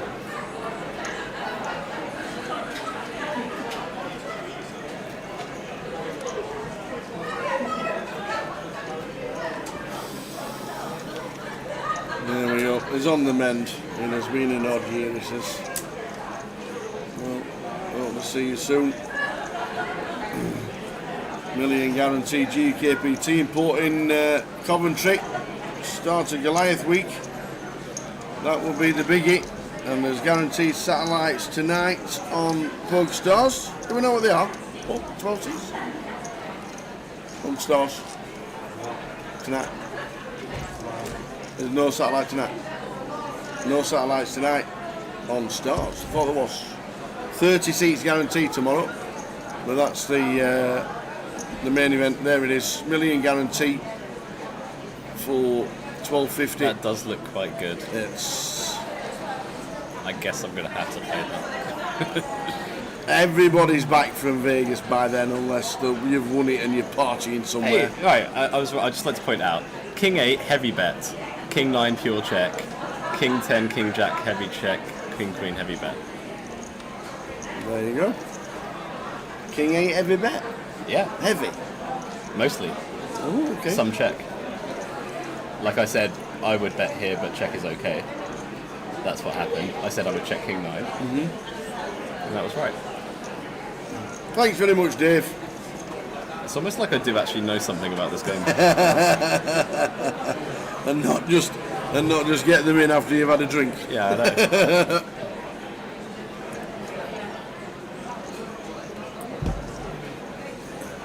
The King 8 versus King 9 question, I think it all depends on how both players have been playing. I mean, yeah, but we're in the land of assumptions here when we start. I was going to say, is there any situations where you just play the player and not even think about sims? Yeah, but that's not playing good cards, though. Like, if someone's absolutely punting around, like that's a different thing. But you know, it is a reg on reg battle. You know, they both play a lot. You have to think about these things. So Michael and Alex gets his last 10 bigs in with King Queen off, needing to hit a king or a queen to survive. But I think it should be fairly intuitive why King 8 is a lot better than King 9 on that exact turn. Alex taps the table, off he goes. Whether he jumps into the final flight, day 1E, which is started in the main card room. Have another opportunity to get in. Still reg this one. Well, that's true. Coming up to level 11. But I would flick in the other one, to be fair. Unless you like a little bit of a punt, like you said. With the blinds going up to 2k. Can I buy 1% of your action in it? You had an opportunity to do that. Can I buy 1% of your 340 main for £6?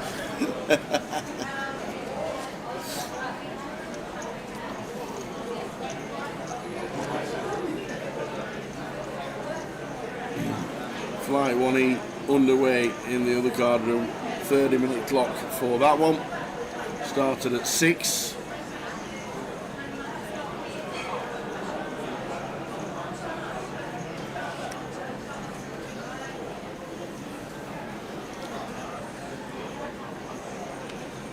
Yeah, I'm in agree. Yeah. Ben will find more turn check raises, that's true. And then he bluffs a queen jack on the river there, which isn't a bluff, so checking then has more merit again. Go answer with the 9s. Says raise it up. Blind on blind, and that is it. Oh.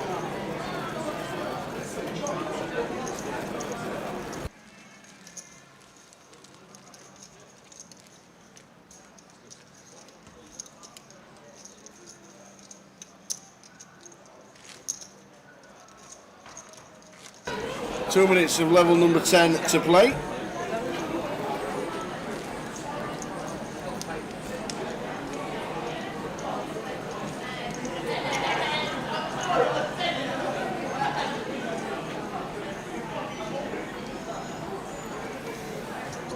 Lines 8-16, we go up to 1-2 very soon. End of level 12 is the end buying period for this flight. And then you'd only be able to buy into the last flight, the 30-minute clock that started at 6 p.m. Same scenario, end of level 12 will be the end of it. Punters will be punting, that's what we need this week, that's what we'll think.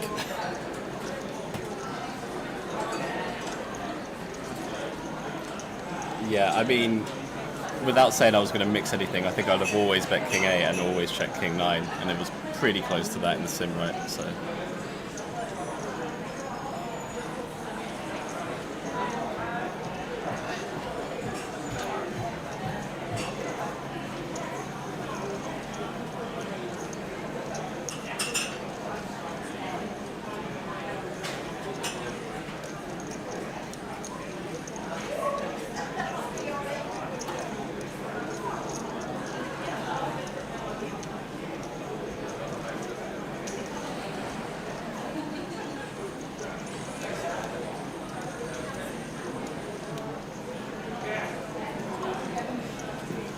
Still a bit of value in Sheffield and Stockton around the country. Ben Miller with a 7-5 and a 4-6-9-5 board. Just to note, you could lead small as Ben on the turn. This 5 is quite improving for the big blind range. You have all the 7-8 off, lots of 2 pairs. You often have a pair when the big blind has 2 overs. Sorry, the opener has 2 overs. Check seems fine, but I would definitely work in some leads.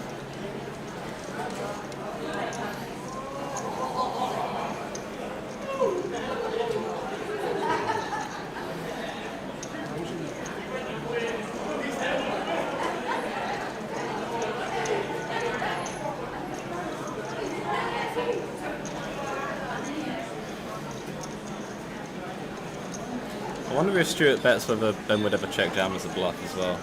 It's one of those ones that could be quite nice. Not for that much. No, certainly not for 30k. Into 14.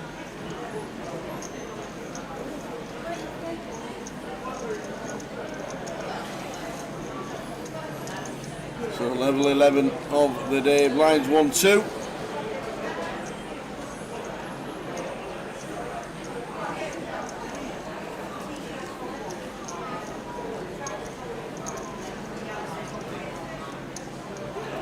If you were out on the night in Portsmouth, where would you be heading round about 9 o'clock-ish? Where would you go? 9.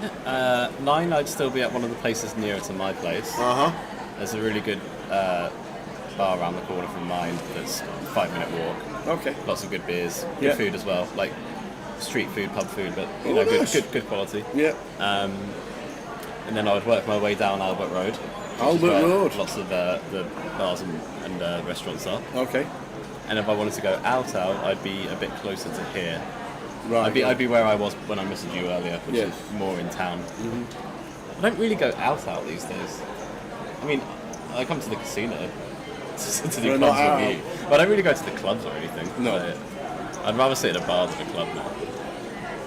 A lot of people think exactly the same once you get to 25 plus. Yeah. And you think, too awfulness. Not even too old. I like being able to talk to people Yes. in a way that you just can't do that otherwise. Albert Road, the place to be. David's assessment of Portsmouth because he stayed at my house, he said, I liked everything about it except the poker. Which I would say is a positive review. Absolutely. Certainly is. You can't determine what happens on the poker tables. For Dave or anyone else. Well, you can when you beat them.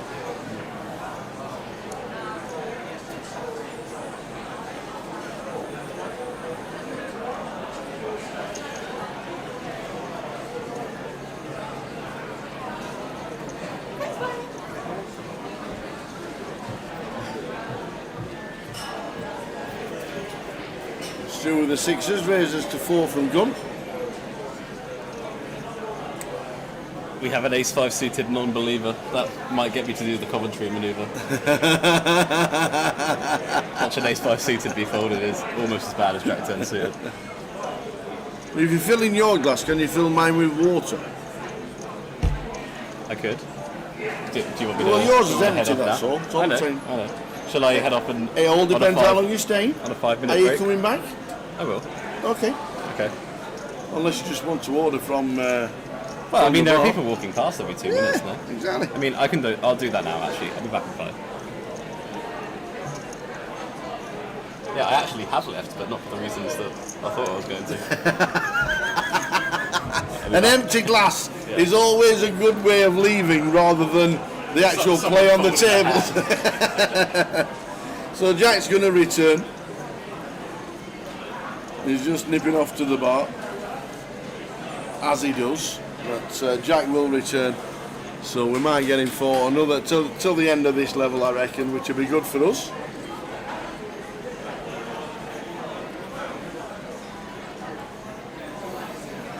Lines 1,000, 2,000.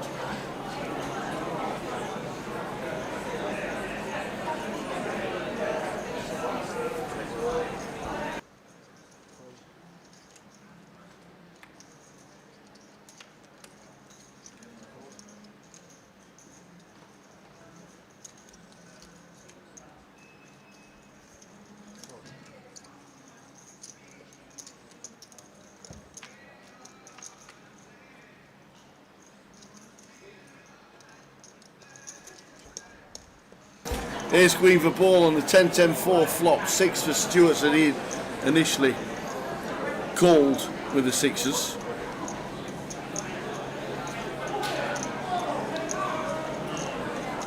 Option back on Paul Ensign.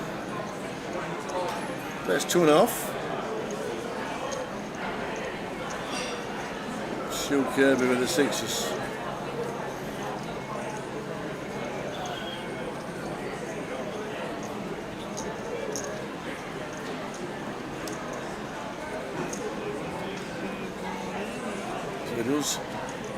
Check call.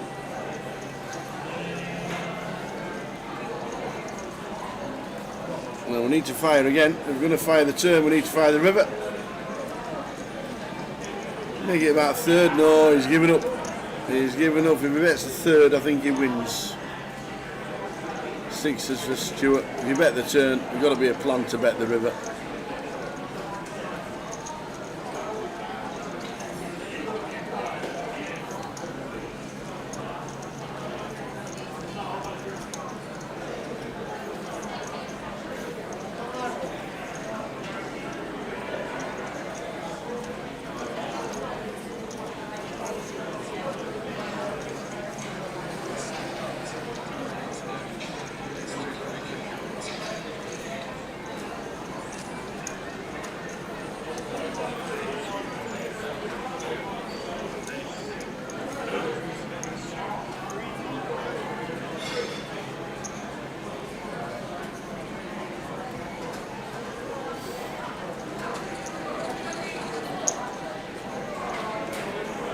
Stu.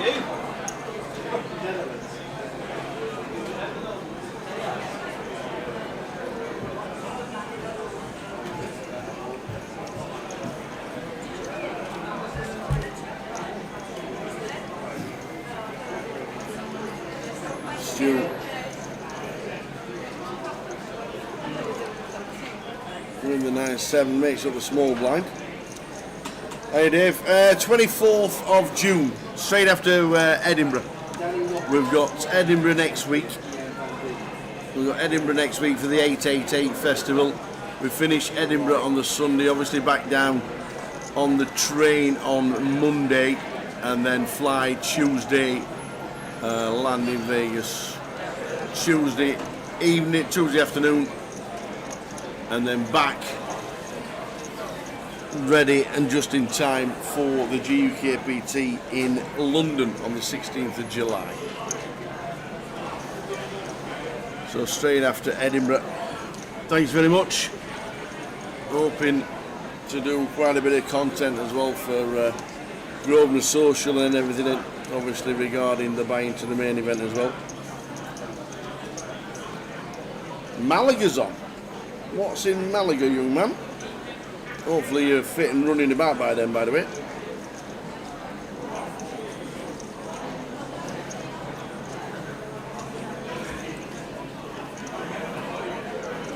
Yeah, I think we should have bet the river.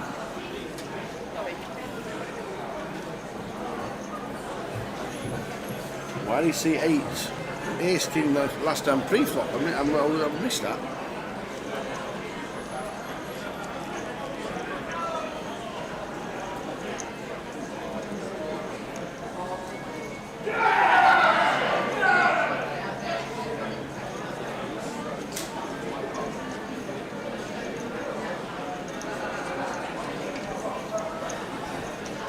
Thank you, sir. The water's here. No worries. The pub star's open in Malaga. That's where Dave is, instead of Edinburgh 888. Good luck when you get out there, young man. I'll be going there as well.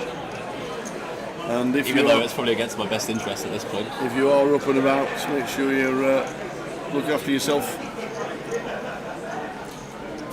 Hang on, C8 folded ace king last hand pre-flop. Did that happen?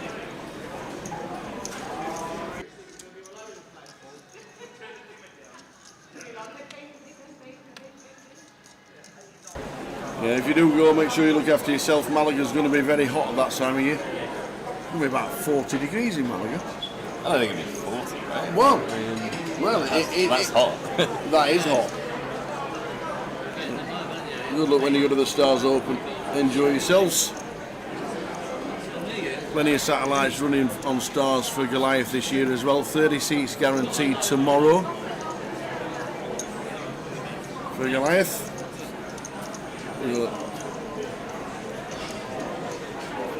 Plenty going on. Good to get Stars involved as well.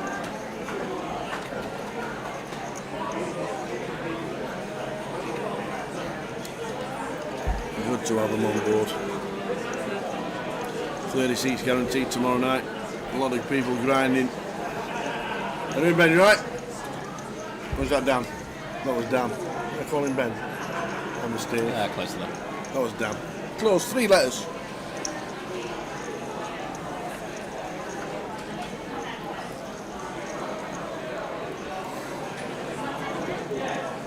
Ace 8 for Ben. Raise pre. Bet on the flop.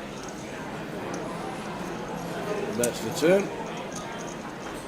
I would have done 0 of the 3 things he has done so far. Okay. Fold pre, check flop, check turn. Well, it works. It's a winning move from Ben Miller in seat number 1. Half an hour level to go.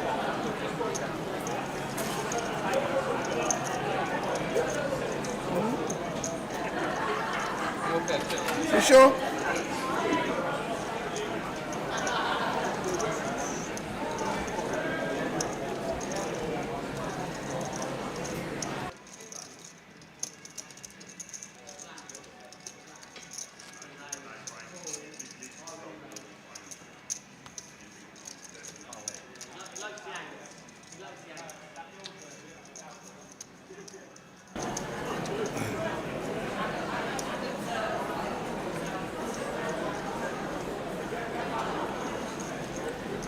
Kelly building up a stack with the headphones on the outer table. He's off to Vegas next week as well. Isn't the 16th of July the final day of the main? How am I going to be in London Tower? Well, Tom, there's the thing. He's busting on day one. Oh, calm down, you. Calm down, you. I reckon there'll be scenes and parties, and they'll hold off with the live stream in London if we are on the final day of the World Series main events in Las Vegas. They might just postpone day one of the GKPT. But let me tell you, if or when we get the bracelet, I shall be doing comms with it on forevermore. Just saying. Valerie says, do you think the time of year, do you think Edinburgh will get the numbers next week? Just cover that very shortly, because Robert's only with ace-9 against ace-queen and needs to get out of this somehow, but can't because he's dead on the turn. So Rob busting out. I hope it doesn't struggle. I really, really hope it doesn't struggle, but as we've said with Portsmouth, it could be the time of year why the Summerfest is not hitting the numbers that it normally hits and smashes. Maybe it's just one of those. There are so many people travelling about everywhere these days. Thousands of people go to Vegas. Dave's just told us that Malaga's on, which he'll be off to with Jack. Maybe I'll have to fly back for the Edinburgh High Roller. Maybe. Talking of the High Roller. Yeah. Did you know that this year there is a High Roller League? Well, I got told this yesterday without having really paid any attention to it. You are second in it, by the way. Yeah, that's an issue. Yeah, it is. Yeah. You are second in the High Roller League. But they don't even say what it's actually available for the win. It's a percentage of a mystery prize pool that they'll work out by the end of the year. I don't actually know how much it's worth. Maybe that's enough for me to go to Edinburgh instead, but I mean, I've already booked Malaga. So. Well, Malaga's on, Edinburgh's on. So yeah, regarding Edinburgh, I really hope it doesn't struggle, but is it the time of the year where everybody just is either on holiday, or we know what's on in Edinburgh as well, the Highland Show's on? I think Edinburgh, unfortunately, not only with Vegas, not only it being summer, but Malaga too. Yeah. I reckon it probably will be quiet, but... Fingers crossed it does what it normally does and have a very good festival. We will find out when we get there next week.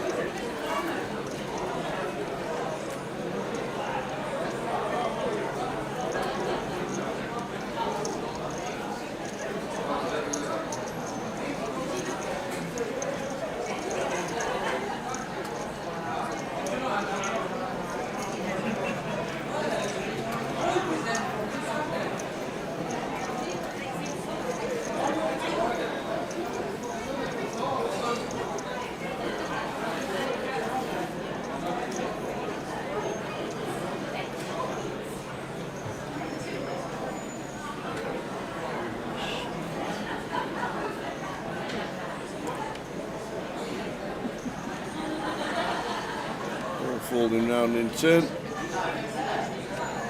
William comes to the table. He gets out of the way. Paul Ensign raises. Makes it 4. And the blind is now at 2k.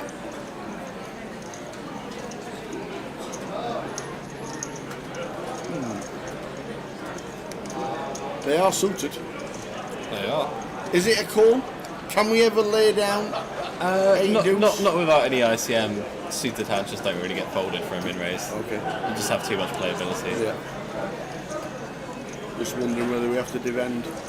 With ICM, these bottom ones dip out, but you're still playing chips at this point pretty much. I would have liked a bigger bet from Paul. Min bet's too small on this board.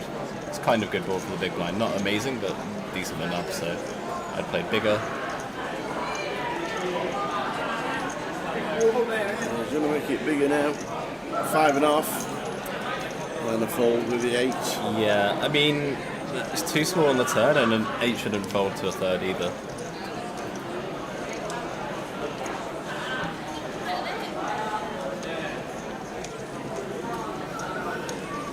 Keith says, see you in Edinburgh next week, buddy. Making a trip as not in Vegas. Nice one, Keith. See you next week. Look forward to catching up. And Dave says the Edinburgh, Glasgow, Dundee and Aberdeen regs will all likely play, so I think the main will hit. I can't see the high roller, but I can see the high roller struggling. Yeah, lots of people who play a high roller in Scotland aren't in the country, like David Doherty, who is in Malaga. Well, Robbie Bull in Vegas. Yep. Feraldo, Ludo, Vegas.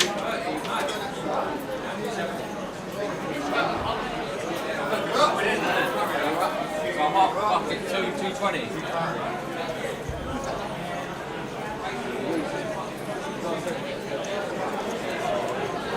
And Valerie says also the hotels are extremely expensive with the Royal Highland Show being on. And that's another thing. Prime time of the year, but a big city putting up the prices.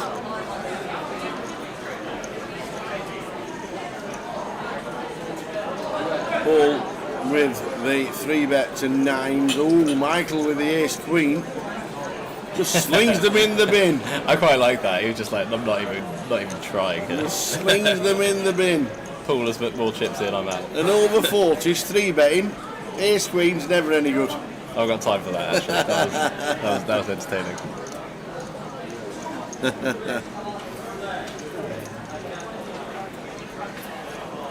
8-8-5 flop. Yeah. Stuart probably raging versus the 3-bet, but the price is really good. But here lies the issue. We'll just fold to a bet though. It's not going to cost him much.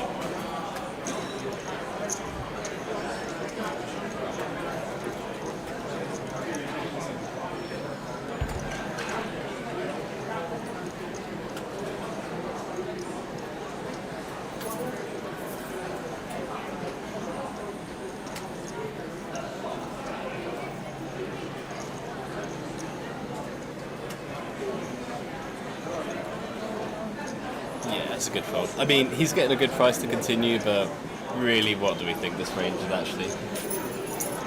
Lots of hands that have you in quite bad shape.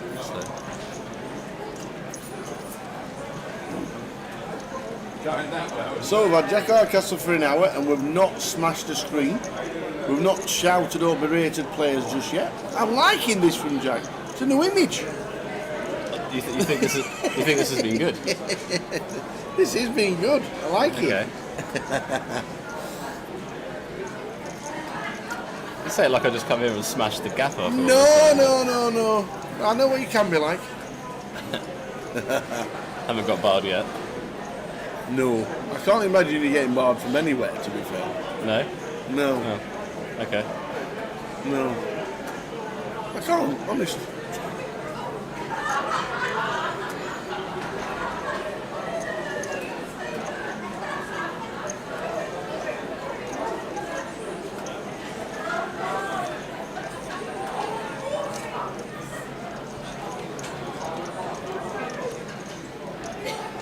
Michael with a 9-7 makes it up.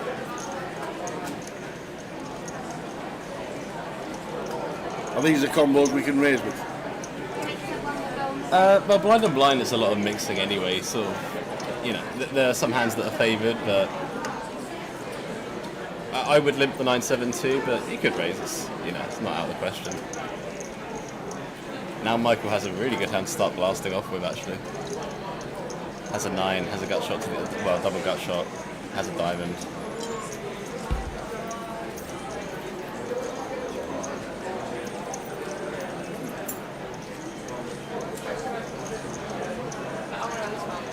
I would find a way to put lots of chips in the middle.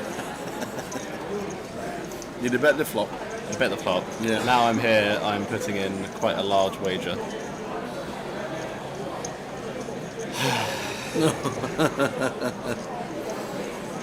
Stuart will put in a small bet, and I'm guessing It could be trying to keep it as a small pot and call the turn.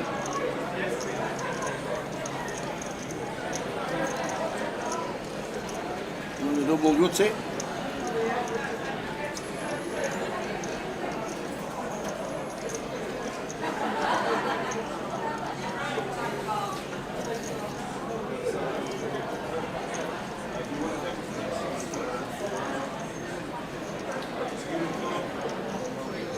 He's redeemed to be now check raises.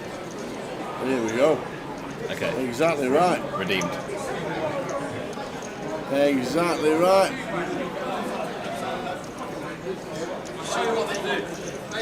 We've raised it up to 16.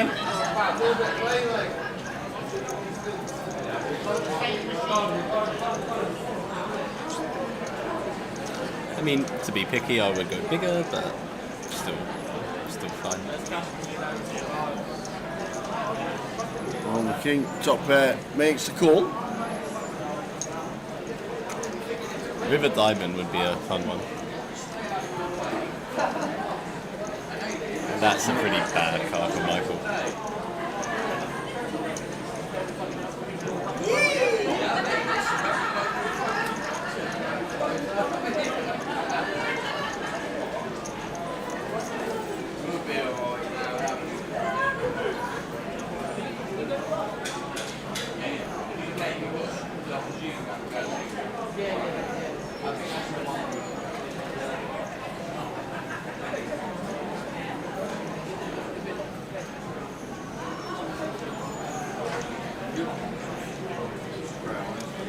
So Stuart with a nice little pot after it's checked. When did you want to turf me out? I've been here a while. Absolutely, whenever you need to leave, young man, and go and have a wander round. I don't need to leave. That's the issue. You can do a full session if you want to. I could sit here and my commentary could just descend over time. You want to do the full session? You can indeed. I'll hang around for a little bit longer. I'm not going to say the full session. But...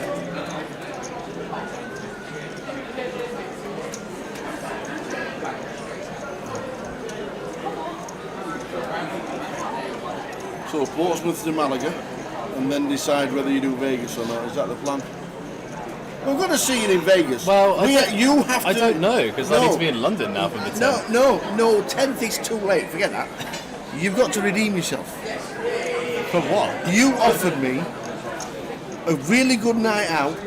What, here? On the Ultimate Oldham in the Win. Oh, we're doing. And it lasted 10 minutes. Well, yeah, that was the prelude to the night out we actually had.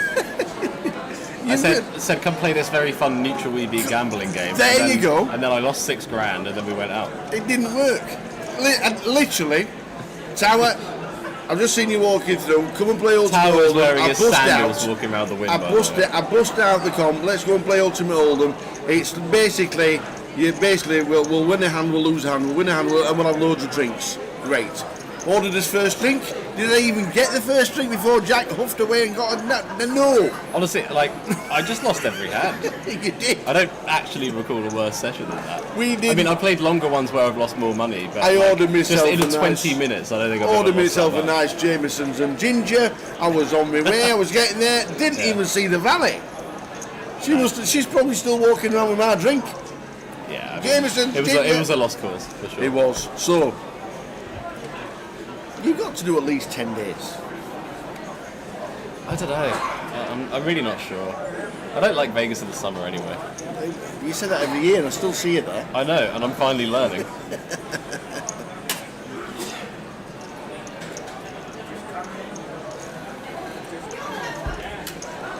You can get back to London in plenty of time. It doesn't start until the 10th. The problem is, if I went to Vegas, yes, I would end up missing London because I have a concert ticket on the 16th if I want it. Ooh, to see who? A concert ticket? Yeah, I mean, a proper one. Have a guess. What, a music concert? Yeah. As in either a band or a singer? To see a person or persons performing. Have a guess. This could be a good. Is this in Las Vegas? Yes. Is it? This could be a good question for the chat. I I have no idea who's in Vegas. What sort of giveaway can we do? Westlife. I'm not Barry. It's not Westlife Barry here. In Vegas. Yeah. I don't even know who's on. Where's it held at, please? Is it the Allegiant? I guess it would have to be. The, I'm not actually, the NFL stadium? Yeah, I've not actually looked, but that's the only one Robbie that makes Williams. sense. Robbie Williams in Vegas in 2025 Hey, in the Allegiant Stadium. Well, he's doing Britain at the minute. He never cracked America the first time around. He's awesome. It's So not Robbie Williams. Not Robbie Williams. Go quite far away from Robbie Williams. Okay. Female artist. Yes. Yes. Okay. Single performer. Yes. Oh, here we go. Here we go. Female single performer, as far away from Robbie Williams as you could think. Shakira. No. Not Shakira. It's not going to be in the Allegiant. Oh, I know. Lady Gaga. Correct. Yes. I have a spare Got ticket if to I be. want it. Except it would be a week into London. I'd miss the whole of London. Lady Gaga. That would be some gig. Yeah. I've never seen her ever. That will be some gig.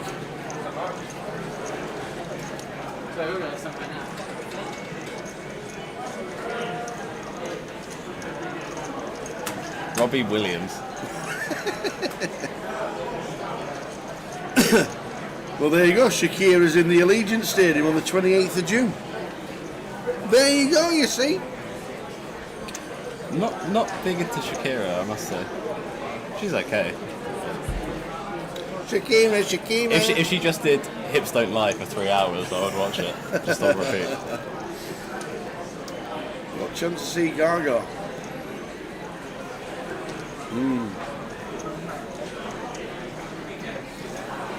Well.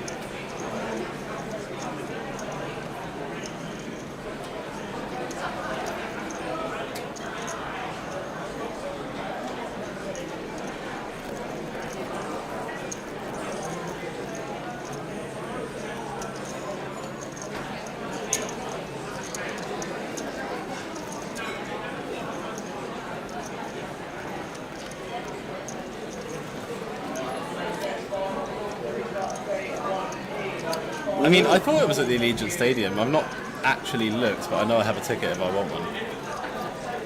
I would really like to see Lady Gaga. I mean, is this going to become a Lady Gaga fan No, stream? but I really would like to see Lady Yeah, Gaga. she's incredible. She would be incredible on stage. Not only is she very good in all of her musical endeavours, she's somehow also one of the best actresses. Yeah. Yep. Lady Gaga. Lady Gaga's not on the events list of the Allegiant. Yeah, I might be. Well, I mean, she's in Vegas, so I know that for a Right. fact. But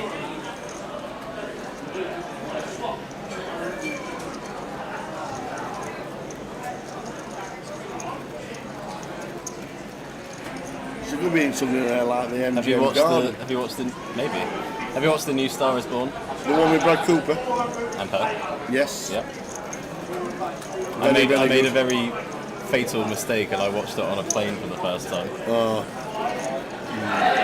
It's not very dignified to cry on a plane. Don't do a Jane, lose your telephone there. He's lost all sorts. T-Mobile. Yeah, it'd be one of them. Like, it'll be a big place for sure.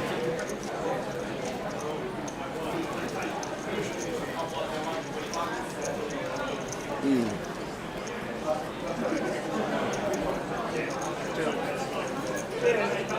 10 minutes to go until the end of 11, and then one more level of buy-ins to go through with this flight. Best artist I've ever seen, AC/DC, by a long way. Good shout. I've seen them 7 times live. Always good. I've seen Guns N' Roses. I've seen no. To be no. I tell a lie. I tell it. I'm struggling here, Paul. Where's telly? I knew we should have come in and talked about it. We would have been here right now. There's loads of tables there. We wouldn't even get interviewed. I tell a lie. Best artists I've ever seen, hands down. AC/DC, my favourite band. But 1986, saw Queen at Wembley. I thought you just got the 1975 wrong. And it was his last. It was the last gigs he ever did in Britain. I don't know if it's the last gigs he ever did. I mean, Queen's an excellent shout. But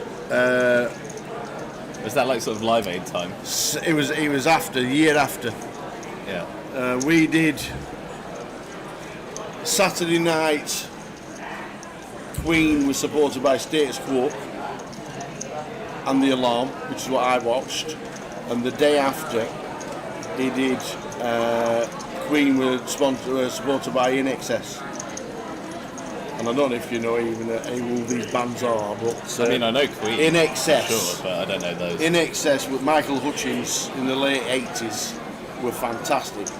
But 1986, Queen at Wembley, probably the best gig I've ever been to. But AC/DC are just unbelievable. David and I had a nickname for Pocket Queens. Pocket Queens? Based on what you've just said. The Freddies. The Freddies. Like it.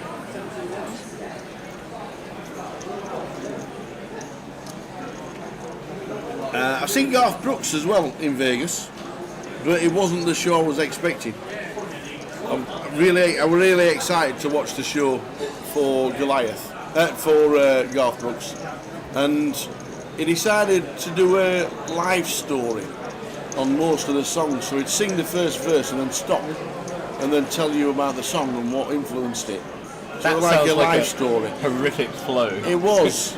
And then the year after, he went back to performing live again. But I would have liked to have seen Garth Brooks in his heights in the early 2000s. That would have been Surely, if you're going to do that, you say you do the description for the song, and then do the song, if you want it. You'd have thought that. Doing the first verse and then stopping, and then jumping into the chorus. Yeah. Yeah, that's not good. That's not good at all. The Unlucky Goat says, I love the Thunderstruck at the Goliath when sitting down to play. Does that have influence on that? Yeah, yes, Buzz. It's all my own playlist, is the music when everybody walks into Goliath on the morning of playing one of the day ones.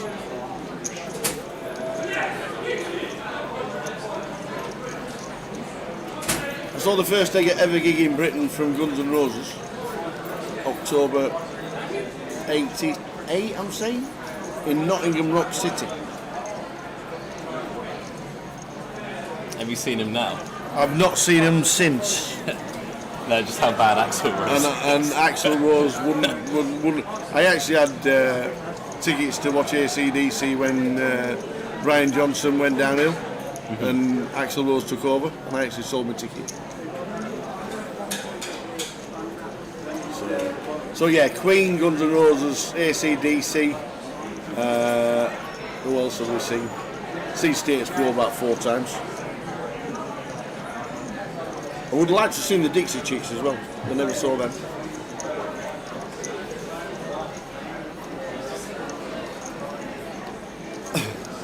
Five minutes left of this level. 92,700 collected. One more level of this buying flight will be level number 12. There's a break at the end of level 12.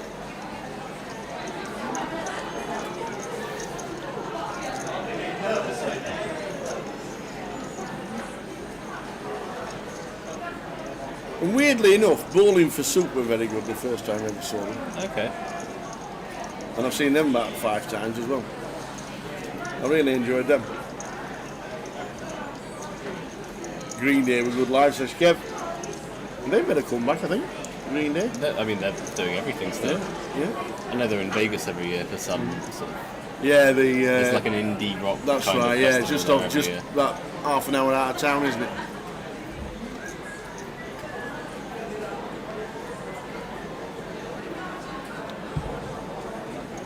They've changed their lyrics for American Idiot, haven't they? Why? Not part of the MAGA agenda, etc. Oh, right, okay. But it was at the time. It didn't matter at the time. But probably didn't, no. ZZ Top would have been good. Annette Quintas went to see ZZ Top in Vegas.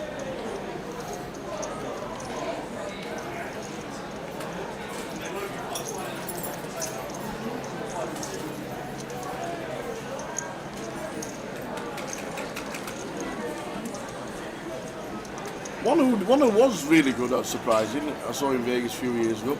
Matt Goss from Bros. I have no idea who in that is. Caesar's Palace. I can't believe Adele had such a long stay in Vegas. Yeah, she actually said it was too long, didn't she? Well, she's a very good singer. But if I were to watch music for 3 or 4 hours, that's an Adele concert. I wouldn't want to listen to breakup songs for hours on end. Breakup songs.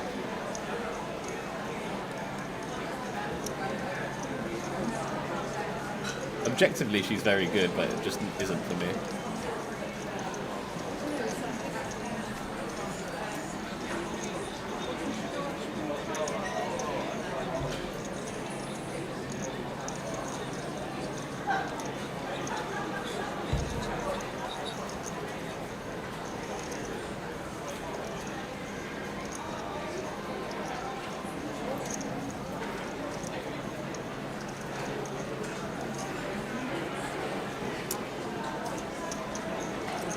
I might leave you as it's the end of this level. Okay, young man. No worries. I'll be loitering. But you loiter around. You go fill your glass up at the bar. Enjoy. I'll get another glass of water. Whatever you do this evening, enjoy yourself. Good luck for tomorrow. Thank you. Got plenty of time, right? It's 2 p.m. start. It is a 2 p.m. start tomorrow. We have a lie-in tomorrow morning. Might be a bit of. It could be a spot of brunch tomorrow. I mean, honestly, it could be. There is a good place for brunch. Well, it's a bit far from here, but it's nearer to my place. Have you got a car? No, you have to Uber. A taxi to go and eat. You come here. I don't know anywhere good round here. Yeah, but you've got to come here because you're playing at 2 o'clock. I will get my own brunch then. Oh, right, okay. Right, that's it. I'm giving you I the did option. ask. I did ask. Yeah. If you want to get an Uber, I will find you a nice brunch spot. I did ask. Enjoy yourself. Try Whatever you're doing the banned rest of the tonight. evening. I'll try Final not to. hand is 10s against Ace King. What do we think? I would be terrified as Paul. That's what I'd be thinking.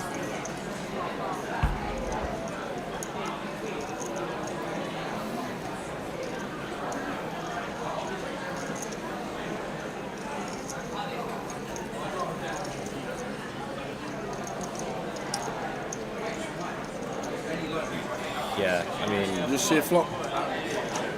Yeah, the other Paul is just not 3-betting late. Like he's just 3-bet twice, and it was kings and ace king suited.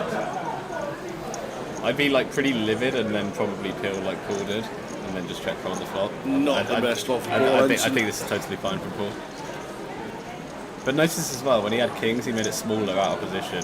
But now it's ace king suited, he's like, I kind of want to end the hand. He put a bit more juice on it. And that was it. And then more on the flop as well. One better win. Thanks to Mr. Jack Hardcastle. No worries. We will see you tomorrow at the latest. Might even see it again tonight. You never know. If not, I'll try to not cause too much trouble, and then okay.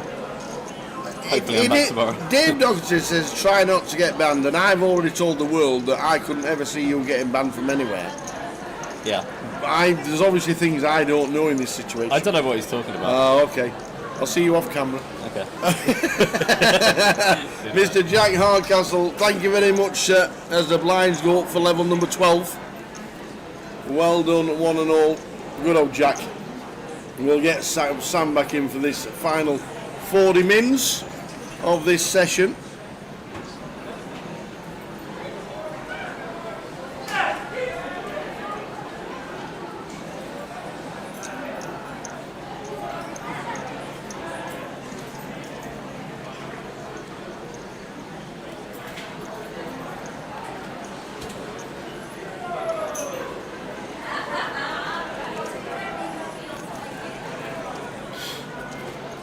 Good night, everybody, says Eddie. That's a little early. All the best, Eddie. We're on stream tomorrow from 2 o'clock in the afternoon.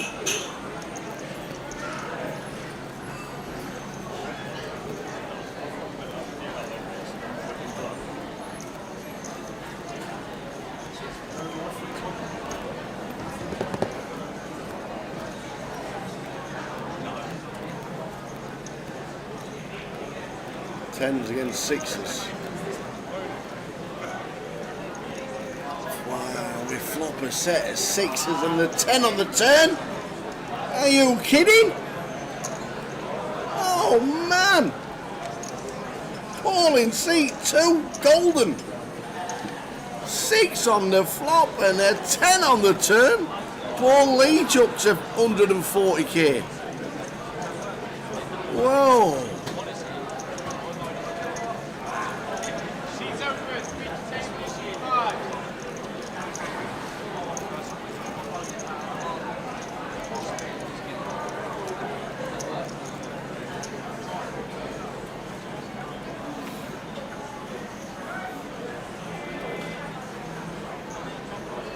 So close to 94,000 collected.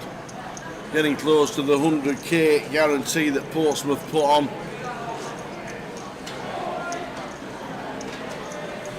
We'll look around the estate to see if they are still struggling, hopefully, and get the word out. Blackpool might have a slight overlay in that one. Looking like it might just have a slight overlay in Blackpool. For the 10k guarantee, it's overlaying 1400 at the minute with 20 minutes to buy in. But there is add-ons on that, so that probably will hit the guarantee. Just round the corner, Stockton. There, 25.50 is still overlaying £17,000 at the minute. The 25.50 in Stockton. That's going to need a lot of help tonight and tomorrow in that one. Sheffield also doing exactly the same, overlaying 25 grand in Sheffield. Could this be the last ever 25.50 in Sheffield? Well, it carries on like that, possibly. Sheffield, where are you?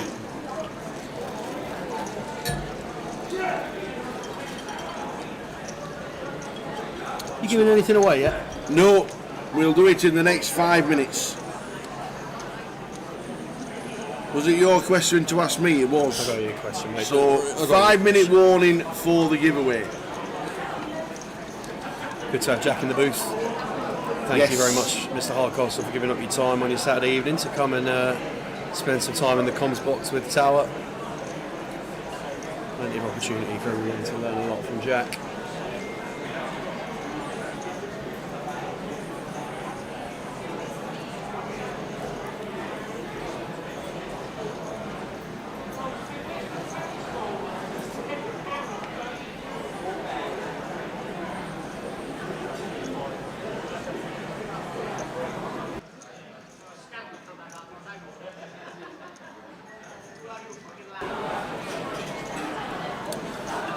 Raising gun with ace 10 and Stuart right behind with ace king. Coming in for a 3-bet mark, just getting out of the way. Stu Kirby 60 blinds, table chip leader. Paul Leach 55 blinds, second in chips. And then Michael Roll middle of the pack.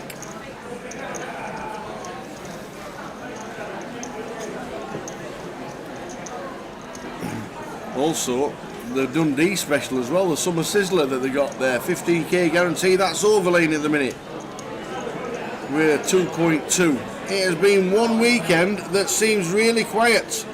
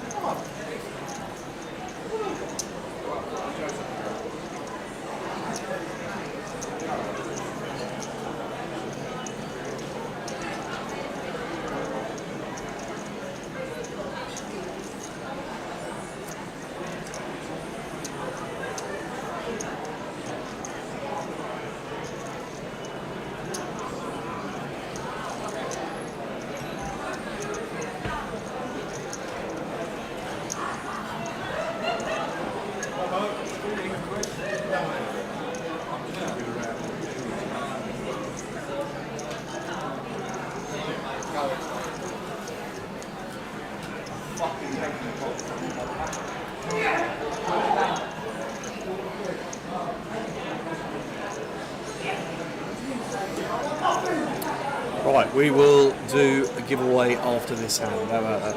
Seems After this reasonable. hand? After this hand. There's your pen. Thanks, Got pal. your paper over there, mate. Paper over there. Your papier. So you go.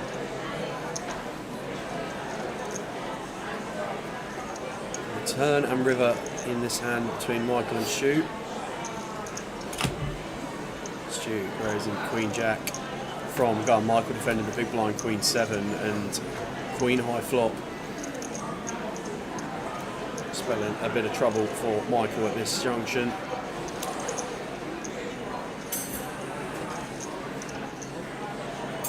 Gonna make the call. Oh, 10. Shake more, shoot. Jack played. Michael checks it back over to him.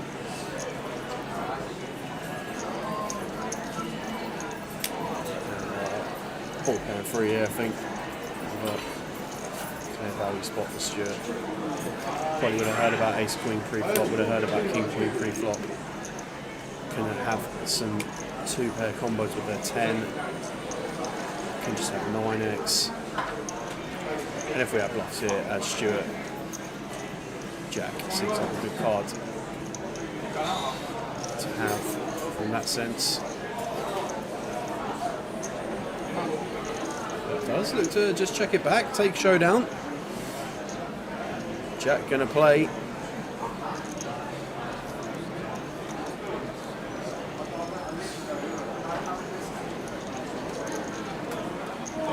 Be conscious that Michael has all the threes from the big blind, so there we go.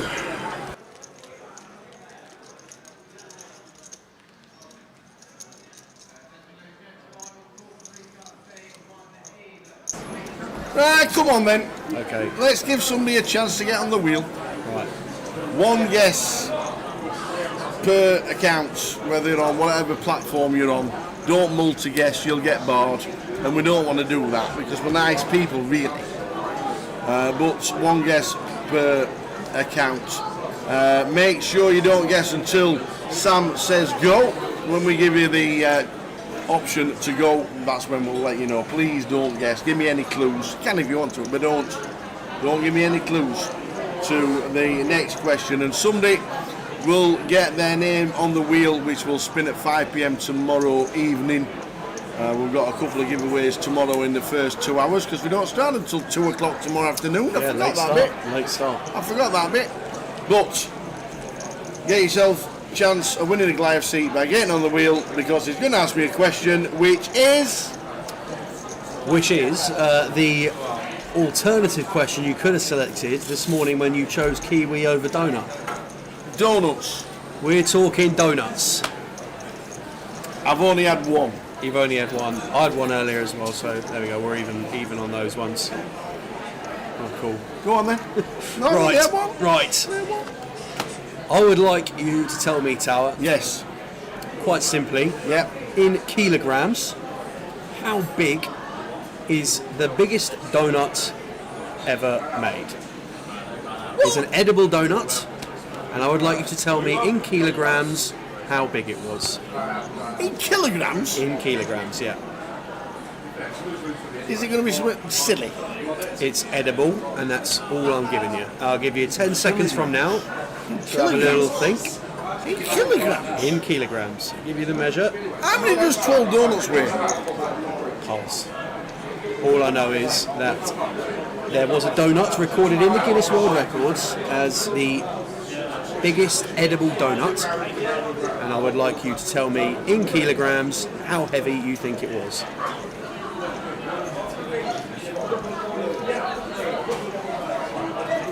And just for the final time while Tower's writing his answer down, thank you very much to Mr. Gareth Wright for providing the team with kiwis and donuts twice so far this week. Much appreciated. Got an answer? Yeah. Happy with it? No. Great. Off you go, guys. Away you go. Get your guesses in the chat. You have one guess per account. Do not double guess on the same account. The question is, how many kilos does Tower think the biggest edible donut in the Guinness World Records weighed? Straight back to the action as Michael I'll check the is chat. all in. I'll check the chat for funny answers. Thank you very much, sir. Michael's all in for his last 16. Paul found Queens in the big.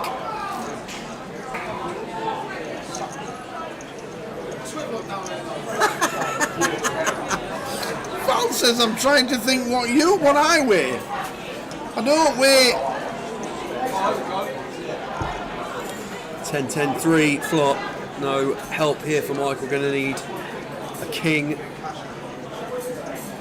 or a 10. The one remaining 10 would also be one of the most brutal bust outs you're likely to see on the stream. Oh, Jack of Hearts. No good there. Jack of Hearts, no good there. So for your giveaway, guys, this is for a place on the wheel for a Goliath token in 2 hands time, because we're going to rattle through some giveaways now at the back end of this stream, because we had Jack in giving us some fantastic hand breakdowns and brilliant content on the stream. We're going to rattle through the giveaways at the back end. You've got 2 more hands. We'll give you the correct answer after that. Then I'll give you another 2 hands and we will get Tower's answer. I think that seems like a reasonable time scale. Listen, mate, I'm firing from the hip. Get you. I think I weigh about 125 kilograms. That's what I'm trying to work out, and I've not even punched it in before. Let me punch it in before and I'll tell you exactly how much I weigh. And if you want to do it, if you want to do it on me, then you can do. The question is, according to the Guinness Book of World Records, how heavy is the biggest edible donut in kilograms? That's Tower's answer you're after, not the correct answer. I'm about 125 kilograms. Correct answer in 1 and a bit hands. Conclusion of this one and one more. If that it is. Val says, what do you weigh, Tower? I guess that. 125 kilograms is what I weigh. Okay, Jorge here with the ace-jack of clubs. All in for 24k from the big blind over Stu Kirby's button open with the ace-3.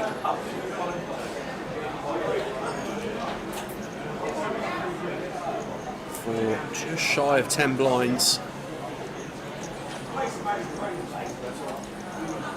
Stu thinks the better of it on this occasion. Elects to fold. We saw Paul Henson getting the better of Michael Roll before that. Now 5-handed on the feature at the moment. The tables will be balanced out very shortly. So how many kilograms is the heaviest donut ever made that's edible? Correct. Well, I thought I'd just put that bit in there. It is edible, which is fact. But I thought you might ask me, what if someone made a statue of a donut in metal or whatever? All right, I get you. So it is a edible donut. I'm reliably informed it was made under strict food hygiene conditions. Nice one. So was you there? Had a crack. I was not there. That's a clue for you. I was not there. So I would.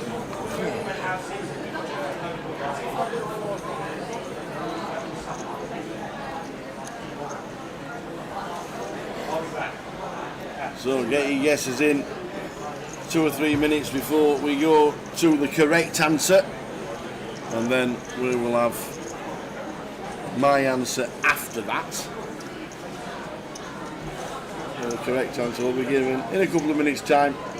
How, in kilograms, how heavy is the largest donut ever made? Correct. So after this hand, we give you the correct answer. Here's 10 for George. No jacks for Chris in the big. Oi, Snap. oi, oi. Cool. And we're going to see 5 cards here. Boy, it's not easy to find. Small and big blind. Cool, this one. Facebook. We're just going to check Facebook. Ben Godward has just guessed on Facebook, so he's on. But nobody else has guessed on Facebook. So we'll get Facebook back up and running right now. Ace on the flop for... Oh, Jack on the turn. Oh, the Jack Brutal on one the there. turn. 2 outs. Now need to fade Kings. King Oh, on the river! King on the river. Oh, what a run out that was! Roller coaster. Wow! Emotions there. You're winning, you're losing, you're winning. Oh, man. Okay, well, Wow. off the back of Jorge doubling here. Wow, what a hand that was. Is Facebook back up? Yeah, Facebook's back on. Somebody ever gets on Facebook, make sure that it is on. Because the question we asked Tower was, in kilos, how heavy was the world record biggest edible donut? Yes. And the actual answer is 102.5. But we'll take 102. That seems reasonable. 102.5. Any live reads here? I'm not being funny. I'm not being funny. But my mum could have made a bigger one than that. Oh, really? Is that all? Not having it. Not having it. Anyway, my answer and my guess will be with you soon. And somebody's going to go to the wheel and have a chance of winning. Yeah, no double guesses, guys. You will be banned for the rest of the weekend from entering the giveaways if we catch a double guessing.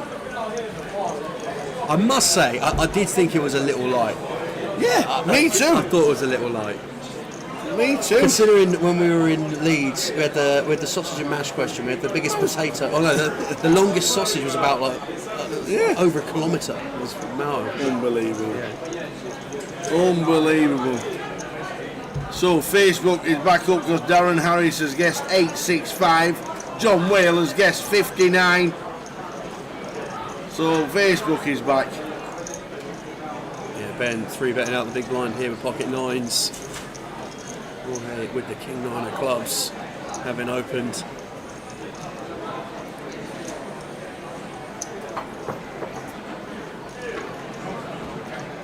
New Frost says, which is what I guessed because he actually knew the answer. Wow. There we go. There you go, you see.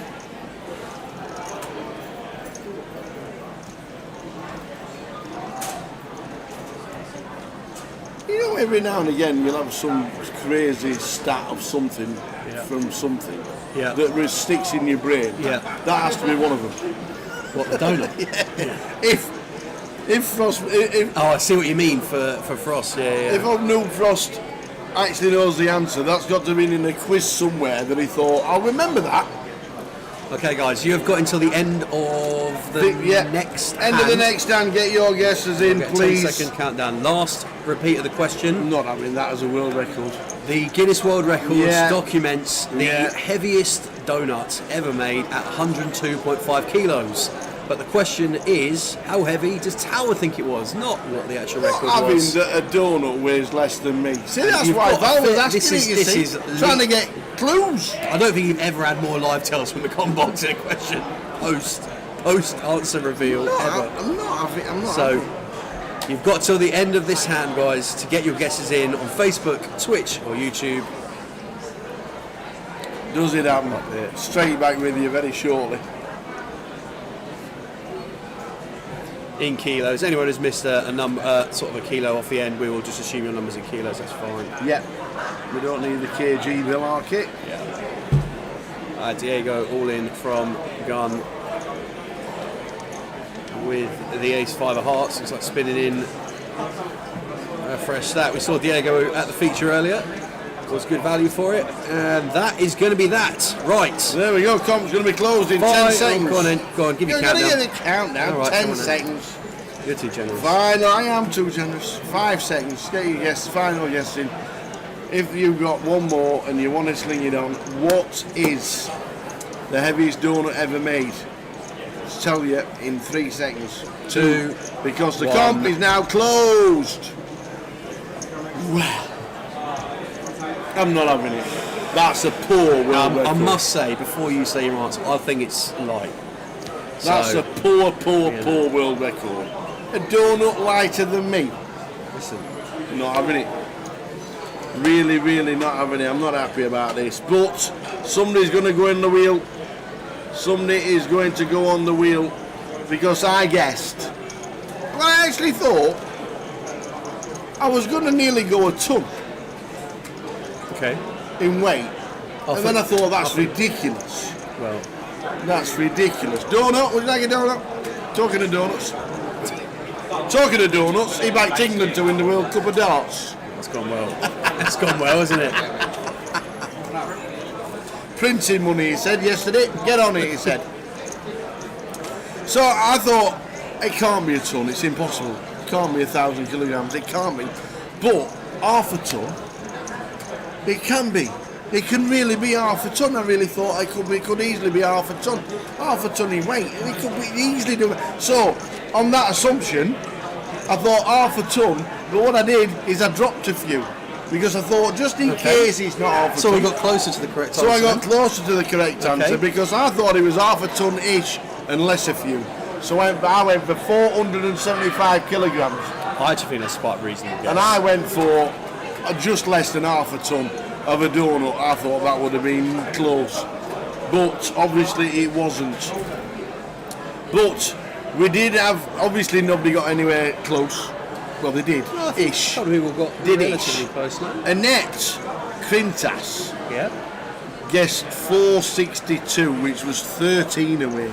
Is that the closest? But unfortunately for Annette, guessing 467, which was 8 away, was which was 8 away, was Ben Godward on Facebook. There you go. 467, only 8 away from my guess. See? On the same wavelength. That's a really poor world record. I think we should start mixing donut mix now and get on with it. Ben Godward on Facebook. Well done. You are now on the wheel as we come back to Diego's all in. He needs a 10. Or an ace. Or an ace. So well done to Ben. Ben Godward on Facebook gets himself on the wheel tomorrow. That's 6 names already on. Yeah, well done, Ben. That's 6 names on. We will have at least 2 more in the final session of the day. Honestly, half a ton is not really heavy if it's a world record, I don't think. I quite a lot of the time I think we both sit here and think how on earth has he come up with that? But I think that's a reasonable guess. I would have guessed somewhere around 300 or something like that. Done. There we go, Ben.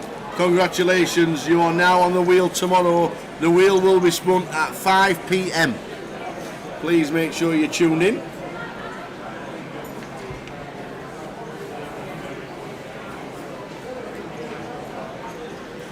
$15 minutes to go until the end of this session and the buy-ins for this flight.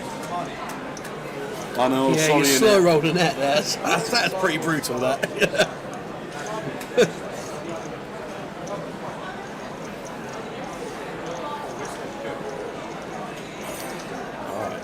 So we've got 14 minutes left of this level. We'll do 2 more in the last session. I think. We'll do 1 more sand finks, and then we'll finish on a tower finks, and we'll get back in. I keep seeing Manchester Les popping up around this card room, and he's either he's in there. Well, he's when the camera pans out, he's on the outer behind the feature to the left-hand side. There he is. So a great big bushy beard on him now. Which is not white lads actually. Known him to have a beard for a long time, but mixing it up, and I don't think he's going to be shaving it off anytime soon if he keeps making final tables, that's for sure. Right, well, 9 of clubs over here. After Chris raised, Ben called, and just happy to check it down. Ben with King Jack high.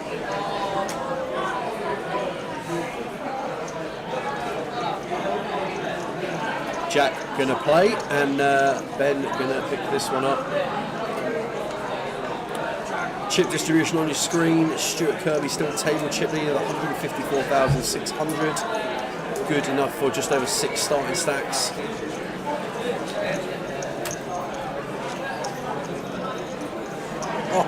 Annette says that's the second time I've been second best dancer.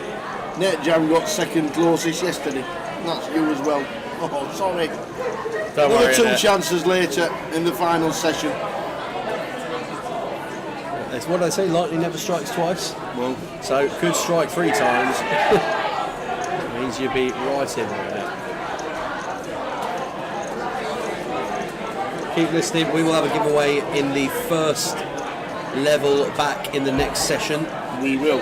Which will probably be in about 50 minutes from now.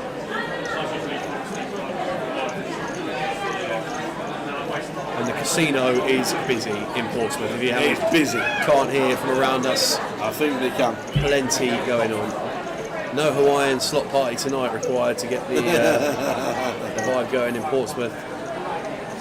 All the blackjack tables, all the roulette tables, all the electronic roulette, all the slots are all full, and the poker room is packed.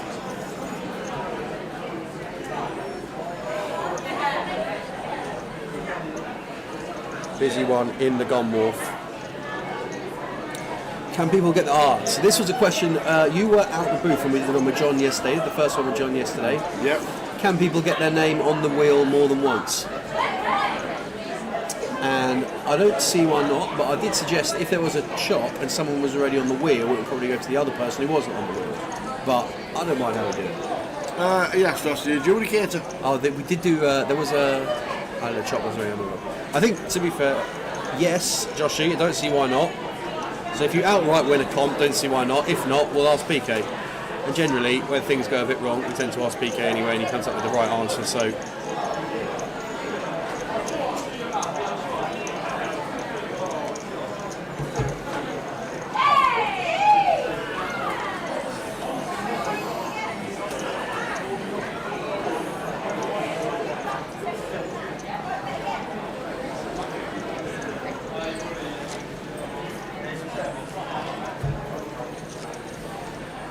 Do you know where we are in the casino here? Yeah. And we've got the golf on the screen to the left of us. Yep. It's been on most of the last 3 days. I'm sure every time I've looked up, all I've seen is people knocking their putts foot past the hole. It's wild. And people are trying to tell me that I undercooked the hole in one.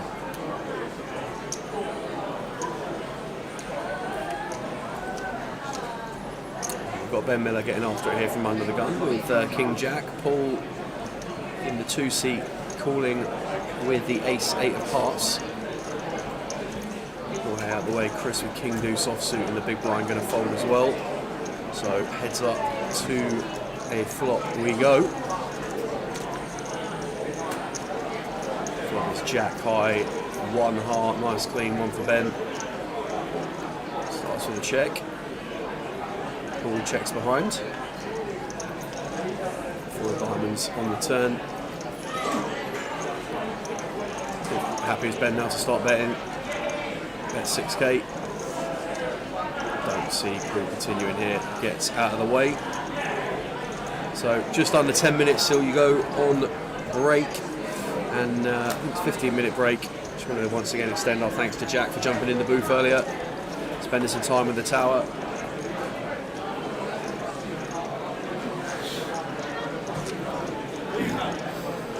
$95.7.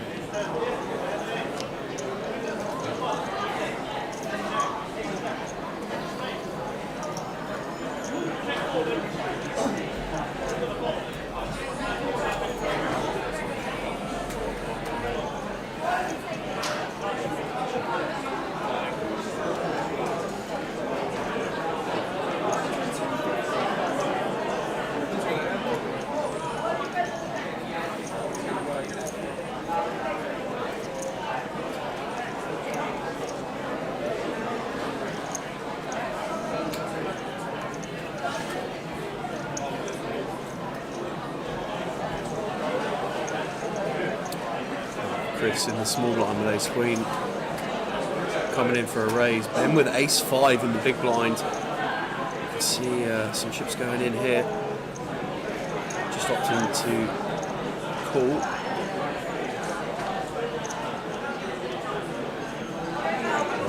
Probably a flop, but not going to see Ben do too much out of line work on Chris with option queen high. flop, top pair, top kicker. Continues for 6k.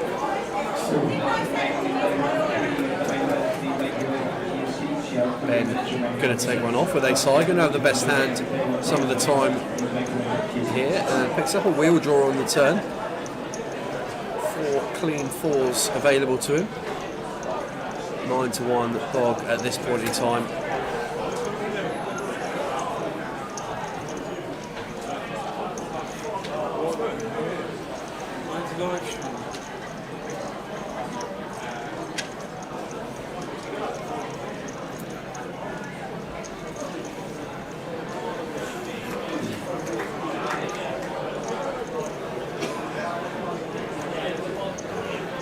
Sizing up now as Chris trying to like. So many 25. Yeah. Hard to envisage many situations where we're going to get 3 streets here. Ben just drops it off. So Chris is going to pick that one up. 7 minutes of this session to go. Stu Kirby, chip leader on our table. Last 6 minutes of buy-ins for this flight. Levels 13, 14 and 15 is when we start eliminating people. Nice one, Kev. Thank you very much. Appreciate the well wishes.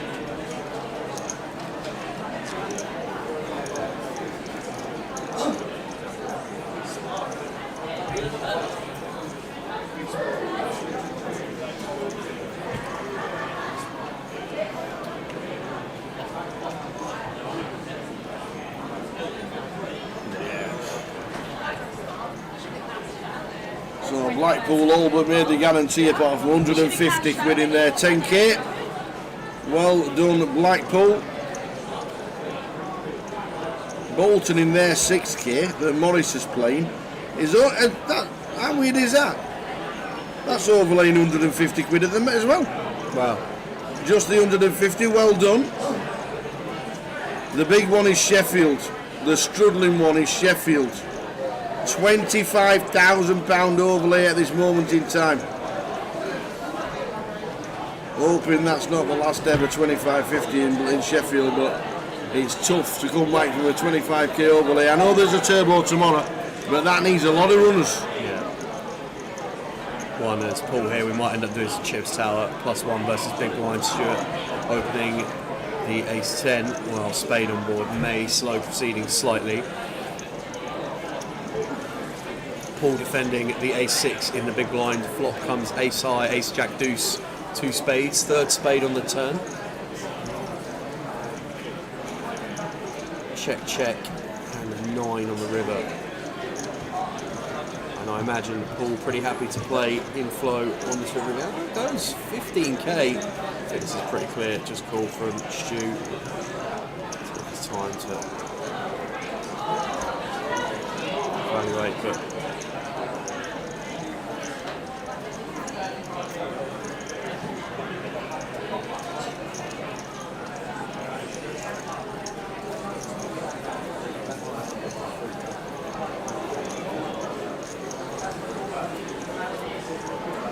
got a spade in hand.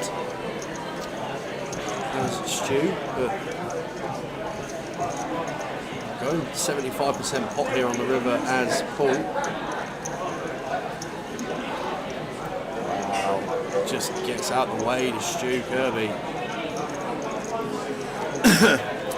Big Johnny says, how many levels of day ones for Luton? 15 25-minute levels for day ones. Big Johnny, if you're thinking about going to Luton, 15 25-minute levels. 41,500 collected for 70 quid.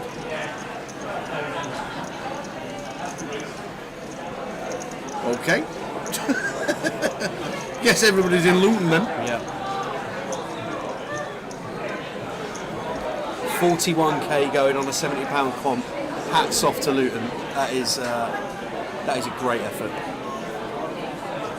Probably why Sheffield's struggling. Probably a bit. You're going to need a lot of the Luton to get up Sheffield to sort that one out at this moment in time. Birmingham's on, which is like 2 hours away from Sheff. Yeah. Stockton's on, which is like hour and a half away from Sheff. Was it on Liverpool? No, Liverpool's not on. No. That's next week. I think. Or is that 25 in? Is it 25 in? I thought Liverpool was 25.50 So this there's week. one in Liverpool as well? I think so. There's Wowzers. definitely 4 on. Oh yeah, there is. Birmingham, Liverpool, you're right. Yeah. So yeah, maybe all of them collected together in the Northwest and Yorkshire. Perfect storm. Maybe that's why he doesn't help either. Yeah, well, we've got Andy Miles come to the table in seat number 5, who holds the record for the most individual cashes in the Gunwharf Keys Casino in Portsmouth. Fun fact for you. Yeah, it's 10,000 overlaying Liverpool as well.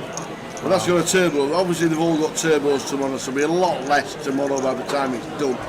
Going to see a pot here, Tower. Here we go. Going to see a pot.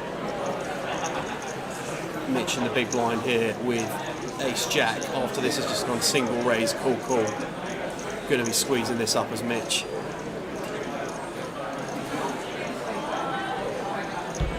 Makes it 25k, and Junshan going to be happy to call this off. Ace King. Shrug of the shoulders, dry smile, come to the table. First hand, Ace King. Raise it up, and we're probably going to be all in. 2 minutes to go to the break, flips it in. Away with the 7s, they're going to get out the way. This will be the last hand of the session. Actually back round to Ben now with Ace Queen of Diamonds. Yeah, if we can find one out, a route out here. That's gonna make a call. Ben and Mitch played a lot together down in Portsmouth. Be very familiar with each other's game, no doubt, but after just calling here, as Ben, our hammer's massively underwrapped on the button, and 9, 5 deuce, 2 clubs is a pretty good start for Junjan to be getting his full double. Seems, I was going to say seems relatively relaxed, but swaying around a bit. Mitch starts with a check.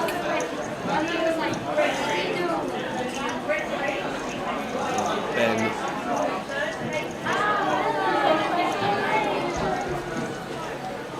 in the tank.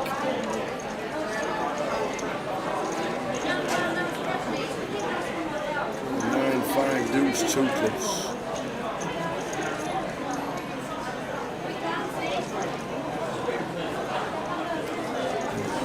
Big Johnny, the last flight tomorrow will be a turbo, but they can't have 2 different times on the app for the flights. I'll try and find out for you what the blinds are for the final flight tomorrow in Luton, but it'll definitely be a turbo. I don't know if, oh, there you go, Ben didn't know it was on him. He was waiting for Mitch to act. And didn't know it was on him. Gets the confirmation that Mitch checked. And Ben checks back. Oh, 7 of hearts on the turn. And Jorge would have made a set.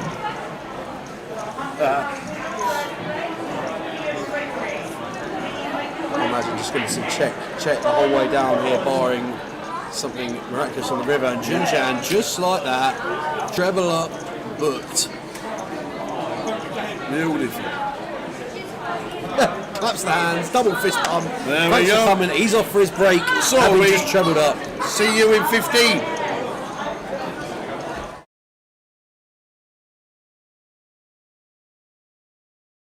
So, an update from Tower's team, and this time we've got the most prolific casher for Scotland ever. Oh, wow. And What it's an intro. Mr. Neil Farrell. How are we doing, buddy? Yeah, good, mate. Good. How are you? Are you in a house? I am, yes. I slept in today, so I'm going in to play the Monster Stack in about 5 minutes. All right. We talked about the Monster Stack with a couple of the lads. We've had Dan, we've had Leo and stuff like this. This Monster Stack, it's got to be the best side event ever, doesn't it? Yeah, I mean, it takes about 8 days, but I mean, if you're gonna concentrate and do well, it's good.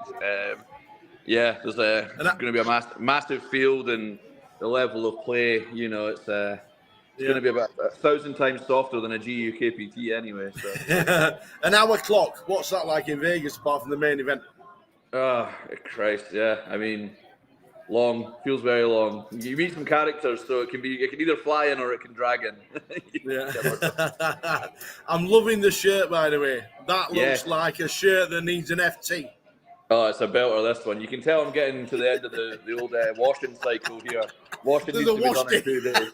The wash day coming up on Tuesday, is that what it is? Oh, yes, yeah, that's it. You know, when these bad boys get brought out for like random events, you know, it's we're running a bit low. I love it. Right. Vegas so far. How's it been? Not amazing yet. I've been quite I think I've cashed 4 events, but I've not really had a deep run in anything. I think like 50th in the 5K was my best. Yeah. But unfortunately, I'm quite good at convincing people that are better than me to swap. So I'm up a wee bit. I had a nice little swap with Moorman, and he got second in the 25K 6 max. So that was nice. And also I had a swap with my housemate Daniel, who got third in the 1K mystery for like 450K. So I'm up a bit, but not through any work of my own, of course. You know, I'm trying to bring the money down, and the other guys are bringing it up. You know, I've got you on my team. Yes, I saw that. Although I was picked like 4th. I mean, do people not remember who the fuck I am, Tower? below Dan Charlton. Are you guys all right over there? DCTV is a new thing, you know. Let me tell you. That's true. Right, the boy puts the hours in. I'll give him that. You're on my team, but the first thing I see is that you're off to the WPT party. Now we need some discipline. We need some discipline, kid. We need some proper discipline. So by all means enjoy it, but enjoy it by being disciplined. Yeah. Listen, sometimes some people like to warm up with a bit of meditation, you know, run some sims. I like to get a few beers down me. It's a similar outcome. That's exactly true. Everybody knows who you are. That is exactly the medicine that you need. A couple of scoops, we're all right. We'll be doing fine. At this moment in time, we're actually in front. I know we're not halfway there yet. We're like 40% through the what is it, 100 events these days or whatever it is. We are actually 5 points in front, and Benny Glazer's won 2 bracelets for the opposite team. Yes, I saw. So we're doing all right. Yeah, I know. To be honest, I saw Benny was on the other team, so I kind of just gave up. But I guess I'll start again. Yeah. Everybody on my team has now cashed, which is great. All right, Leo's had 1, Rob's had 1, you've had 3 in the WSOP events. Dan's had a couple. Pads has just, I think he's had 5 or 6 or whatever it is. But it's the rest of Vegas. I know the World Series is not everything. Is the rest of Vegas planned out for you? Do you now know what you're going to play, or is it roughly? So I tend to play a lot more of the bracelet stuff than anything else. I know there's a WPT main at the Venetian. There's a 5K, so I'll play that, and there's a 10K at the Win that's really good, so I'll play that. But mostly it'll be WSOP. Mostly it'll be points eligible tournaments. So that'll be good. Yeah, nice one. The rest of the trip, obviously, you're planning out, which is really, really good. If I was to turn up in 2 weeks' time, I'm coming out on the 24th. Okay. I am going to rail one of my team on a final table. Okay, that's fine. I can time it for around then. I'm going to bring a Team Tower T-shirt. Would you wear it? Sure.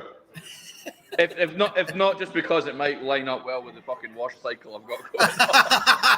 If I bring it on a Monday, is that all right? Get me an extra day. Get me an extra day out of the washer.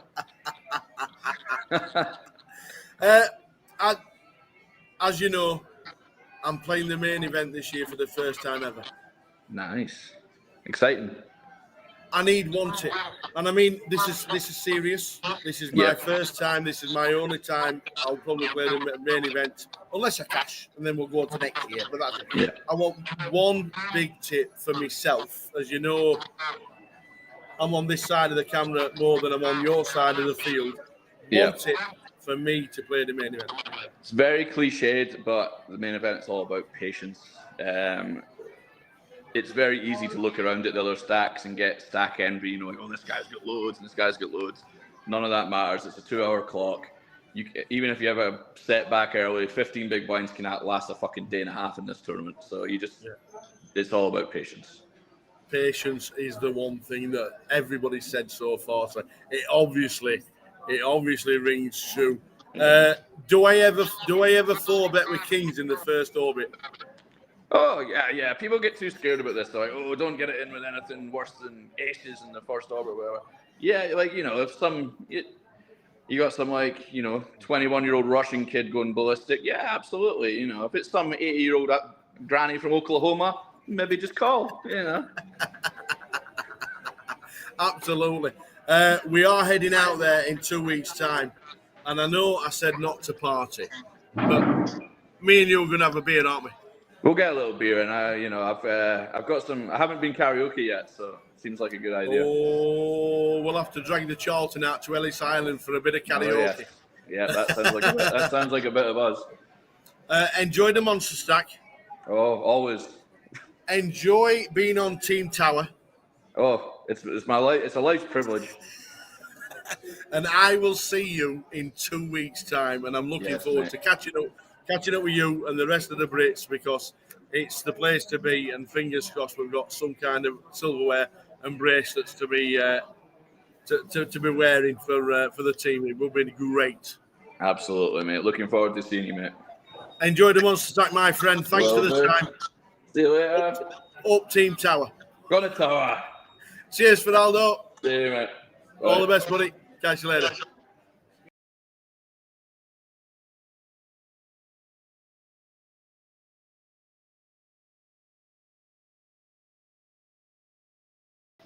All right. So another member of the team is with us. He's in Vegas. Here he is, Leo Weatherton-Lees. How you doing, Leo? Hello. I'm doing okay. How are you doing, Tower? We are good. I will be with you in a couple of weeks' time on the rail, Good. hopefully, for some massive run from yourself. I hope so. How's it been so far, pal? It's been fun, but it's been expensive as well. Yeah, not so good so far. I've cashed a couple of tournaments, but they've both been small buy-ins and min cashes basically. So I've lost some very big pots in some good tournaments. But what can you do? I'm back in the streets every day. You turn up, you keep going. The fields are huge. It's not easy out there, is it? No, exactly. With thousands of players in every single tournament, you can't expect to have runs every day. It's just not how it works.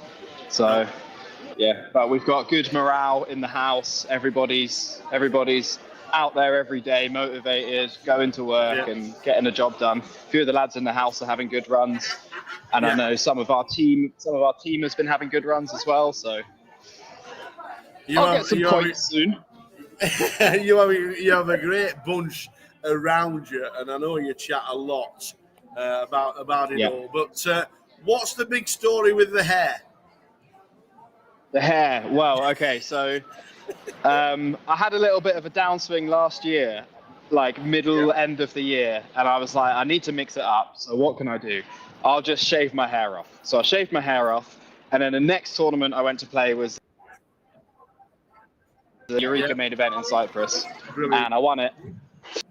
So now it seems like it just feels like one of those things. It feels like a lucky charm. So when things get going a bit rough, my new go-to now is just zip the hair off. So if you don't get 50 points for the team, can I shave the hair off at Goliath? Yes, exactly. Yeah. I'm probably going to do it today, to be honest. I'm just literally waiting for somebody to be at home at the same time as me who has clippers. Yeah.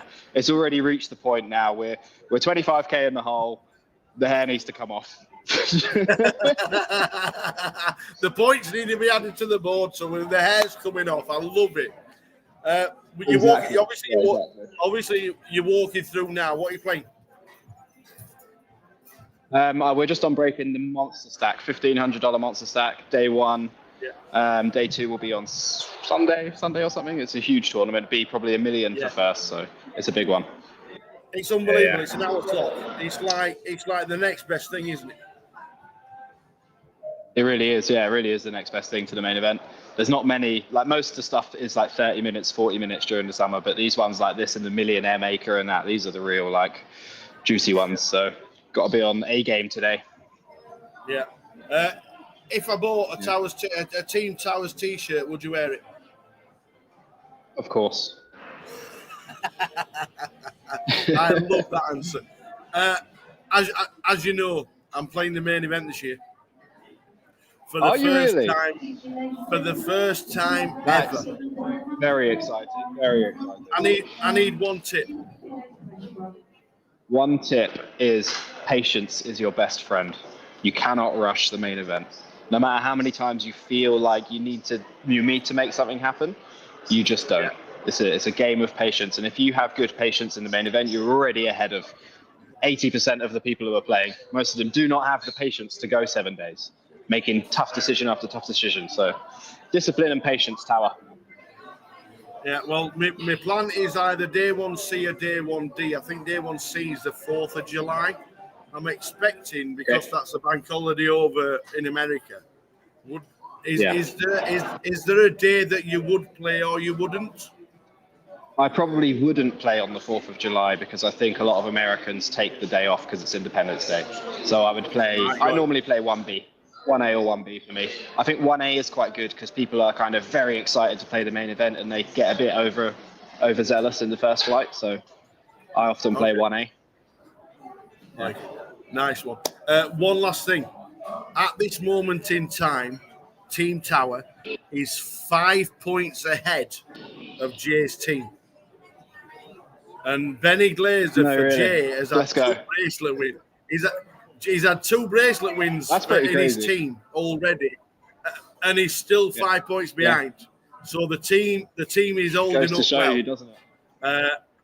Good, very good. Yeah, I'm rooting for obviously Pads has had 5 scores.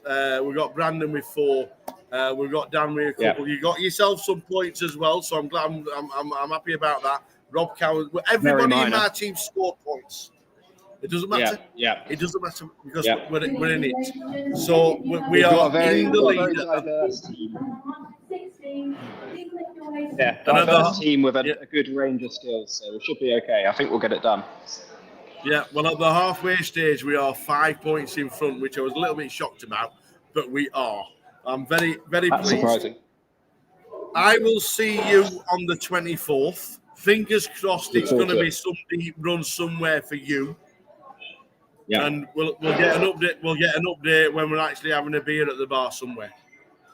Sounds good. I'm going to win the monster stack anyway, so. Yes, love it. Love it. Thanks. Yeah. Thanks for the updates, and I will see you in 2 weeks' time in Vegas. See you in Vegas, baby. Leo, thank you very much, bud. Ciao. See you later. I want to go shopping tomorrow. Loads of shops like retail outlets, superstores and that. Do your brains here, mate. Close. I mean, so as leaders at the main event, you have a new prize level, 1,500, 3,000, 3,000 Bitcoin and 1533 dealers. Registration for this fight is now closed.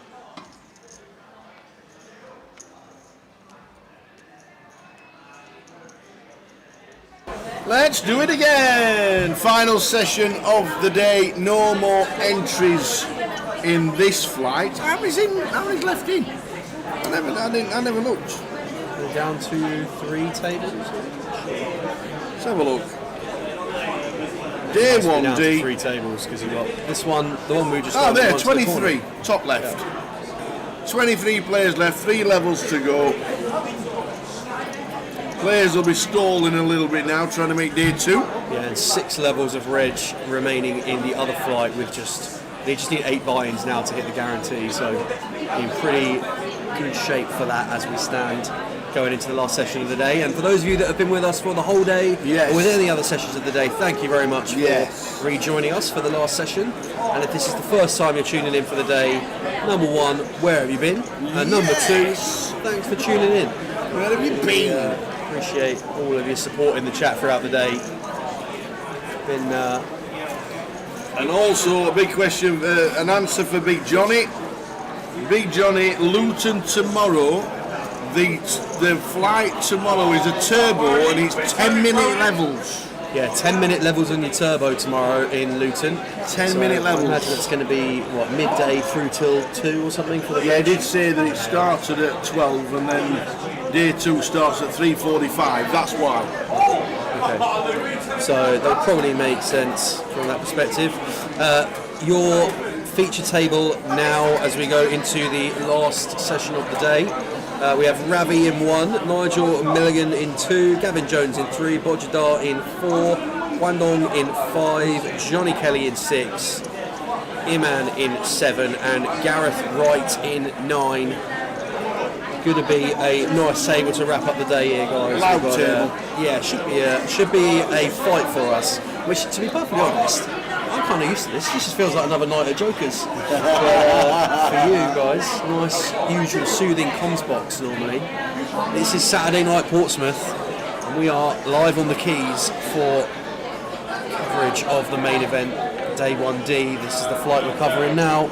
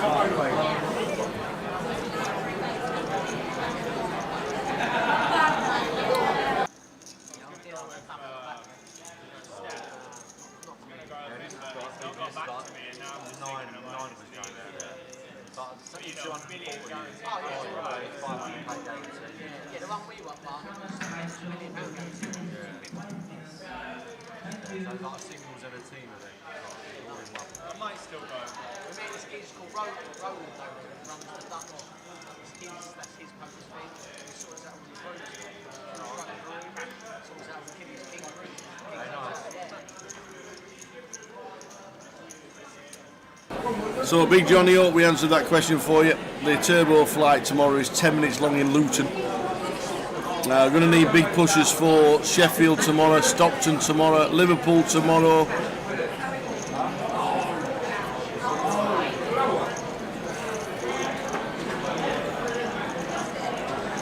Oh, look at Nige. Saw him playing a little on the snug side the last time we saw him at the table, but with what looks like newfound ammunition of 143k, just going to come in for a C-bet here and take this one down on the King Queen 8.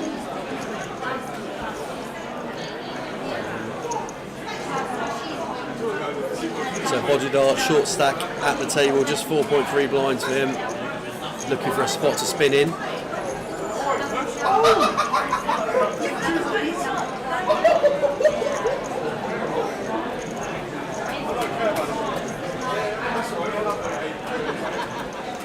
Right, and in 15 minutes we will have the penultimate giveaway of the night for you guys. What does it mean to ask you? Yeah, it is, yeah, so I'm going to need to probably hijack that piece of paper. That one there? If that's alright. You can have that one. Fruit, thank you very much. Would you like the pen as well? Well, I'm not sure. Keyword time for Ben. How we doing, Ben? Good to see you, mate. Can't get in trouble off Lime on this one. That's true. What did Lime threaten him? Ben, did Lime threaten you with a ban? I think that was... with everything, probably. He's thrown the kitchen sink at Ben for trying to get keywords in, so...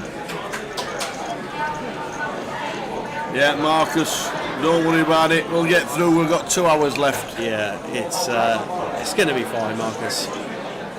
Nothing that the team can't navigate. Absolutely not. We'll fine. just sit close to the mic, that's all. Yeah.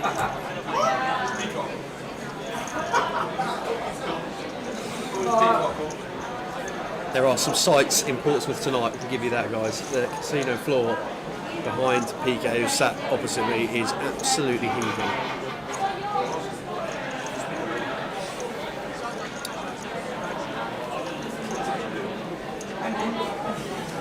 So registration has closed for Flight 1D, and in the club at the minute regards Flight 1E.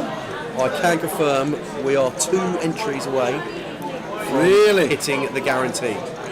Prize pool currently stands at £99,600. Pompey has turned out on the Saturday just when they needed it most, so still another 5 levels plus breaks of registration on that flight. So anyone who's dropping out of this flight between now and the close of play may well just jump straight into that one. could just trickle over the 100k.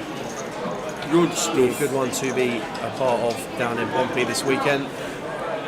Action's going to fold round here to Guangdong on the button. 7-3 offsuit, no good there. Johnny Kelly in the small blind. 6-3 offsuit.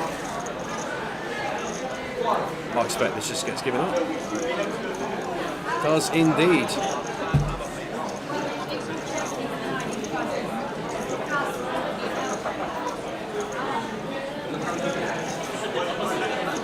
Gareth Wright, chip leading the feature table. Maybe it's just, I was going to say maybe it's just like one of those, what do you call it? We get good karma from, he came in, he bought the kiwis and he bought the donuts in, but then I remembered it's not his first bullet, so perhaps not a good karma. Chris Harvey wants to know, Tower, how many donuts have you eaten today or cherry bakewells? One donut, lying. I just had one at the break. 2 donuts and 1 cherry bakewell. And that's the truth. Yep.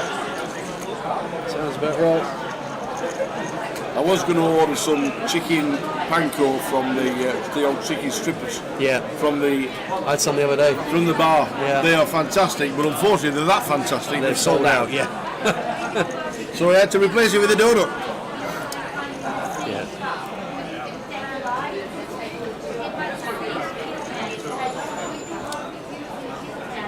So Bodger Dart here, 9-7 of spades. Is he going to take this one? He is indeed. All in for his last 4.3 blinds. Johnny on the button out the way. A man in the small blind. 5-4 of clubs. Into the bin. Gareth in the big.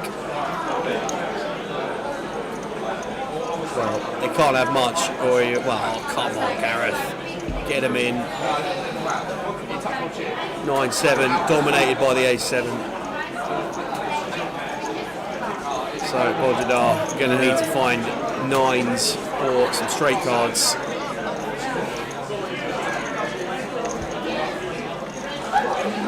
Jack, King 2 is none of that.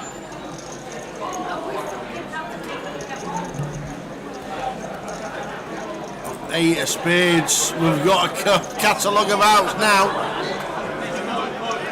Wow. 10s included, spades included. It's an ace. Barry on the end for Gareth. So we're going to lose Bodger Dart. Might well be one of the remaining 2 entries we need to get the guarantee. You never know. Portsmouth, you never know. He might flick it in into the other flight that's on right now.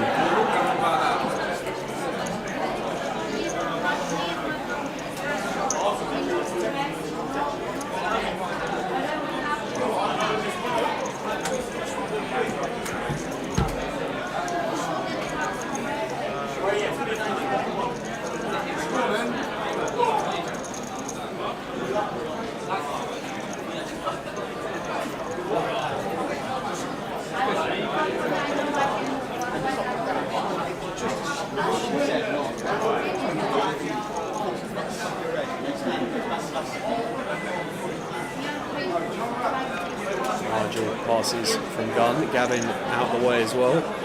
Guangdong, Jack 10 offsuit, 53 blinds for him.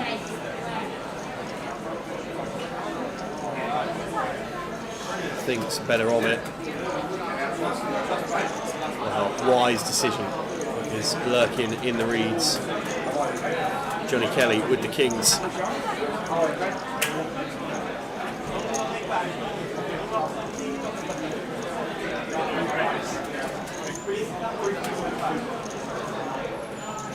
And Ravi with ace queen here. I'd be just happy to get this in now. The Ravi in they go. Yeah, all in. Snap call from Johnny Kelly. Kings for Johnny. Yeah, happens at the back end of day one, guys. We are going to be.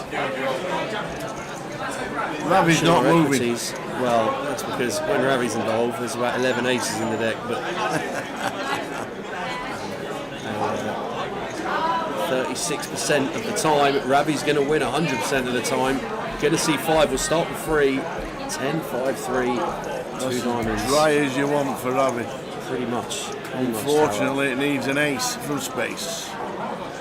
Well, that's not too bad. Now improving to queens as well. This would be ill if this runs off queen. It's a 3 on the river. Whoa, Johnny taps the table. Takes out Ravi Chef.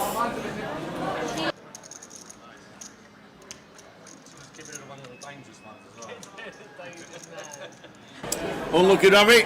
Johnny Kelly up to 65 BBs. Right, you've got 7 minutes, guys, until the next giveaway. 7 minutes. We've got 2 more. We'll do one this level, and then we'll do one in either the back end of the next level, very start of the final level. Probably back end of the next level. Tidy that one up before they call last hands. But we'll work on that one. It is heaving in here, hey.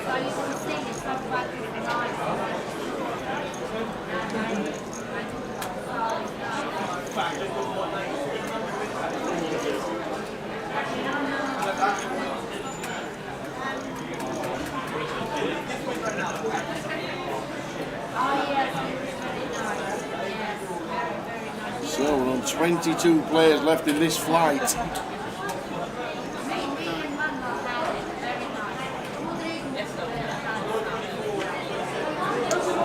No, we're not streaming 1E. Sorry, Marcus. Marcus, that kind of comment gets you banned around here. We finished around about 11:30. Yeah, it'll be about 11:30. Give or take.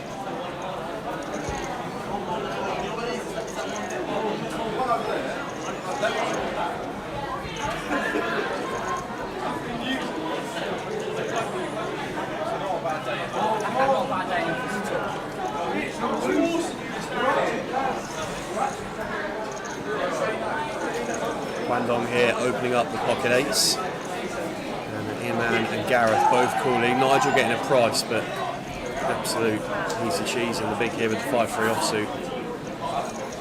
He's getting a price of 3k, 8-1.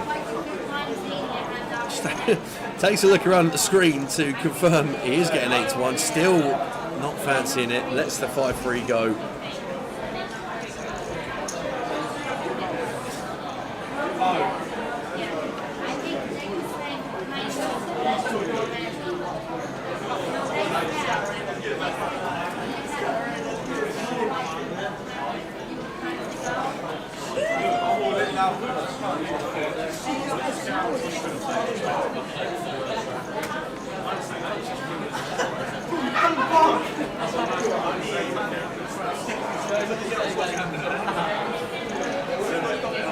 Well, Ace Jack Deuce was the flop, and Gareth flopping 80% of a raw flush draw here.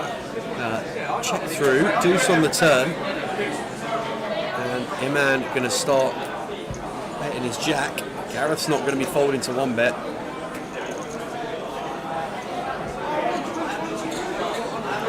Andy Miles returning to the feature. Hello, Mr. Andrew. You got chips.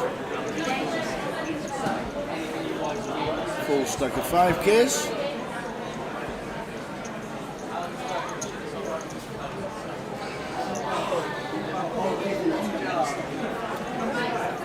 Here now, I imagine, going to get out of the way. Just going to be really difficult for us to have the best hand by the river. I think a lot of the time freeway here does fold. So, any royals about for our man, Mr. Wright? So Gareth. No. It is not. Yeah, man, might opt to check. Call here. Could opt to go for some thin value.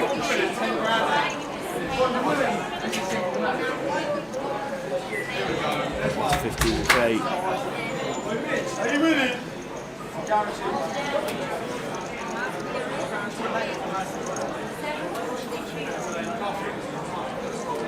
I don't think this is going to serve pretty well as the bluff catcher would want, as Gareth here, particularly with 10 of hearts in our hand, is this exact combo. If we did have king high heart flush draws and we want our opponent to have some worse flush draws, I don't think we're just going to be peeling sort of 5, 6 of hearts, 6, 7 of hearts, which we now lose to anyway, 8, 9 of hearts. Those bits and pieces versus Guangdong's open, so.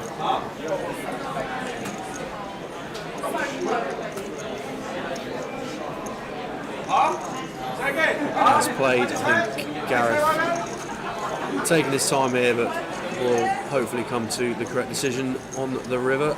Does let it go. Before we do the giveaway, yes, I've got something to show you. Oh no, what are you doing now? The now? last time this happened, we basically crashed the app. PK had to do about half an hour's worth of surgery on it, so let's see if we can do this without breaking it this time. The Poker Live app, ladies and gentlemen. This is my drum roll. Poker Live app. Oh, here we go. Where are we going? We're going to Coventry. Why? Well, there's a small matter of the Goliath coming up soon, so okay. Small matter of the Goliath. If we go to tournaments, and we flick the whole way through. Eventually, when the laptop decides to play ball, what would you like it to do? I would like to be able to show you how many entries are registered already. On day 1A, day 1B, day 1C. Any of the day ones will do. We'll take day one. We'll take day one. Where will we take day one? Show me the Goliath for the main event. Try 27, 26 when it So starts. we're in 1E at the moment. 1E? 1E. There are 204 people pre-registered into the Goliath already, as exhibited here.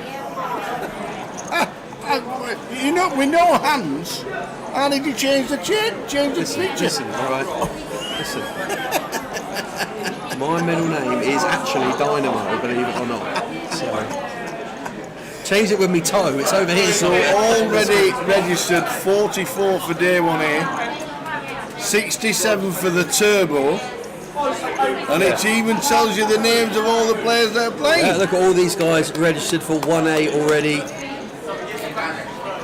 No doubt a lot of these will be satellite winners from. Can you just do that with your hands? I can't at the moment, but I can now.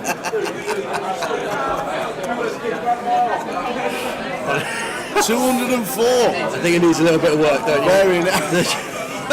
I don't think we're going to be 204. Only 67 in the turbo. Well, wow, yeah, 67 in the turbo. So 67 in the turbo. That could be people that have won the satellite and not changed their day because they automatically got put into the satellite. Right. So if your name is on there and you want to change it, just bring yourself out, put yourself into another day, and away you go. I saw Marius in there. Got seat for seat into the turbo at the moment. Right, guys, that is experimentation over, I think. Oh, look, no hands. But if you want to check out what is going on with the Goliath and look at all of the events, you can download the Poker Live app from your App Store or Google Play. 7's already into the Joker's Wild. Phil Chilton is in the Joker's Wild. Guildford Phil is in the Jokers. Just like Guildford Les, this guy is genuinely Guildford Phil, right? Phil Chilton in the Jokers, you love to see it. You absolutely love to see it. Joker's Wild does Carers Trust, NPL. And all schedule for the Goliath is available on the app at the moment, guys. So get onto the Poker Live app, check out the events over the course of what is going to be another colossal festival. And we've got here, I think this is this the... That's the main event. That's the main event, yeah, the 1K. So that's the 1 million GUKPT. But all those people on the turbo can choose whatever flight they want to. Like Keith Littlewood, got himself a seat via the satellites, and wants to play, can play any other day apart from the turbo if he wants to. Yeah. Awesome. Anyway, good numbers starting to get involved in Goliath and Coventry, and there's 30 seats guaranteed tomorrow on Pugstars. There is. Well done, Sam. Well done, buddy. Listen, I've just about had enough of your What? I ain't said a word. I ain't said a word. Right, after this hand, we will be doing a giveaway. So get your question ready, buddy. Ready.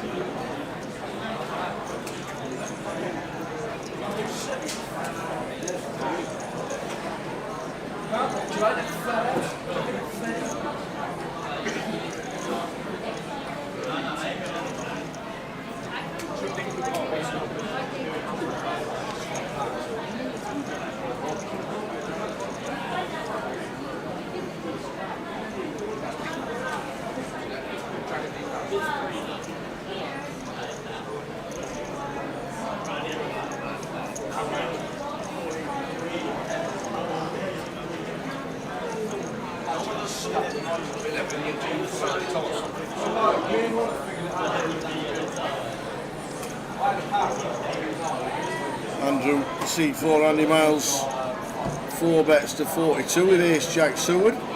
Guangdong should be out of the way with the King Jack. Yes, it looks pretty, but just bringing to so many. Trying to get out of the way, and Gareth now, I imagine, going to be taking a little bit of time to evaluate the situation here, but 4 bet from the big blind versus Cardiff here. Don't think we're going to see Gareth fold here at all. We're just going to see him end up playing for what will almost always be the job.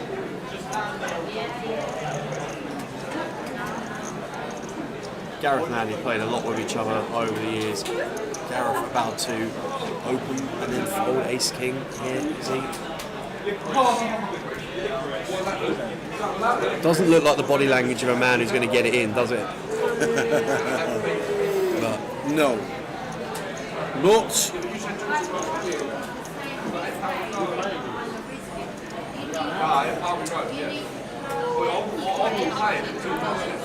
while Gareth is in the tank here with his ace king, what we can see is in the top left-hand corner, sorry, top right-hand corner of the screen. Wow, folds Gareth. The ace king hits the bin. Right, come on, let's go. Before we get asking the question, just behind our comms cam when we pop off here for you, £99,600 collected. We are 2 buy-ins in the lifetime. Still 2 buy-ins of 2 off.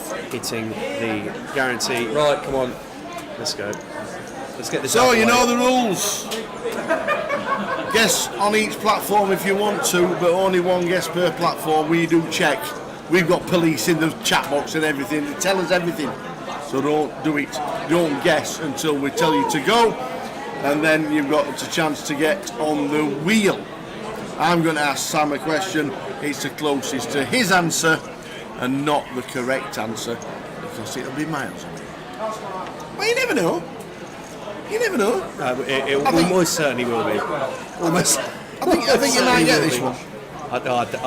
I doubt it. So, as you turn left, and you turn left, and then you turn right, and you go outside. Right, so we're outside. And then you look down. Yes. You see? Some sun lounges. On the left-hand side, there is a shop. A coffee shop? Yep. Okay. Which one is it? It's Cafe Nero. Cafe Nero. Yes. All I'd like to know is in the United Kingdom, how many Cafe Nero stores are there? Oh, wow. Obviously not your most popular chain, but how popular is it? Cafe Nero, how many stores do they have in the United Kingdom?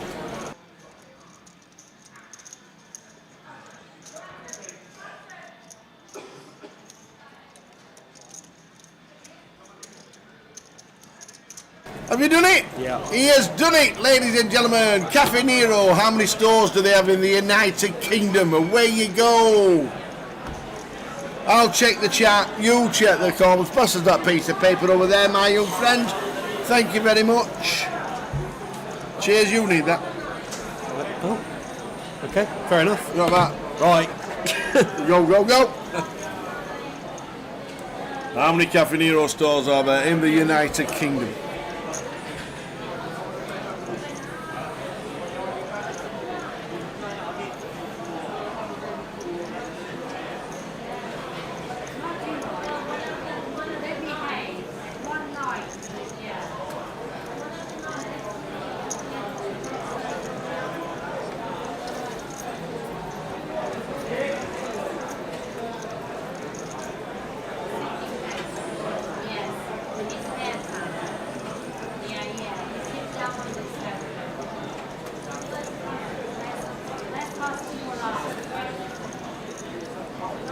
So, how many Cafaneros are in the United Kingdom?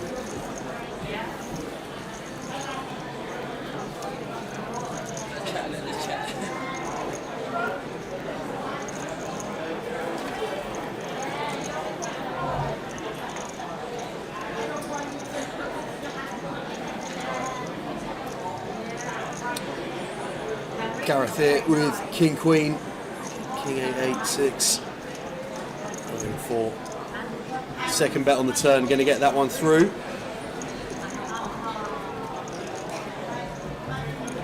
Probably give it one more hand and we might get the correct answer. What? That's a bit quick, isn't it? Oh, sorry, I didn't realise that this. No, Flicking him around. This one Go plus on one. then, go on then, okay. This one plus one. 2 more hands, sorry. My apologies, chap. How many Cafanero stores are there in the United Kingdom? As soon as you look outside on the veranda, you look down, there's a Cafanero here. And if you want a clue, there's 2 on the Gun Wharf. Just saying.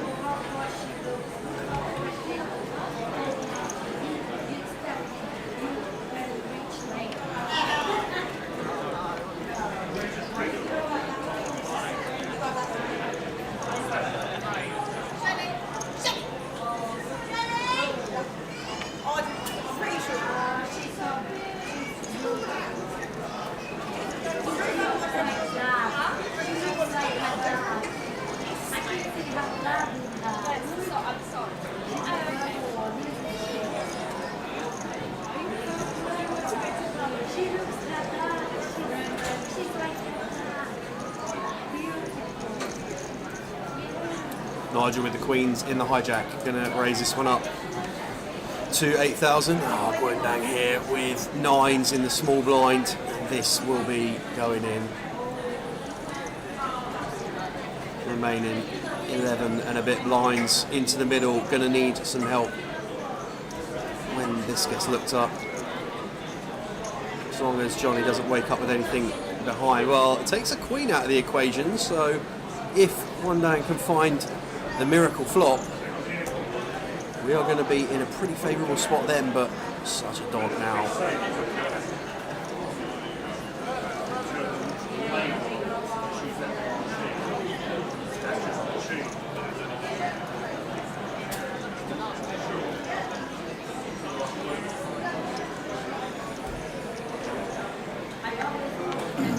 Ace 7-7, no good at the minute for the 9s. Leading the case 9. And it is not, it's a 2.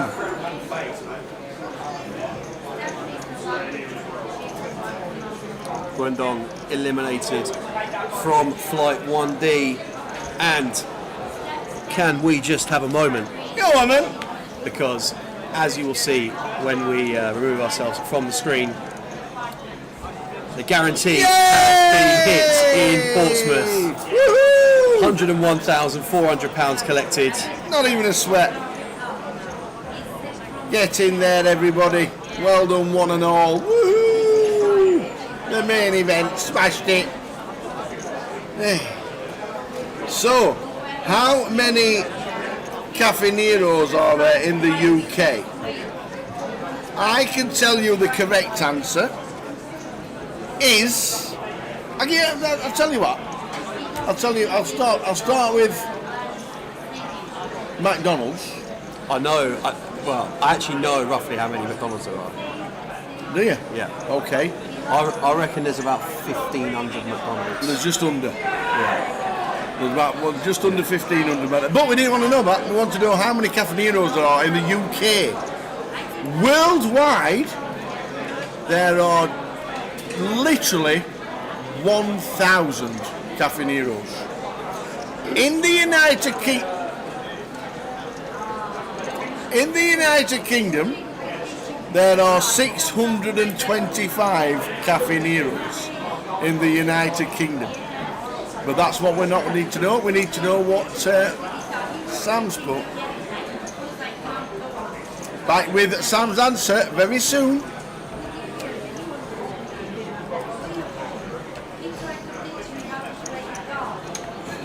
You've gone ever so quiet. So 625 Caffineros in the United Kingdom.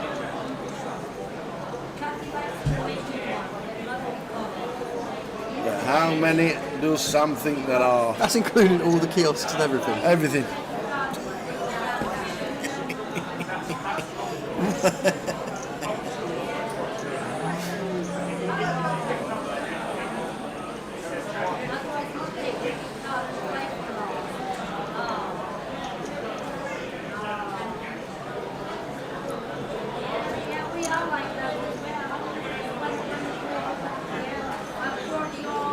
Because it's quite weird, really.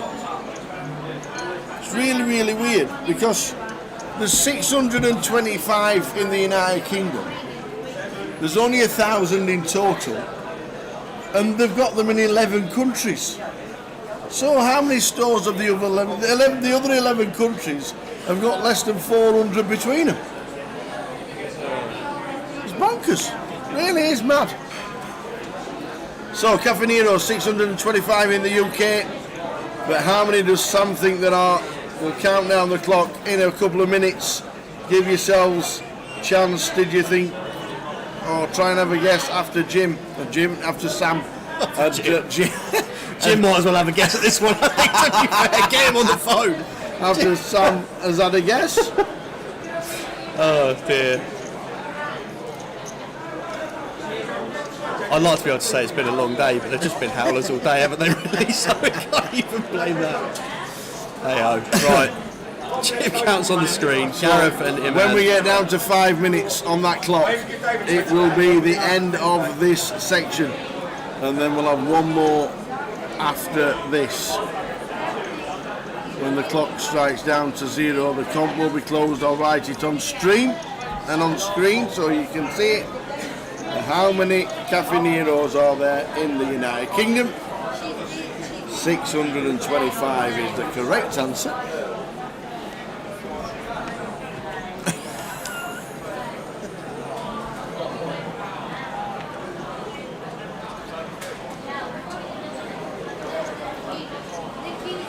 Right, Johnny on the button with pocket 8s and a lot of chips now. Nice day for Johnny, back at the felt, good to see him back at the tables.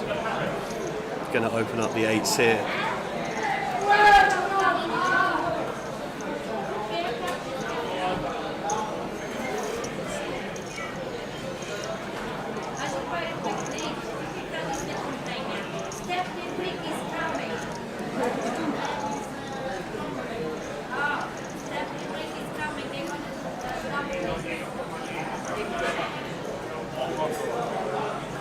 Imam along in the small blind, up in the 10-9 for the 3-bet. Gareth folding the 5-3 of clubs, and I don't expect to see Johnny fold in here. These guys will have played a lot with each other throughout the day, but comparable stacks, deep stacks.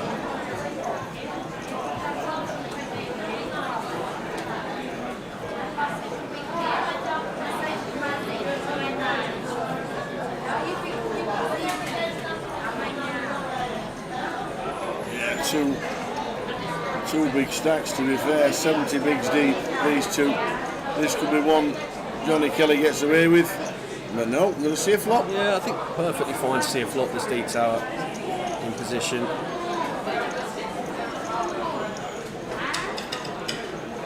The man mixing in the 9-10 of hearts for a 3-bet here.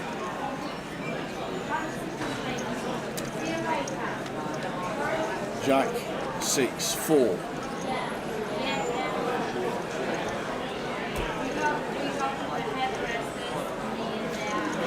Jack 6-4, as the comp is now closed. To give you the answer very shortly after this hand. Give you an extra 2 minutes as well, I did. You did indeed.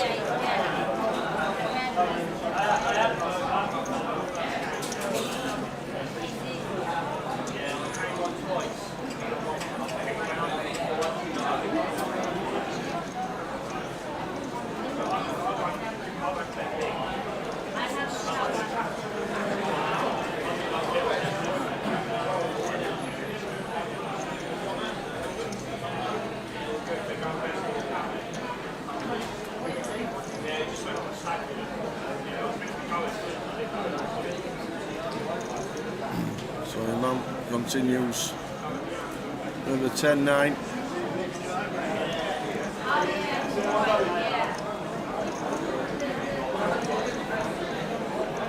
Complete non-believer here in Johnny Kelly, liking this.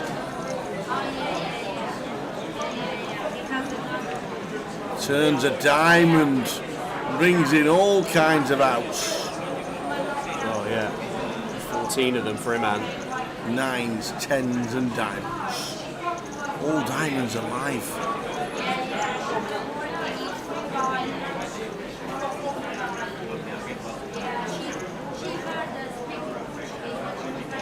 Going to go for a double barrel here. We picked up equity. Sized. So 35, 31 or 41? 31,000 spot bet on the turn.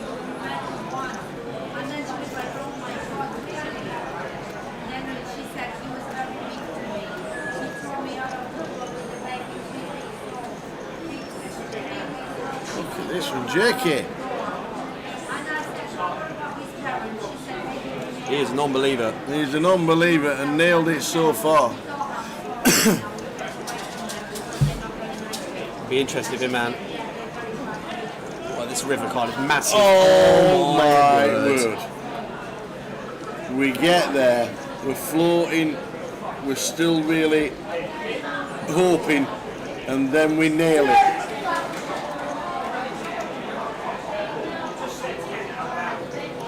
What a sick run-up. All of it. Wow. Wow, wow, wow.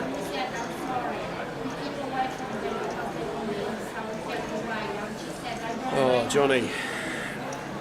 Wow. Obviously 3-betting free. We've got ace, king, ace, queen, ace, jack of diamonds. We have all over pairs as well. All the overs from the 8s. We've got a set of jacks. We've got queens. We've got kings.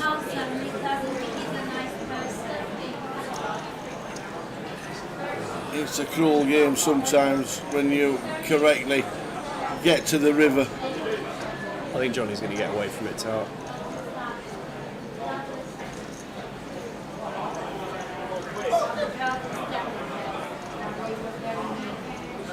Brutal run out, absolutely brutal run out, but I just,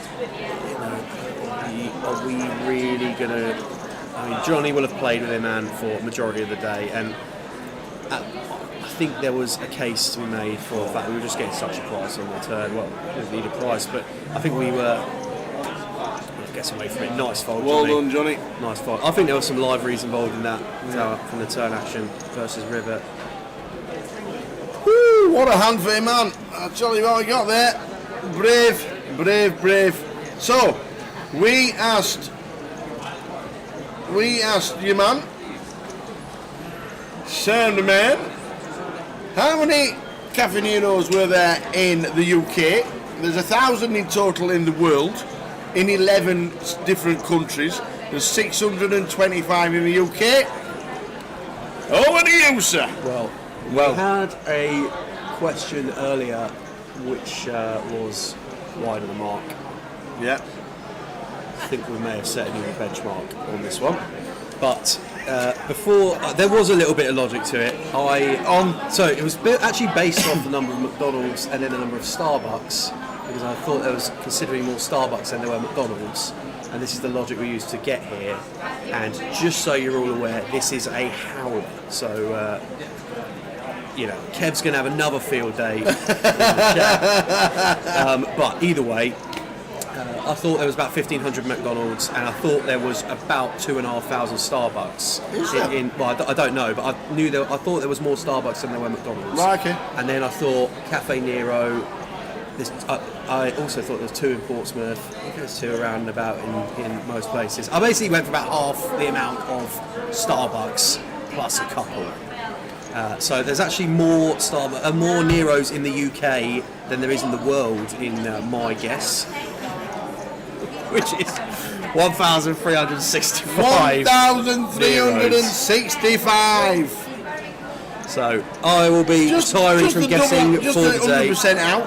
Just the 100% out, yeah. Just It's the all right. 100% out. No But that worries. doesn't matter. Hold the hands up. On That the doesn't matter. And surprisingly, nobody got close. There were only 3 guesses in the thousands.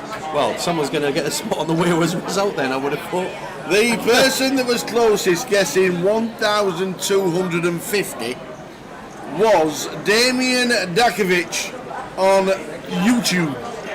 Damien D, get yourself on that wheel tomorrow. Damien Dakovic, well done, sir. You're on the wheel tomorrow, which is spun at 5 p.m. I think the universal "get Jay back in the booth" has never been louder.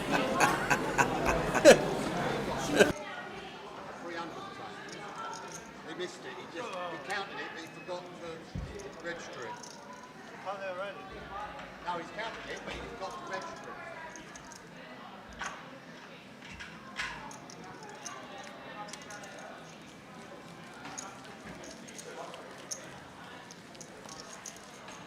Yeah? Counted it, but he forgot to register how much it was, and he forgot how much it was. The screen, yeah. How many have you got? Nice one, Damien. Actually make a case here. Yeah, go on. A very weak defence. Go on then, here we go. That the logic was actually perfectly, if the numbers were right, the logic was perfect.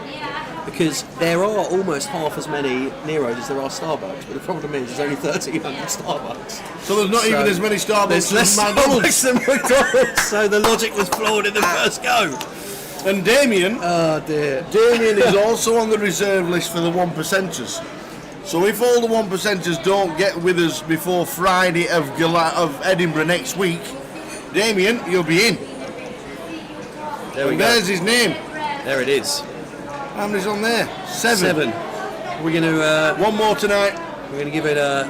Where's the thing? Here we go. Let's give it a spin. Oh, look at that.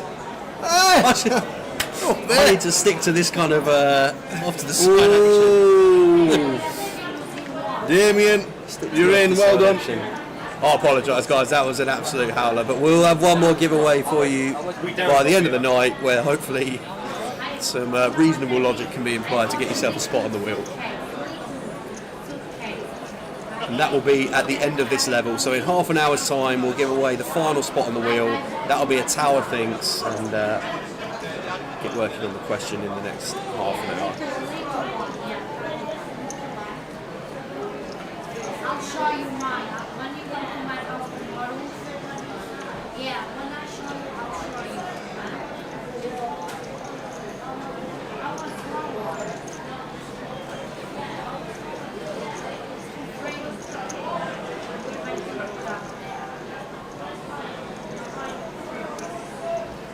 and then you have the big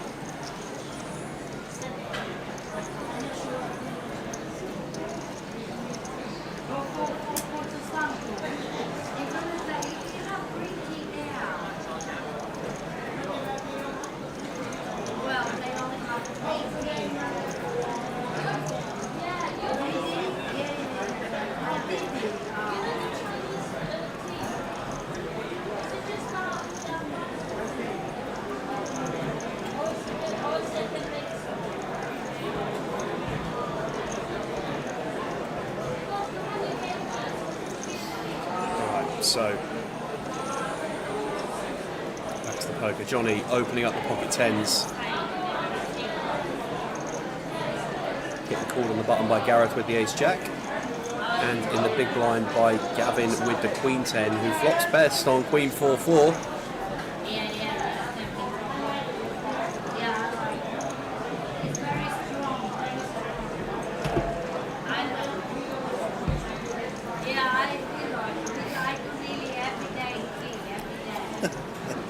Nice guess, Chris. Oh, yeah. Unfortunately, you're on delay.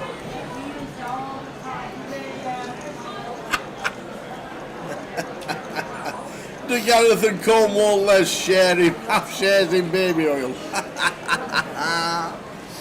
Oh, love it. Cornwall Les was in flight 1E when I was last on break. Had a little look around the room. Let's see who we've got in 1E, shall we? 1E currently is in level 8 and they're about to go on break. Martin Bader, Phil Baker, Chad Brevitt got a shower earlier on the stream. Dragos is in there. Junjuan, John Glenn, Kartik, your man. Your man Kartik. Your man Kartik. Cornwall Les is in there. Michael Roll, we saw bust out of this earlier, is back in there again. Some names in there, Yuju's in there.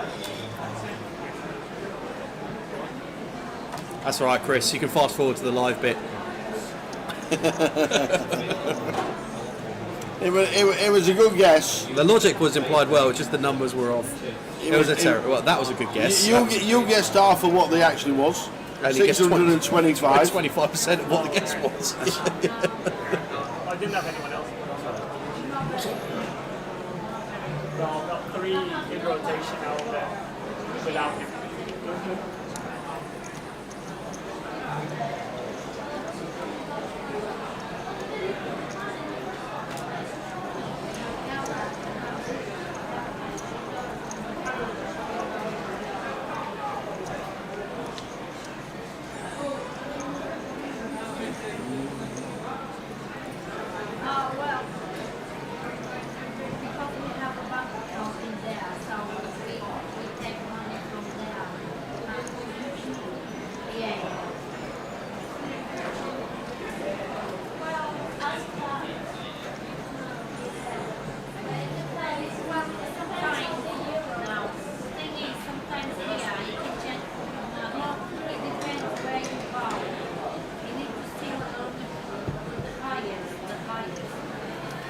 Eight, 6 deuce, 2 spades on the flop. Iman opened us up with the king 9 of hearts, and he defended ace 5 in the big blind and checks down to this point in the hand.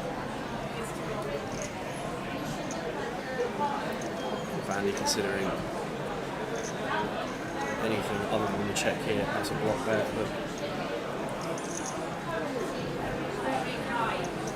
does opt to check. Iman checks behind, announces king high. No good, sir.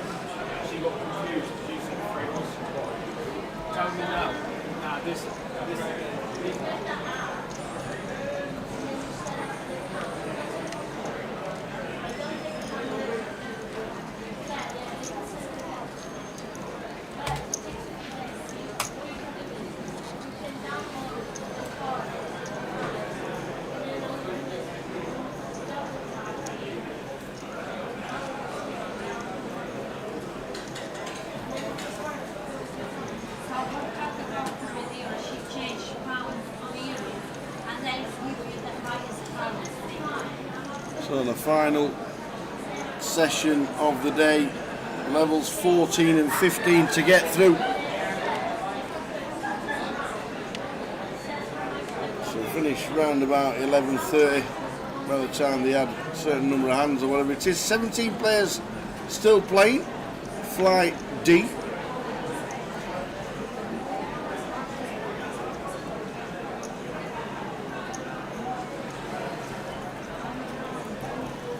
Morris has given an update, still grinding in Bolton, got 89, average is 58. Well done, Morris. Keep it going. I think you hit the guarantee, didn't it? The 1 day. If not, it was very, very close.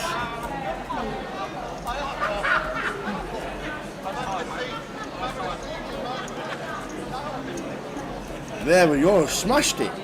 £7,300, 146 runners. Nice one, Morris, well done. It's because you turned up, that's what it was.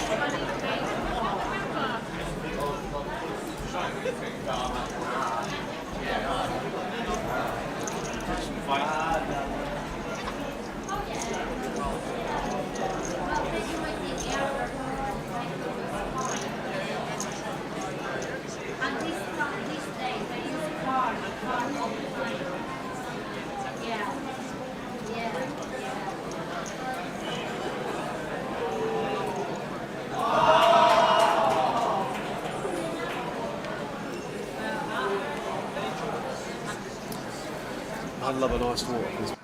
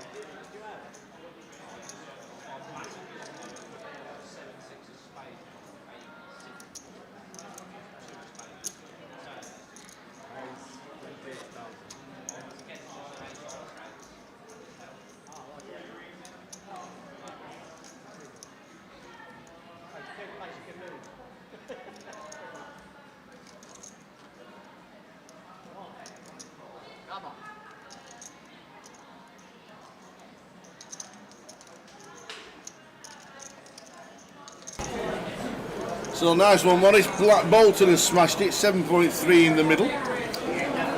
If they're watching the live stream, hello! Yeah. Hello, Bolton. 3-bet from John with the ace 6.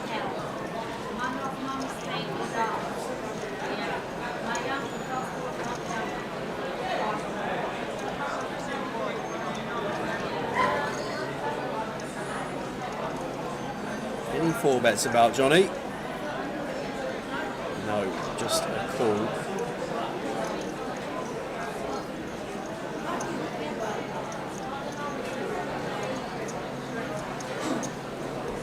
Nigel going to get out of the way. Johnny going to play in position with the best of it at the moment.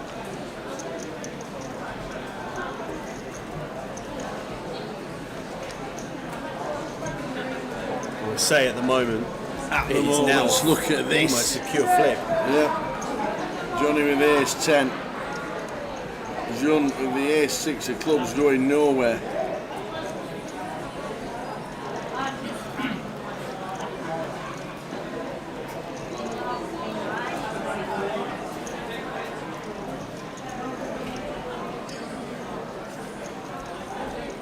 Wow. Instant service. Wow. Johnny, having the... Johnny's good enough to get away from this one, I am pretty sure. 100%. I agree with you, but it's just the rough end of the deal. He'd be pleased if he doesn't see another 3-bet in the small blind all afternoon, Johnny. And a pretty rough run of it in the last level. All facing them. John checks again here.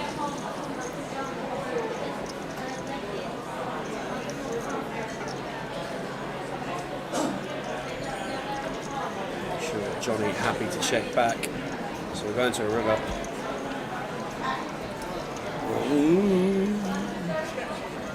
Certainly not played it like we were flushing, and we've got the nuts on the turn.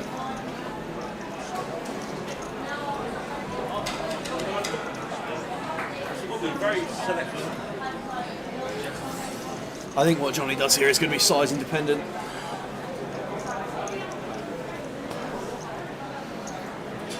I've got to sit next to him, so I've got my 1% of the tower paid and put. Oh yeah, I've got that. Jun. Just going to set him in. There we go. There we go. That is 90k, yeah, 90k. Essentially all in for Johnny to call. 90 into 68. I would agree with you here, Tower. It does not look like... No, it does make the call. Yeah. I really cannot blame him for calling. And he's like, yeah, leaving Johnny with fumes.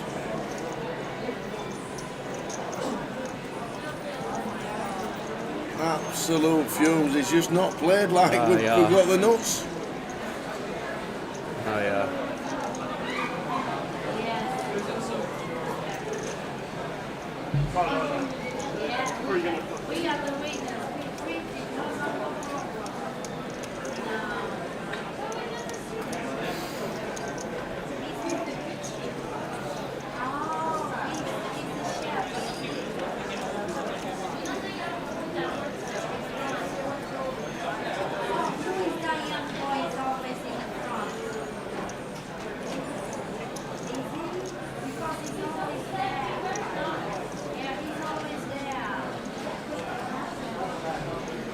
Chelsea all day. That's all I've seen all day.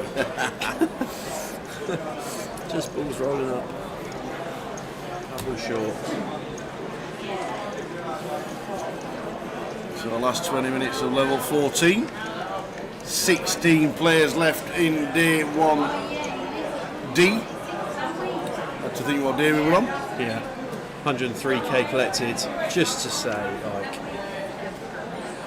absolutely amazing effort today for Portsmouth to come out. Yeah. What did we had? Is it 60k-ish coming back today? Something like that, yeah. Yeah, so to get 45k out of this is absolutely brilliant. Fair play to Portsmouth for supporting the event.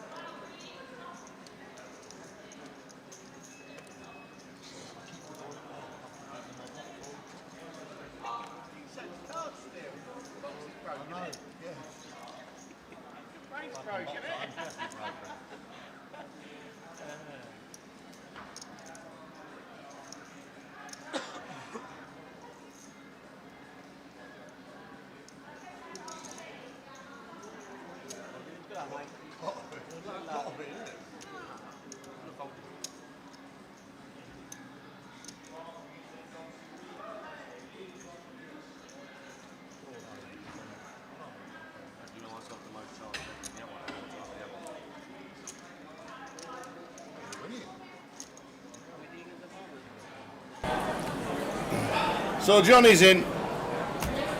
Very unlucky. The one with the flush draw was the damaged one. I thought it was just a biggie.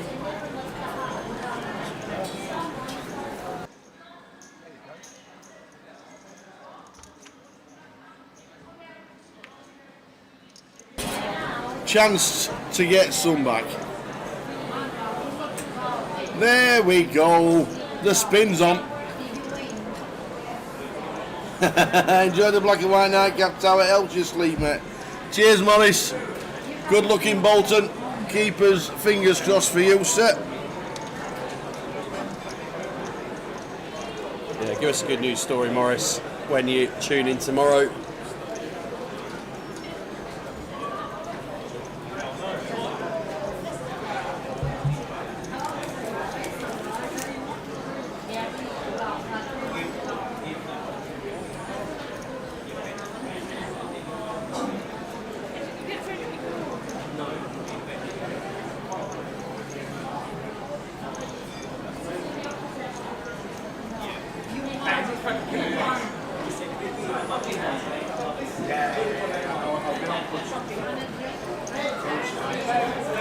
So action ticking over. We've got 18 minutes left of this level, and then we will play probably half an hour of the last level before we draw for the final remaining hands. Yep. Fair to say.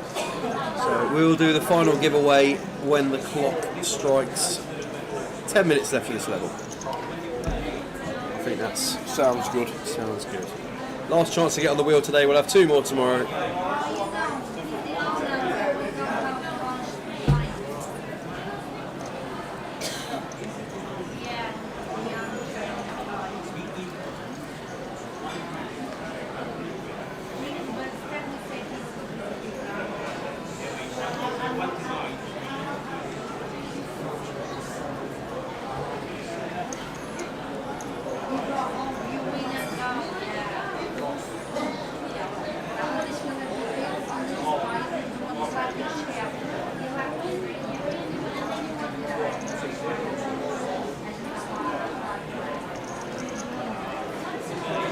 Johnny with a 6-7. Should be in on the button.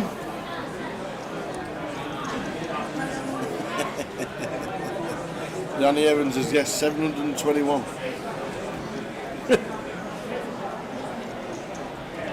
Mark Wackel says, how many is it? And Johnny says, look at the screen, it's correct. 14,500. Mark's going to give him a spin here. Well, he's going to try an ISO.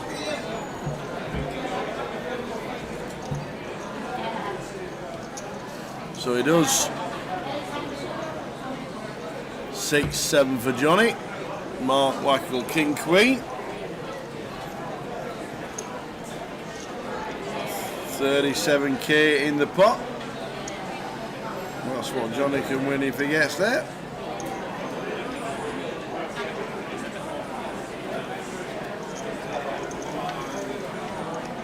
Well, there's a 6. There is a 6. No heart on the turn, please. Oh, there we go. There you Check go, mark Johnny. on the turn, baby. There you go. There we go. Nice one, Donny. How are we doing? We asked a question to Sam on how many Cafe Neros there are in the United Kingdom. And then we moved on to the poker. And, then and it was for a seat, chance to get on the wheel for a seat to Goliath tomorrow.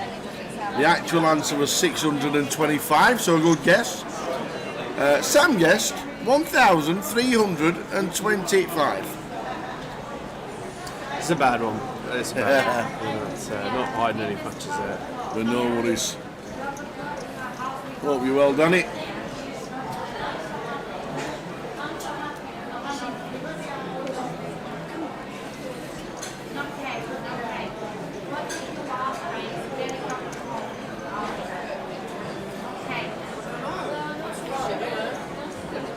Gavin with the 10s +1. Yep. Going to open up the action to 10k. And Jun behind with the jacks and all the chips. 500k. Ali just popping around this corner there. Say hello to Andy. But just a 3-bet here from Jun.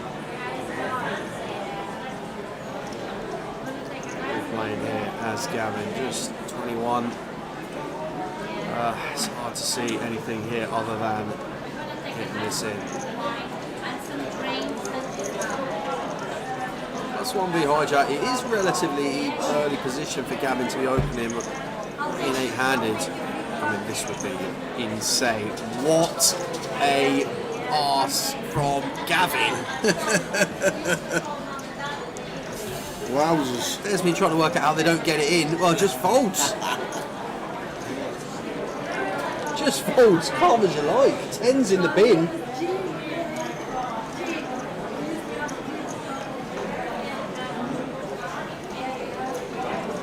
Henry Dilly says, is the Goliath charity tournament on the Wednesday this year? You mean the Joker's Wild Wednesday, 6:30 p.m. Yes, it is. And if you've got the app, the Poker Live app, which you should have, you can buy into it. Already? If you go into your local casino, you can buy into it. Tell them you want to buy into it. Get me involved, please. Yeah, and important that actually, guys, 'cause if you do want to play it, there is a 400 field cap just because of how tight the space is. So if you want to play the Joker's Wild and you know you definitely want to play it, you're going to take a day off during the festival if you're up there for the week, pre-register. You will need to get in. I'm 100% convinced of that. So if you want to play it, there's the information you need. 75 plus 10 plus 15. End of level 6 is your late reg, but there's no guarantee that you'd There'll be get 500 on the ultimates list by the time that comes so if by. you're 100% certain you want to play Joker's Wild at Goliath this year, pre-register. Do yourselves a favour, save the hassle when you're up there. All the information is available for you to do so. No excuses. Good luck, everybody, if you're playing. But you can pre-reg in your local casino right now.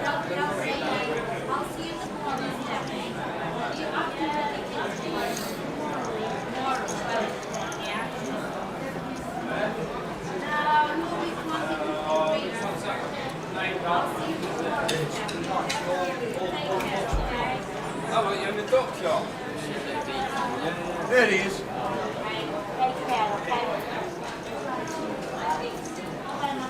Look flush draw for Mark with a pair.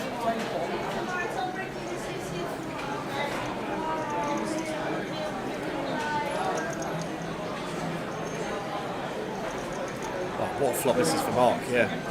Right, Tower, bets 15k. Betting a fold. Yeah.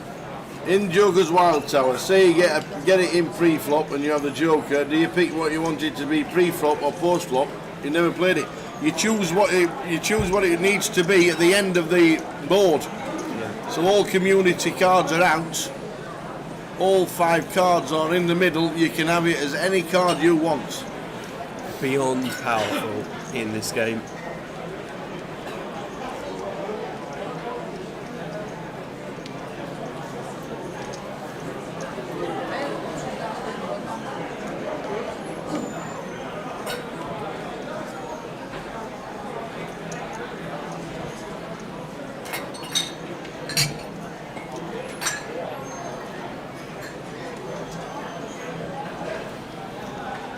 I don't blame him, to be fair.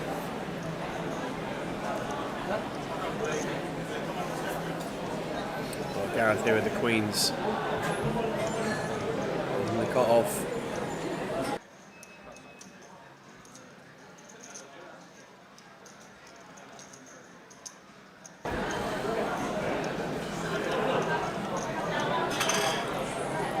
Raises up to 10k. Nigel calling in the small blind. Gavin with 5s in the big blind.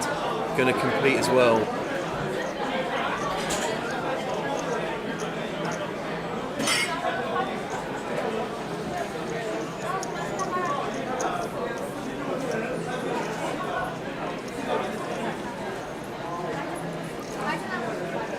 Seven, 8, 10, and a spicy one here. Nigel. Yeah, bottom 2 taking the lead. 2.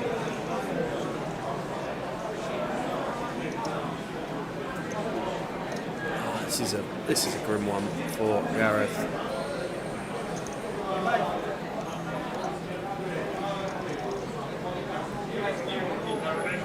One thing I will say about this is he will not be loving this lead from Nigel in the small blind. We've seen Nigel play a relatively snug game so far. They played well across the day, but hasn't really got out of line at all. So don't expect anything but call here from Gareth on the flop when we are bet into like this. Well, 9 of spades on the turn. That may well slow things down.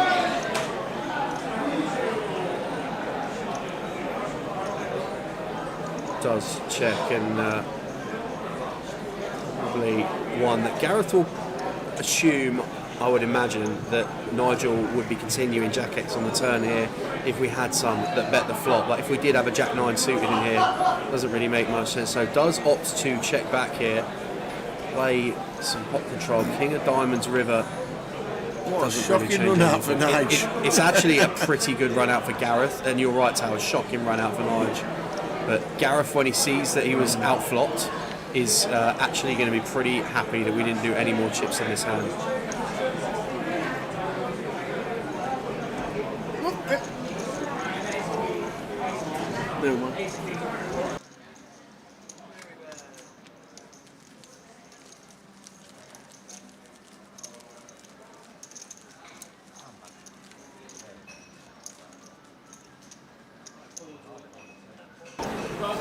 Razor Kev says you lost Ace of Hearts Joker all in last year. That takes some doing. You're not wrong, by the way. All good. Good lad. Ace of Hearts Joker and you lost. You lost. Unbelievable. This is your thing. You can't have pressure on. I can't believe they look so good.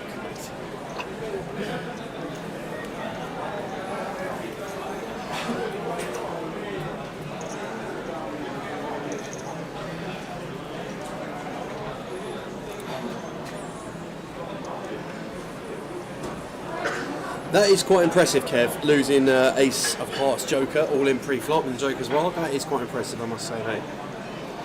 So, slight change of plan as Tower fist pumps his way across the casino floor to enjoy a little evening snack. The giveaway will commence as soon as Tower returns.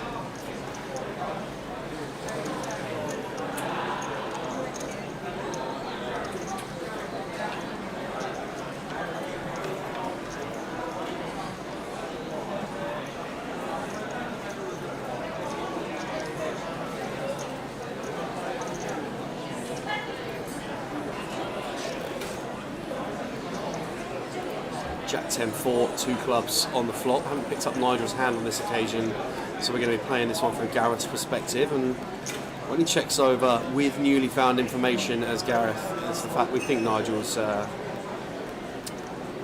to be playing pretty honestly. Actually a little bit surprised to see Gareth make the call here, especially with just the 1 over. Backdoor clubs would obviously be good for us, ace of clubs in hand, but going to be straightforward.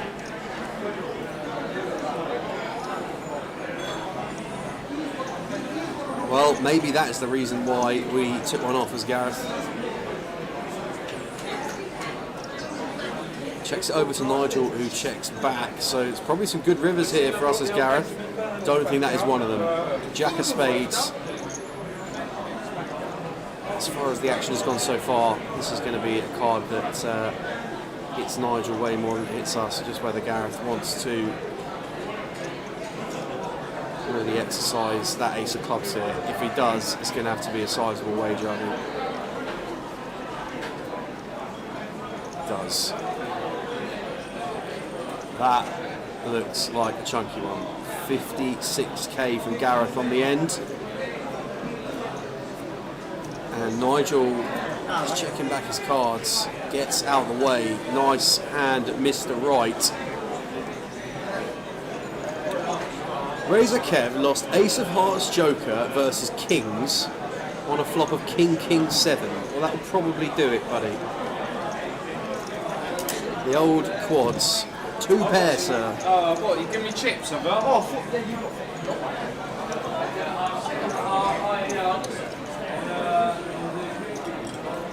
Well, the night rolls on here in Portsmouth, and it is absolutely heaving on the casino floor. We've got 4 minutes left of this level, then probably half an hour worth of play pre the table draw for the last hands, and then we'll be calling it a night. So I'd anticipate the stream is going to finish somewhere around 11:30, as Tower predicted earlier. But before that, we will have one more spot on the wheel to give away to you today when Tower returns to the booth after his little excursion to the restaurant.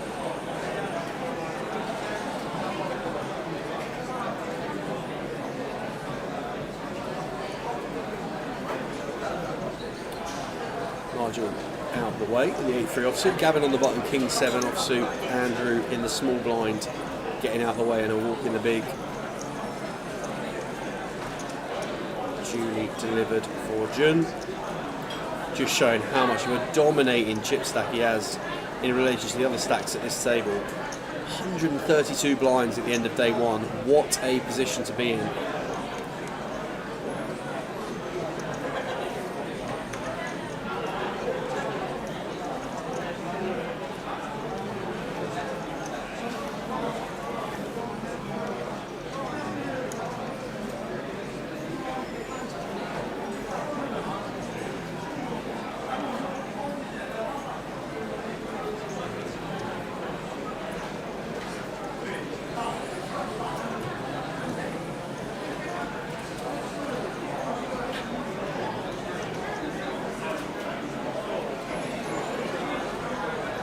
Stewart here with the Queen 10 of diamonds, coming in for an open. Playing about 32 bigs, 33 bigs. June in the small blind.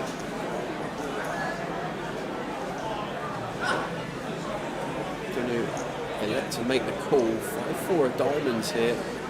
That's going to give Johnny some manoeuvrability in the big blind if he wants to find a candidate here. Well, if he can find a candidate. Slide them back over the box and all of it announced. We have not picked up Johnny's hand here, but this is going to work. This is going to get through.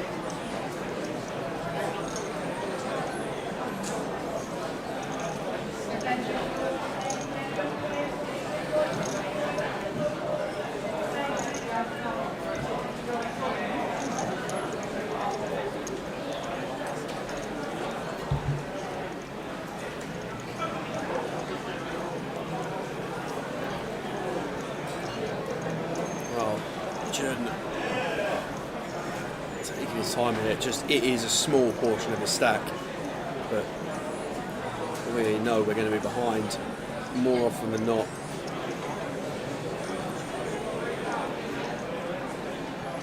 At best, we are a 3-2 underdog here.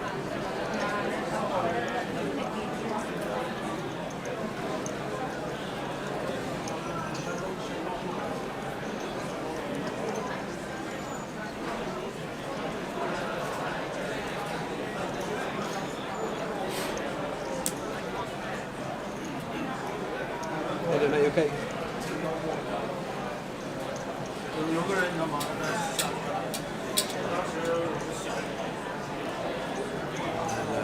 Jun here does let it go eventually. So Johnny picks up back to 54k. And the man who had less than one big has now managed to spin it back up to just over 13. So a very tidy spin back up so far for Johnny.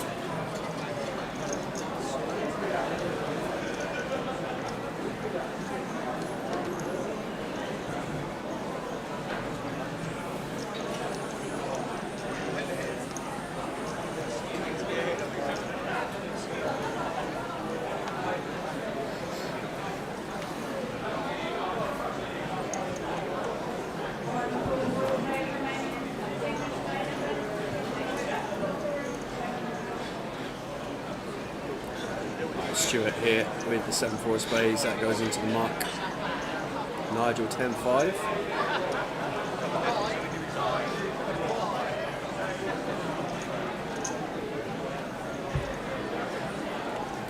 Gavin folds the 6-4. June on the bottom of the 8-6 offsuit. Well, with stacks the way they are, just going to be opening the deck near enough.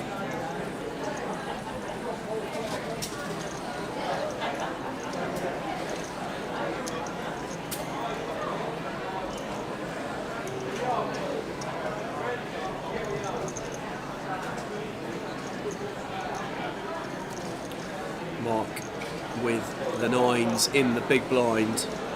Pretty happy to take this one. Jun out of the way.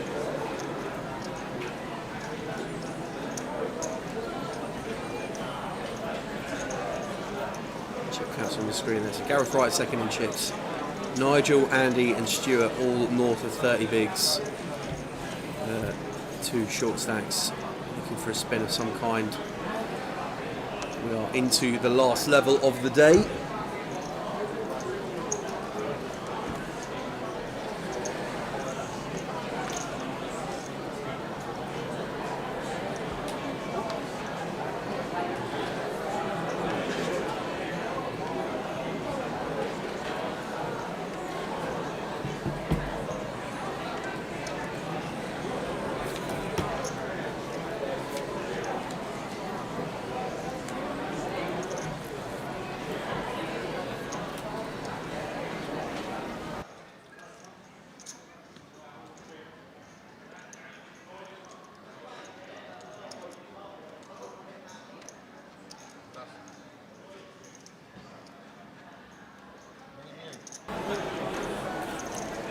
Action folded round to Mark in the small blind, 6 deuce.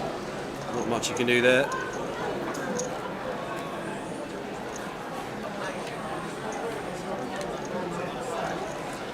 So proceedings coming towards the end of the day in Portsmouth. When Tower's back we'll have the giveaway, but it's been quite the day so far. Came in to today with I think it was just under 60k in the prize pool. 2 flights remaining and we've got there the guarantee of 104k. Beaten this evening just before 10 o'clock we got there. It's looking a bit dicey at one stage, but ultimately Portsmouth showed up. And the Summerfest, should I say, rather than the Mini-Fest, Summerfest main event currently has £104,000 collected in it. Fantastic achievement by all involved.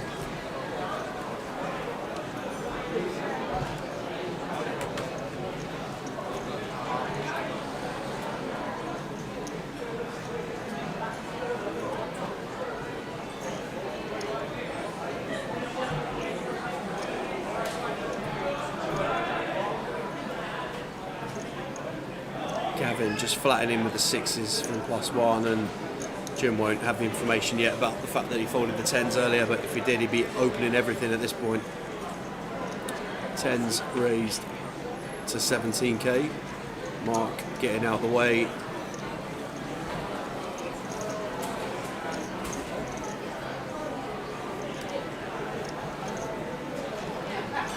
Gavin.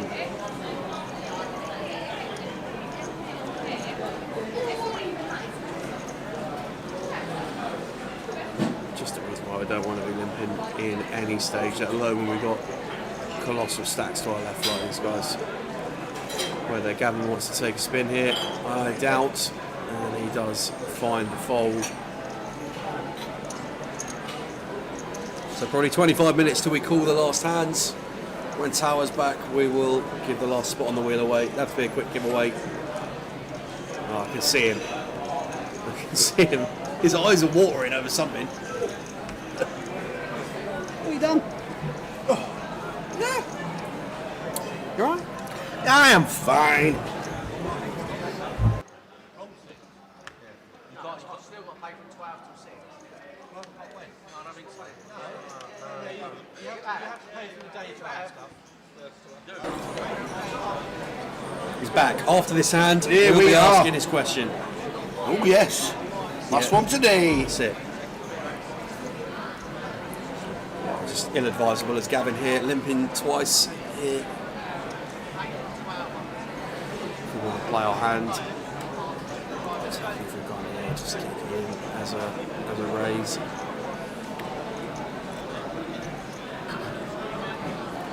Mark looks particularly unimpressed with something. Chatting with Gareth about that.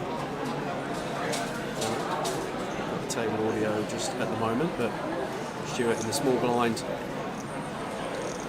makes the call, and Nigel in the big blind checks his option. Haven't picked up Nigel's cards yet.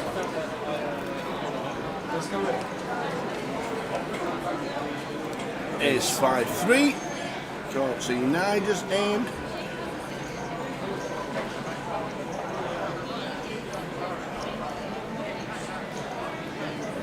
We're going to check through here. No, looks like Gavin's going to represent some of this.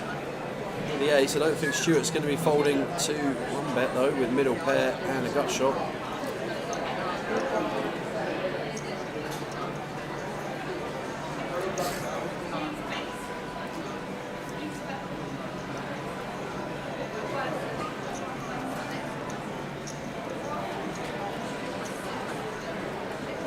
Nigel calling as well, so still 3 ways going to the turn.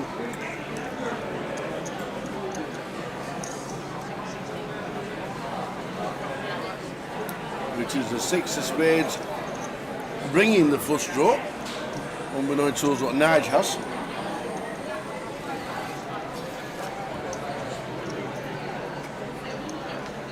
Checks around again, and well, checks around for the first time in this hand, and I'd imagine Stuart going to be doing a fair bit of checking here still.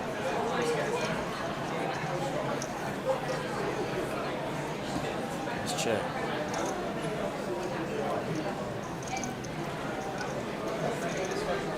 Nigel checks as well. Gavin going to go for it with the jack eye. Here we go. Beautiful. Stuart straight out of there. Nobody wants it. I'm in with a jack eye.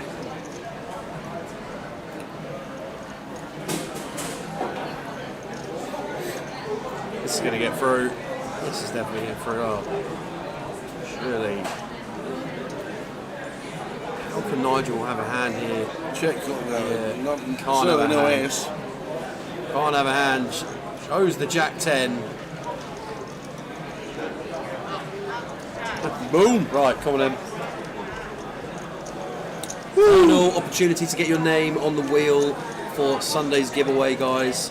We are giving away a seat to the Goliath this week on the live stream. We are. I'm going to ask Tower a question. He is. And you are going to need to try and get as close to what you think Tower's answer to the question is, Impossible. not the correct answer. Correct. We've had some crackers so far today in terms of being miles out. Apologies. But let's hope that Tower can get quite close to the mark here and try and get you onto the wheel. Rules are pretty simple. One guess per account, no double guessing. Don't do Otherwise it. you will be disqualified. Police are there for the rest of the weekend. Chatbox police right there. Right. Yes. My question to you, young man. 11. This morning and yesterday, you've made comment about a rather big boat in the quay. Oh, Special the Jose Mourinho's boat. Jose Mourinho's the special one. It may not be, in fact, it is not the biggest boat in terms of yachts. Is it not? And my question to you is about the biggest yacht on record.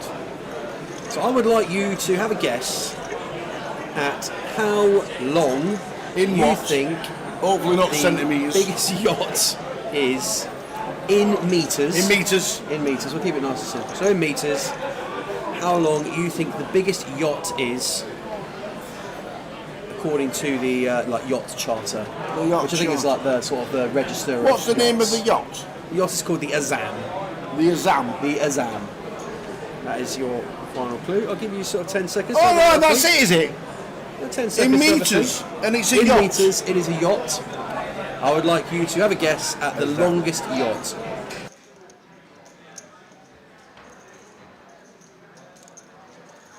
I'm in. He's in. Guess is in. Away you go.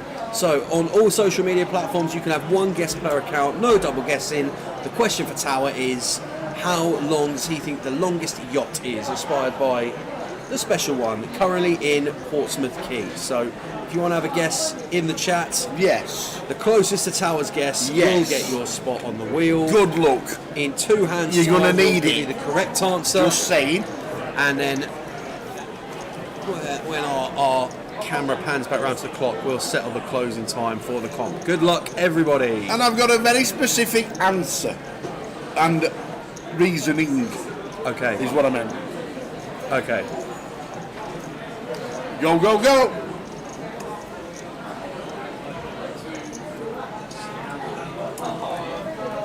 Go, go, go. Tower's going to keep an eye on the chat. We'll keep I an eye on am. the poker. And 2 pair here for Gavin.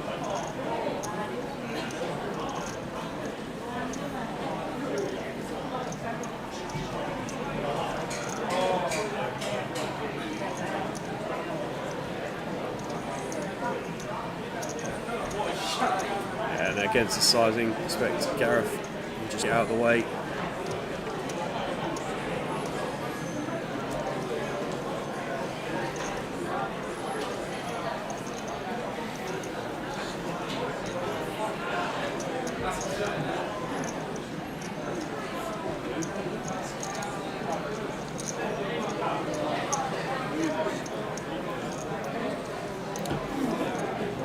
Ace of spades on the river after Gareth makes the call on the turn, and Gavin just going to be all in here. Gareth should know at this stage this is, well, I know he's just windmilled the Jack 10 of hearts, but he's going to get away from this one surely. I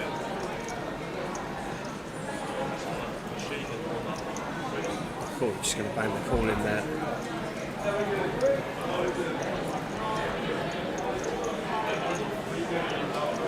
Against this player type, I just really think it's unlikely that, though the evidence presented to us in the last hand, but the dynamic was genuinely so different, and makes the call as Gareth.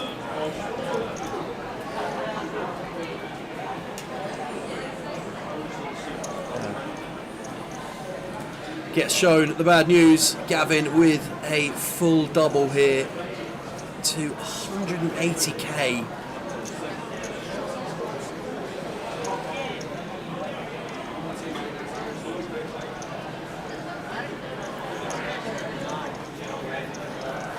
So how long is the longest yacht in meters, do I think?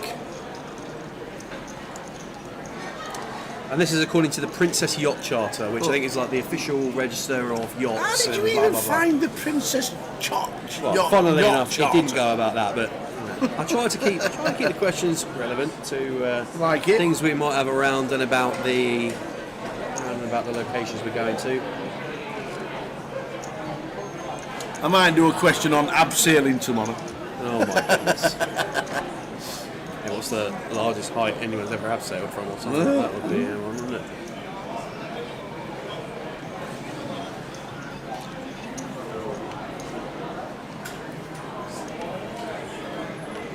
So in metres, how long is the longest yacht? Or do I think is the longest yacht? Give you the correct answer in 2 minutes. Well, from seat 8, mark the pocket 8s. Weighing 20 bigs. To raise of this stack size.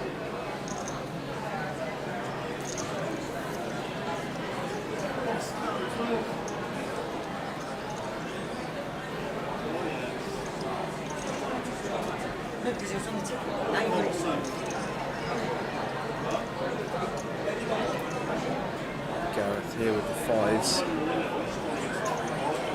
in the hijack.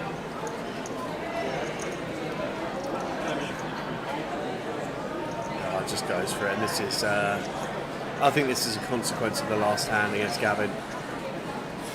Can only really be that.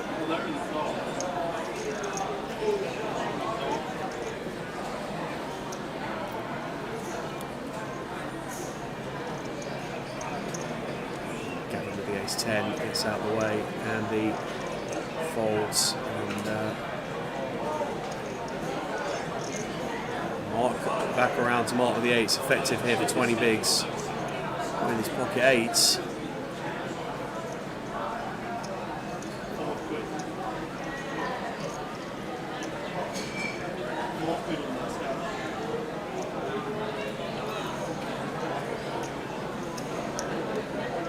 Mark and Gareth have played a lot with each other over the years, and just about whether or not really thinks he's going to be doing this with worse. As far as the candidate goes from Gareth, personally not a massive fan, but this may work. Does get the better hand to pass, and Gareth going to stack up those chips. Right, correct answer time. Here we go, the correct answer on how long is the longest yacht. Okay, so registered on some kind of yacht website. Yeah, the yacht charter or something. Princess Yacht Charter. Is 180 metres. 180 metres. That is a big old boat. You might not need a bigger boat if you got that one, that's for sure. 180, any live reads here? We'll be back in a couple of minutes with the correct answer.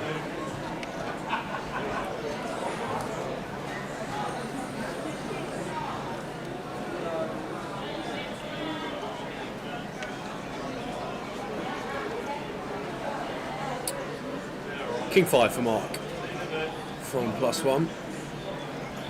Is that all? It's that, I mean, that is a big boat.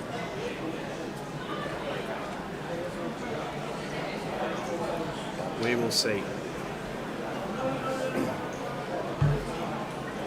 So you're going to have probably until the end of this and the next hand, and then at the conclusion of the next hand we will. Yes, we will finish close off the comp. Yeah.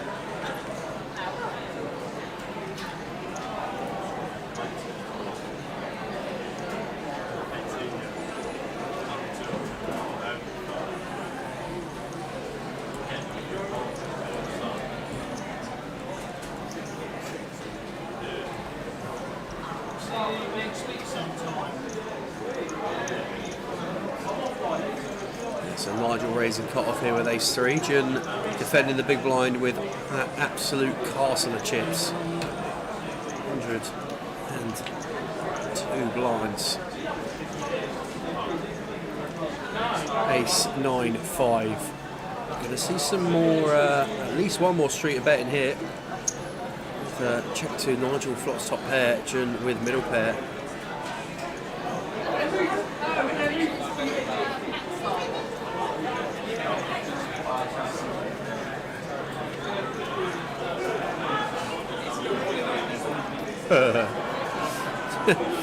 We were pretty clear on that one, Roy.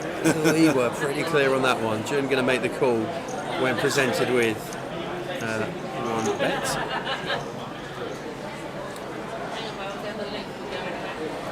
Jack of Hearts on the turn. And after Jun checks again here, Nigel might opt to. Oh, just going to go for value. I was going to say, it's going to be hard to get free streets here as Nige, but might have been one that we want to bet against protection for some frost draws. Charge draws, charge some one pair hands, worse than ours. We get value from worse, from almost exactly what Jun has here.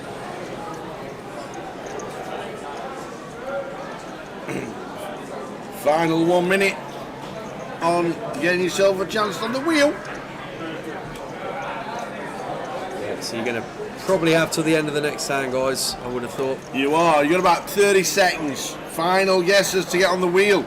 How long is the longest yacht in metres? Yeah. Apparently, it's 180. This is according to a formal register. That's fine. That's fine. That's fine. We're not plucking out numbers out the air that we think there's 2,500 Starbucks and this, that, and the other. Fine. There is a document somewhere out there which neither of us have heard of. But 10 there's still a seconds. document out there. 9, 8, 7, 6, 5, 4, 3, 2, 1. Competition is now closed, and straight after this hand, we'll let you know who's won and getting the name on the wheel.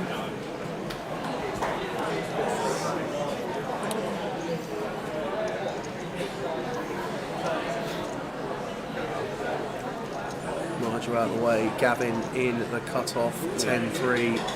Not actually this hand, Andy is there? Miles folds the button. There we go, we're going to have a walk on the... We are not going to have a We walk are. with Jun in the small blind. We finish at about 20. Never. Not walking here. We are walking. So we're going to walking. go to the question. We're not walking. The question, how are we doing, Ian? Unfortunately, you're just a little bit too late for the final quick. What's happening here? Can't walk. He's got no chips in the big. He can walk. He can let him have something. Here we go. Give We're him a going to get chance. Johnny Kelly with a spin. Yes, we are. Yes, we are. Here Come we on, go, Johnny. Johnny Kelly from the 0.8 blinds. Can he run it again? Come on, Johnny. Go, Johnny, go. He's got it in King Jack against the 10 deuce of Jun. Come on, Johnny. 10 deuce. Should have given him a walk. Oh, here we go. See, you don't have to play them all. Here we go. 9 big blinds. Shouldn't have done it. It's a good start for Johnny. Just dodging 10s and deuces. That's it. And 3.5k will become 100k. Queen on the turn. Just got to dodge a deuce. 2 deuces left in the deck. It is a jack. Johnny is back. Should have folded, Jun. I told you it should have been a walk. 10 deuce. Are you mad? Anyway, final giveaway is now closed. And apparently the longest yacht in the world is only 180 metres. Only 180 metres. It's a big boat. In length. Yeah, in length. I was pretty sure I nailed this. Claire, you nail it every time you answer a question. So, I know. come on, what's the difference this time? Because I thought I'd read that the Odyssey was the biggest yacht in the world, which was 200 metres long. That's what I thought, and it was owned by Bill Gates' partner in Microsoft. Is it Steve Evans, Chris Evans, or Steve Evans, or something like that? Anyway, and I've seen it because it was moored in Australia when I was in Sydney. All right. So I've seen it. Yep. I've been past it, and I thought 200 metres because it becomes a yacht, and then a super yacht, and then a cruise liner. So I went on 200 metres. And then they thought, well, you didn't even say it was called the Odyssey.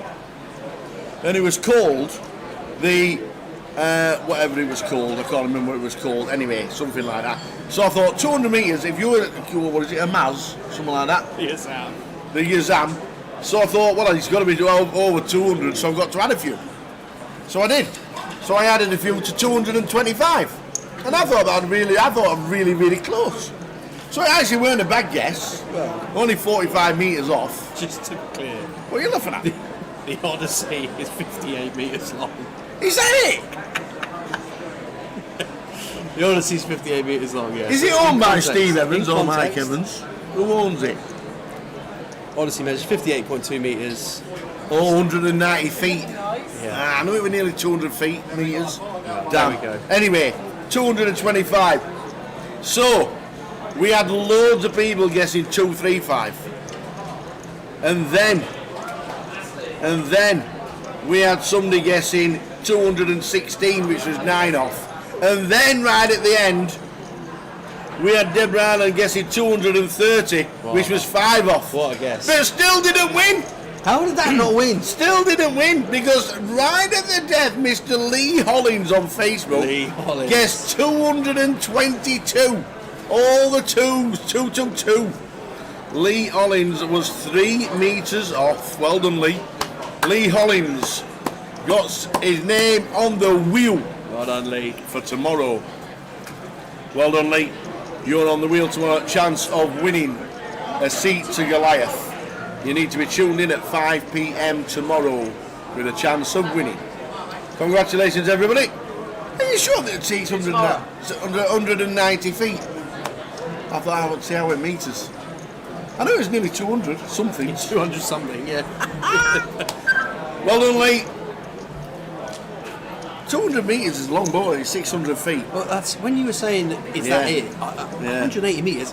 I always think of that in the context of that's 500 metre running track on to be fair, that's exactly the same width length as the Spinnaker stood up.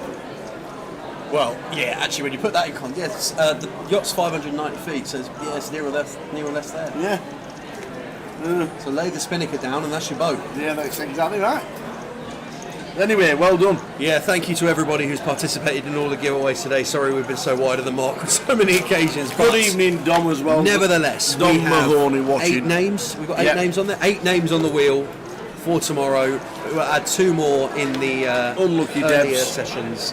And the wheel will be spun at 5 p.m. tomorrow on the stream. Make sure you are in the chat box. If you are not in the chat box and your name is spun, you will not win the seat. Unlucky Debs. Well done to Lee. How are you doing, Mr. Mahoney? Hope things are good, my friend. See you soon, hopefully.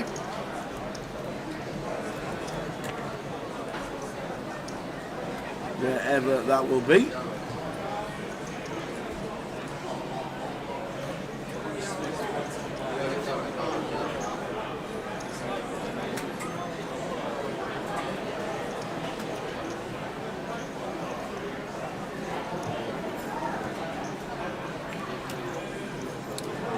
Lines for June in the cut-off. Time to come in for another open. Makes it 11. Ooh, race 6 hit diamonds for Johnny on the button.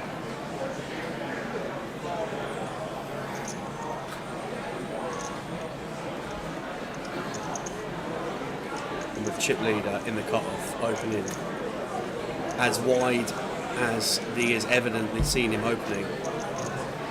Johnny gonna peel from the button here, suited ace. Mark out the way in the small blind, and Gareth completing the big blind with the 8-6 offsuit.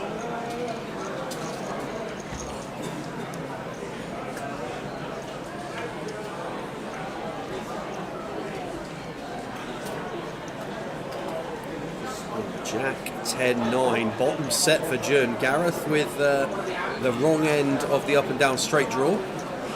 Johnny with backdoor flush draw and just ace high at the moment, but bottom set for Jun has a commanding advantage at the moment.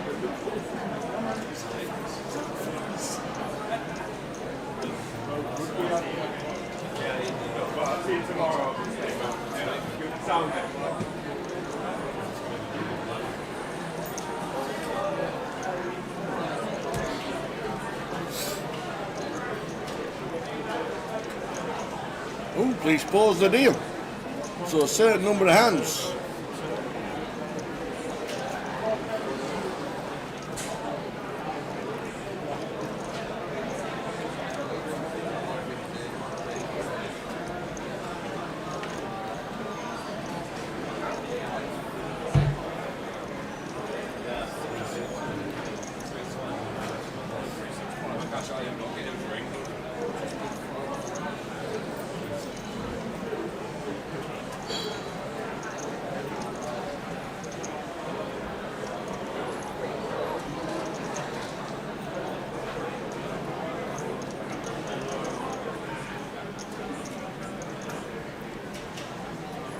Gareth surely just going to get out of the way here. Come on, Gaz, get him in the bin. Now we open-ended. The bottom end. He needs to draw. The right thing to do there, Gaz. I'm with you on that one. Get him out of the way. I know it's open-ended. Looks pretty. Try and find it. 4 more hands. The 4 more hands.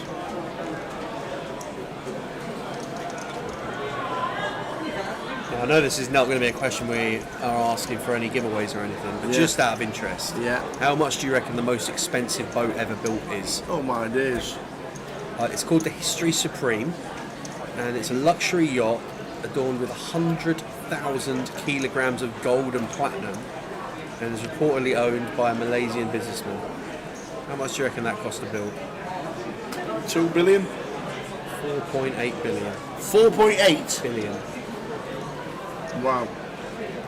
Couple of quid.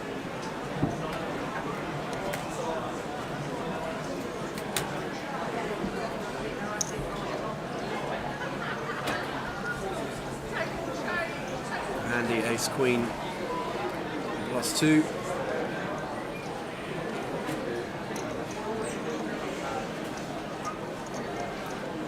Cold deck here, Stuart in the big blind with pocket kings.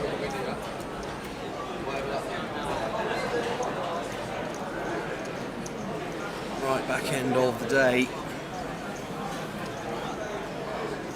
Did we announce hands, sorry? 4. 4, yeah, so 1 of 4.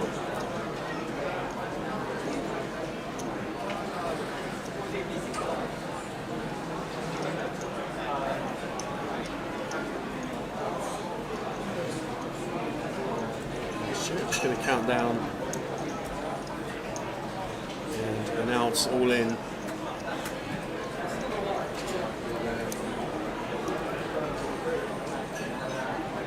Tough one here as Andy. Stuart all in for 19 blinds and ace queen offsuit. It's kind of on the line here, I think. I think it's probably a call.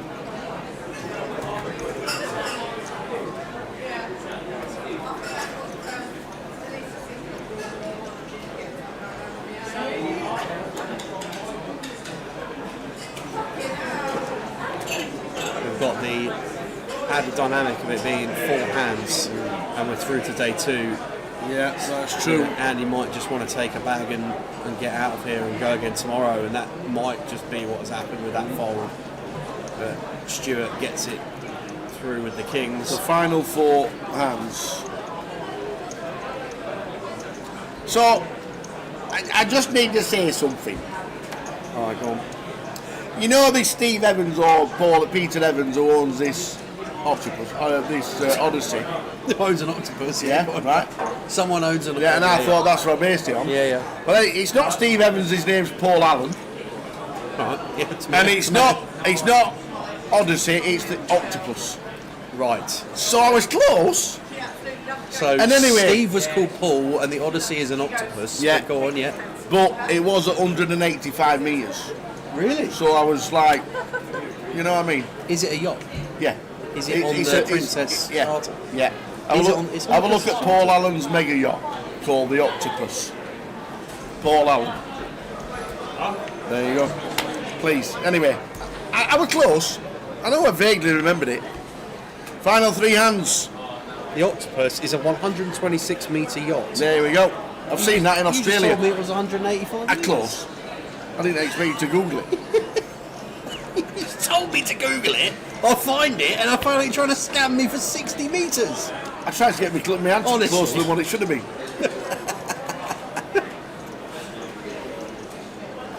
Anyway, I still have seen it though. I'm not imagining that one. So, all right. I'm just gonna give you this one, buddy. It's late in the evening. I'm not going to argue about Odysseys and octopuses. I don't know where they got Mr. Evans from. I thought they had Paul Allen apparently.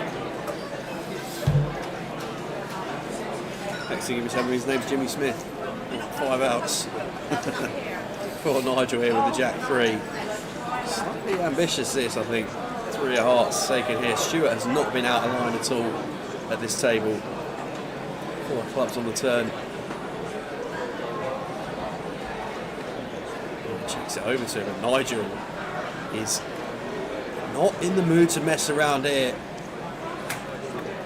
Gets his opponent to fold the best hand, and nice hand there for Nigel Milligan. 2 left. GZ's just realised that his guess is a bit late because he deposed it. Yeah, he guessed on both accounts as well. So he'd been in the kitchen, make himself a cheese sandwich, come back and then forgot to press live. Brilliant. Hey dear.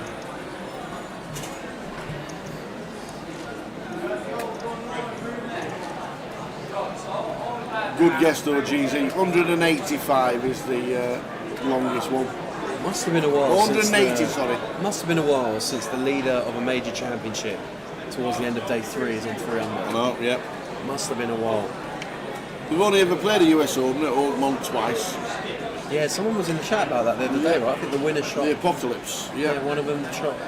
4 over. Yeah, to win it. No matter what. Mad. So the last 2 hands.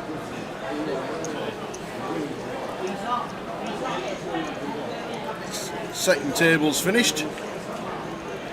Drew going to raise it up. Mark not going to play the deuces. Gareth. Looks like 14 going to be bagging up. Ace King. This is going to be going in. What's he got? 23, 25, 26. 25 and a half, yeah. 26 BBs.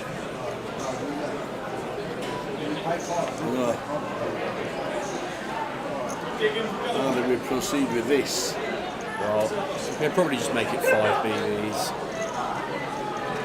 But No, we've gone for the lot. Decide to go for the lot. Gone for everything.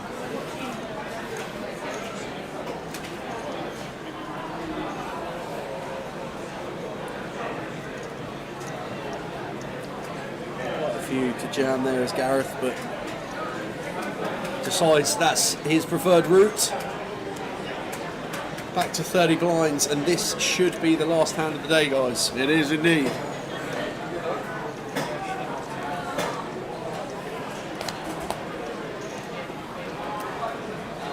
$105k, never in doubt. Absolutely. Never in doubt.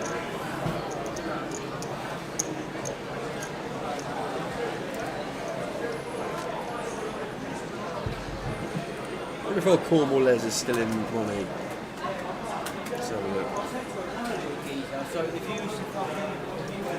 Yes, he is. He is still there.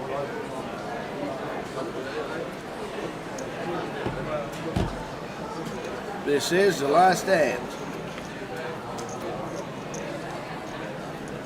Johnny, 10-5 offsuit out of the way. Mark with King Queen, gonna go for it in the last hand of the day.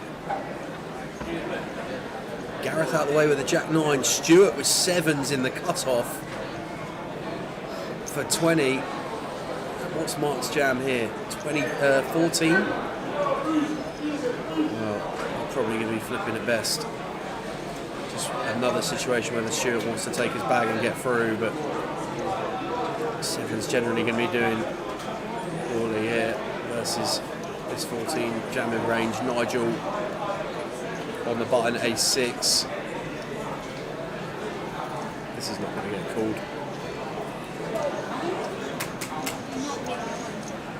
Folds. Gavin almost certainly going to fold the small blind. Andy in the big blind. 6-5 offsuit into the muck. And that, ladies and gentlemen, is going to be all she wrote from day 1D in Portsmouth.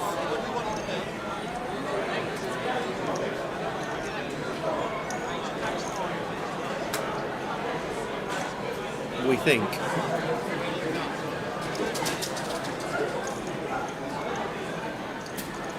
Why is the deal a riffle? Well, I'm pretty sure that was the last hand. Oh, done. It is the last hand. Oh. Day 1A chip counts there for you. We will get the chippers very shortly.